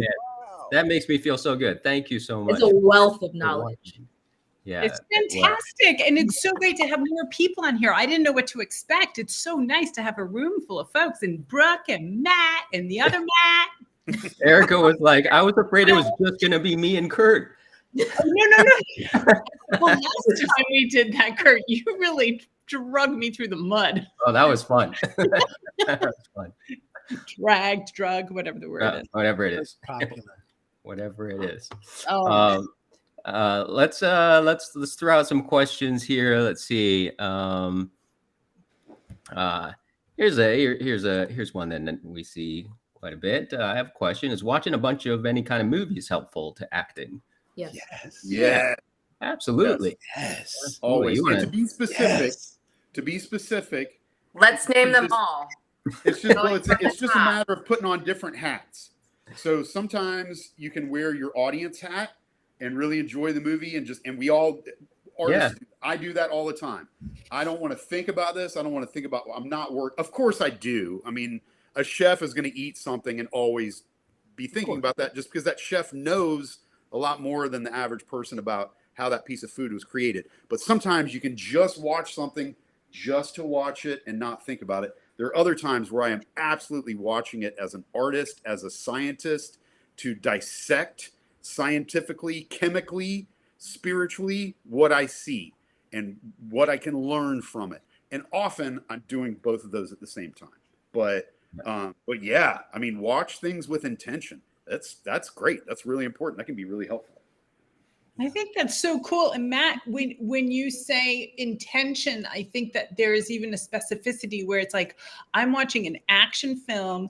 This is the type of role that I wish I were cast in, that I feel like I can do. Yep. Let's do some research about that specifically. Yeah. And then maybe there's, a different genre or a different role or whatnot. So I love what you have to say. I've seen Mission Impossible. I've seen Mission Impossible 3 times on 3 different screens. And I'm going to see it again because I love Tom Cruise and what Tom Cruise does. I'm sorry. I got to swear jars. Sorry, swear jars. I got you. I got you. Yeah, I missed it. You missed it. Thank you, Addie. So listen, but I am literally obsessed with being an action film. And so during this time, what I'm doing is, and people have seen me over the years, I have changed. This is new, right? I am focusing and being intentional on being in some of those type of films because I know that it's in me. Amen. Please get ready. You better claim that for yourself, Keith Arthur Bolden. I love that. Doing it. Got to. Love it. Love it. Where's my swear jar? There it is. I'm in my leading lady era. I'm leaning towards that as well. Yes. So, yes, you are. That's great. Kurt, where do I send my donations, Kurt? Where do I send them? You have to go to the actual YouTube link, and then there's a donate button right above the chat on all the YouTube links. Speaking of which, let's see here. Speaking of which, our friend Brian Troxel, who just signed off, made a donation. So thank you, Brian, for your donation. Appreciate you. And yeah, love it. All right. Let's see. So Matt and Brooke popped in for a second, but then they had to leave. They have home renovations going on right now. So what kind? What room are they doing? I would like to ask them. I don't know. Seriously. We're getting ready to do our kitchen. We're getting ready to do our kitchen. Oh, really? What are you going to do what are you going to do with the kitchen? My wife wants a white kitchen. So she cabinets, island, not really changing the footprint at all, just updating. But the backyard, that's going to be better. Oh, this was a good message from Joel without breaking any swear jar rules for Matt Cornwell, but he's not here anymore. Matt, you were awesome in that movie about the fatal dinner starring the redhead who's good at chess in that other show. Just recently watched it. Also, loved it. She was good in that. Yeah. So I hopefully Matt Cornwell, if you're still watching, you get to see this message. Thank you, Joel, for saying that. Awesome. And for respecting my AMPTP swear jar rules. Why is Randy Legend trying to get us in trouble? Erica, can I ask you a question? Yeah, absolutely. Randy's trying to get us in trouble. I agree. I know. Yeah. So I know you from the DMV area. Yeah. And so now that you're here, like, how is it different? How do you receive the Southeast actors? Well, I consider the DMV part of the Southeast because I mean, personally, I go back and forth, like 3 weeks in Virginia, 3 weeks in Atlanta, 3 weeks in Virginia, 3 weeks in Atlanta. And then depending on whatever I'm working on and where I'm needed, sometimes I'm in Atlanta more. Can you explain what the DMV is to people who may not know? Keith? Oh, it's DC, Virginia, Maryland, that area. Yeah. Where all the politicians live. Exactly. So for a long time, we called it the Mid-Atlantic region. And I think on Breakdown Services, specifically, you click the button that says Mid-Atlantic region. But it's so integrated with the Southeast and North Carolina and whatnot that I always think of it as one big area, and mainly because the regional travel waiver, which is granted on many projects and used on many projects, is a 500-mile distance. And so that is truly Atlanta all the way to Richmond, Virginia. Yeah. Thank you. You're welcome. Department of Motor Vehicles. Yeah. He killing them today. He killing them. Oh, that's funny. In Georgia, it's called the Department of Driver Services. Is it really? Yeah. I didn't know that. I DDS. was here in high school and I moved from LA. So I was like, where's the DMV? And they're like, I don't know, but we have a DDS. I'm like, I'll just make shit up here. Let me tell you a story from the olden days, children. Children. When I first moved down to Atlanta in 1998, the DMVs used to be in the lobbies of all the Krogers. Kroger's, yeah. I think I knew that. What? Really? Yeah, you just go to Kroger, man, and do whatever you needed to do. It was amazing. It was at Kroger. And then they moved them all. Yeah, they were like, this is a great idea. Let's get rid of it. And now it's whatever it is. But You can still do your tags. they were at Kroger. I don't know why. This works. Let's mess it up. For our non-Kroger having folks, Kroger is a grocery store. Oh yeah, that's right. You are on it. I'm loving it. You are on it.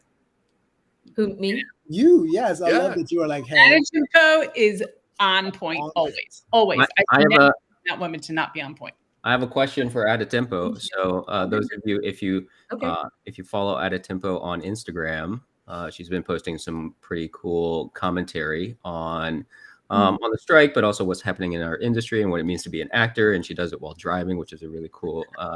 It sounds like you're just having a chat with her while you're sitting in the passenger seat, which is neat. Yeah. But your most recent one, I think it's your most recent one, you talked about how not having the industry hold your life hostage. And so for people that didn't get a chance to watch that Instagram reel, can you talk a little bit about that? First of all, thank you. That's so kind of you. Yeah. I'm also want to say that I'm a huge fan of your channel and I watch it as well. And I think it's so amazing what you've done. The reason you have tens of thousands of people tuning into every single one of your videos is because you're demystifying this process. And I think that's really important. So I was really excited to get your email to join up today because I'm hoping to do some of the same. And there aren't enough people who look like us trying to make that happen for folks. What I was talking about today in my video was just how often people will wait for life choices to come to fruition, to be accomplished, hoping to hit a acting or career milestone first. And I'm, the same, but I won't try to start buying a house or try to save money to buy a blah, blah, blah until I book this recurring role. I won't go on this vacation because I turn in auditions. What if I get an audition and I'm on vacation? I won't get this higher paying, regular person job because I need to have more availability, but also, as it stands, I'm not getting the auditions that would need that availability to begin with. Just doing things that are every single hope is dependent on becoming a movie star. And life isn't happening in the process when really they should be happening in tandem. So hopefully you are getting these auditions and you're paying your bills and not going into like large amounts of credit card debt. Hopefully you are going on vacations, but maybe take a rig with you so that you have a setup in case you need to tape something at the beach. And just hoping that people aren't holding themselves hostage. I mean, I have a friend who's like, I'll start a family after I book a series regular. And we're in season 2 and season 3 is guaranteed. Yeah. And it's like, well, you may never have those fucking kids. Like, and if you're with children, don't hang your hat on that. No, you cannot. I've been a father. You know what I mean? So that's really what it was. It was just wanting people to kind of keep that in mind. It's a sobering thing for me to even say to myself, but I think in general, you really are, because you get told like, you're not putting everything into this. You don't mean it. And if you're not, and some of that's not realistic. You also need to be having contingency plans and backups, and also just like not being hungry, because it's hard to make art when you're hungry. I like to keep reminding myself and to remind everybody else, like if anytime somebody gets really stressed out, I just think, what if you were I guess I was trying to make this analogy earlier with like trying to learn how to be a better guitar player. But like, what if you were like a visual artist? What if you were a painter, right? And you're like, my painting career, and that's like driving you mad. I could look at that as a non-painter I could look at that from the outside and have a sort of a better, I think, a healthier perspective about it, because my heart's not in it and I'm not a painter. I don't really care. So I could look at that and go like, you know what? I think if you just shut the hell up and you go in that room for a couple hours every day and you paint, you'll probably keep improving, and somebody will probably buy something at some point in time. You're improving your craft, you're working on it, but also like you get to go in your room every day for a couple hours and paint. And as long as that's making you happy and you're getting better at it, and somebody buys something every once in a while, then like just keep doing it. Like you're doing it. That's it. There's nothing else to it. There might be a bigger paycheck attached to it, but like you're just doing the thing every day and you're getting better at it. So if you're like in this business, it's the same sort of thing. You know, yeah, you got to do something a little bit every day to make yourself a better artist, just like you would go in your studio and paint every day for a couple of hours. But then, you know, you're not going to spend your whole day in your studio. You've got a family, you've got life, and you've got other things and experiences. And when you live that life, that, you know, informs your art and it makes you a better, happier, saner artist, because you're not like all just sunk into this thing. This is not, you know, it's not something that you can ever like make sense of in the way that you want to make sense of it. Yeah. It's not going to give you that satisfaction and that peace. Somebody was asking us earlier, like, no, you guys keep talking about all this, blah, blah, blah, blah. What's the concrete advice? Like, I think something that doesn't get acknowledged enough. You know, like keep doing it. Don't go crazy. Don't quit. Yeah. You know? Something I think that doesn't get acknowledged enough is that you could be the best actor in the room, in the county, and the state, and your country, and the planet, and you can still never book anything. Mm-hmm. And it's one of the few industries, art in general is one of the few industries where you could be the best and it doesn't mean you'll work, and certainly not work enough to pay your bills and eat. So I think that's the thing too. So when people are, because I agree with you, if you want to be an actor and you want to be a good actor, you need to train. And I think so often people want the silver bullet so they can be famous, and that's not. If you're trying to be rich and famous, and that's why you're becoming an actor, be rich and famous being a tech genius. Be a producer, be a designer. Kardashian or something. Just get, you know, find some money and get on People Magazine. Like it's not. Get into real estate. Like it's not this. Become an Instagram influencer. Yes, exactly. Not this. If you want the likes. Yeah. I love what you're both saying, because I think another way I think about holding yourself hostage, which is really your own doing, is it's from a scarcity mindset. And if you're always constantly saying, well, I can't do that because it's like, why not say I can do that and I can do all of it? And wow, first class problems if you have 4 bookings on the same day and you have to decide. Like that's what you want anyway. So if you just keep saying yes to everything and you're staying full artistically, whether that's playing with your kid or you're writing a play or, you know, all of those things to stay artistically healthy and connected, like you've just made this beautiful forum tonight or today, all day, Kurt, to stay artistically connected with people. This is fueling at least me, and it gives me this energy that then I can share creatively with somebody else. I love it. I need to shout out a couple more people that have donated. So thank you, Anonymous, for donating to the Entertainment Community Fund. And thank you. Is that your mom again, Kurt? This is EC1212. Thank you for donating. And another Anonymous for donating. And Joseph Yang. Thank you, Joseph Yang, for donating. And that's it for now. So we are up to $3,200 raised for the entertainment. Did you not get my donation for the swear jar? Did I not? Unless it might have come through as anonymous. It might have been one of the anonymous ones. How much do you get for the swear jar? Oh, you decide yourself. I'm not holding it. I'm not holding a number over anyone's heads. You know, Alexis Louder wants you to check your phone. She's I just did, Alexis. I just checked my phone and replied to you. Chill out. No, at a tempo is behind. You know, I think did Alexis text you to tell me? No, she's reading the comments.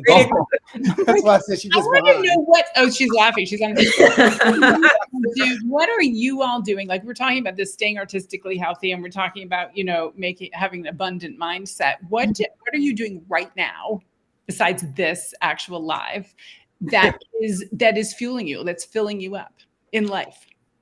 I'll go first because it's probably the least. Yeah, I well, I know Matt and I have kids, so that takes up a lot of time.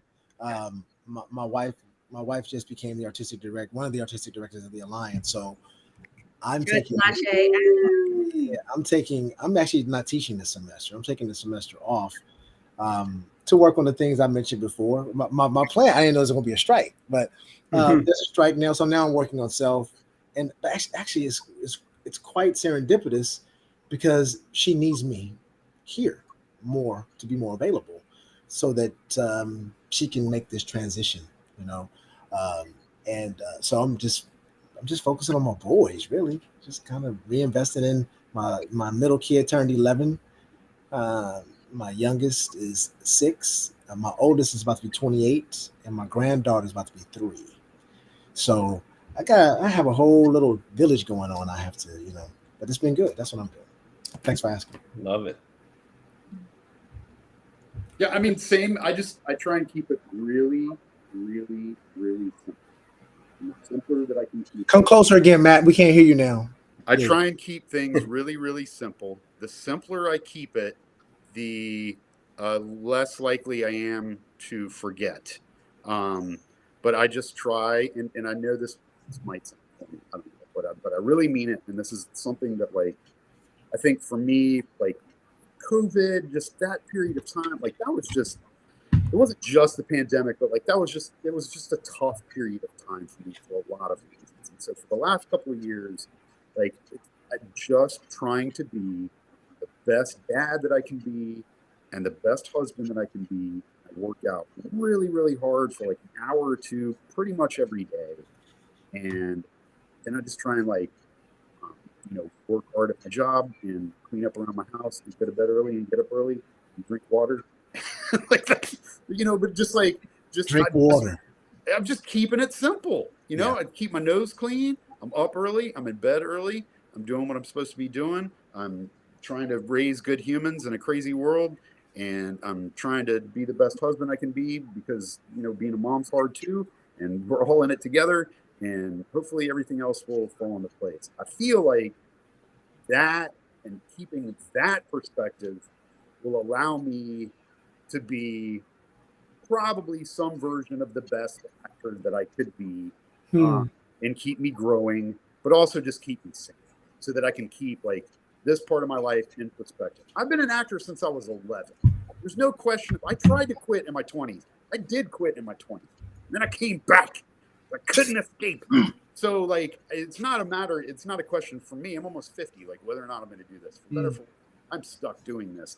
It's just a matter of like, can I keep it in the proper perspective where I'm growing, and I'm striving, and I'm getting better, and it's still bringing me joy without it driving me crazy.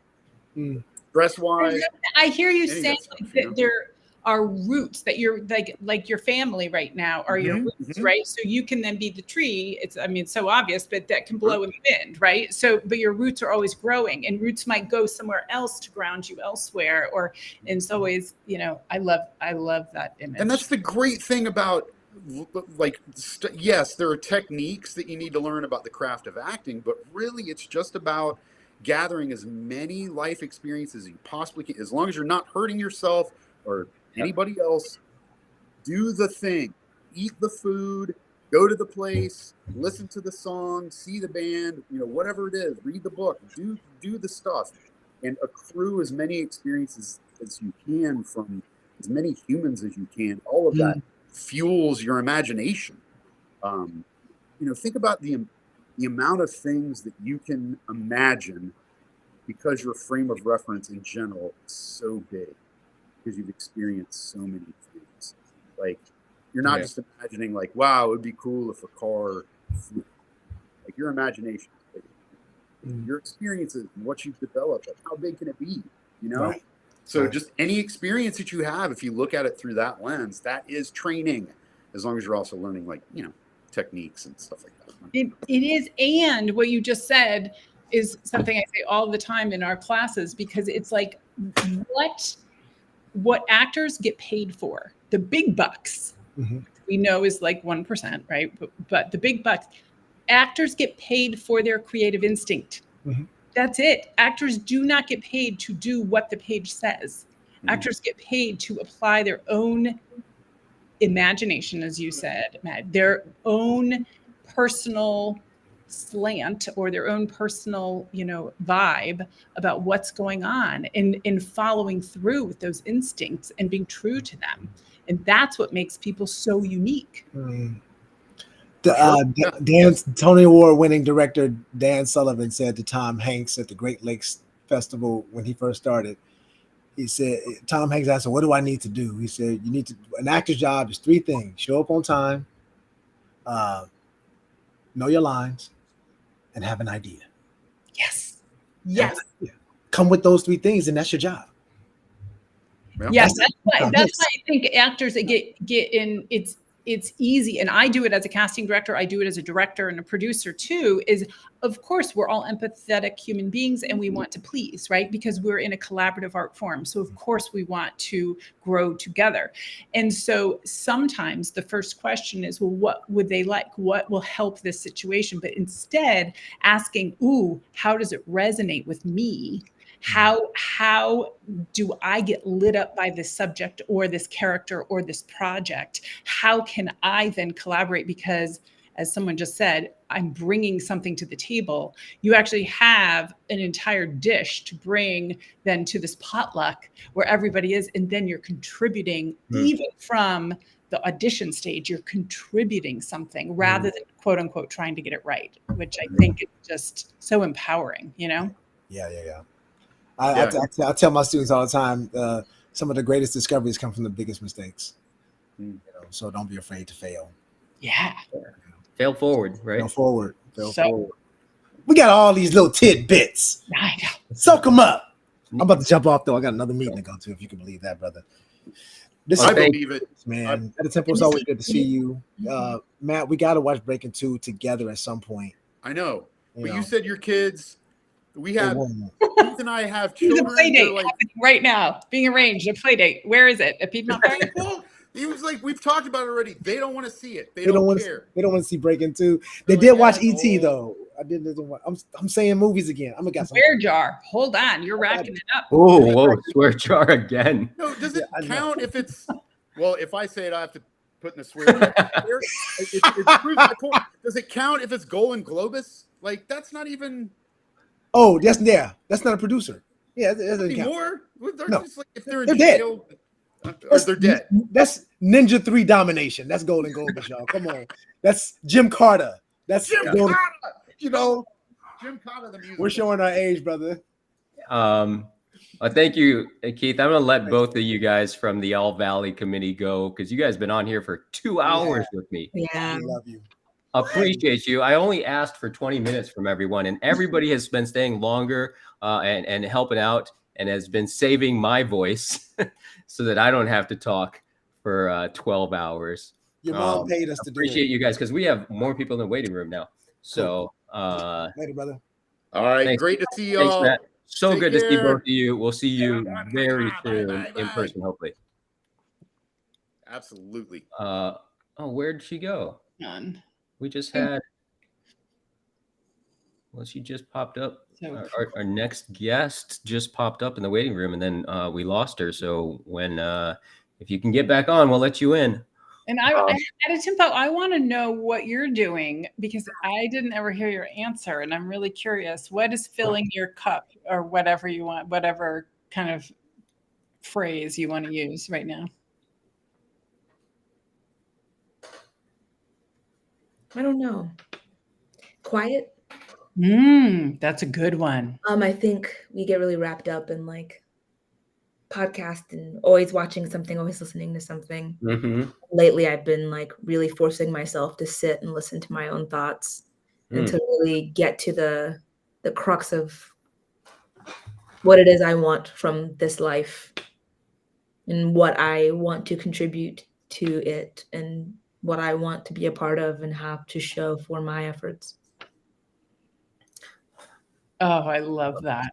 I think, we have this, things happen in our creative careers, things happen in any career. And there are ups and downs, and we've got to stay somehow sustain ourselves through it. And I don't mean literally like financially, which is a part of it too, but sustain ourselves holistically through it. And I think getting quiet and being okay to ponder, to imagine, to contemplate. I think that's actually a skill. I think it's a skill that is required of an artist. And many people, I wish more artists actually practiced that as much as all of those other things that you're saying. It's really important. Yeah. I'm going to bring in our next guest who might have some things to share about what we're just talking about. Perfect. Hi, Lauren. Hello. Hey. It's great to see you all. Well, it's great to see you. Thank you so much for being here. Thank you for having me. Are you feeling loopy yet, Kurt? No, I feel great. Great. I feel great. I've been energized by all of the wonderful guests that have joined all day and by all of the wonderful people that have donated to the Entertainment Community Fund today. Let's see. Oh, we just had another donation. Sean McLean donated $10. Sean, I love that you've donated multiple times already. And so thank you so much for doing that. And Lauren, do you know about the AMPTP swear jar? I just saw you post about it, and I'm nervous. I have a swear jar for saying sorry. My best friend makes me put money in it anytime I say sorry, which is my new favorite thing. So I don't have. You just said sorry twice in that sentence. You've already Come on. Context. Yeah. So just a kimchi jar, but we cannot mention any movies or shows by name. So in case you do, we'll have to write your name down. I don't know how many we've got, like probably 10 in here today.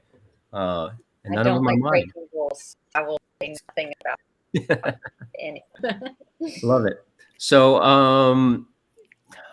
I lost my train of thought. What were we just talking about that I said, let's bring Lauren into this conversation because I think she would have some thoughts. Talking about artistic health and maintaining our own fullness so we can contribute as artists, really.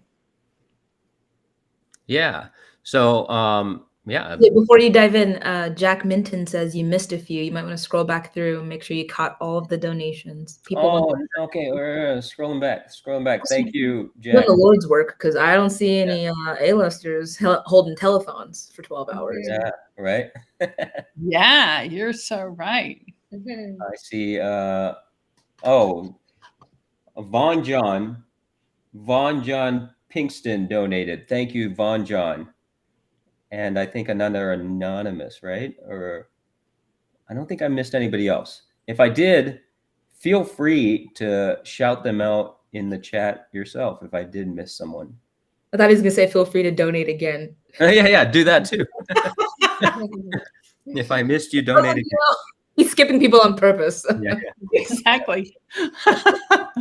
Also, Erica, to answer your question in a significantly less sad way, I've always been an advocate of, to someone's point, about creating our own work. When I have money coming in, feeling liberated to create stuff on my own, and I've been in a couple of shorts since May, I guess. And it's been really lovely to kind of help support people in their work. And it's always a chance to, do a different character, a bigger role, or a bigger opportunity than often we get being local hires here in Atlanta. So I've been working on shorts, which has been really great because I think these festivals don't know my name when the time comes. You were phenomenal in I Could Dom. In the reading of Dom, and I heard that you got it. Congratulations, you were amazing. Thank you. Yeah, no, I'm so excited for Madison. That's going to be a really special project.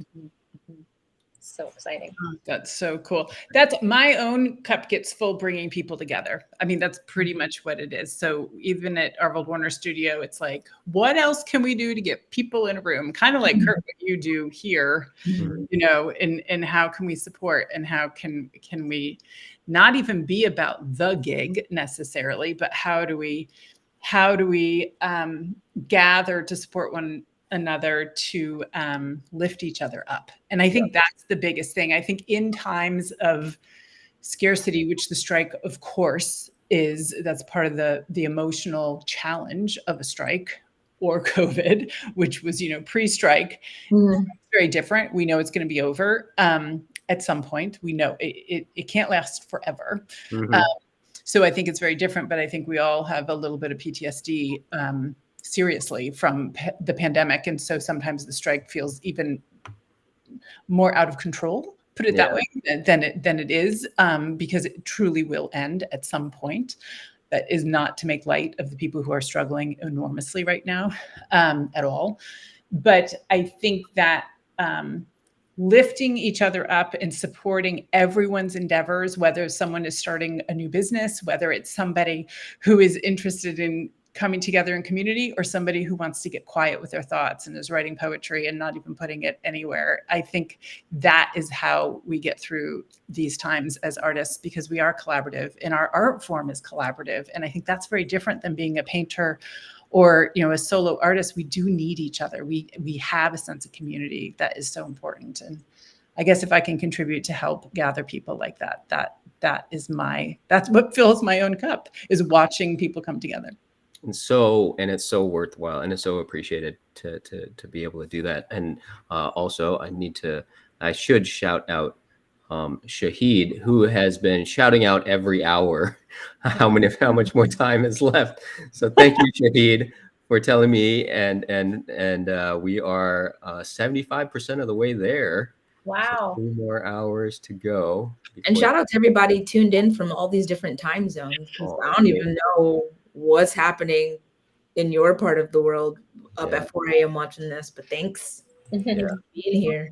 I appreciate it. And there's still 133 people here still. I thought by the time we got to like 9 p.m. it would have dwindled down to like 25. So we still got over 100, which is lovely. Can you tell where people are from? Can I tell? I can't tell, but guys, anybody who's in the chat right now, if you want to type in the chat where you are joining from to let us know, we'd love to hear that. Gary has already started off. Ohio. Oh, this is amazing. Love it. Ohio. Yep. And Gary says he's been here since the beginning. So he's been on here as long as I have. Wow. 9 hours. Whoa. Okay. I know, that just jumped so fast. Hi, everybody. Welcome. Canada. Houston, Oklahoma, Atlanta, Mississippi, Texas, NorCal, Ohio, Canada, Virginia, Egypt, more than one Egypt, which is just y'all win. It wasn't a contest, but you won London. I know. This is great. Where are you all right now? Are you allowed to say? Or do you want to say? I'm just curious. Are you allowed to say? Yeah, we're not allowed, but like, do you want to say online? I mean, do you allow yourself to say? That's what I think about it. I'm in Atlanta. Yeah. Courtney gets possessed. Gosh, that was bothering me. You were so good. Yes. Oh, thank you. Yeah. Thank you. I'm so glad we're finally meeting, because Melissa Foss, who I love so much, is in love with you. And I'm like, finally. You guys haven't met before? I don't think the thing that we do together, all of us on the screen right here. Yeah. What was that? Do you know what I'm talking about? The thing that we do together on Monday nights. You guys are in each other's. I've met both of them. I've met both Ada Temple and Lauren. I think that's finally when I met Kurt. No, that's not true. We met in person several times. That's finally when we got to know each other and act together. Yeah. But Lauren, if we've met, it's been very like, oh, nice to it's you. I know. I've just admired your work, and I knew about your wedding and was so excited for you, but I haven't met you yet. So congratulations. I appreciate the emotional investment. I'm also emotionally invested in you. So this is great great. Well, now we're friends. Yes, done, finished. Love it. Amazing. I love it. Greece. I just want to say Greece popped up. Sorry. Love it. Oh, But I'm from Carson, California, for what it's worth, which is Southern California near Long Beach. I thought you were I going to was say born in Greece. Long Beach. Oh no! See, look at us, meant to be. It's We're meant to best be. friends. Lauren, where you're are also in Atlanta? I'm in New York at the moment. Oh, you're in New York. Awesome. Yeah. I was just there last week. Oh, nice. I am in Atlanta right now for a couple more days and then off to Ohio. Yeah. For reasons. For reasons. Erica, are you traveling? I am. I'm in Virginia and I'm leaving for Los Angeles very soon. The road trip. Long, epic road trip. That's a long I've done it 3 times this year. Like, I am a road tripper. I love it. I know exactly where to stay. I take my time. If anyone needs road trip from East Coast to West Coast, hit me up or give me suggestions. I'm open to new things too. Love it. Love that very much. Yeah. That's awesome. All right. So Alabama. Yeah. Alabama. That's good. So yeah, cool. your content's great, Kurt. Your content's great. I did a nice deep dive on your YouTube channel the other day. Did you rewatch our interview? No, somebody just sent via Instagram our original interview, and I was like, "Oh, thank you, thank you very much." It was at the height of the pandemic, I think. Like, I did not look well. I'll tell you that. Oh, I think it looked fine. When was it? It was like probably 2020, something 20. Yeah, 2020 probably. Yeah, like that. Oh, more donations coming through. Hey. I'm not seeing. Oh, okay. I've definitely missed a few here. Can I ask a question that Lauren doesn't have to answer, but after you list the amazing donations, because that's the point of this. I'd love to. I'm excited to hear this now. What this question is. Elise McCoy donated. Thank you, Elise. Eugene Rayhart donated. Thank you, Eugene. Devin Broadbent. I just saw Devin in Miami a couple days ago. Thank you, Devin, for donating. And Anonymous donated. Is that it? No, there's more. And then Darren donated as well. Thank you for all those donations that have just come through. We're up to $3,400 collected for the Entertainment Community Fund. Thank you. That's 200 up since the last time you said something. Yeah. So yeah. I don't know what's happening right here, but clearly we're bringing in the big bucks. It's working. It's Erica, working. You had a question? Okay, yeah, I have a question. So, Lauren, I stalk you on Instagram, just so you know. No, your stuff just comes up. To be honest, I'm not a stalker. I promise. I know you've just went away on a really cool retreat because you posted about it, and we were talking about filling our own artistic cups, if you will. I don't know how else to say it, and I'm wondering how that intertwines with your art and your passion and your acting. Ooh, we're about to go off. So Erica's referencing this retreat I went on through an organization called the Paradox Process. And for anyone listening, there are a lot of free resources through the Paradox Process, which is why I'm trying to share the organization's info at the moment. They have free classes on Thursday nights, and then they have $25 drop-ins on Monday nights. And essentially it's and I share this because it's something I need, but there are tools to help you regulate your emotions so that you can essentially clear emotional charge in terms of, let's say, I show up to a set, not at the moment, obviously, but I show up to a set with my own set of issues that I need a tool to kind of clear so that I can show up and channel whatever character I'm playing, right? So I went on this retreat to learn more about the process. I'd been taking class with them for about a year and a half. And the big thing that came up for me was how subconsciously we can have a desire to prove ourselves in this business.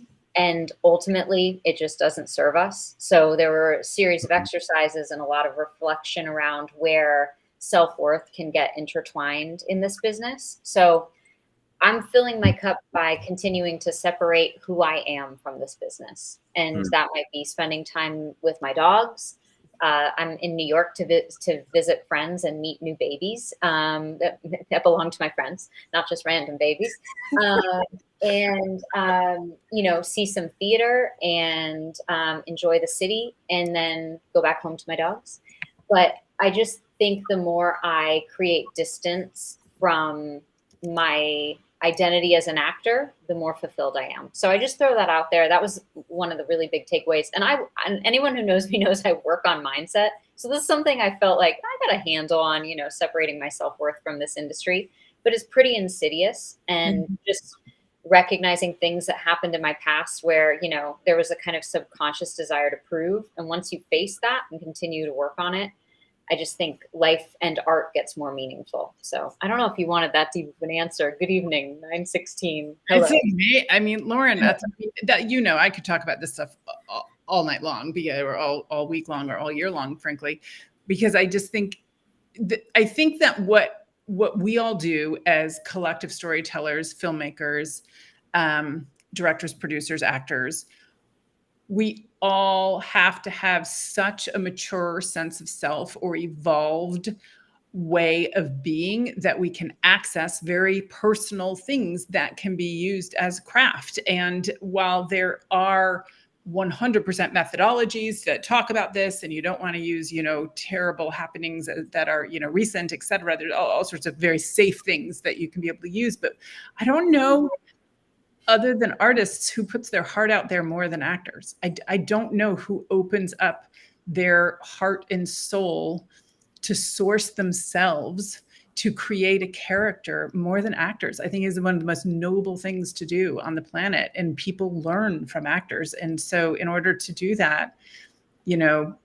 really working on yourself sounds so mundane and silly, but that's not what I mean. I mean, just what you're doing is really responsible, Lauren, and very inspiring.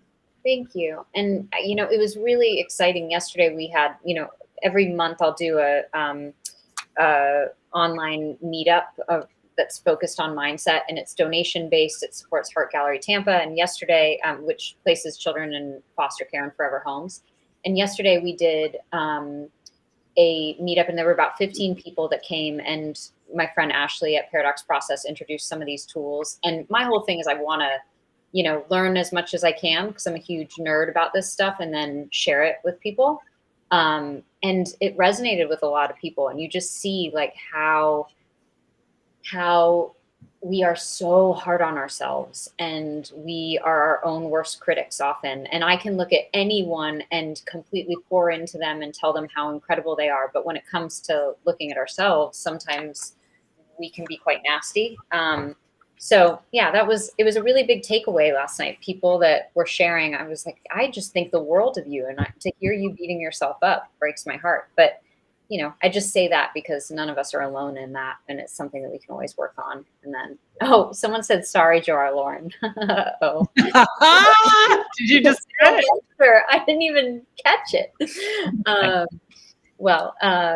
Anyway, thank you for catching that. But yeah, I think it's something that it'll always be a process. And I think one thing for me is I'm always saying, okay, I'm never going to arrive somehow and have it all figured out and get some kind of Earth School certificate, right? So I think we're all just continuing to evolve and do the best we can. And this, it's great time and space to do that, and the idea of success is so elusive anyway, right? What is that? And is it a carrot that constantly just gets moved further and further away as you continue to, expand your career, and then all of a sudden the co-star role is on TV and your family sees it, and the next thing you know, that's not good enough anymore. It's maybe I need a bigger role with more time, and there's nothing wrong with that, because we can all be very hungry. And did you know the original, I talk about this a lot in class, did you know the original definition of starving artist? No. The very original definition of it was a compliment, and it meant someone who was not satisfied to sit back and be content. It was someone who was always hungry for more curiosity, more exploration, making something else, more aspiration. And I love that so much. And so anytime someone talks about a starving artist, I'm like, thank you. It's interesting how all those idioms change, because like one of my favorites is curiosity killed the cat, but the rest of the phrases and knowledge brought it back to life. Ooh. Ooh. Also, jack of all trades, master of none, but it's still better than a master of some. No, jack of all trades, master of, damn, I messed this up. Jack of all trades, master of many, master of none. This is the original phrase. I got it. I'm so close. Master of none. Jack of all trades, master of none, still is better than a master of one. That's what it is. Oh, yes. So master of many things, but not just, that's great. We'll do it again later. We'll circle back and I'll do it perfectly. Yeah, I thought that was beautiful. And there you go. That just shows that open vulnerability and it's a grand experiment. And I mean, when I'm doing, like when I'm directing in GSSS or whatever class that I'm doing, I'm always like, if this idea that I have doesn't work, it's my fault. If it does work, it's your credit. And Love it. Like, it's so important, I think, to operate that way, right? You were right at a tempo. You were right, Alex. Yeah, thank you, Alex. Confirming you, okay. But still better than a master of one. There actually have been some questions in here, but my little tidbit would definitely be that never underestimate the power of self-actualization. Of course, we're like kind of, before I get to conspiracy theory in here, but we are very much, they make it hard for us to have like enough shelter and food and contentment so that we can address any sort of feelings or consciousness. But the more you can heal and grow, that part is very, very hard, but necessary. The better your acting work becomes, but also just the better you are as a human. And that is ultimately the goal. Yeah. Of course. I appreciate all of the people in the chat that are checking up on me. Asking me, when's the last time you ate, Kurt? I've been snacking. There's pita chips and stuff like that right off camera. So I have been snacking this whole time. I had a muffin earlier as well. So I've been doing okay. And but starting to feel a little bit of that tiredness. Someone told me to put on some sunglasses and take a little nap. Alexis just said lies. Big, tall letters. What are they called? I definitely watched him eat. So relax, Alexis. I'm actually just lingering so I can be a nuisance to Alexis louder when she. Oh yeah. What time is it? Oh, Alexis is scheduled for 9:30. On here, right? Alexis, she will be at 9:30. She's scheduled for later. If you want to hop on early, Alexis. Come on right now. You're welcome to. Yeah, that's another human that I have not met who I adore from afar. So really? If you could just keep introducing me to new friends, that would be great. But you are doing great, Kurt. Keep it going. Yeah. Well, thank you. Thank you. Well, you guys have been keeping me energized throughout this whole thing. So what are we at? We're at 9:20. I have a question for you. Can anyone sing? Because I first started Oh, I'm sorry. Added tempo. Go ahead. And I actually wanted to ask everybody this question. So I don't know how deep you want to take it, but I'm curious. What is your favorite thing that happens on set? And not for a particular production, but like, what is the thing that like when you book something, you're like, oh, they're going to do this thing and that thing. Oh, what a great question. For everyone. I have an answer, but it's a little bit of a story. You want a story? My very first experience ever on set was a movie that I don't know is AMPTP or not, but there was a lot of dancing in it, and there were 2 leads, and it was filmed in Virginia. And I was 16 years old, so just get the era. Anyway, and I heard generators, and my heart started beating really fast. And I was there, and I got to watch all the filming and everything, and I got to really soak it all in. And my favorite thing to this day about going on a set is when I hear those generators. Like finding a baby blanket from my childhood. I don't even know how to do it. My whole body, all my cells kind of are suspended for a second, and then they just settle back in, and I go visit set. That's lovely. And that's, what are they starting to call that? A glimmer versus a trigger? A thing that like happens that immediately makes you happy. Oh, I love it. I love that so much. The sound of generators. That's dope. That's a great answer.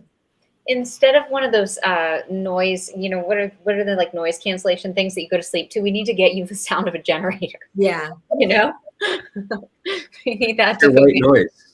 Or Yeah, your pink white noise or noise. brown noise. There's all those different colored noises that I'm still confused about. I don't understand what the different colored noises are. Yeah, I don't get that either. But like white noise, blue noise, pink noise. Yeah. Oh Do yeah, you know? so different. Oh yeah. Do you know what the different? Well, I'm one-sided hearing, so funnily enough, I have a very keen sense of sound because I have had to develop my hearing in one ear so much that You're like a superhero. I almost hear better than a both-sided hearing person. You're like a superhero.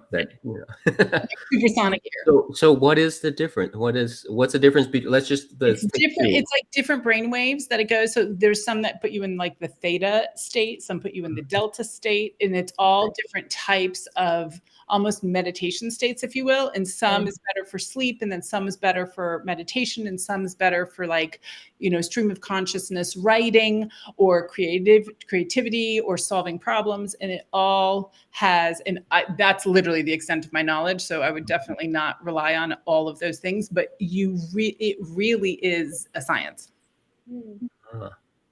It's a vibration. It has the hertz, different hertz too. Okay, so it's like listening to frequencies, but they've given them colors. I think so. That's my person that's listening to like 10 hours of abundant frequency, 888 hertz. Yeah. I'm like burning incense in my house. And what's funny is you're supposed to listen to them with both ears. So I'm like, am I getting half of it only, or half the abundance? Yeah, like what? Or is it a total different? Because I don't listen with earphones for obvious reasons, because it doesn't really do anything. It's very interesting. Kurt, Lauren, favorite thing on set? Favorite thing on? I'm still trying to think if there's a specific. Go ahead, Lauren, if you know.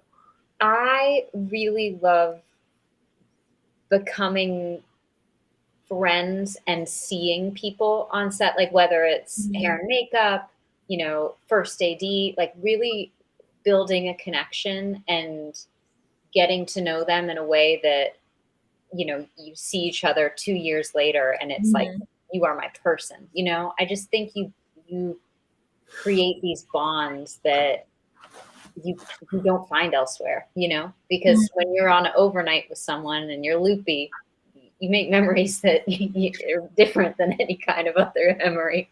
So I just love, and I love finding something, like if you're on a set with someone for a long time, and you find something that you're like, oh my gosh, they need to have this, something that feels really, that always makes me very happy for them to be like, what do you mean you got my dog this shark toy? How did, like those moments of like, okay, we're each other's people now. Those are always meaningful.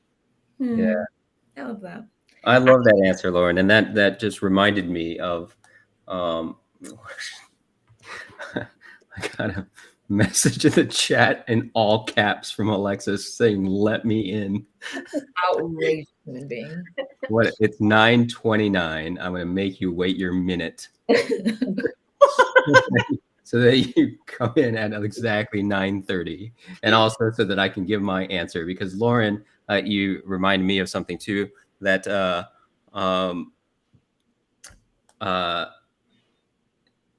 I think, we always get the question, right, from other actors, but also from people outside the industry as well, of like, oh, do you have a dream actor that you'd love to work with, right? Yeah. Like some star that you'd love to work with. And I think we've all had answers to that question at some point. And I'm sure I've had answers to that question. And then, but the longer that I've been in the industry and the more experiences that I've had on set, the times that I've felt like the most connected or just like an emotional feeling on set has been the times where I've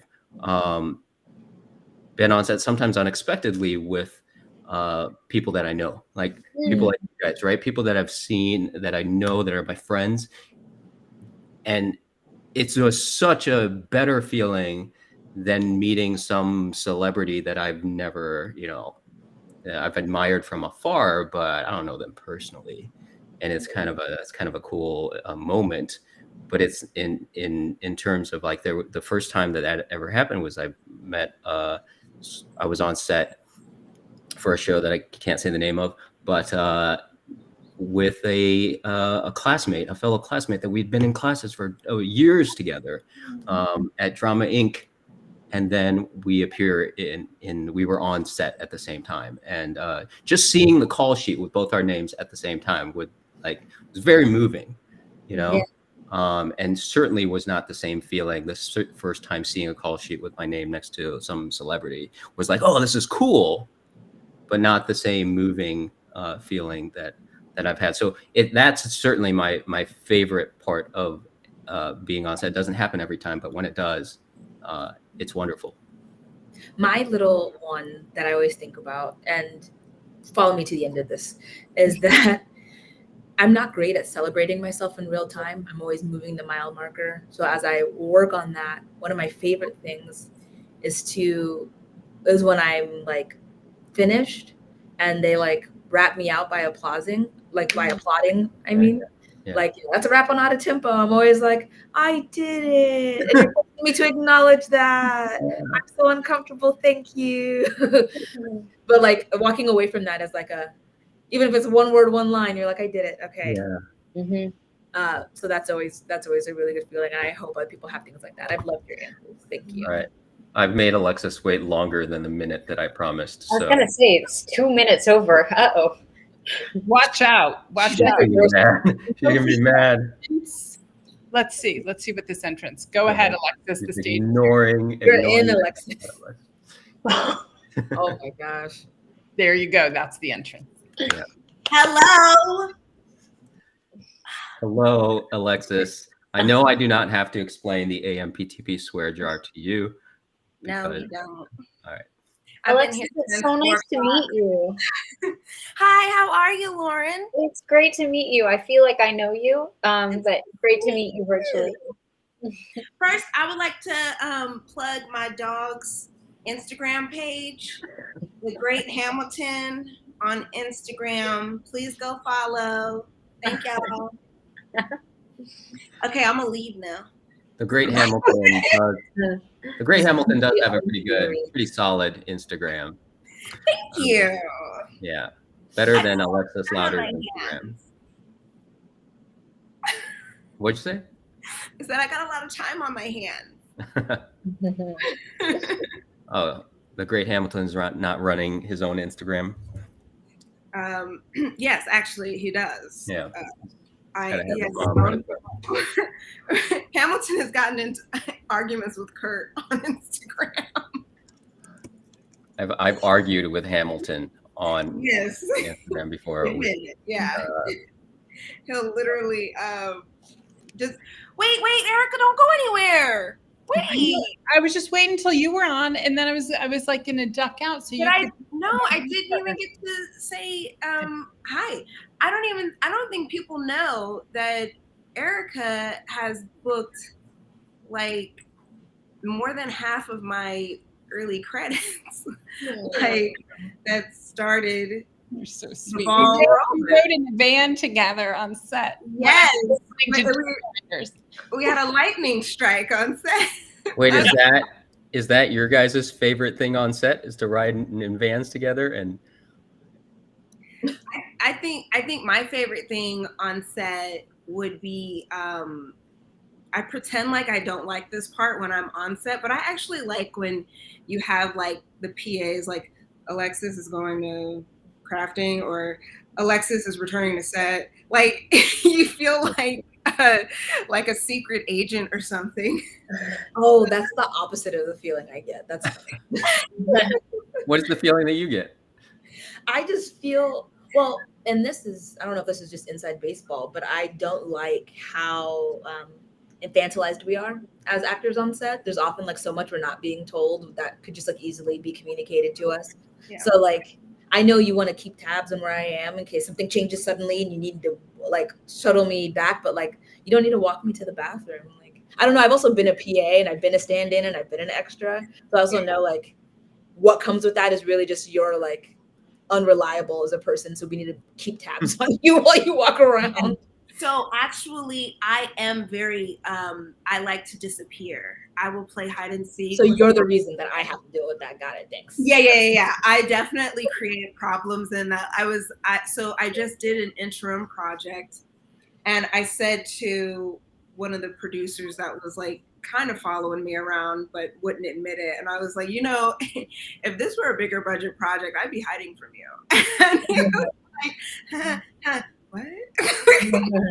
Like I literally will play hide and seek until the point that I have a babysitter, and then I'm like, oh, a bigger challenge. Yeah, don't do this on set. Only Alexis can get away with this. Don't do that. Okay, so let me explain as well. So it's 9:30. We're giving terrible advice now. Erica's like, what have I done? You should have tuned in earlier, okay? What have I unleashed onto the world? But okay, so a lot of times when you're on sets that are very huge, it's a lot of people, a lot of moving parts, a lot of things happening, and sometimes you just need a little retreat without going all the way to set.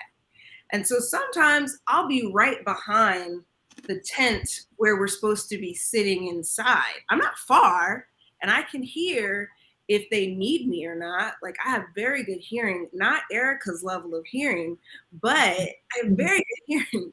So you don't have to be next to me in order for me to know when to show up at my mark or whatever. So that's what that is. But no, don't make a habit of doing that. And I only do that on sets where like, that's a lie. Never mind. I'm not gonna.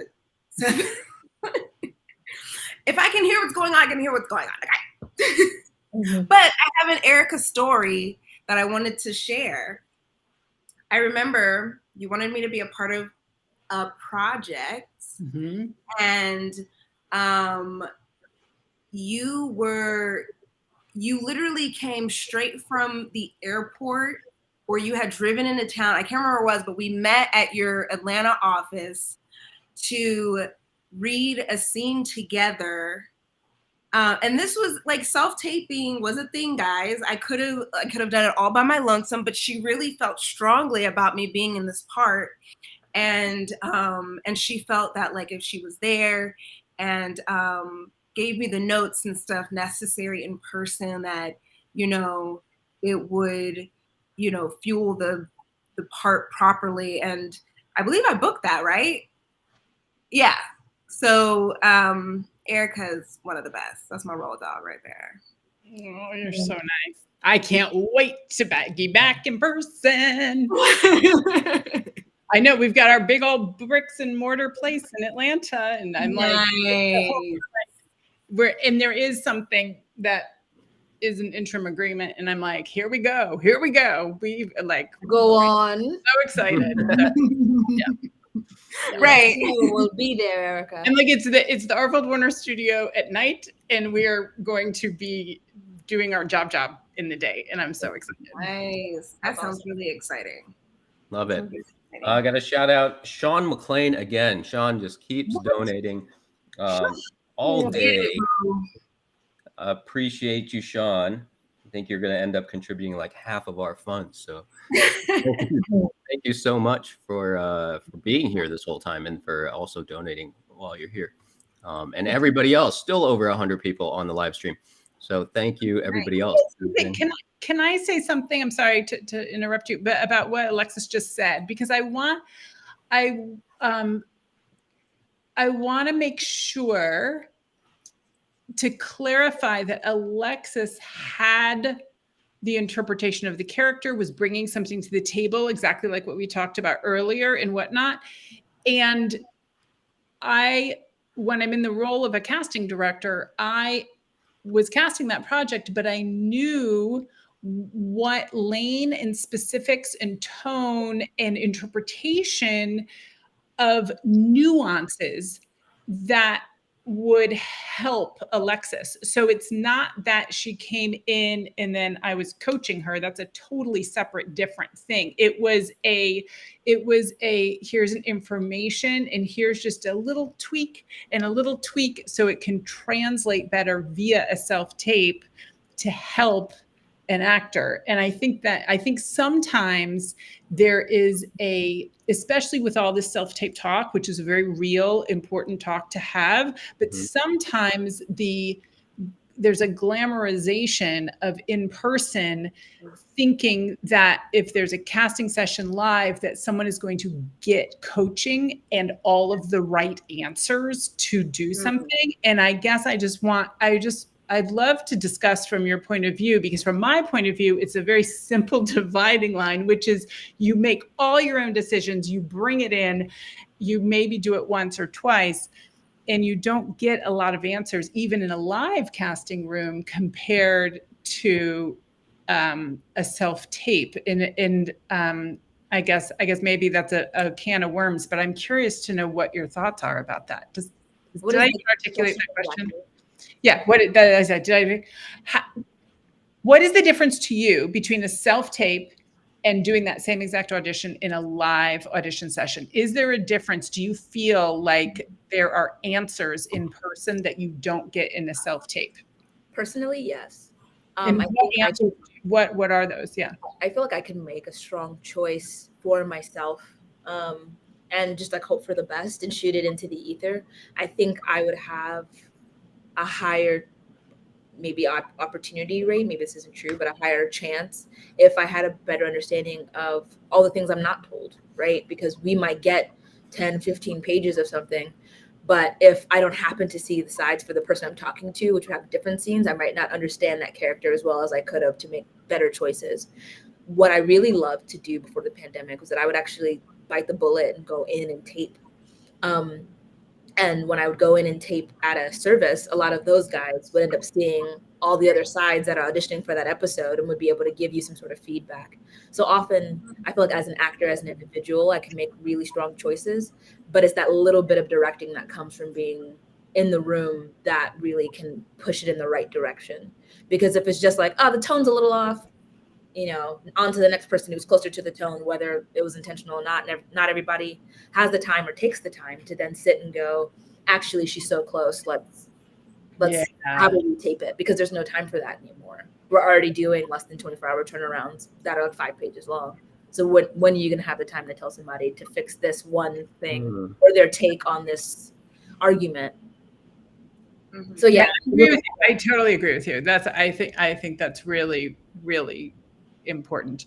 I guess my opinion is for, let's just say it's a co-star role and someone doesn't know which interpretation to do. So they come in and the first question they ask in the casting room is, well, what are you looking for? How do you want me to do this? And then I'm like, but there's nothing that you've brought in yet. So it's hard to give those nuanced directions when you're starting from scratch. I guess that was my best. So I think I agree with you at a tempo, like totally agree with you. Yeah, I think that for me, when so like I feel like the difference for me, a self-tape, I have more creativity, and in the room I have more interpersonal connection. Like I can go in the room, give my vibe and everything, an idea of what it would be like.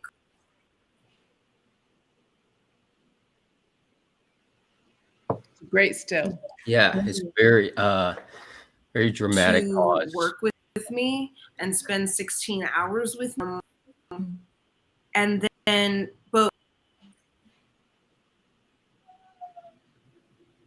when I tape in, like, no, is my connection bad? Yeah. I think so. Yeah. Oh no. You can try logging back on, you're logging off and logging back on again if you need to. I think my connection's bad. I don't know how to fix it. But I think What's happening? I'm with bad connection. Oh my god. I'm leaving. Try logging off and back on. We'll save your spot. Is Alex tuning in at some point? Alex Collins? Yeah. Yeah, he's heckling me currently. What's that? He's heckling me currently. Oh. We have a brother-sister relationship. Alex He really was on- enjoys giving me crap. Alex was on earlier. Okay. Oh, okay. We've got Eugene asking a pretty serious question to Ken for the second time, it seems. There we go. Well done, Alex. I'll say too, from earlier, or to just add on to what we're talking about, I think it just comes down to more information, right? It's always good to have more information. From a self-tape standpoint, we're given what we're given. We try to do as much research as we can, but we don't, if we have some information, additional information can certainly be helpful. I often tape I usually tape with a virtual reader, but there are almost always other actors in this market that most likely have gotten to read for the same project and might have some, we'll share some information about what we're reading for to see if, we can help each other out. Last year, 2 years ago, whenever I read for a role on a particular show that I knew Lauren was already working on, so I reached out to Lauren to be my reader so that we could have, chat about it and see, make sure I'm hitting the right tone and all that type of stuff. And it worked out well. Lauren helped me book it. So you booked it. And then I got to see someone go nuts over Kurt on set. The impact, he shared that you've had such a huge impact on his acting career through not only your work, but your YouTube videos. So I was like a very proud mom. This is so beautiful. That was amazing. That's one of my favorite moments. That was a great moment. All right. So we see there's a question from Eugene. If you don't have the cameras or lighting for doing your demo reels in a studio, is shooting in the park or on the street using your cell phone accepted by casting groups?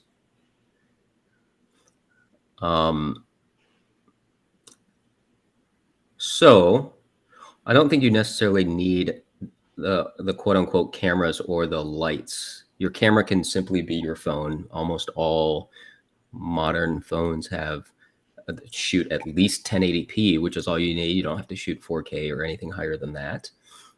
And lighting can simply be natural lighting coming in from a window. If you can shoot something, and when we're talking about demo reels here, I think we're talking about it in terms of like just showcasing your ability, right? It's not necessarily a clip from a project. If you could do that indoors, I would think indoors would be better because you're eliminating distractions in the background, and not only visual distractions, but audio distractions. When you're filming outside, if you don't have a really good microphone, then you're going to be capturing a lot of background noise. If you're in the park or on the street, cars, wind, animals, all that stuff. So I think recording if you're just getting started, you don't have any footage from anything else, recording something that you do yourself, self-tape style, in front of a blank wall, using natural light from a window, put your phone on a tripod or stabilize it somehow about face level. I think that could be a great, first quote unquote demo reel or clip to show people what your abilities are.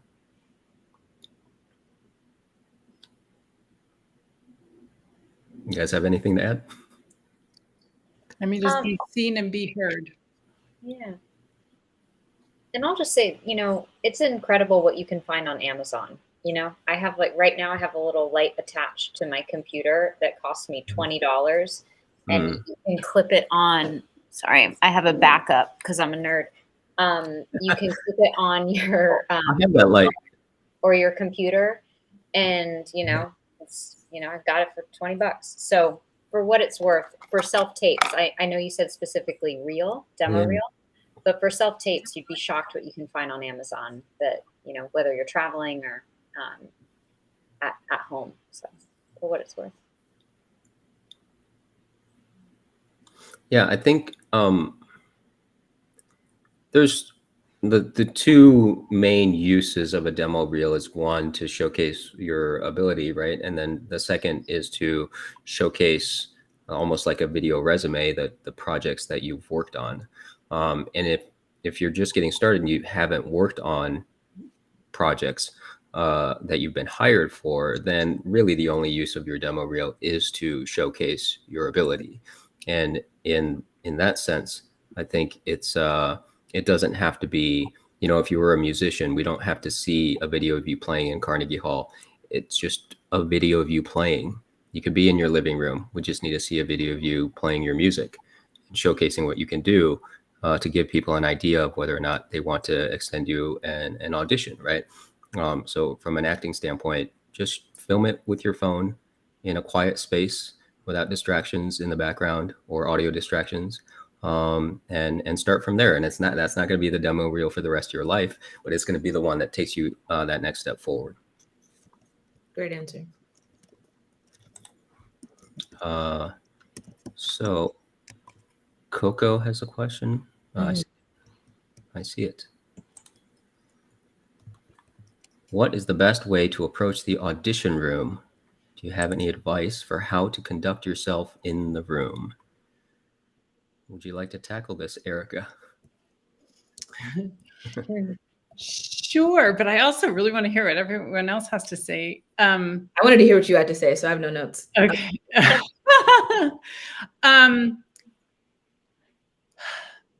How would you approach an interview where somebody was asking you to potentially collaborate with your expertise? I think that is the approach. It's not I hope they like me and invite me to be a part of the project. You've already been invited to an audition, which means, yes, let's see how this collaboration is. And sometimes I wish the parts that were not messed up of the old studio system, where they had people on salary and actually had interviews for which parts really resonated and which director and actors really, got along. There was a whole bunch that wasn't idealistic about that. But the most idealistic part of it, I think, is a great way to approach today's auditions. I've been invited to the table. I've done all my work and my preparation. I know about this character, about this, but now I'm going to learn some more. And let's see if there's some, resonance here in the room. And being incredibly professional and friendly in an authentic way, because what's also happening is you might be hired to be on a set for multiple hours a day, for multiple days, and maybe even multiple weeks. So do we want to spend, we is not me, I'm not on set unless I'm directing something, but when I'm casting, I'm literally trying to make the assessment of, does my team and the ensemble cast that's perhaps already assembled is this all going to work off camera as well? Mm-hmm. Love that. Love it. Love all of it. I got a shout out again. Blue Scorpion Tarot donated to the Entertainment Community Fund. Thank you. And Shahid Malik donated to the Entertainment Community Fund. Thank you both. And we're at 3,500. Let's see if we can get it to 4,000, y'all. Oh yeah. It's amazing. When it hits 4,000, I gotta go. I can't believe I'm still here. I thought you were gonna say you're gonna sing. At 4,000, you're gonna sing. Early. I wonder if Lauren or Adetimpo would sing. Are you guys singers? Or Kurt? Are you a singer? I don't sing at all. I'll sing at karaoke, but I've never done karaoke ever in my whole life. Really? Do you want to? Yeah, next time in Atlanta, I'll call you all up. Okay. Please. Good. I sing. I need to start saying that with my chest. I sing. Yay. Yeah. What do you like to sing? I started singing along to John Legend and Maroon 5 and Adele, so it's got that kind of jazzy R&B quality, I guess. I love that. Yeah. So if we get to 4,000, will you sing something? Before I need to walk my dog? Yes.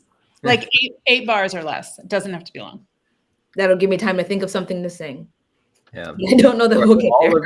All of you are welcome back at 11 p.m. or in the 11 p.m. hour, because nobody booked that time. So I'm just telling anybody who has come on that you can come in at the 11 o'clock. So to save me from having to talk for an hour by myself. But I think some people have already said that they would, and yeah, and I can only allow 10 total people on here. So I don't know what happens if we have more than I can handle, but you're all welcome back. Thank you. I see so many wonderful people here. Kat Dyer and Brian, both Brians. And so many good. Michael. Hi, Brian. Hi, Brian. Hi, Kat. Brian McClure has a question for you, Erica. Can you talk about what your dream directing job looks like? Oh. I can a little bit. I'm getting quiet to figure that out. So I can tell you a little bit, but I'm really figuring that out. I mean, I am incredibly motivated, obviously, by performance. Character driven, so important, and making a subtle statement that will help the world, so important. Not in a Mary Poppins way, in a really in just a really, like the shows that I do that I can't name on here I'm really proud of them in terms of when I'm casting, when I'm producing. I really am proud of the difference they make in the world and their kind of after effect beyond entertainment in a not hit you over the head way at all. At least in my opinion. And so I think that is really, really important. I think a small ensemble, and I think I was just visiting a set of a interim agreement project. I just finished casting, and the crew was about 30 people, and it felt so good. It felt so nice. And I've been privileged enough to have been on many different size sets. And that one, I think I literally was sitting there, and I stayed for 6 hours, which is normally I go say hi to all the actors during lunch, watch a shot or two, and then leave. And I was just there because the director in particular, I was just like, wow, this is the size. This is the, so I'd say, a nice ensemble and a crew of 30, 18-day shoot. I'm good. Sign me up too, please. Yeah. I mean, that's really the dream of Arvold Warner Studio. And my dream is to go beyond what we do now, with membership and everything, which by the way is only $15 a month. We have an in solidarity thing going on, but is to produce and create content, because that's what I did originally when I moved here from Los Angeles. And so we're doing some of that. So come. Thanks for your question, Brian McClure, and thank you for your donation, Brian. Awesome. I want to say also that we are just about at 10 o'clock. Okay, I've overstayed my welcome. I gotta go. I haven't. Crazy. All right. I'm gonna pumpkin in a minute, but I want to make sure we don't all three leave. Oh no, you're not. We got one more. Let's invite the next guest in before all you jump off. Mr. Keith is Awesome Brooks. Hi everybody. Hello. Hi. Good to see you guys. I'm sorry it's so dark where I am. Oh, Kurt, there we go. I'm glad you're still alive and all that I'm jazz. still alive and still going strong. And I actually have not had any coffee today, so we're doing this 10 hours without coffee. So anybody that needs to hop off, you're welcome to. Thank you so much for being here. If you want to stay longer, you're welcome to as well.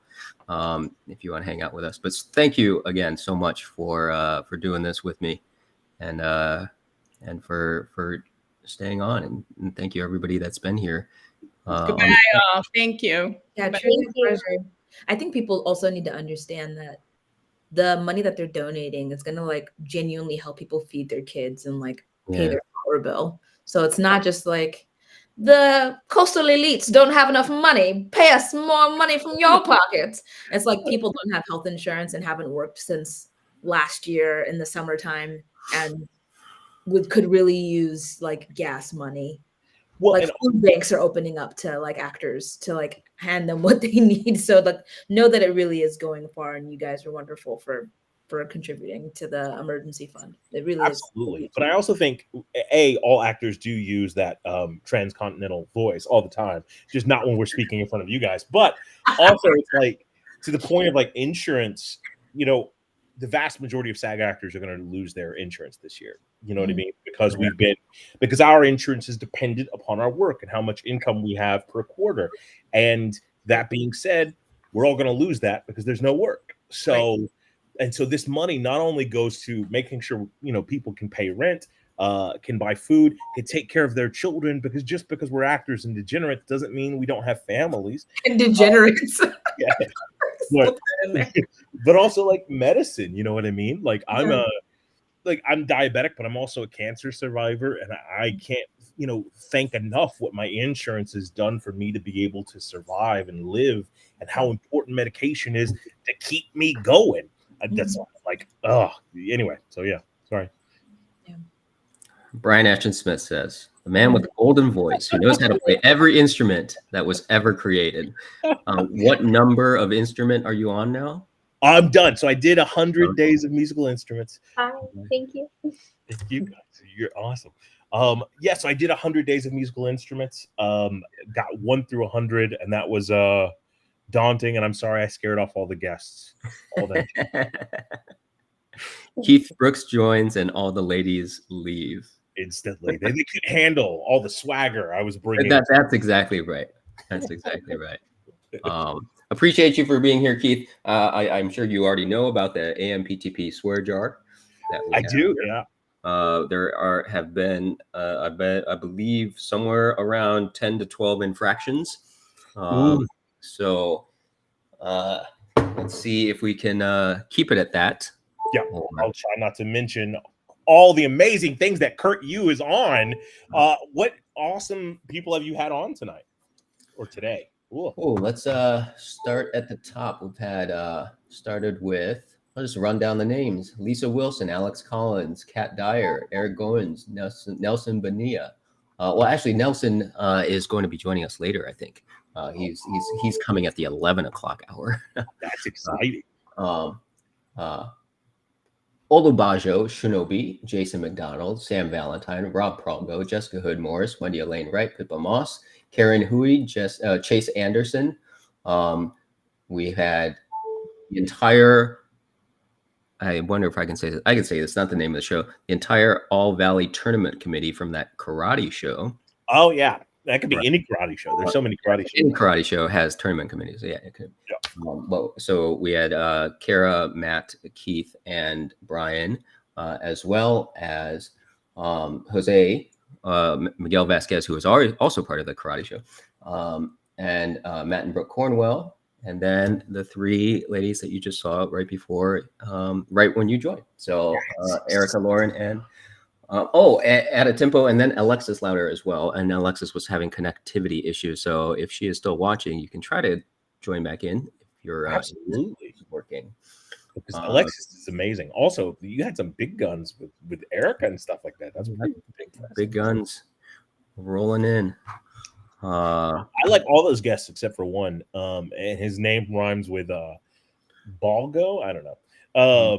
Lob Balgo. Yeah, Lob Balgo. Let's see. Oh, At Tempo says she's still here. She can come back. You are welcome to do whatever you like at a tempo. If you feel drained of energy and you want to sit in the quiet, you can do that. If you want to come back in and chat, you are very much welcome to do that as well. Let's see. We have some questions here already. We have some comments as well. Alex Collins, The Approach trademark, says, I can't believe I've never actually met the Keith Brooks, who is awesome, from whom I learn a lot. I learned a lot from you, sir. I always enjoy everything you post.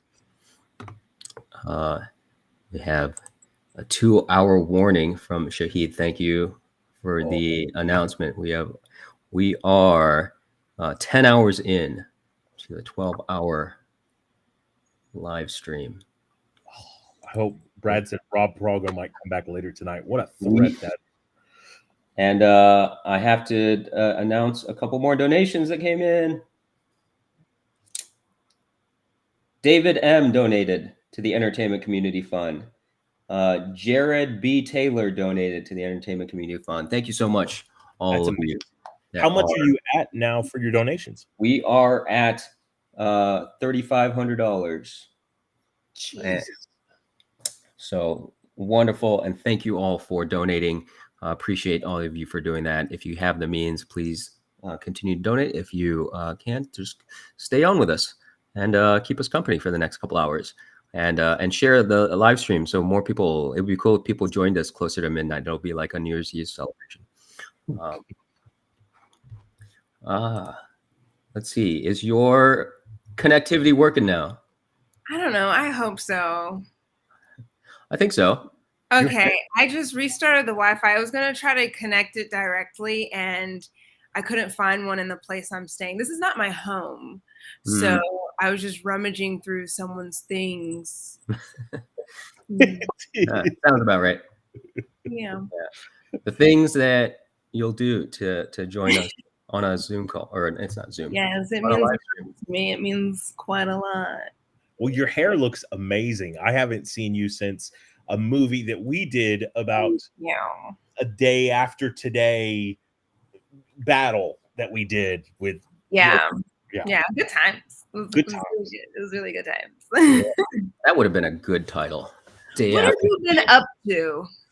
I've just been worshiping the ground that Kurt you walks on, and the ground that you walk in, because you're in so many good things and just blowing up like nobody's business. I'm surprised you're not a superhero in all these movies already, because you're just incredible. You know what I mean? Yeah, I try to take Bino for all that blowing up, but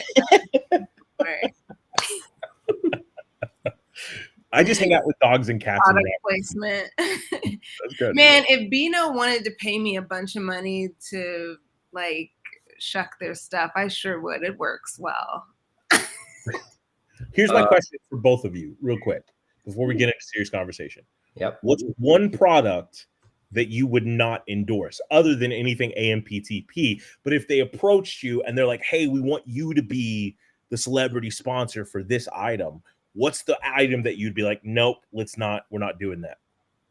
I can't do the commercials for like sexually transmitted diseases treatment and stuff. I'm sorry. I'm glad you said treatment. I'm like, I don't know if there are commercials for. Oh yeah, tried gonorrhea. It's the best thing. I've seen them, and I'm like, y'all are brave. Like the actors committed to these commercials. I'm like, y'all, because people do need to know that that's out there, especially if it works. But I just can't. I would have a problem like just getting to like I would be sitting there thinking, okay, in this scene, do I need to be itching to show them that I have a condition? Have you seen? No, you're always just like flying a kite on a boat or something. You're not. You're. No. They'll always have that one direct address to the camera where they're like, "But now I feel safe." That was amazing. Alex Collins, you are welcome to rejoin at any time.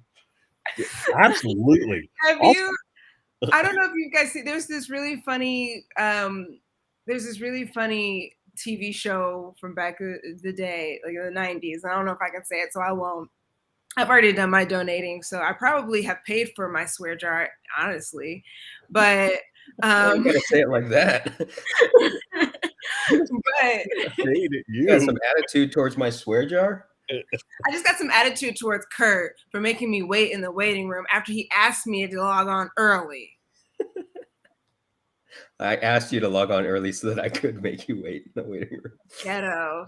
Anyway, but in the show, one of the friends in the group is dating a new girl, and the main character is like, I know that girl from somewhere. Where do I know her from? Where do I know her from? And he was like, she's a criminal. She be stealing cars and all this stuff, right? And it come to find out she was an actor in a reenactment show, acting out the car thief. And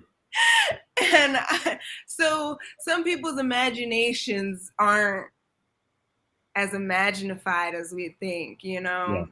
It's like, obviously, I don't need to be treated for these sicknesses. I'm just letting people know that there's a treatment out there for it. Like, no. No, you got it. Yeah. You wouldn't be denying it if it was true. Yeah, that's a good point. Like, I've played enough bad guys in like TV shows where people hate me in real life for it. I can't imagine if like everyone just also thought I had the clap. Like, I mean, I'm sure they do. Yeah, like you can see they already think that. Some people are really good at playing bad people, and you're just like, are you like that in real life? But what if that's my niche though? I'm really good at playing a person with an STI. And I just don't. that's your type. Yeah. I will say that you do have the brows for evil. 100%. I look like brows. Yeah. I look like a Dr. Seuss villain at all times. I can't contain it. And I got to shout out 2 more donations. Matthew Cornwell donated to the Entertainment Community Fund. Thank you, Matthew Cornwell. Matt, if you and Brooke have the time, if you want to jump back on, you're always welcome to join. You want to come back on to the chat? What happened to them? They were on with mask and then disappeared. Did they were on, and then they have renovations going on at their house. So, but if you want to jump back on, Matt and Brooke, you are welcome to. Yeah, I have a mask on for that too. Brian Ashton Smith donated to the Entertainment Community Fund. Thank you, sir. Amazing. Appreciate you. We're at $3,700 now. Oh my god. Raised, so we're trying to get that to 4,000. When we got it to 4,000, I forget. I think Erica Arvold said she was gonna sing. I think I can't remember, but she left. Just come back. So she'll come back.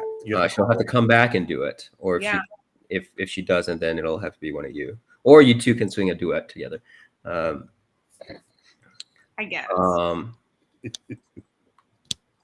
Catherine Dyer says, I knew Alexis when she had hair. She did. I mean, you still have hair. Thank you for that. I needed that specification, Kurt. I appreciate it. No, but the funny thing is that a friend of mine sent a photo of one of the last projects that I did with hair, because the reason my hair broke off was because I went blonde. Ironic. Okay, but listen. So sent me a photo, right? And then I got much better at doing it myself now, and I don't relax my hair. I was relaxing my hair and bleaching it at the same time, and people in the comments will be like, "Oh, girl, why would you do that?" But anyway, so he sends me this photo of us on this web series, and the funny thing is this weekend I'm going to be working with someone from that project again. They're going to be directing me, and my hair's blonde again. Oh my god, look at the full circleness of the circle. Daniel, thank you for the comment. I'm looking pretty good for a guy who's been streaming for 10 hours. But you also don't have to add that qualifier. You should just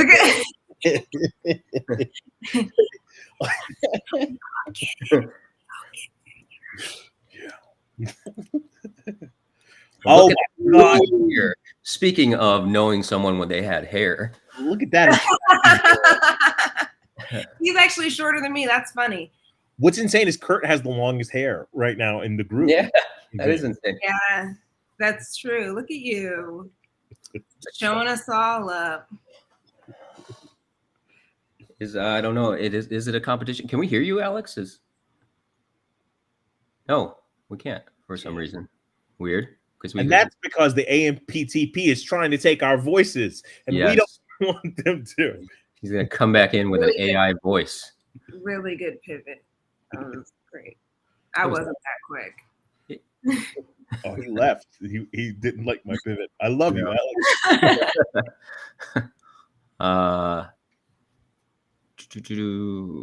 Okay, so while we're waiting for him to come back, Jared B. Taylor says, "I was with you for the first 6 hours, then came back. Amazed you haven't run out of words, gas yet." Here, yep. I'm happy that the guests keep coming back and keep here keeping me company. I have a question for Keith. Yes, ma'am. What was your best memory from the project we did together? You were my work wife. So that was pretty cool. We got I can say Legos. We got Legos one day, and that was pretty dope. What do you mean you got Legos? Like as a gift? So yeah, on the project that we worked together on. Yep. Chris Pratt was the lead actor, and I mean second to Alexis Louder, and Chris McKay was the director, and both of those, McKay directed Lego Batman. I mean, fuck. Ooh. You were doing so good. So good. McKay directed like Toy Arachnid Man. What? Okay, not Arachnid. That'd be Toy Nocturnal Cape Crusader, right? Yeah. I think Chris Pratt is in Toy Movie. I don't know. So Lego sent a bunch of toys, and they sent a bunch of toys to set, and we're all like playing with them. We're all opening up these like prized Legos and shit like that. And Chris Pratt opens one that happens to be his character from Toy Man movie. And McKay is beside him and goes, "Who the fuck is that?" And he goes, "It's me. It's me, dude." And just the look of disappointment on his face was like one of my favorite moments I've ever had. I can't remember which. I still have my Lego, but I don't remember which one I got. Me too, somewhere on it. Can we hear you now, Alex? I don't know. Can you? Yeah. Well, let's see. Let's see if I got my AirPods. Love it. No, now I can't hear you on the AirPods. Now you can't hear us. Oh, no, I can on my computer audio. It's weird. I'm glad it didn't give us grief earlier. Yeah. So, but okay. So you're hearing us, just not through your earpods. Yeah. We'll take Now them they're out. just in for fashion.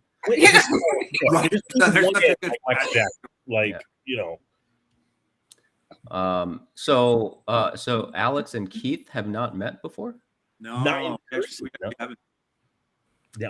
Been a fan for a long time though. There was a particular show of people that were dead or maybe they weren't dead, and they liked to.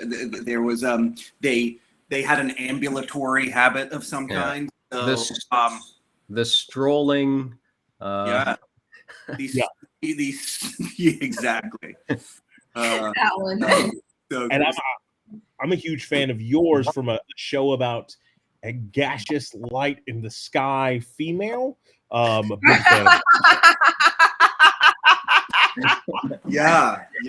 I know of what you speak. Yeah. I'm laughing too hard because of our Beano conversation. Right. Yes. and Alexis was not the lead of that particular show about the gaseous female. Yeah. Love it. Funny. Good gravy. Good gravy. What a fun thing that we get to do, right? Even though, okay, fine. Look, it's a tough living. It's a long road to hoe. Times like these create adversity, and a lot of people are having some real challenges financially. But being a storyteller is pretty darn fun. It is. I mean, it's a dream. I think the vast majority of us played, pretend when we were kids, and now we get to grow up and do that, put on other people's clothes and play with weird props and stuff. And every day is so different.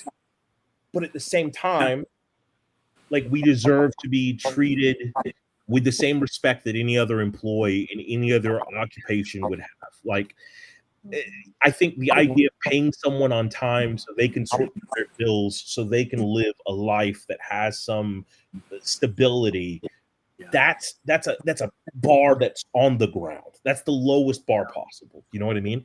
And I think we work our asses off. Like everybody in this virtual room are accomplished at their craft.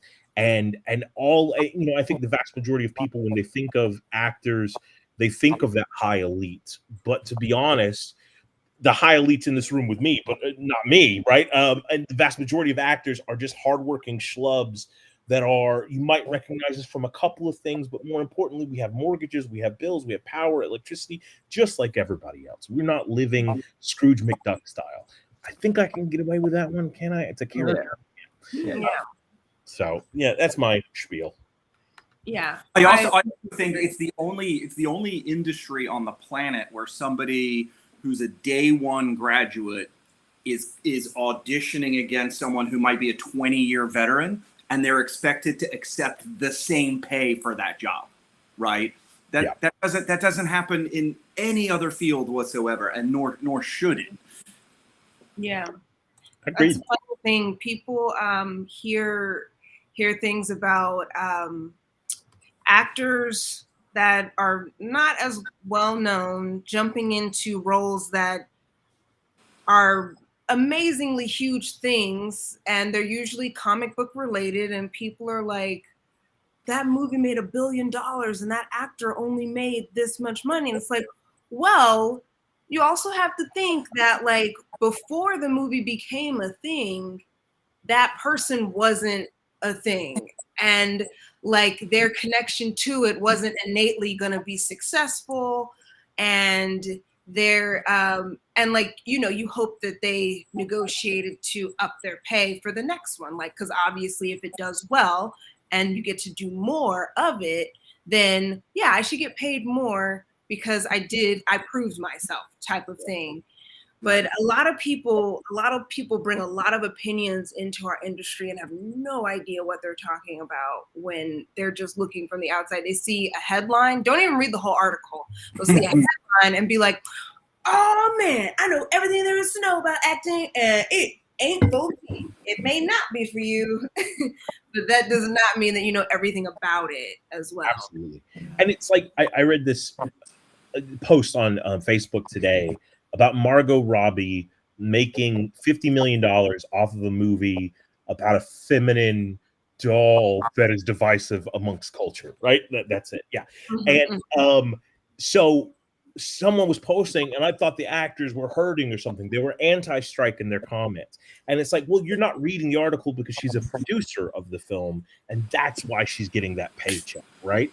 Those people at the higher level can afford to make those deals and all that. And to go off this question that someone asked, they asked me what was my experience like working on that one show based in Hawkins, the show that is like about weirder stuff, let's say. So I was on that show, and what was cool about that experience was I knew almost all of the crew from indie stuff. And so when I show up onto set, one of the guys in the office had been an AD on a feature film I directed. The guy that was locations had been a grip on a short I acted in, and all of that stuff, right? And that was absolutely phenomenal to walk into so many familiar faces who were high-fiving me because I was on, at the time, the biggest show in the world, right? And everyone was so sweet and kind, and all of the kids were phenomenal. David Harbour, him and I just talked about comic books. Oh, I think I could probably say it. Yeah. And then I beat the shit out of a bunch of those kids at an arcade game. It was a lot of fun. I had a great time. It was this is actually a fun, like, Hollywood Squares. Kurt, have you ever worked with David Harbour? No, not directly, right? I've been in a project that he was also in, but I have not worked with him. But that counts totally because you're in Dark Spider. That's yes. And so we're all in a David Harbour. Yeah. I've been killed by David Harbour. So yeah, we've all done our deal with David Harbour. That's awesome. That's awesome. That's hilarious. That's the small worldiness of what we do, right? Our 1 degree of David Harbour. Yeah. It's a new thing. It's gonna take over. Has anyone like officially played that game though? Like What? I think it's called 6 Degrees of Separation, but like Yeah. and then you're saying I'm so bad at that game, and like 1 degree. You're trying to get 1 degree. Bacon? I'm 1 degree. Well, not with Kevin. So I'm 1. So 1 degree is a person that's worked directly with, right? Yeah. Or 1 degree is with Kevin. Yeah. Yeah. And I'm 1 degree, not 0. Oh, so it's specifically Kevin Bacon. Yeah. Oh yeah. That's the game. Oh. That's the game. I thought you just named someone. You No. can name. You can do it that way. Like Alexis has really pretty hair, guys. She can do it any way she wants to.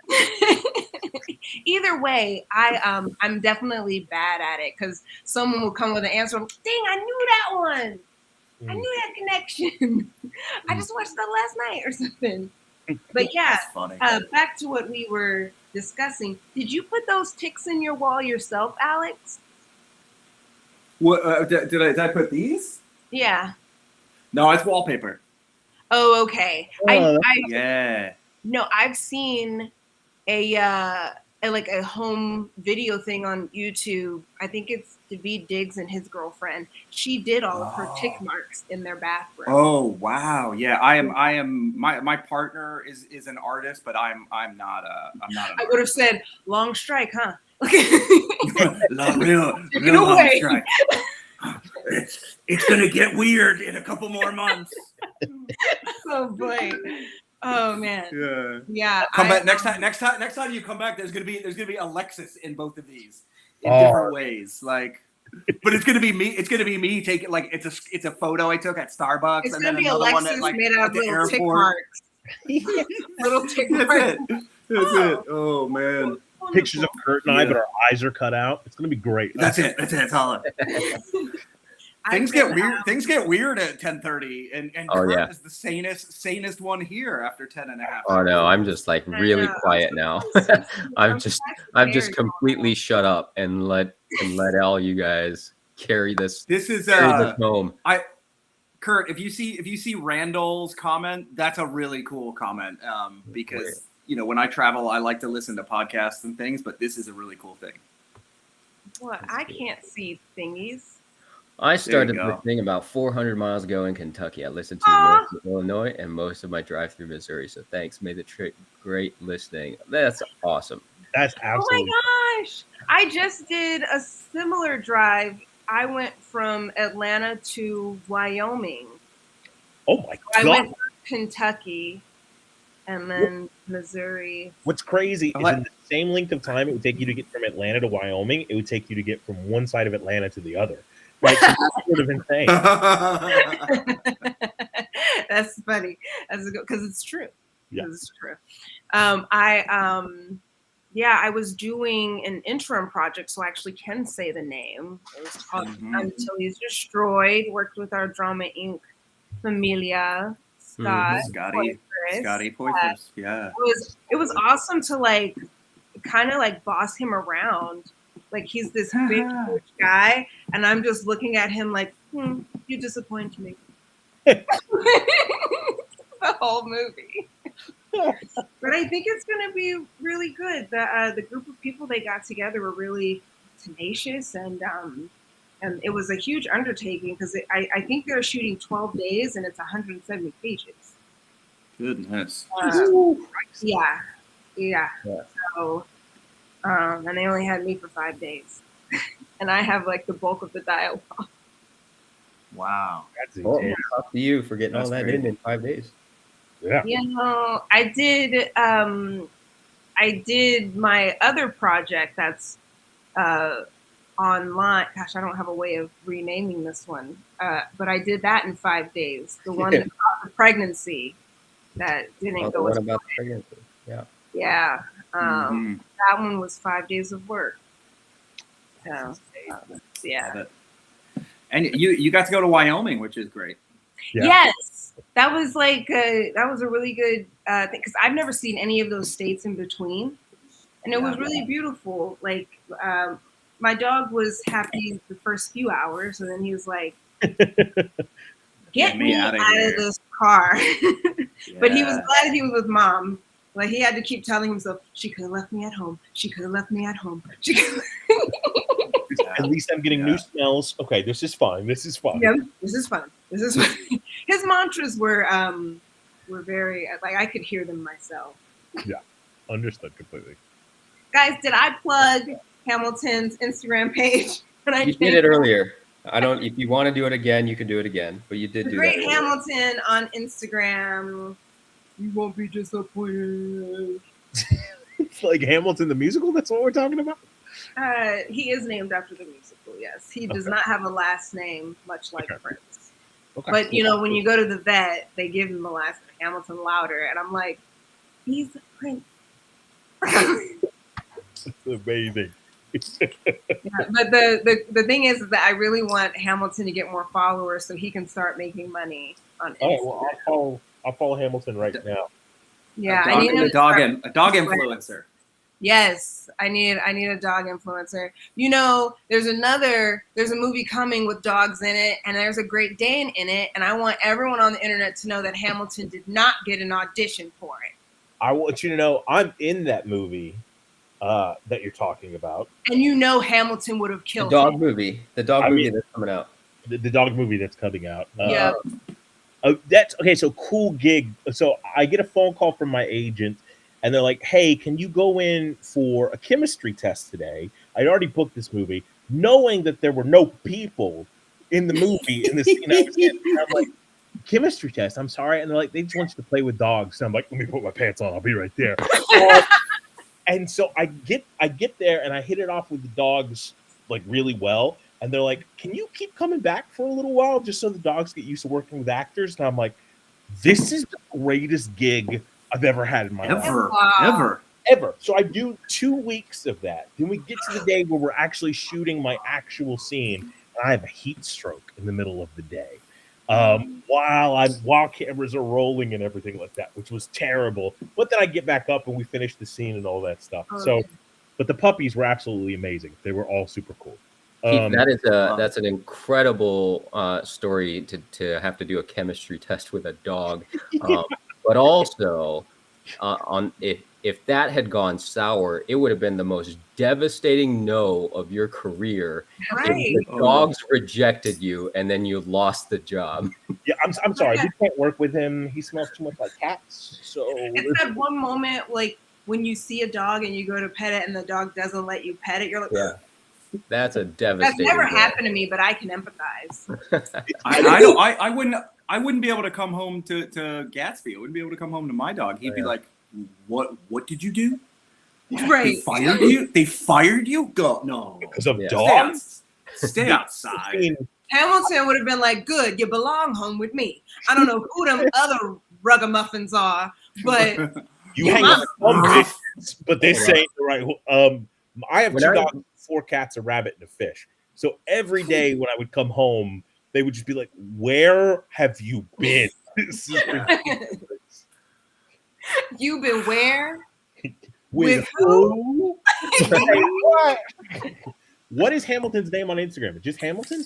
The Great Hamilton. The Great Hamilton. We have a couple more donations to announce. Philip Coven donated to the Entertainment Community Fund. Thank you, Philip.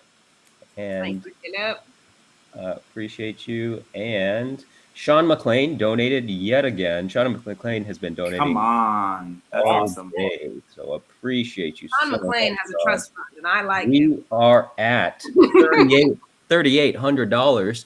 We're getting really close to that 4,000 when Erica Arvold has to come back on here and sing.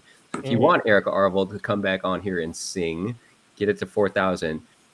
And she's probably listening right now and covering her ears like she didn't hear us.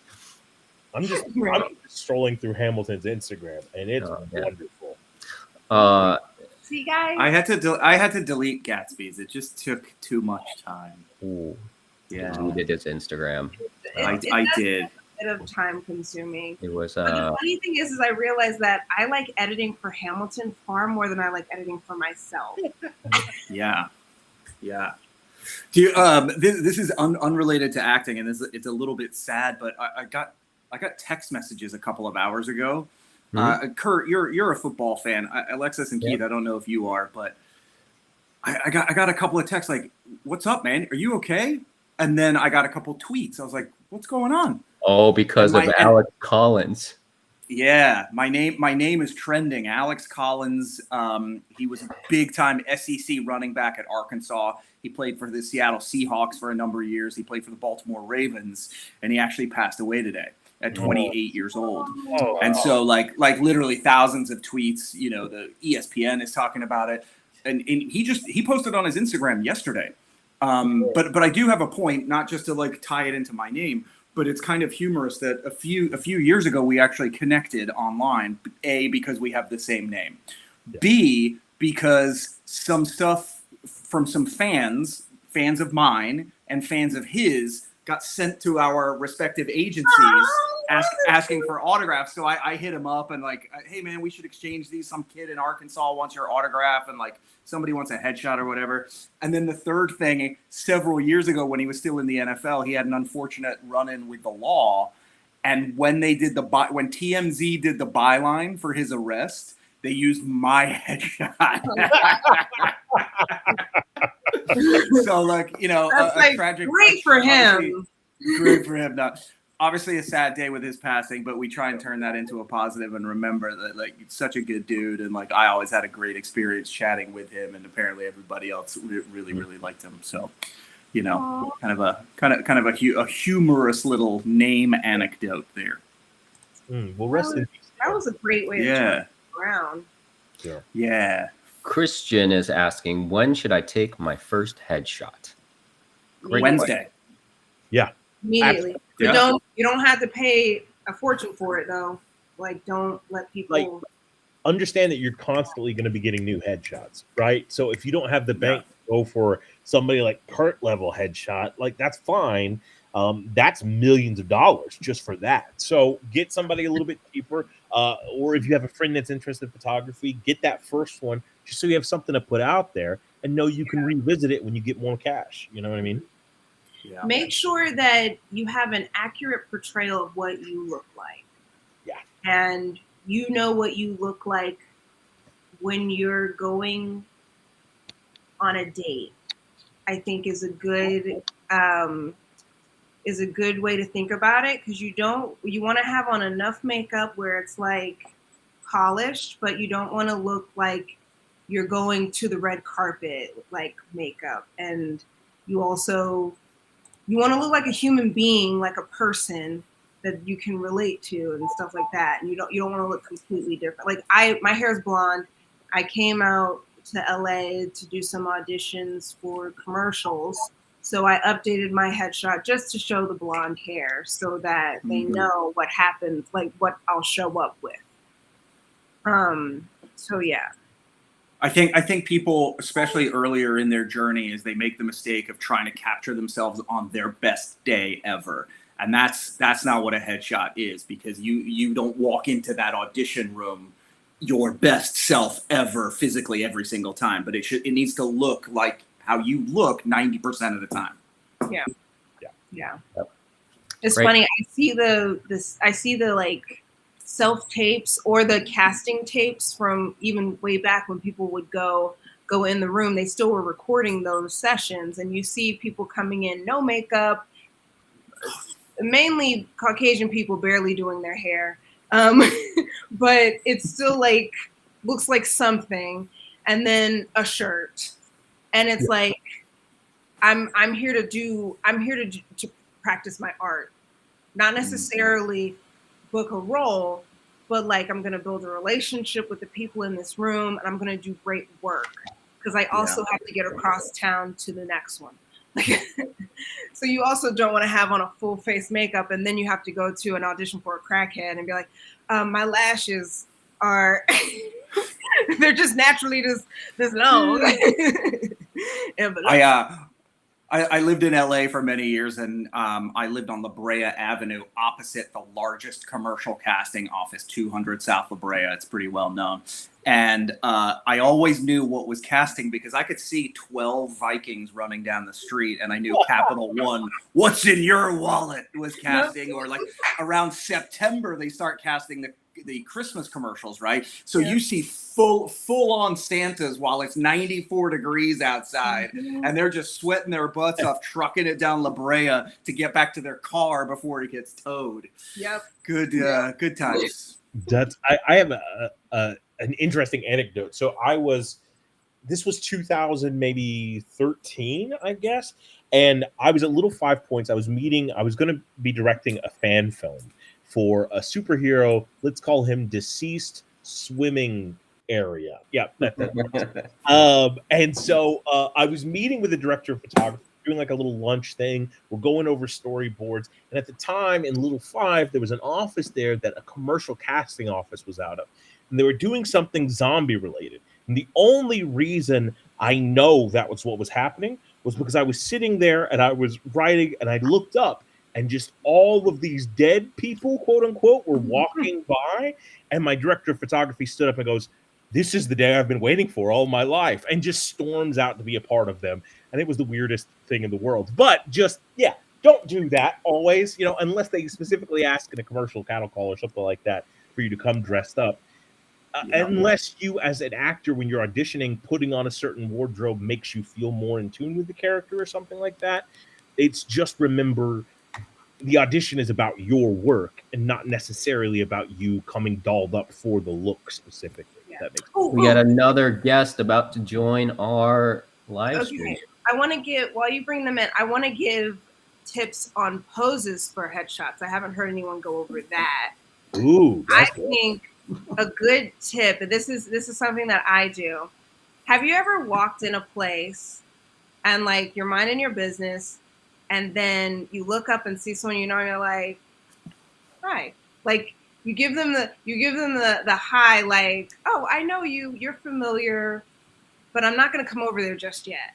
I think that's a good like vibe to have in your headshots so that you seem familial and also professional, so like just have in your mind, like you're like, hi, how are you? That's good. So that's what I do.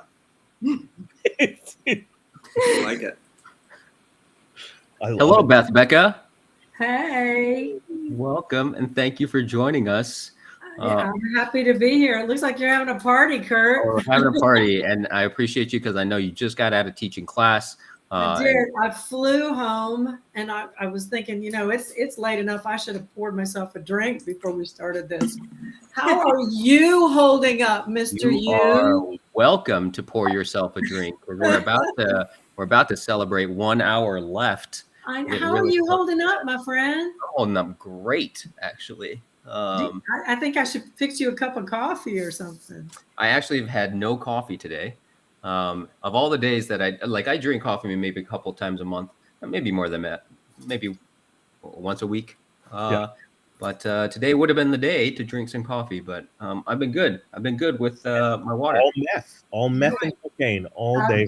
Gracie wants to say hi, Kurt. Oh, hello there.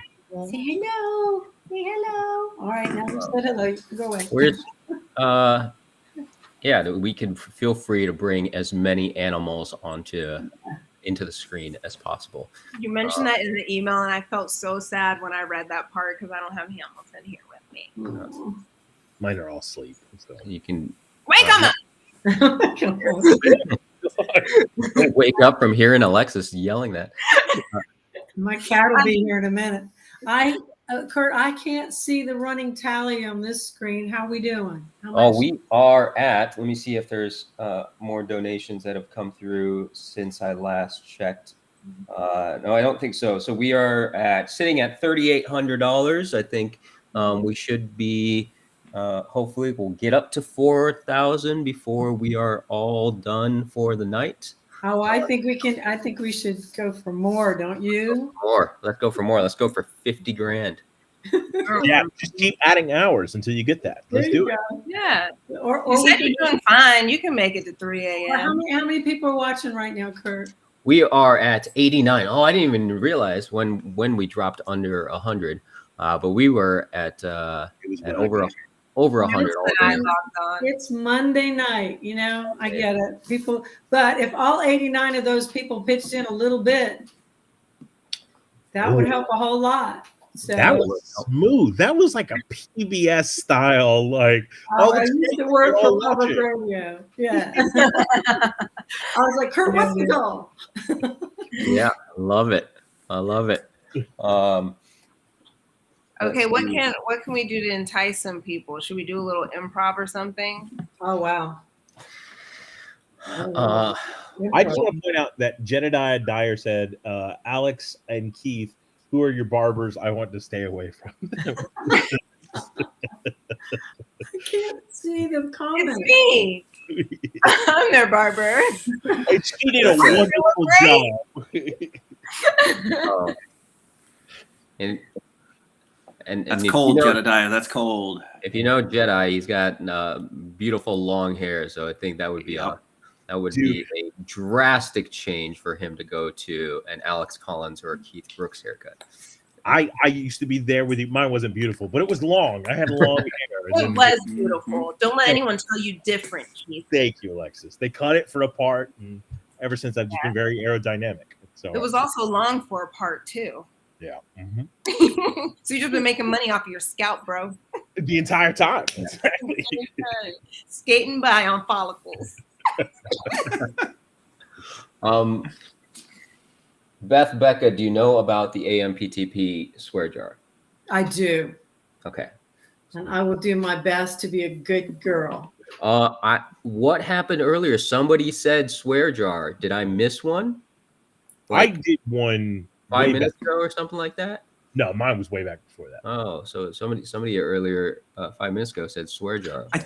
I think that was for me, but I don't think, because I said Capital One, but commercials don't count. So we're good. Okay. Yeah, I think. Unless I said something else, but I don't think so.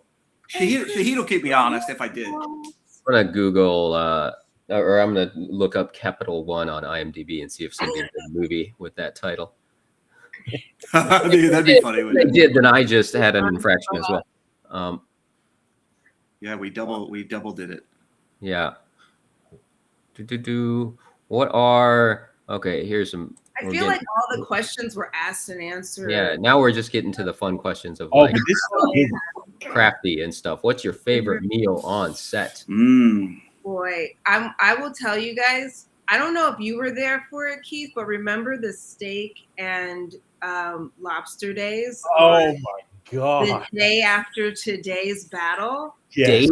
You had steak and lobster days? There were several. Like I think it was like once a week. And they would do lobster different ways too. Like they had grilled lobster or marinated lobster. It was. And I would come on my off days. Yeah.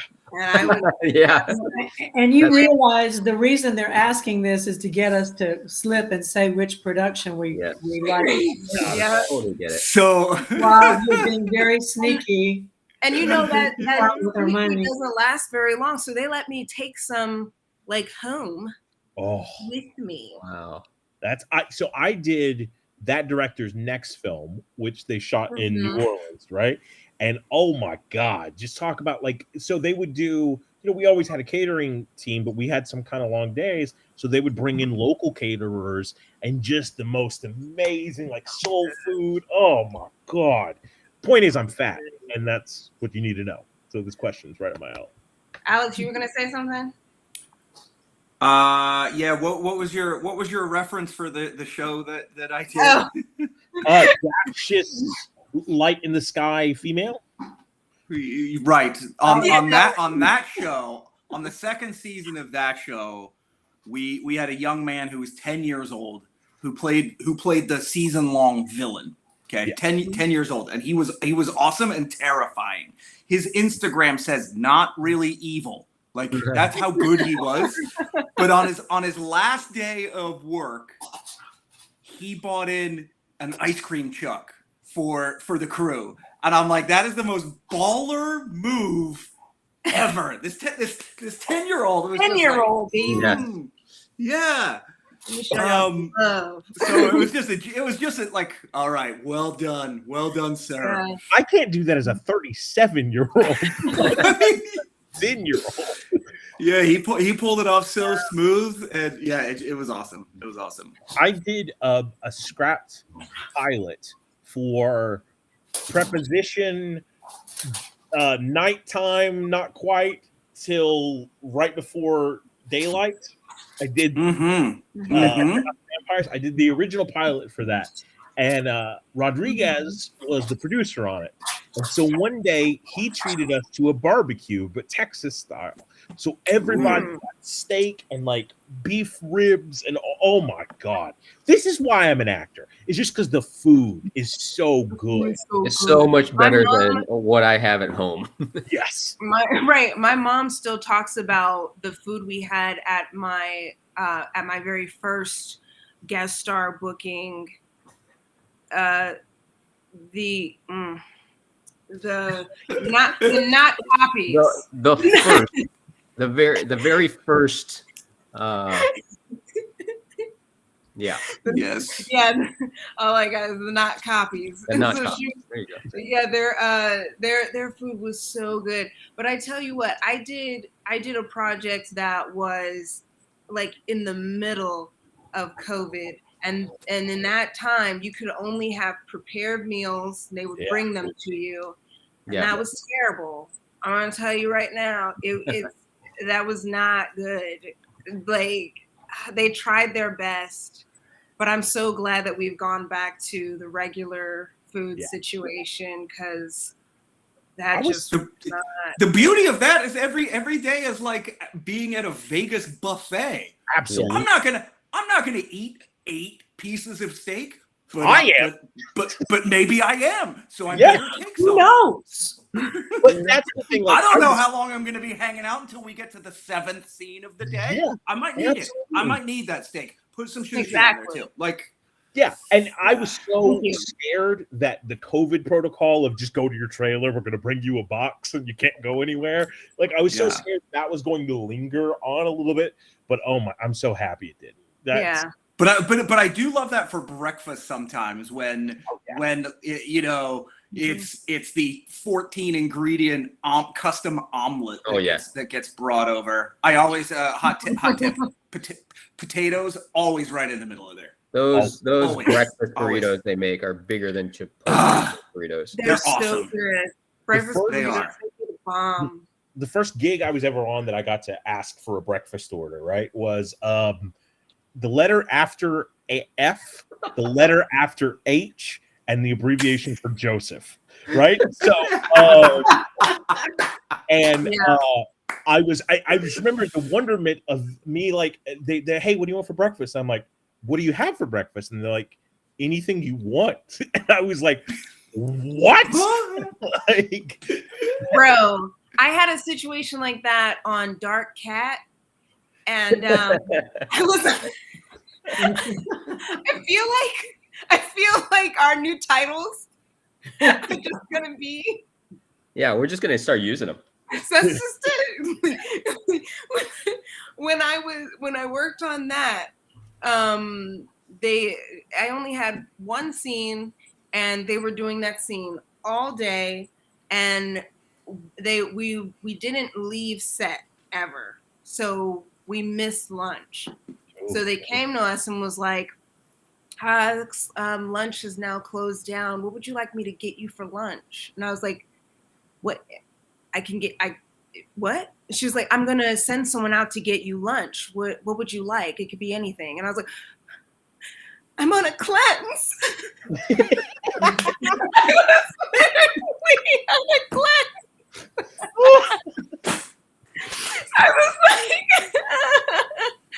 I was like, okay, so if you could just bring me anything that has no sugar, no dairy, no meat, and no bread.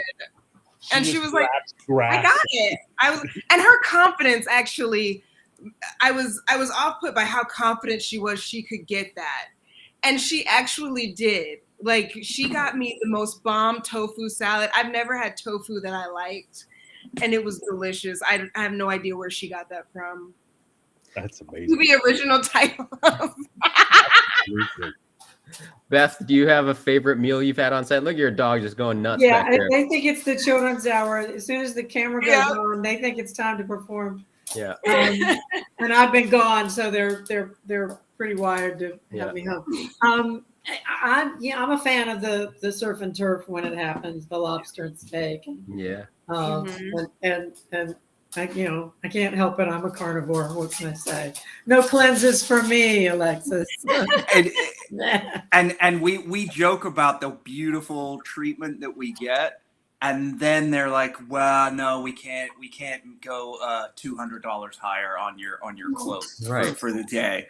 It's it's always in the budget. It's always in the budget. Well, I'll tell you the thing that always breaks my heart is that there will be one department that'll send somebody to Starbucks and come back, and everybody in that department, whether it's the camera department or the hair and makeup department, will all have something from Starbucks. And I'm like, nobody asked me. You got to make friends in those departments, though. Oh, I know, I do, but they can't get it for every. It's like they will. They'll ask you. They'll be like, Beth, we're sending someone to Starbucks. Did you want something?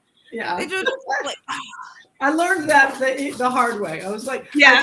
Now you know, coveting everybody else's coffee. So this is a fun thing. Food got me thinking about it, and money got me thinking about it. For some of the people watching with us, they may not have been on a big budget set yet. But one of the things I love, but I also am like, wait a second, is the Friday $5 in the bucket, right? Goes across all the departments. Every project has a different name for it. And some shows, for those who don't know, when you tend to work long hours on film and TV, and Friday, they have a different name for it, but essentially it's a big 5-gallon bucket and everybody puts $5 in. That's your raffle ticket. And at the end of the day, maybe the guest star on that show or the lead of that show will draw out one raffle number. And sometimes it's like $2,000, $3,000. And on big shows, a former professional wrestler whose initials are DJ. I could say his name. I'm not saying. Yeah, you should say but I'm loving this game. It's almost like his name is also a movie title. Oh, it is. Yes, it is. Oh, it is. Yeah. That's true. So yes, the football player from the University of Miami, Dwayne Johnson. Yeah, there we go. He will sometimes match it. Oh, what is it? 2,500? I'll match it, double it, 5,000, and then you draw a raffle ticket, and then that crew member wins that amount. And I think that's just such a great thing because we talk about what we're fighting for as well as SAG-AFTRA. We're talking about what WGA is fighting for, but the people really, really suffering the worst through all of this are our crew member brothers and sisters, right? We're used to, as actors, we're used to being out of work 98% of the year. We scratch and claw and have multiple side hustles, and we figure out how to make it work. These folks are employed week after week after week on a show. Right? Whether they're set builders or crafty or wardrobe or hairstylists or whatever it is. And they are really, really hurting, and their contract is up next year. And we really need to support them when that happens. But I just love it when like some junior or second or PA, they get their little ticket drawn and they're like, I can pay my rent now. I can pay my rent. I can get my car. We should make this $5 Monday. And if everybody watching pitches in $5, we'll just pretend that the Entertainment Community Fund draws out that raffle ticket. There you go. I love that, Beth. Yeah. Oh, good. I was on the picket lines Monday, Friday. I was on the picket lines Friday, and they were doing a $5 raffle for PAs because they're out of work. So that's great. Yeah, there were 2 ADs. And they gave me their word that all of the funding was going towards the PAs in need of financial assistance. So, and it's also, I think it's important to remember too that PAs are fighting now to become a part of a unionized force as well as visual effects artists. And it's, I think if anything has come out of the time of COVID, it's that we are reanalyzing what we consider our social norms. And there's with more inclusion in spaces, with more people being represented, we realize that you have to treat everyone like a fucking person. And so that's what people are fighting for now. And we just want to have the same stability and livelihood that everyone else is entitled to. Yeah. and like Sean Astin was saying on the picket line the other day, you know who loves what we do? The audiences. You know who else loves what we do? The producers, the executives. If everybody loves what we do, then why are we not considered for more pieces of the pie and what we so rightfully deserve? Like, Well, I had to. Go ahead, Beth. I was just going to say, I think a lot of that is that audience thinks that we're all rolling in it, and we're not. And I don't know whether this was talked about earlier, Kurt, or with this group, but somebody just asked the question, what's your best financial advice? And right now, what I'd like to make sure that people understand is, have you talked about David Alexander? Has he been on today, or what he did a few weeks ago? Because that was pretty cool. Yeah. Have you talked about that, Kurt? No. Okay. Nope. So David Alexander did a really cool thing a few weeks ago where he put out there to his non-acting friends on Facebook and said, what do you think? I did a TV show which shall remain nameless, and I was a co-star on that show. I worked like 3 days or something like that. I could be, Alex, correct me if I'm paraphrasing this incorrectly. How much money do you think I made? And the responses were outrageous, anywhere from $60 to $30,000. And so I think partly what happens with the general audience is they don't understand this strike because they think that we're all rolling in money, and they think that we're asking for a bigger piece of a pie that we're already getting a huge piece of. And what people don't seem to understand is that we're the laborers, right?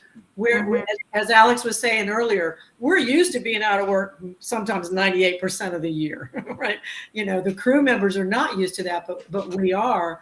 And I think people just are misinformed about what it is that the laborer actors, the people like me that are out here getting a gig every now and then, doing the best that we can. Something like this comes along. I want the fund to get as much money as it can. I may have to dip into it. I'm one of these people that, as you know, I just came from teaching. And hey, Catherine and Jason, let me just say to you, I had so much fun with the Drama Inc. group. I was watching this morning, and I will tell you this, I tell people this all the time. If I didn't have my own little shingle hanging out in my little one-woman studio, I'd be knocking on your door asking if I could come teach Drama Inc. I love you guys. I love what you're doing. I want so much to be able to collaborate with you. I think we need to do a fundraiser for a local shelter, no-kill shelter. Yeah. With all our dog-loving folks. But anyway, what I was saying is, I think that I'm sure you've done a great job today, Kurt, with a lot of the folks that we're educating those that are tuning in, and hopefully those that'll watch this after the fact. That there is just a lot of misinformation out there about what actors, the worker bee actors actually make. And so, the reason I brought up that I'm the little shingle out there, because normally I could make a living off of Insight, my acting studio, but my actor income was probably 2/3 of my income last year, and now it's like dried up, as we all know. But I don't know if you all have found this. Probably not. You've got a bigger marketing mechanism than I do, but I'm even hearing. Inexperienced actors who should be training right now. This is the perfect time for them to train. I'm hearing them say, well, the strike has got me worried. I may not work, therefore I can't spend money on tuition. I'm like, wait a minute. Yes. Yep. Honey, you wouldn't be working right now anyway. Right. You're not working yet.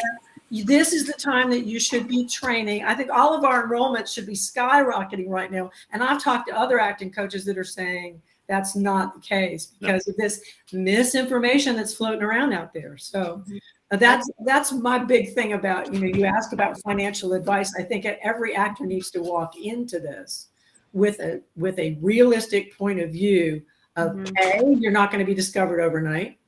B, you're not going to get rich at this.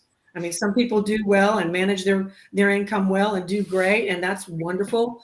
But to start, you need to be prepared to be able to, you talked about earlier today about your side gig or whatever it happens to be. I just find that when young students come to me, they think that, I mean, I'll ask them what their goals are in that interview to get into my studio, and they'll say things like, well, my goal is to be a series regular in 6 months.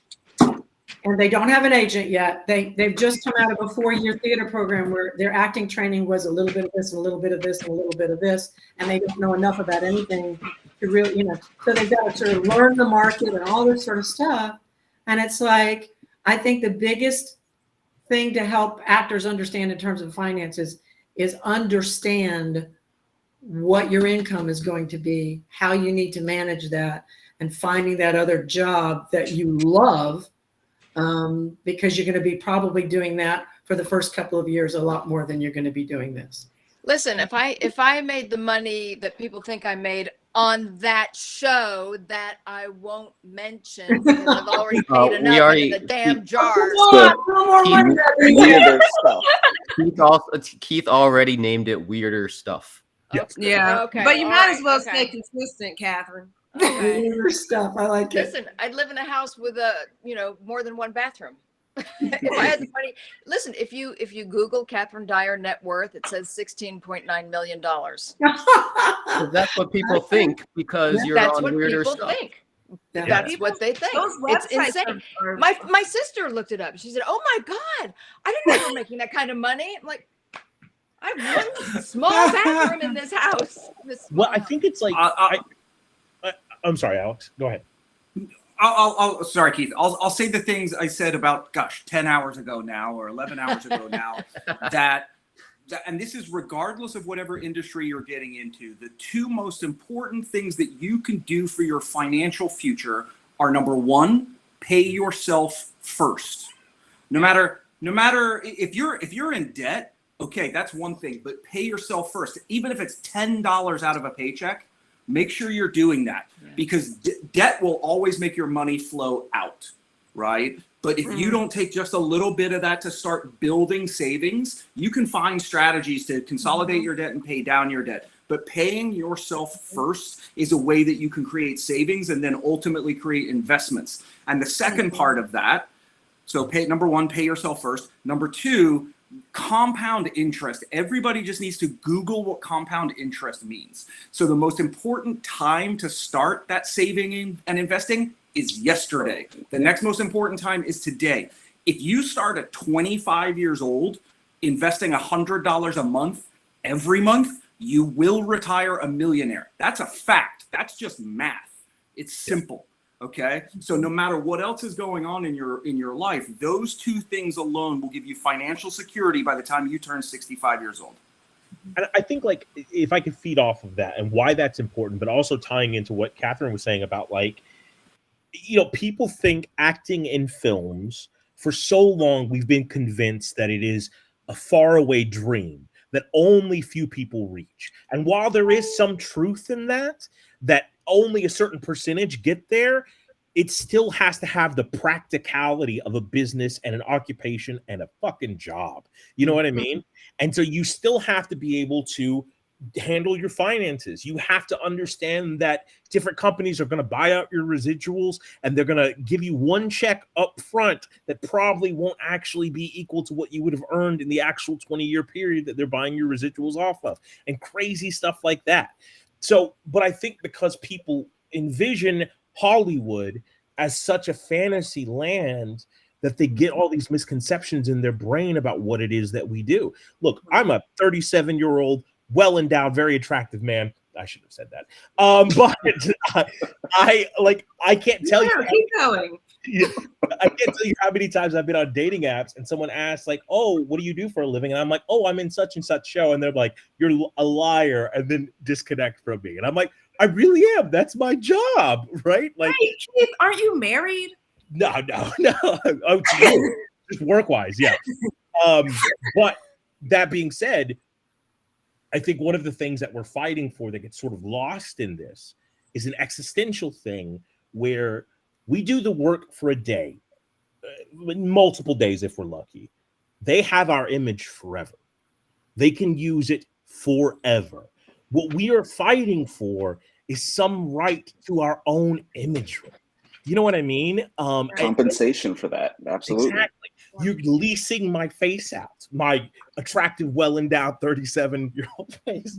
But I see why you invited me on at 10 o'clock. I understand that. I have a check that I just want to show you guys. I'm going to block out my personal information, but I did I had one day on this show. It's a music show based in Tennessee.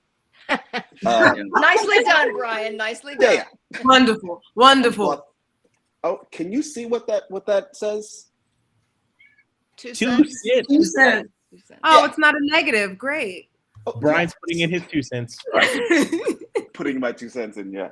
Yeah. The idea that people are like, oh yeah, I saw you on the show. You're Yeah. rich now. You've made it. Yeah. You've done this. It's like Yeah. my residuals say otherwise. Yeah. So I got you beat. I've got one that they actually put in the mail for $0. Oh, Mhm. for God's sake. I mean, by the But time just, it was all just taken so out. you know, Yeah. in case you forgot. It's No, just- Hold on, really quick before you jump in, Alexis. I got to shout out Joel for donating to the Entertainment Community Fund. Thank you so much, Joel. We're really close.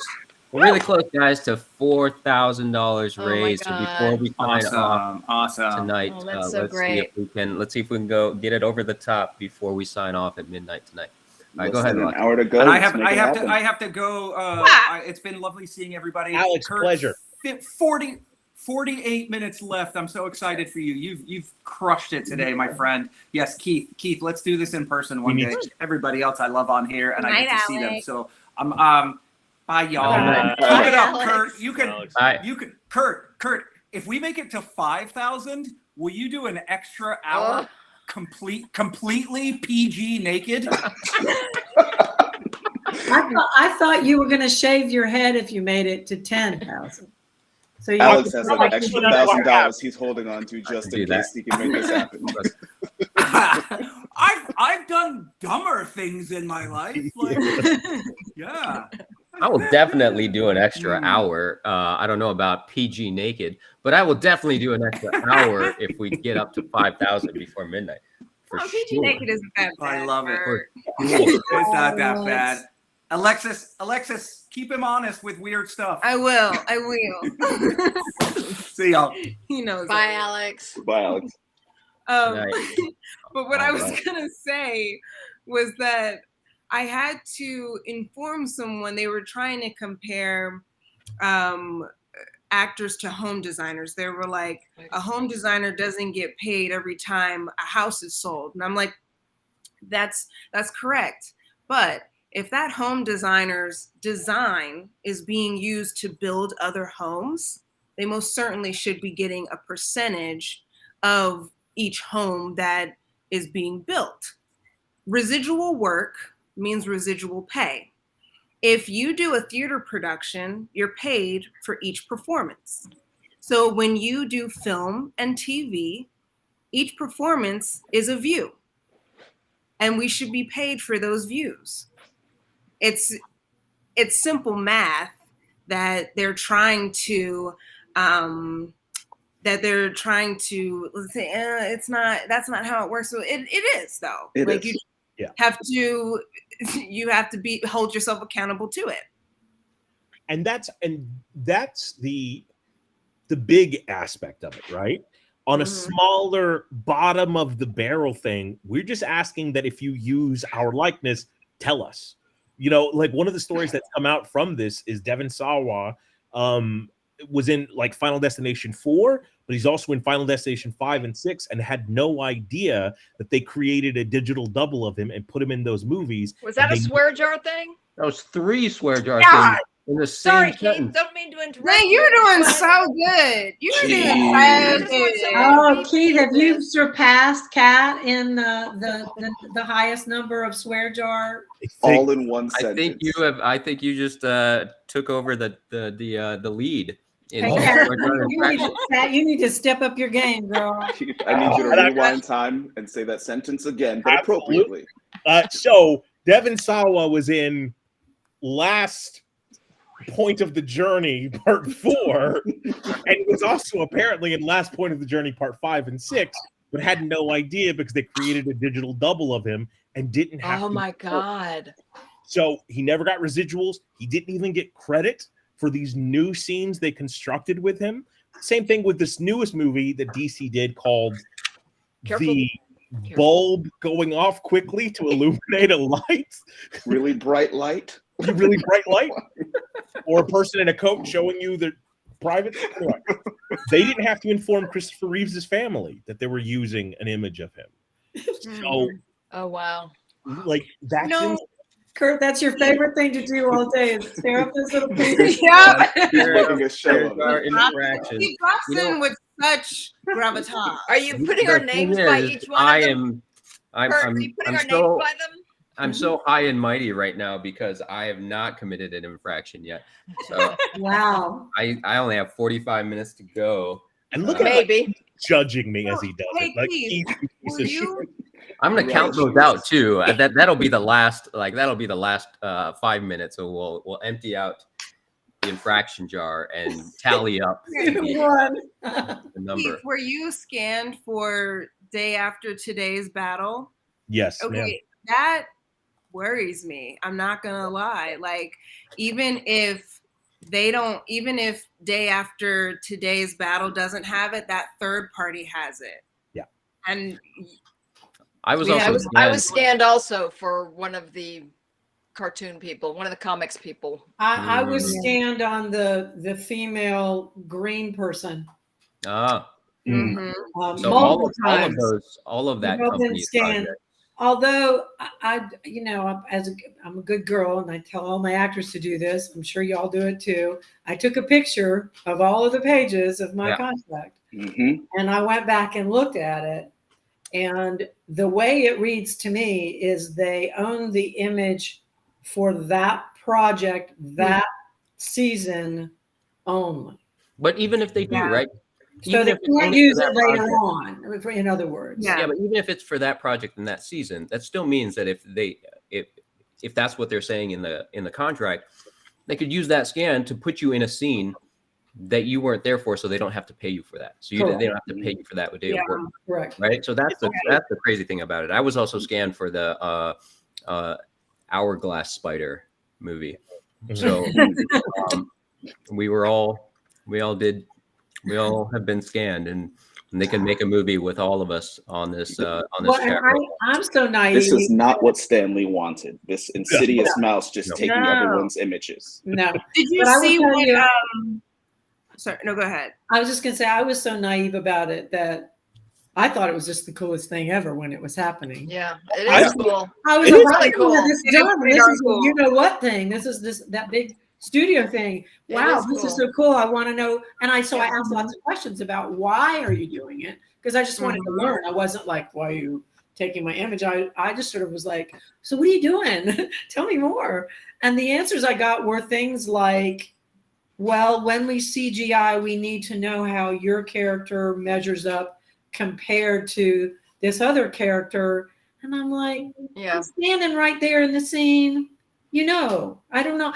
To me, it just didn't really make sense as to why they might need it, Yeah, I got nebulous answers as well. I did this exact same thing. Oh my God, this is so cool. Now, what is this for? And I got answers that didn't quite make sense. And I was like, okay. I did it on the ambling deceased, and while I was doing it, that's upgrade. Ambling? There's Scrolling not to a G on the end of that, is there? It's just ambling. Ambling. Meandering dead.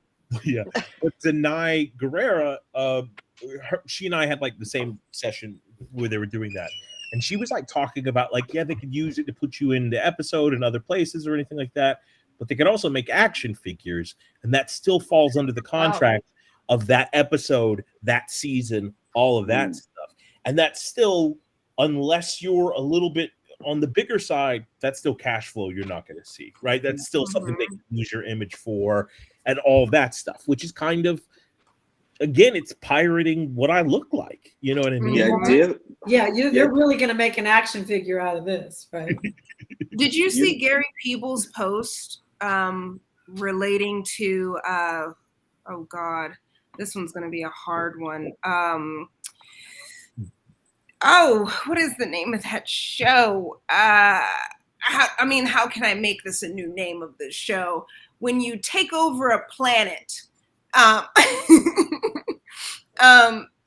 one. But it's quiet. It's just one word, right? It's just one word. Yeah. Oh, and no. so like, yeah, they shapeshift and morph in this show.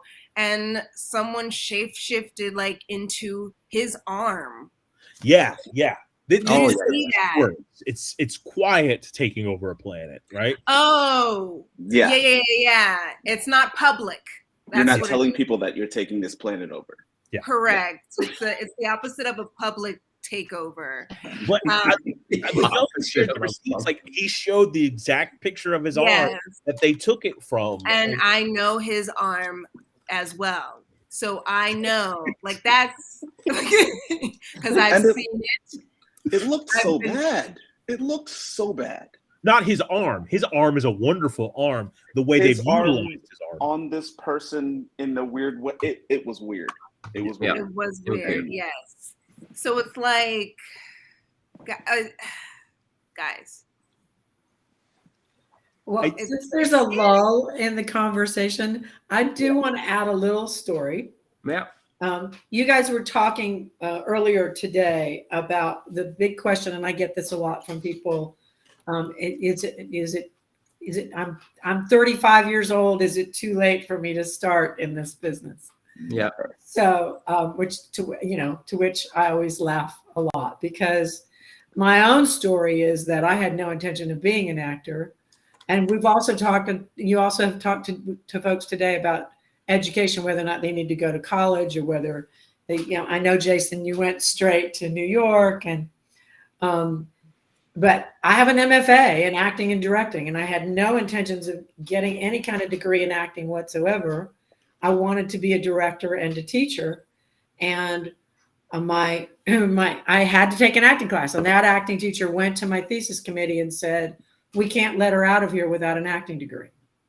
And I was like, well, I don't want an acting degree. And so they said, well, we'll double your teaching assistantship, because that's how I was paying my way through school. But we won't double your teaching hours. And you'll just do 2 thesis projects, a directing one and an acting one. And I was like, in the same amount of time? And they was like, yeah. I was like, okay, well, I want more money. So that was sort of what motivated me. Fast forward, 100 years.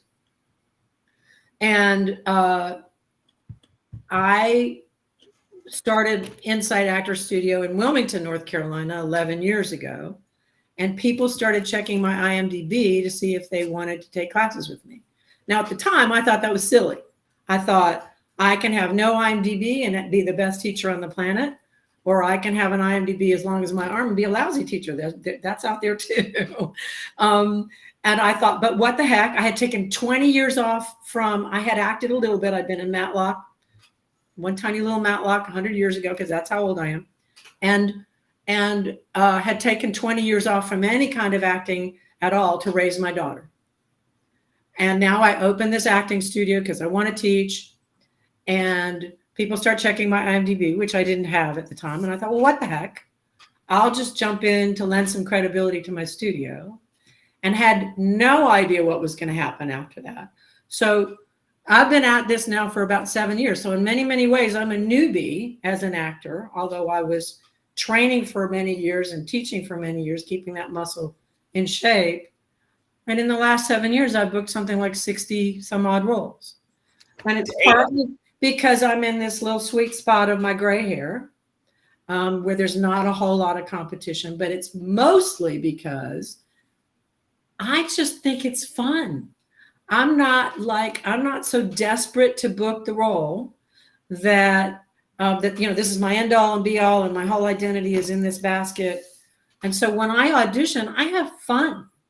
I think it's just kind of a lark, and I'm having a lot of fun. And I think that that's one of the reasons why I started booking, and I kind of realized that was the magic sauce, whatever, in terms of if you're finding the joy in this work, even though I had no intention of ever being an actor, I love it now. I'm so glad I'm doing it. And when I'm on set, I learn something new every single time I'm there, which I can bring back to share with my students. So I'm having a blast at this age, and I've got this insatiable curiosity. And so I would just like to say to anybody who's watching right now that's like, I don't know, I've been doing this other thing for 100 years, and I'm retiring from that. And I've always had sort of an interest in this. I don't think maybe I'm too old. I'm like, you're not too old. This is what I want you to know. It takes all shapes and sizes, but the key is whether or not you're finding joy in the work. And I don't mean in the paycheck work, which we've been talking about a lot tonight, but in the actual work, the auditioning and the prepping and the taking of classes and the building of community and all that kind of stuff. So end of my little story. They're here to that, Beth. And thank you for the kind words earlier, Beth. Oh, you're welcome. But I hope that's an encouragement to somebody. I might have missed it, but someone says that there was a swear jar infraction. Did anyone else? The TV show that she worked on 100 years ago. Oh, yeah. She got in the flow of my name in the jar. Yeah, like we got my what would have been the name of that show, right? What? What was his first Andy name? Griffin as a lawyer. That's what. What was yeah.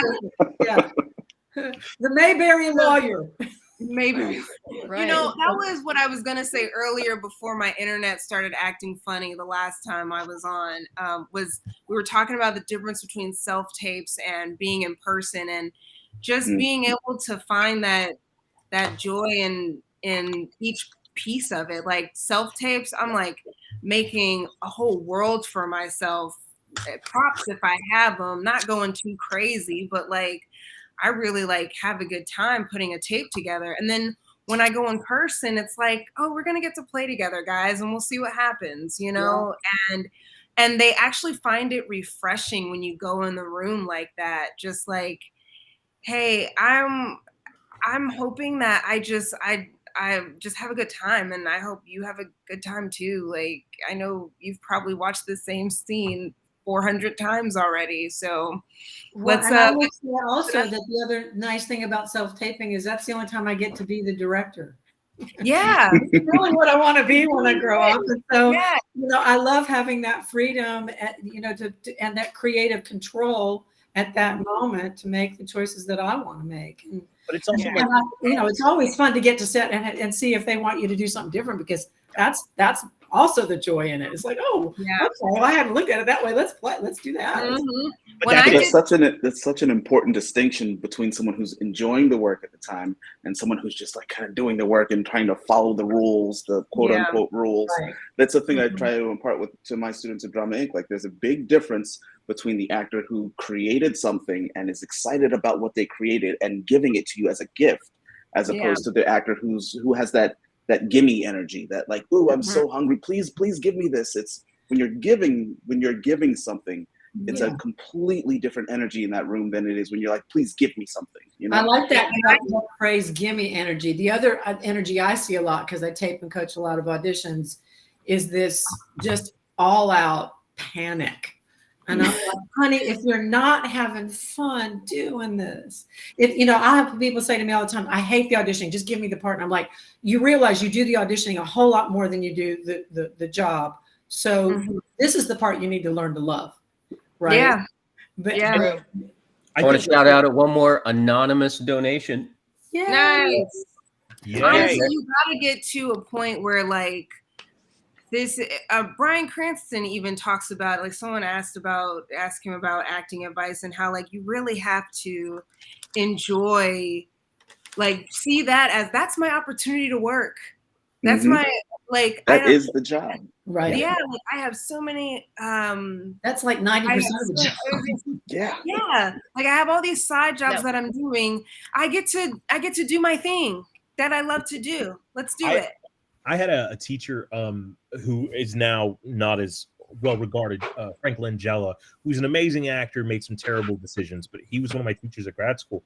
And one of the things he said that an actor's job is to get yourself up in the morning when nobody's calling you. And that's always like resonated with me. Like there are going to be bad times and hard times, but you have to maintain that love of the craft and of the passion, right? And even in the rejection moments, do you still love what you're doing? Even in the moment you see everybody going past you in this career, do you still get do you still feed off of it, right? Yeah. And I always go back to that. Can I still be creative? You know? Did you just say Frank Langella? Yes, yes, sir. Look right here. The Tempest with Frank Langella was my first big show in New York. Wow. That's amazing. That he was one of my Shakespeare instructors. I'm glad Jason is back though, because on the wind wall. That's how I survived Police Officer Store. Like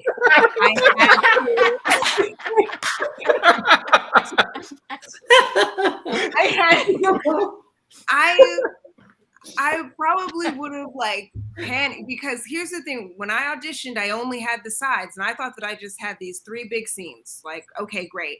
And then I got the script, and I was overwhelmed. I was like, Jason, what am I supposed to do with this script? Like, I can't memorize all of this script. The script is too big. There's too much for me to do.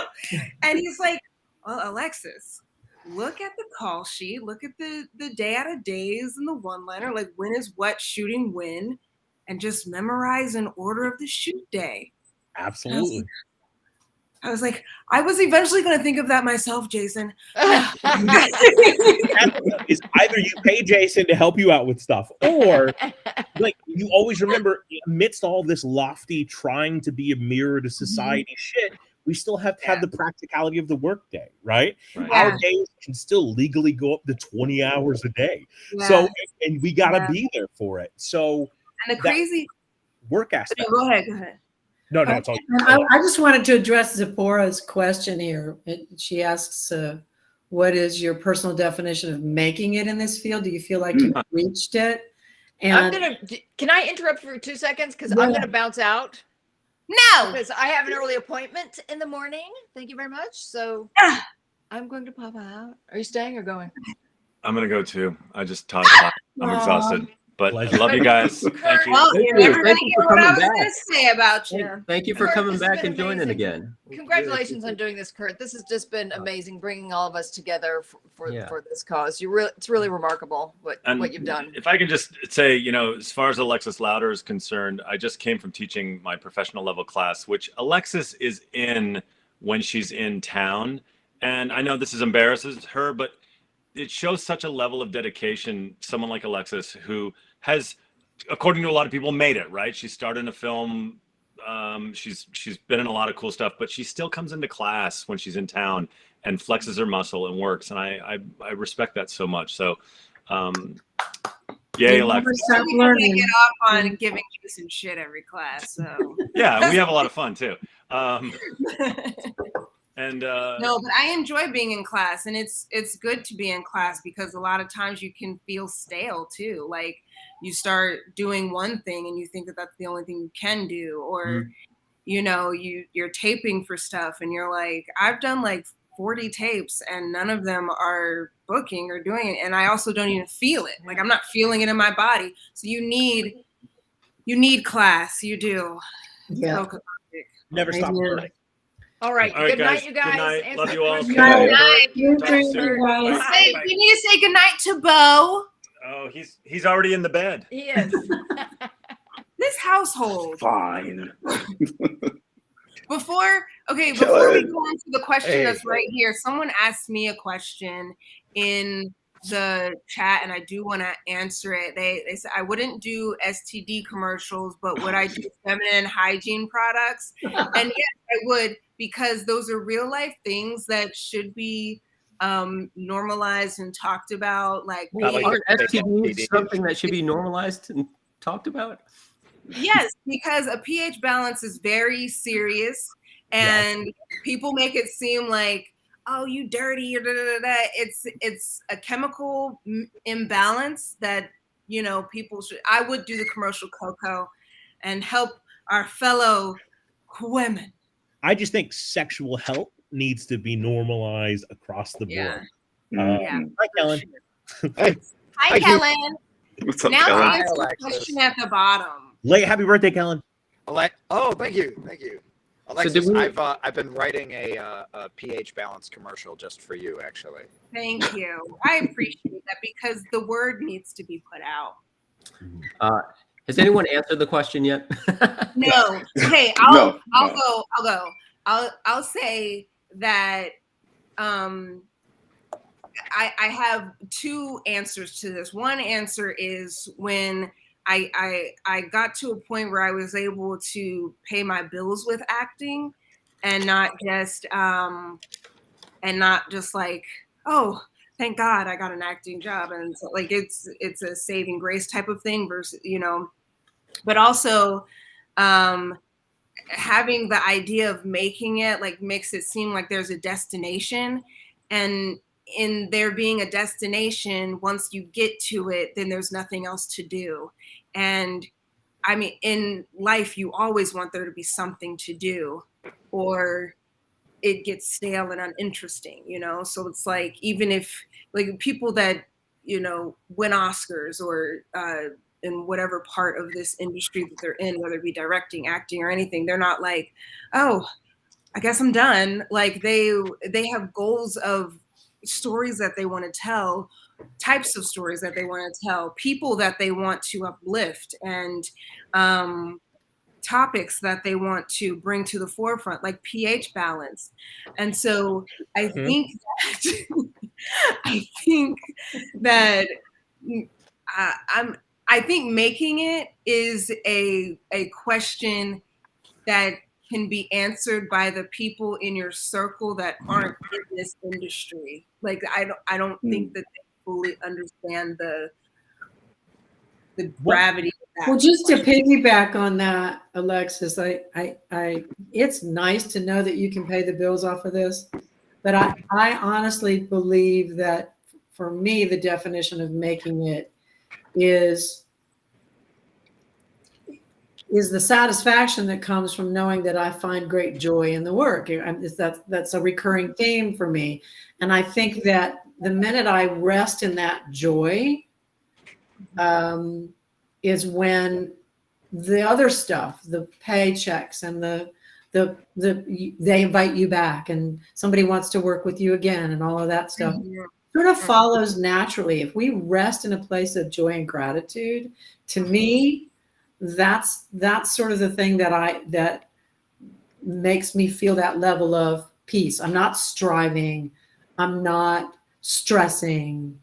And I will say, without saying the name of that project that has the female large green person, and you were talking about, Keith, I'll piggyback on you too. You were talking about, we get this rejection and this is not easy and there's all of this stuff going on. Not only do we get rejection, but we also get cut to the bone. I mean, you can work on the most exciting. I thought I had arrived when I booked a recurring role playing the mom of the male large green person. Thinking, okay, that's it. I'm here. I've arrived. I've done it. I walked the red carpet with Mark Ruffalo. He grabbed me by the hand and walked me in, along the red carpet in Hollywood. And I was like, okay, girl, here we go. And then it came out and my part was literally cut to the quick. And so you have to fall back on, it's not about how many episodes and how much money you made and whether or not everything that you shot made it to, the end product. It's really about how much joy did you experience in the process. I had so much fun working on that. And really, I could have died a happy woman after walking that red carpet. Never in a million years would I have thought that Mark Ruffalo would have dragged me over to the press and said, "This is my mom," So, I mean, it was just such a surreal and wonderful and fun moment for me that what I do is I hold on to those things because all of that could have been destroyed for me when I saw the final product. I could have been so disappointed that moment then was sort of stolen, and it wasn't, because there was so much joy in the present moment of that memory that I'll have forever, whether I ever work again or not. Right? Well, I'm gonna. I want you guys to come back. I gotta shout out another donation. Okay. Anonymous. Anonymous donated. We are at $3,900, so close to $4,000. Oh my gosh. We're so close. We're so $4,000 close. in the next 21 minutes. Come on, guys. $5,000. Come on, I came on all the way at 11:30 at night here. Yeah, we haven't let you say a word. We should let you talk. Well, I was going to piggyback on all you guys were saying and just basically say that all of this, the whole of the industry and your pursuit of acting and everything and making it, whatever that means for you, is exactly that. It's what it means to you. Yeah. You're in control of what that means. You know, because any accomplishment, any booking that you're going to get, any opportunity that you're going to get, or any of those kind of things, there's always going to be the next horizon. You know, that you're always going to want more. You're always going to want to be able to go deeper. So it's on you. And when you realize that, it's this beautiful kind of moment of control that you actually have in your life and in your career. Because I always try to preach being financially independent of the industry and creatively independent of the industry. Because if you're requiring the industry to give you permission to be creative, because that's what we are. We're creatives. We've chosen the medium of acting as our artistic expression, but we're creatives. And if you're only allowing the industry to grant you opportunities and permission to be creative, that's going to be that empty, hollow place that stays in there. But if you grant yourself the permission to, as you guys have already said, like pursue that joy, pursue the art, pursue that next horizon, you're always going to be filling that cup, right? Whether it's a red carpet or an amazing opportunity or amazing role, or an audition you're really proud of, or signing with an agent, or any of those different, steps, that you might consider along your journey as an actor. And even in moments like this one, where we're without work for how long, we know that this is going to be resolved. And we know that the auditions are going to start again. And we know, every actor goes through this, right? The last role you book, you're like, okay, that might be it. I may never work again. That might be it. But I refuse to sort of have that thought, because I pinch myself constantly over the fact that, oh, here we go again. This is fun. It'll keep coming. It'll keep coming. You have to pinch yourself constantly. Like, I feel that in an argument, I hate people that change the goal. But I think when it comes to making it, you have to constantly change the goal based on what you need at that moment in your life, right? Sometimes making it as an actor could just mean I submitted a couple of auditions for my mental health and I know I'm pushing forward. But sometimes it can mean, oh, Kurt, you spoke to me today. That's exciting. It was a celebrity or whatever, right? So whether it's being able to pay your bills or support other friends that are creative in their endeavors, that version of making it is an amorphous thing that I think if you're always fixated on one focal point, you might find yourself feeling hollow because either you're too far away from it or you've gotten there and found it wasn't what you actually wanted. So you guys got to remember, the question is your personal definition. Right. Mm-hmm. So no, it is the definition, Alexis. You know what you think, Keith. What is yours, sir? Be vulnerable right now. Right now, it's just that my OnlyFans account gets 5 more subscriptions. I support you.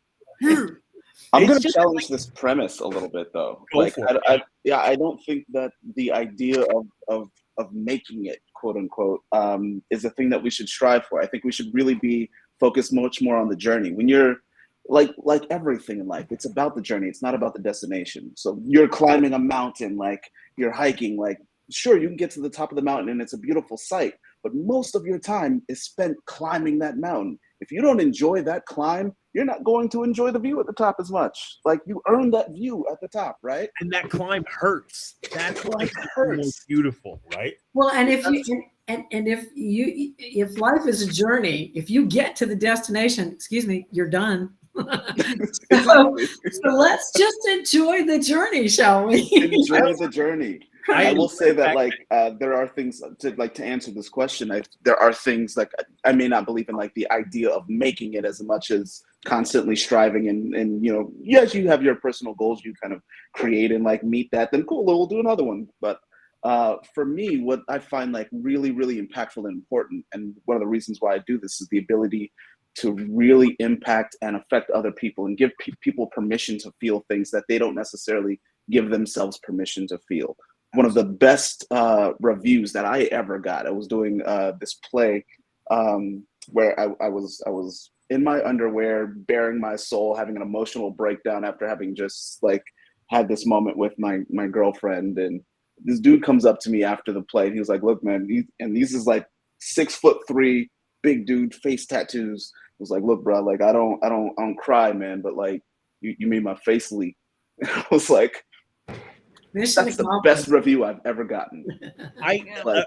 Amazing review of Brian. Like, so we did a read for something that was not Struck Work, so I can say the name. I just don't remember what the name was.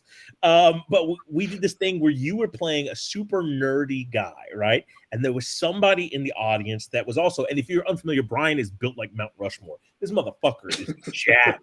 So, but this dude came up to me for some reason because he was scared of you, and he was like, I've never seen a nerd that looks like that, and that makes me think there's hope. I don't know what the guy meant, but it was like the coolest thing in the world that you just opened somebody's eyes to things that can be just with your performance, which was a breathtaking performance, by the way. Well, it wasn't much because I'm a nerd, like for real. Like, look, I'm gonna show you my bar cart. I don't know if you can see who,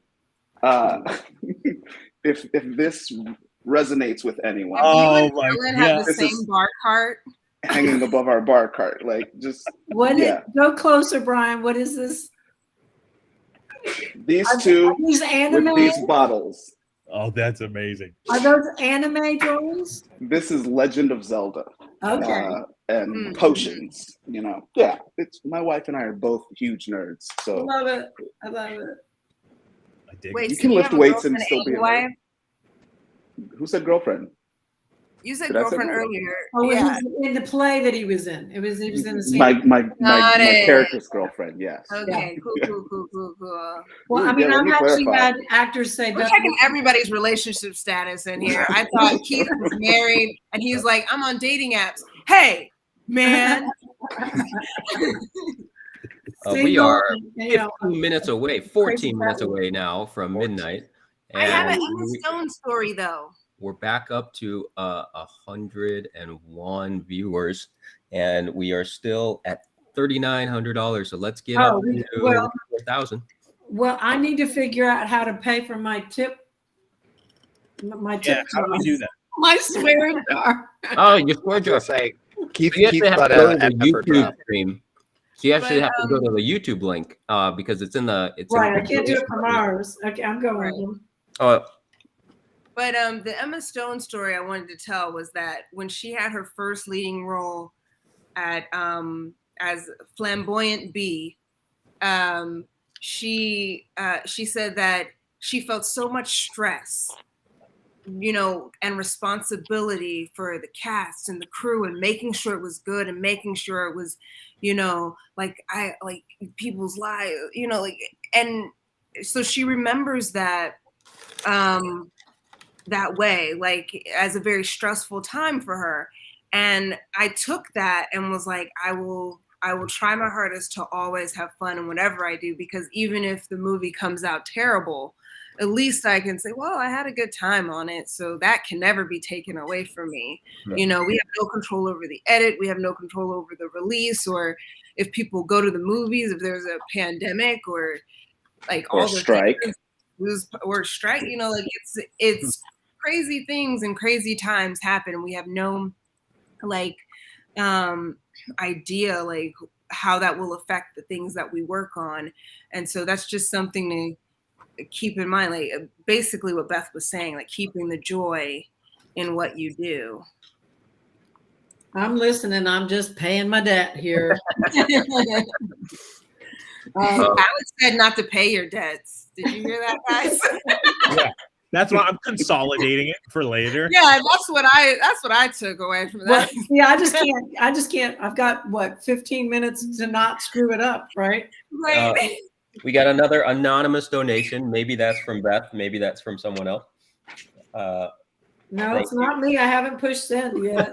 All right. You got a different anonymous donation. Wonderful. Thank you. We are less than $100 there for 4,000. And thank you everyone who's donated. Like, you have no idea how this is helping people who are just like you. I mean, people that work jobs, that have families, that have lives, that still have bills to pay, right? And it's not their fault that some executives are greedy and don't want to divvy up the pie. Like, I think the thing is, a lot of these executives, you can compare them to Smaug from the book Lord of the Rings. Their nice material of just hoarding all That's a nice loophole you found there. From the Hobbit, you mean? Not from the Hobbit, yeah, thank you. But that just hoards all of the goods that are rightfully belonging to other people, and if spread out, could solve so many problems. You know what I mean? Right. The things that we're asking for are Well, and you know, Go off, Tom Bombadil. Go off, Tom Bombadil. Another anonymous donation came through. Maybe that was Beth. I'm not sure. But we are now $14 away. Come on. Well, but what was I going to say? Okay. This is, y'all don't get old, or do. I mean, the alternative isn't great. Everyone get old, please. Yes. Get old. Everybody get old. Oh, shoot. Oh, never mind. It must not have been that profound. I'll just drink a little more. Maybe it'll come back to me. Absolutely. We'll start really if we all drink. I do find it interesting absolutely in sight. Gary has been posting all throughout the day and has been on since 12 o'clock. So has been on as long as I have been. Wow. Go, Gary. Thank you, Gary, for being Talk about solidarity. Gary is absolutely. standing in solidarity with you, Kurt. And asking hey, donation came in from Michael Cook. Donation came in from Anonymous. We have gone over $4,000. So we have 9 minutes left. Thank you, everybody that donated. All right, who wants to match it with $1,000? Really, if we can make $5,000 in the next, Kurt, you said if we make $5,000 in the next 9 minutes, we'll go another hour. I would go another hour. I would go another naked too. Yeah. Explain to me what your definition of PG naked is. So PG naked, I believe, is boxers. Or just take your shirt off. We won't know, right? Yeah. But I mean, it's do you want to be honest or a liar is also. From the waist down, you've been NC-17 naked this entire time. So I was going to say, that's just how Kurt does his auditions. Because you've seen me, I've always turned off my camera when I got up to go to the bathroom, because so I don't know. We can't see you from the waist down. Exactly.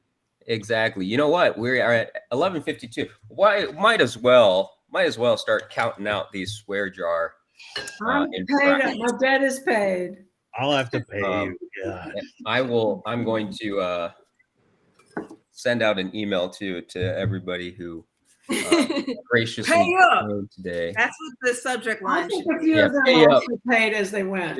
2, 3, 4, 5, 6, 7, 8, 9, 10, 11, 12.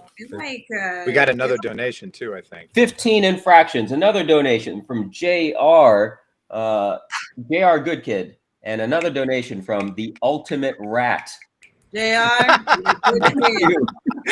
thank you, the Ultimate Rat.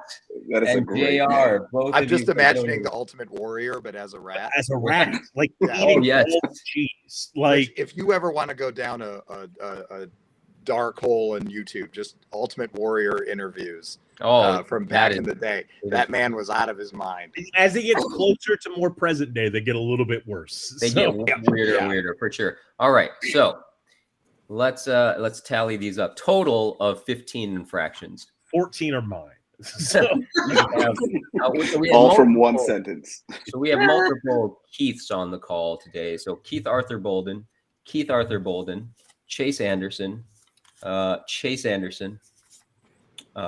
Jessica Hood Morris, Kat Dyer.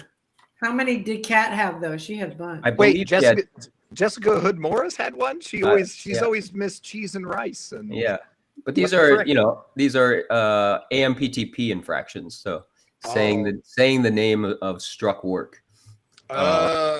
Yeah, so not a real swear jar. Do the announcement for Kellen. Oh, yeah. I thought Kellen knew.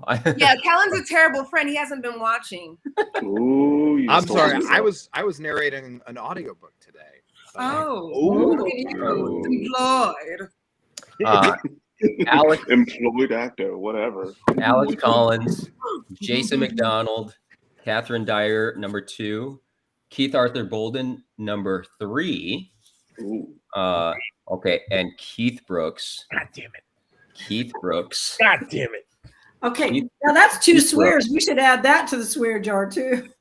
Keith I would be broke. I feel like this jar is going to take us to 5,000. And my dogs couldn't go. Beth Becca. All right, so Beth Becca with 1, Alex Collins with 1, Jason McDonald with 1, Jessica Hood Morris with 1, Kat Dyer 2, Chase Anderson 2, Keith Arthur Bolden 3, Keith Brooks 4. The Keiths. If I should have invited more Keiths.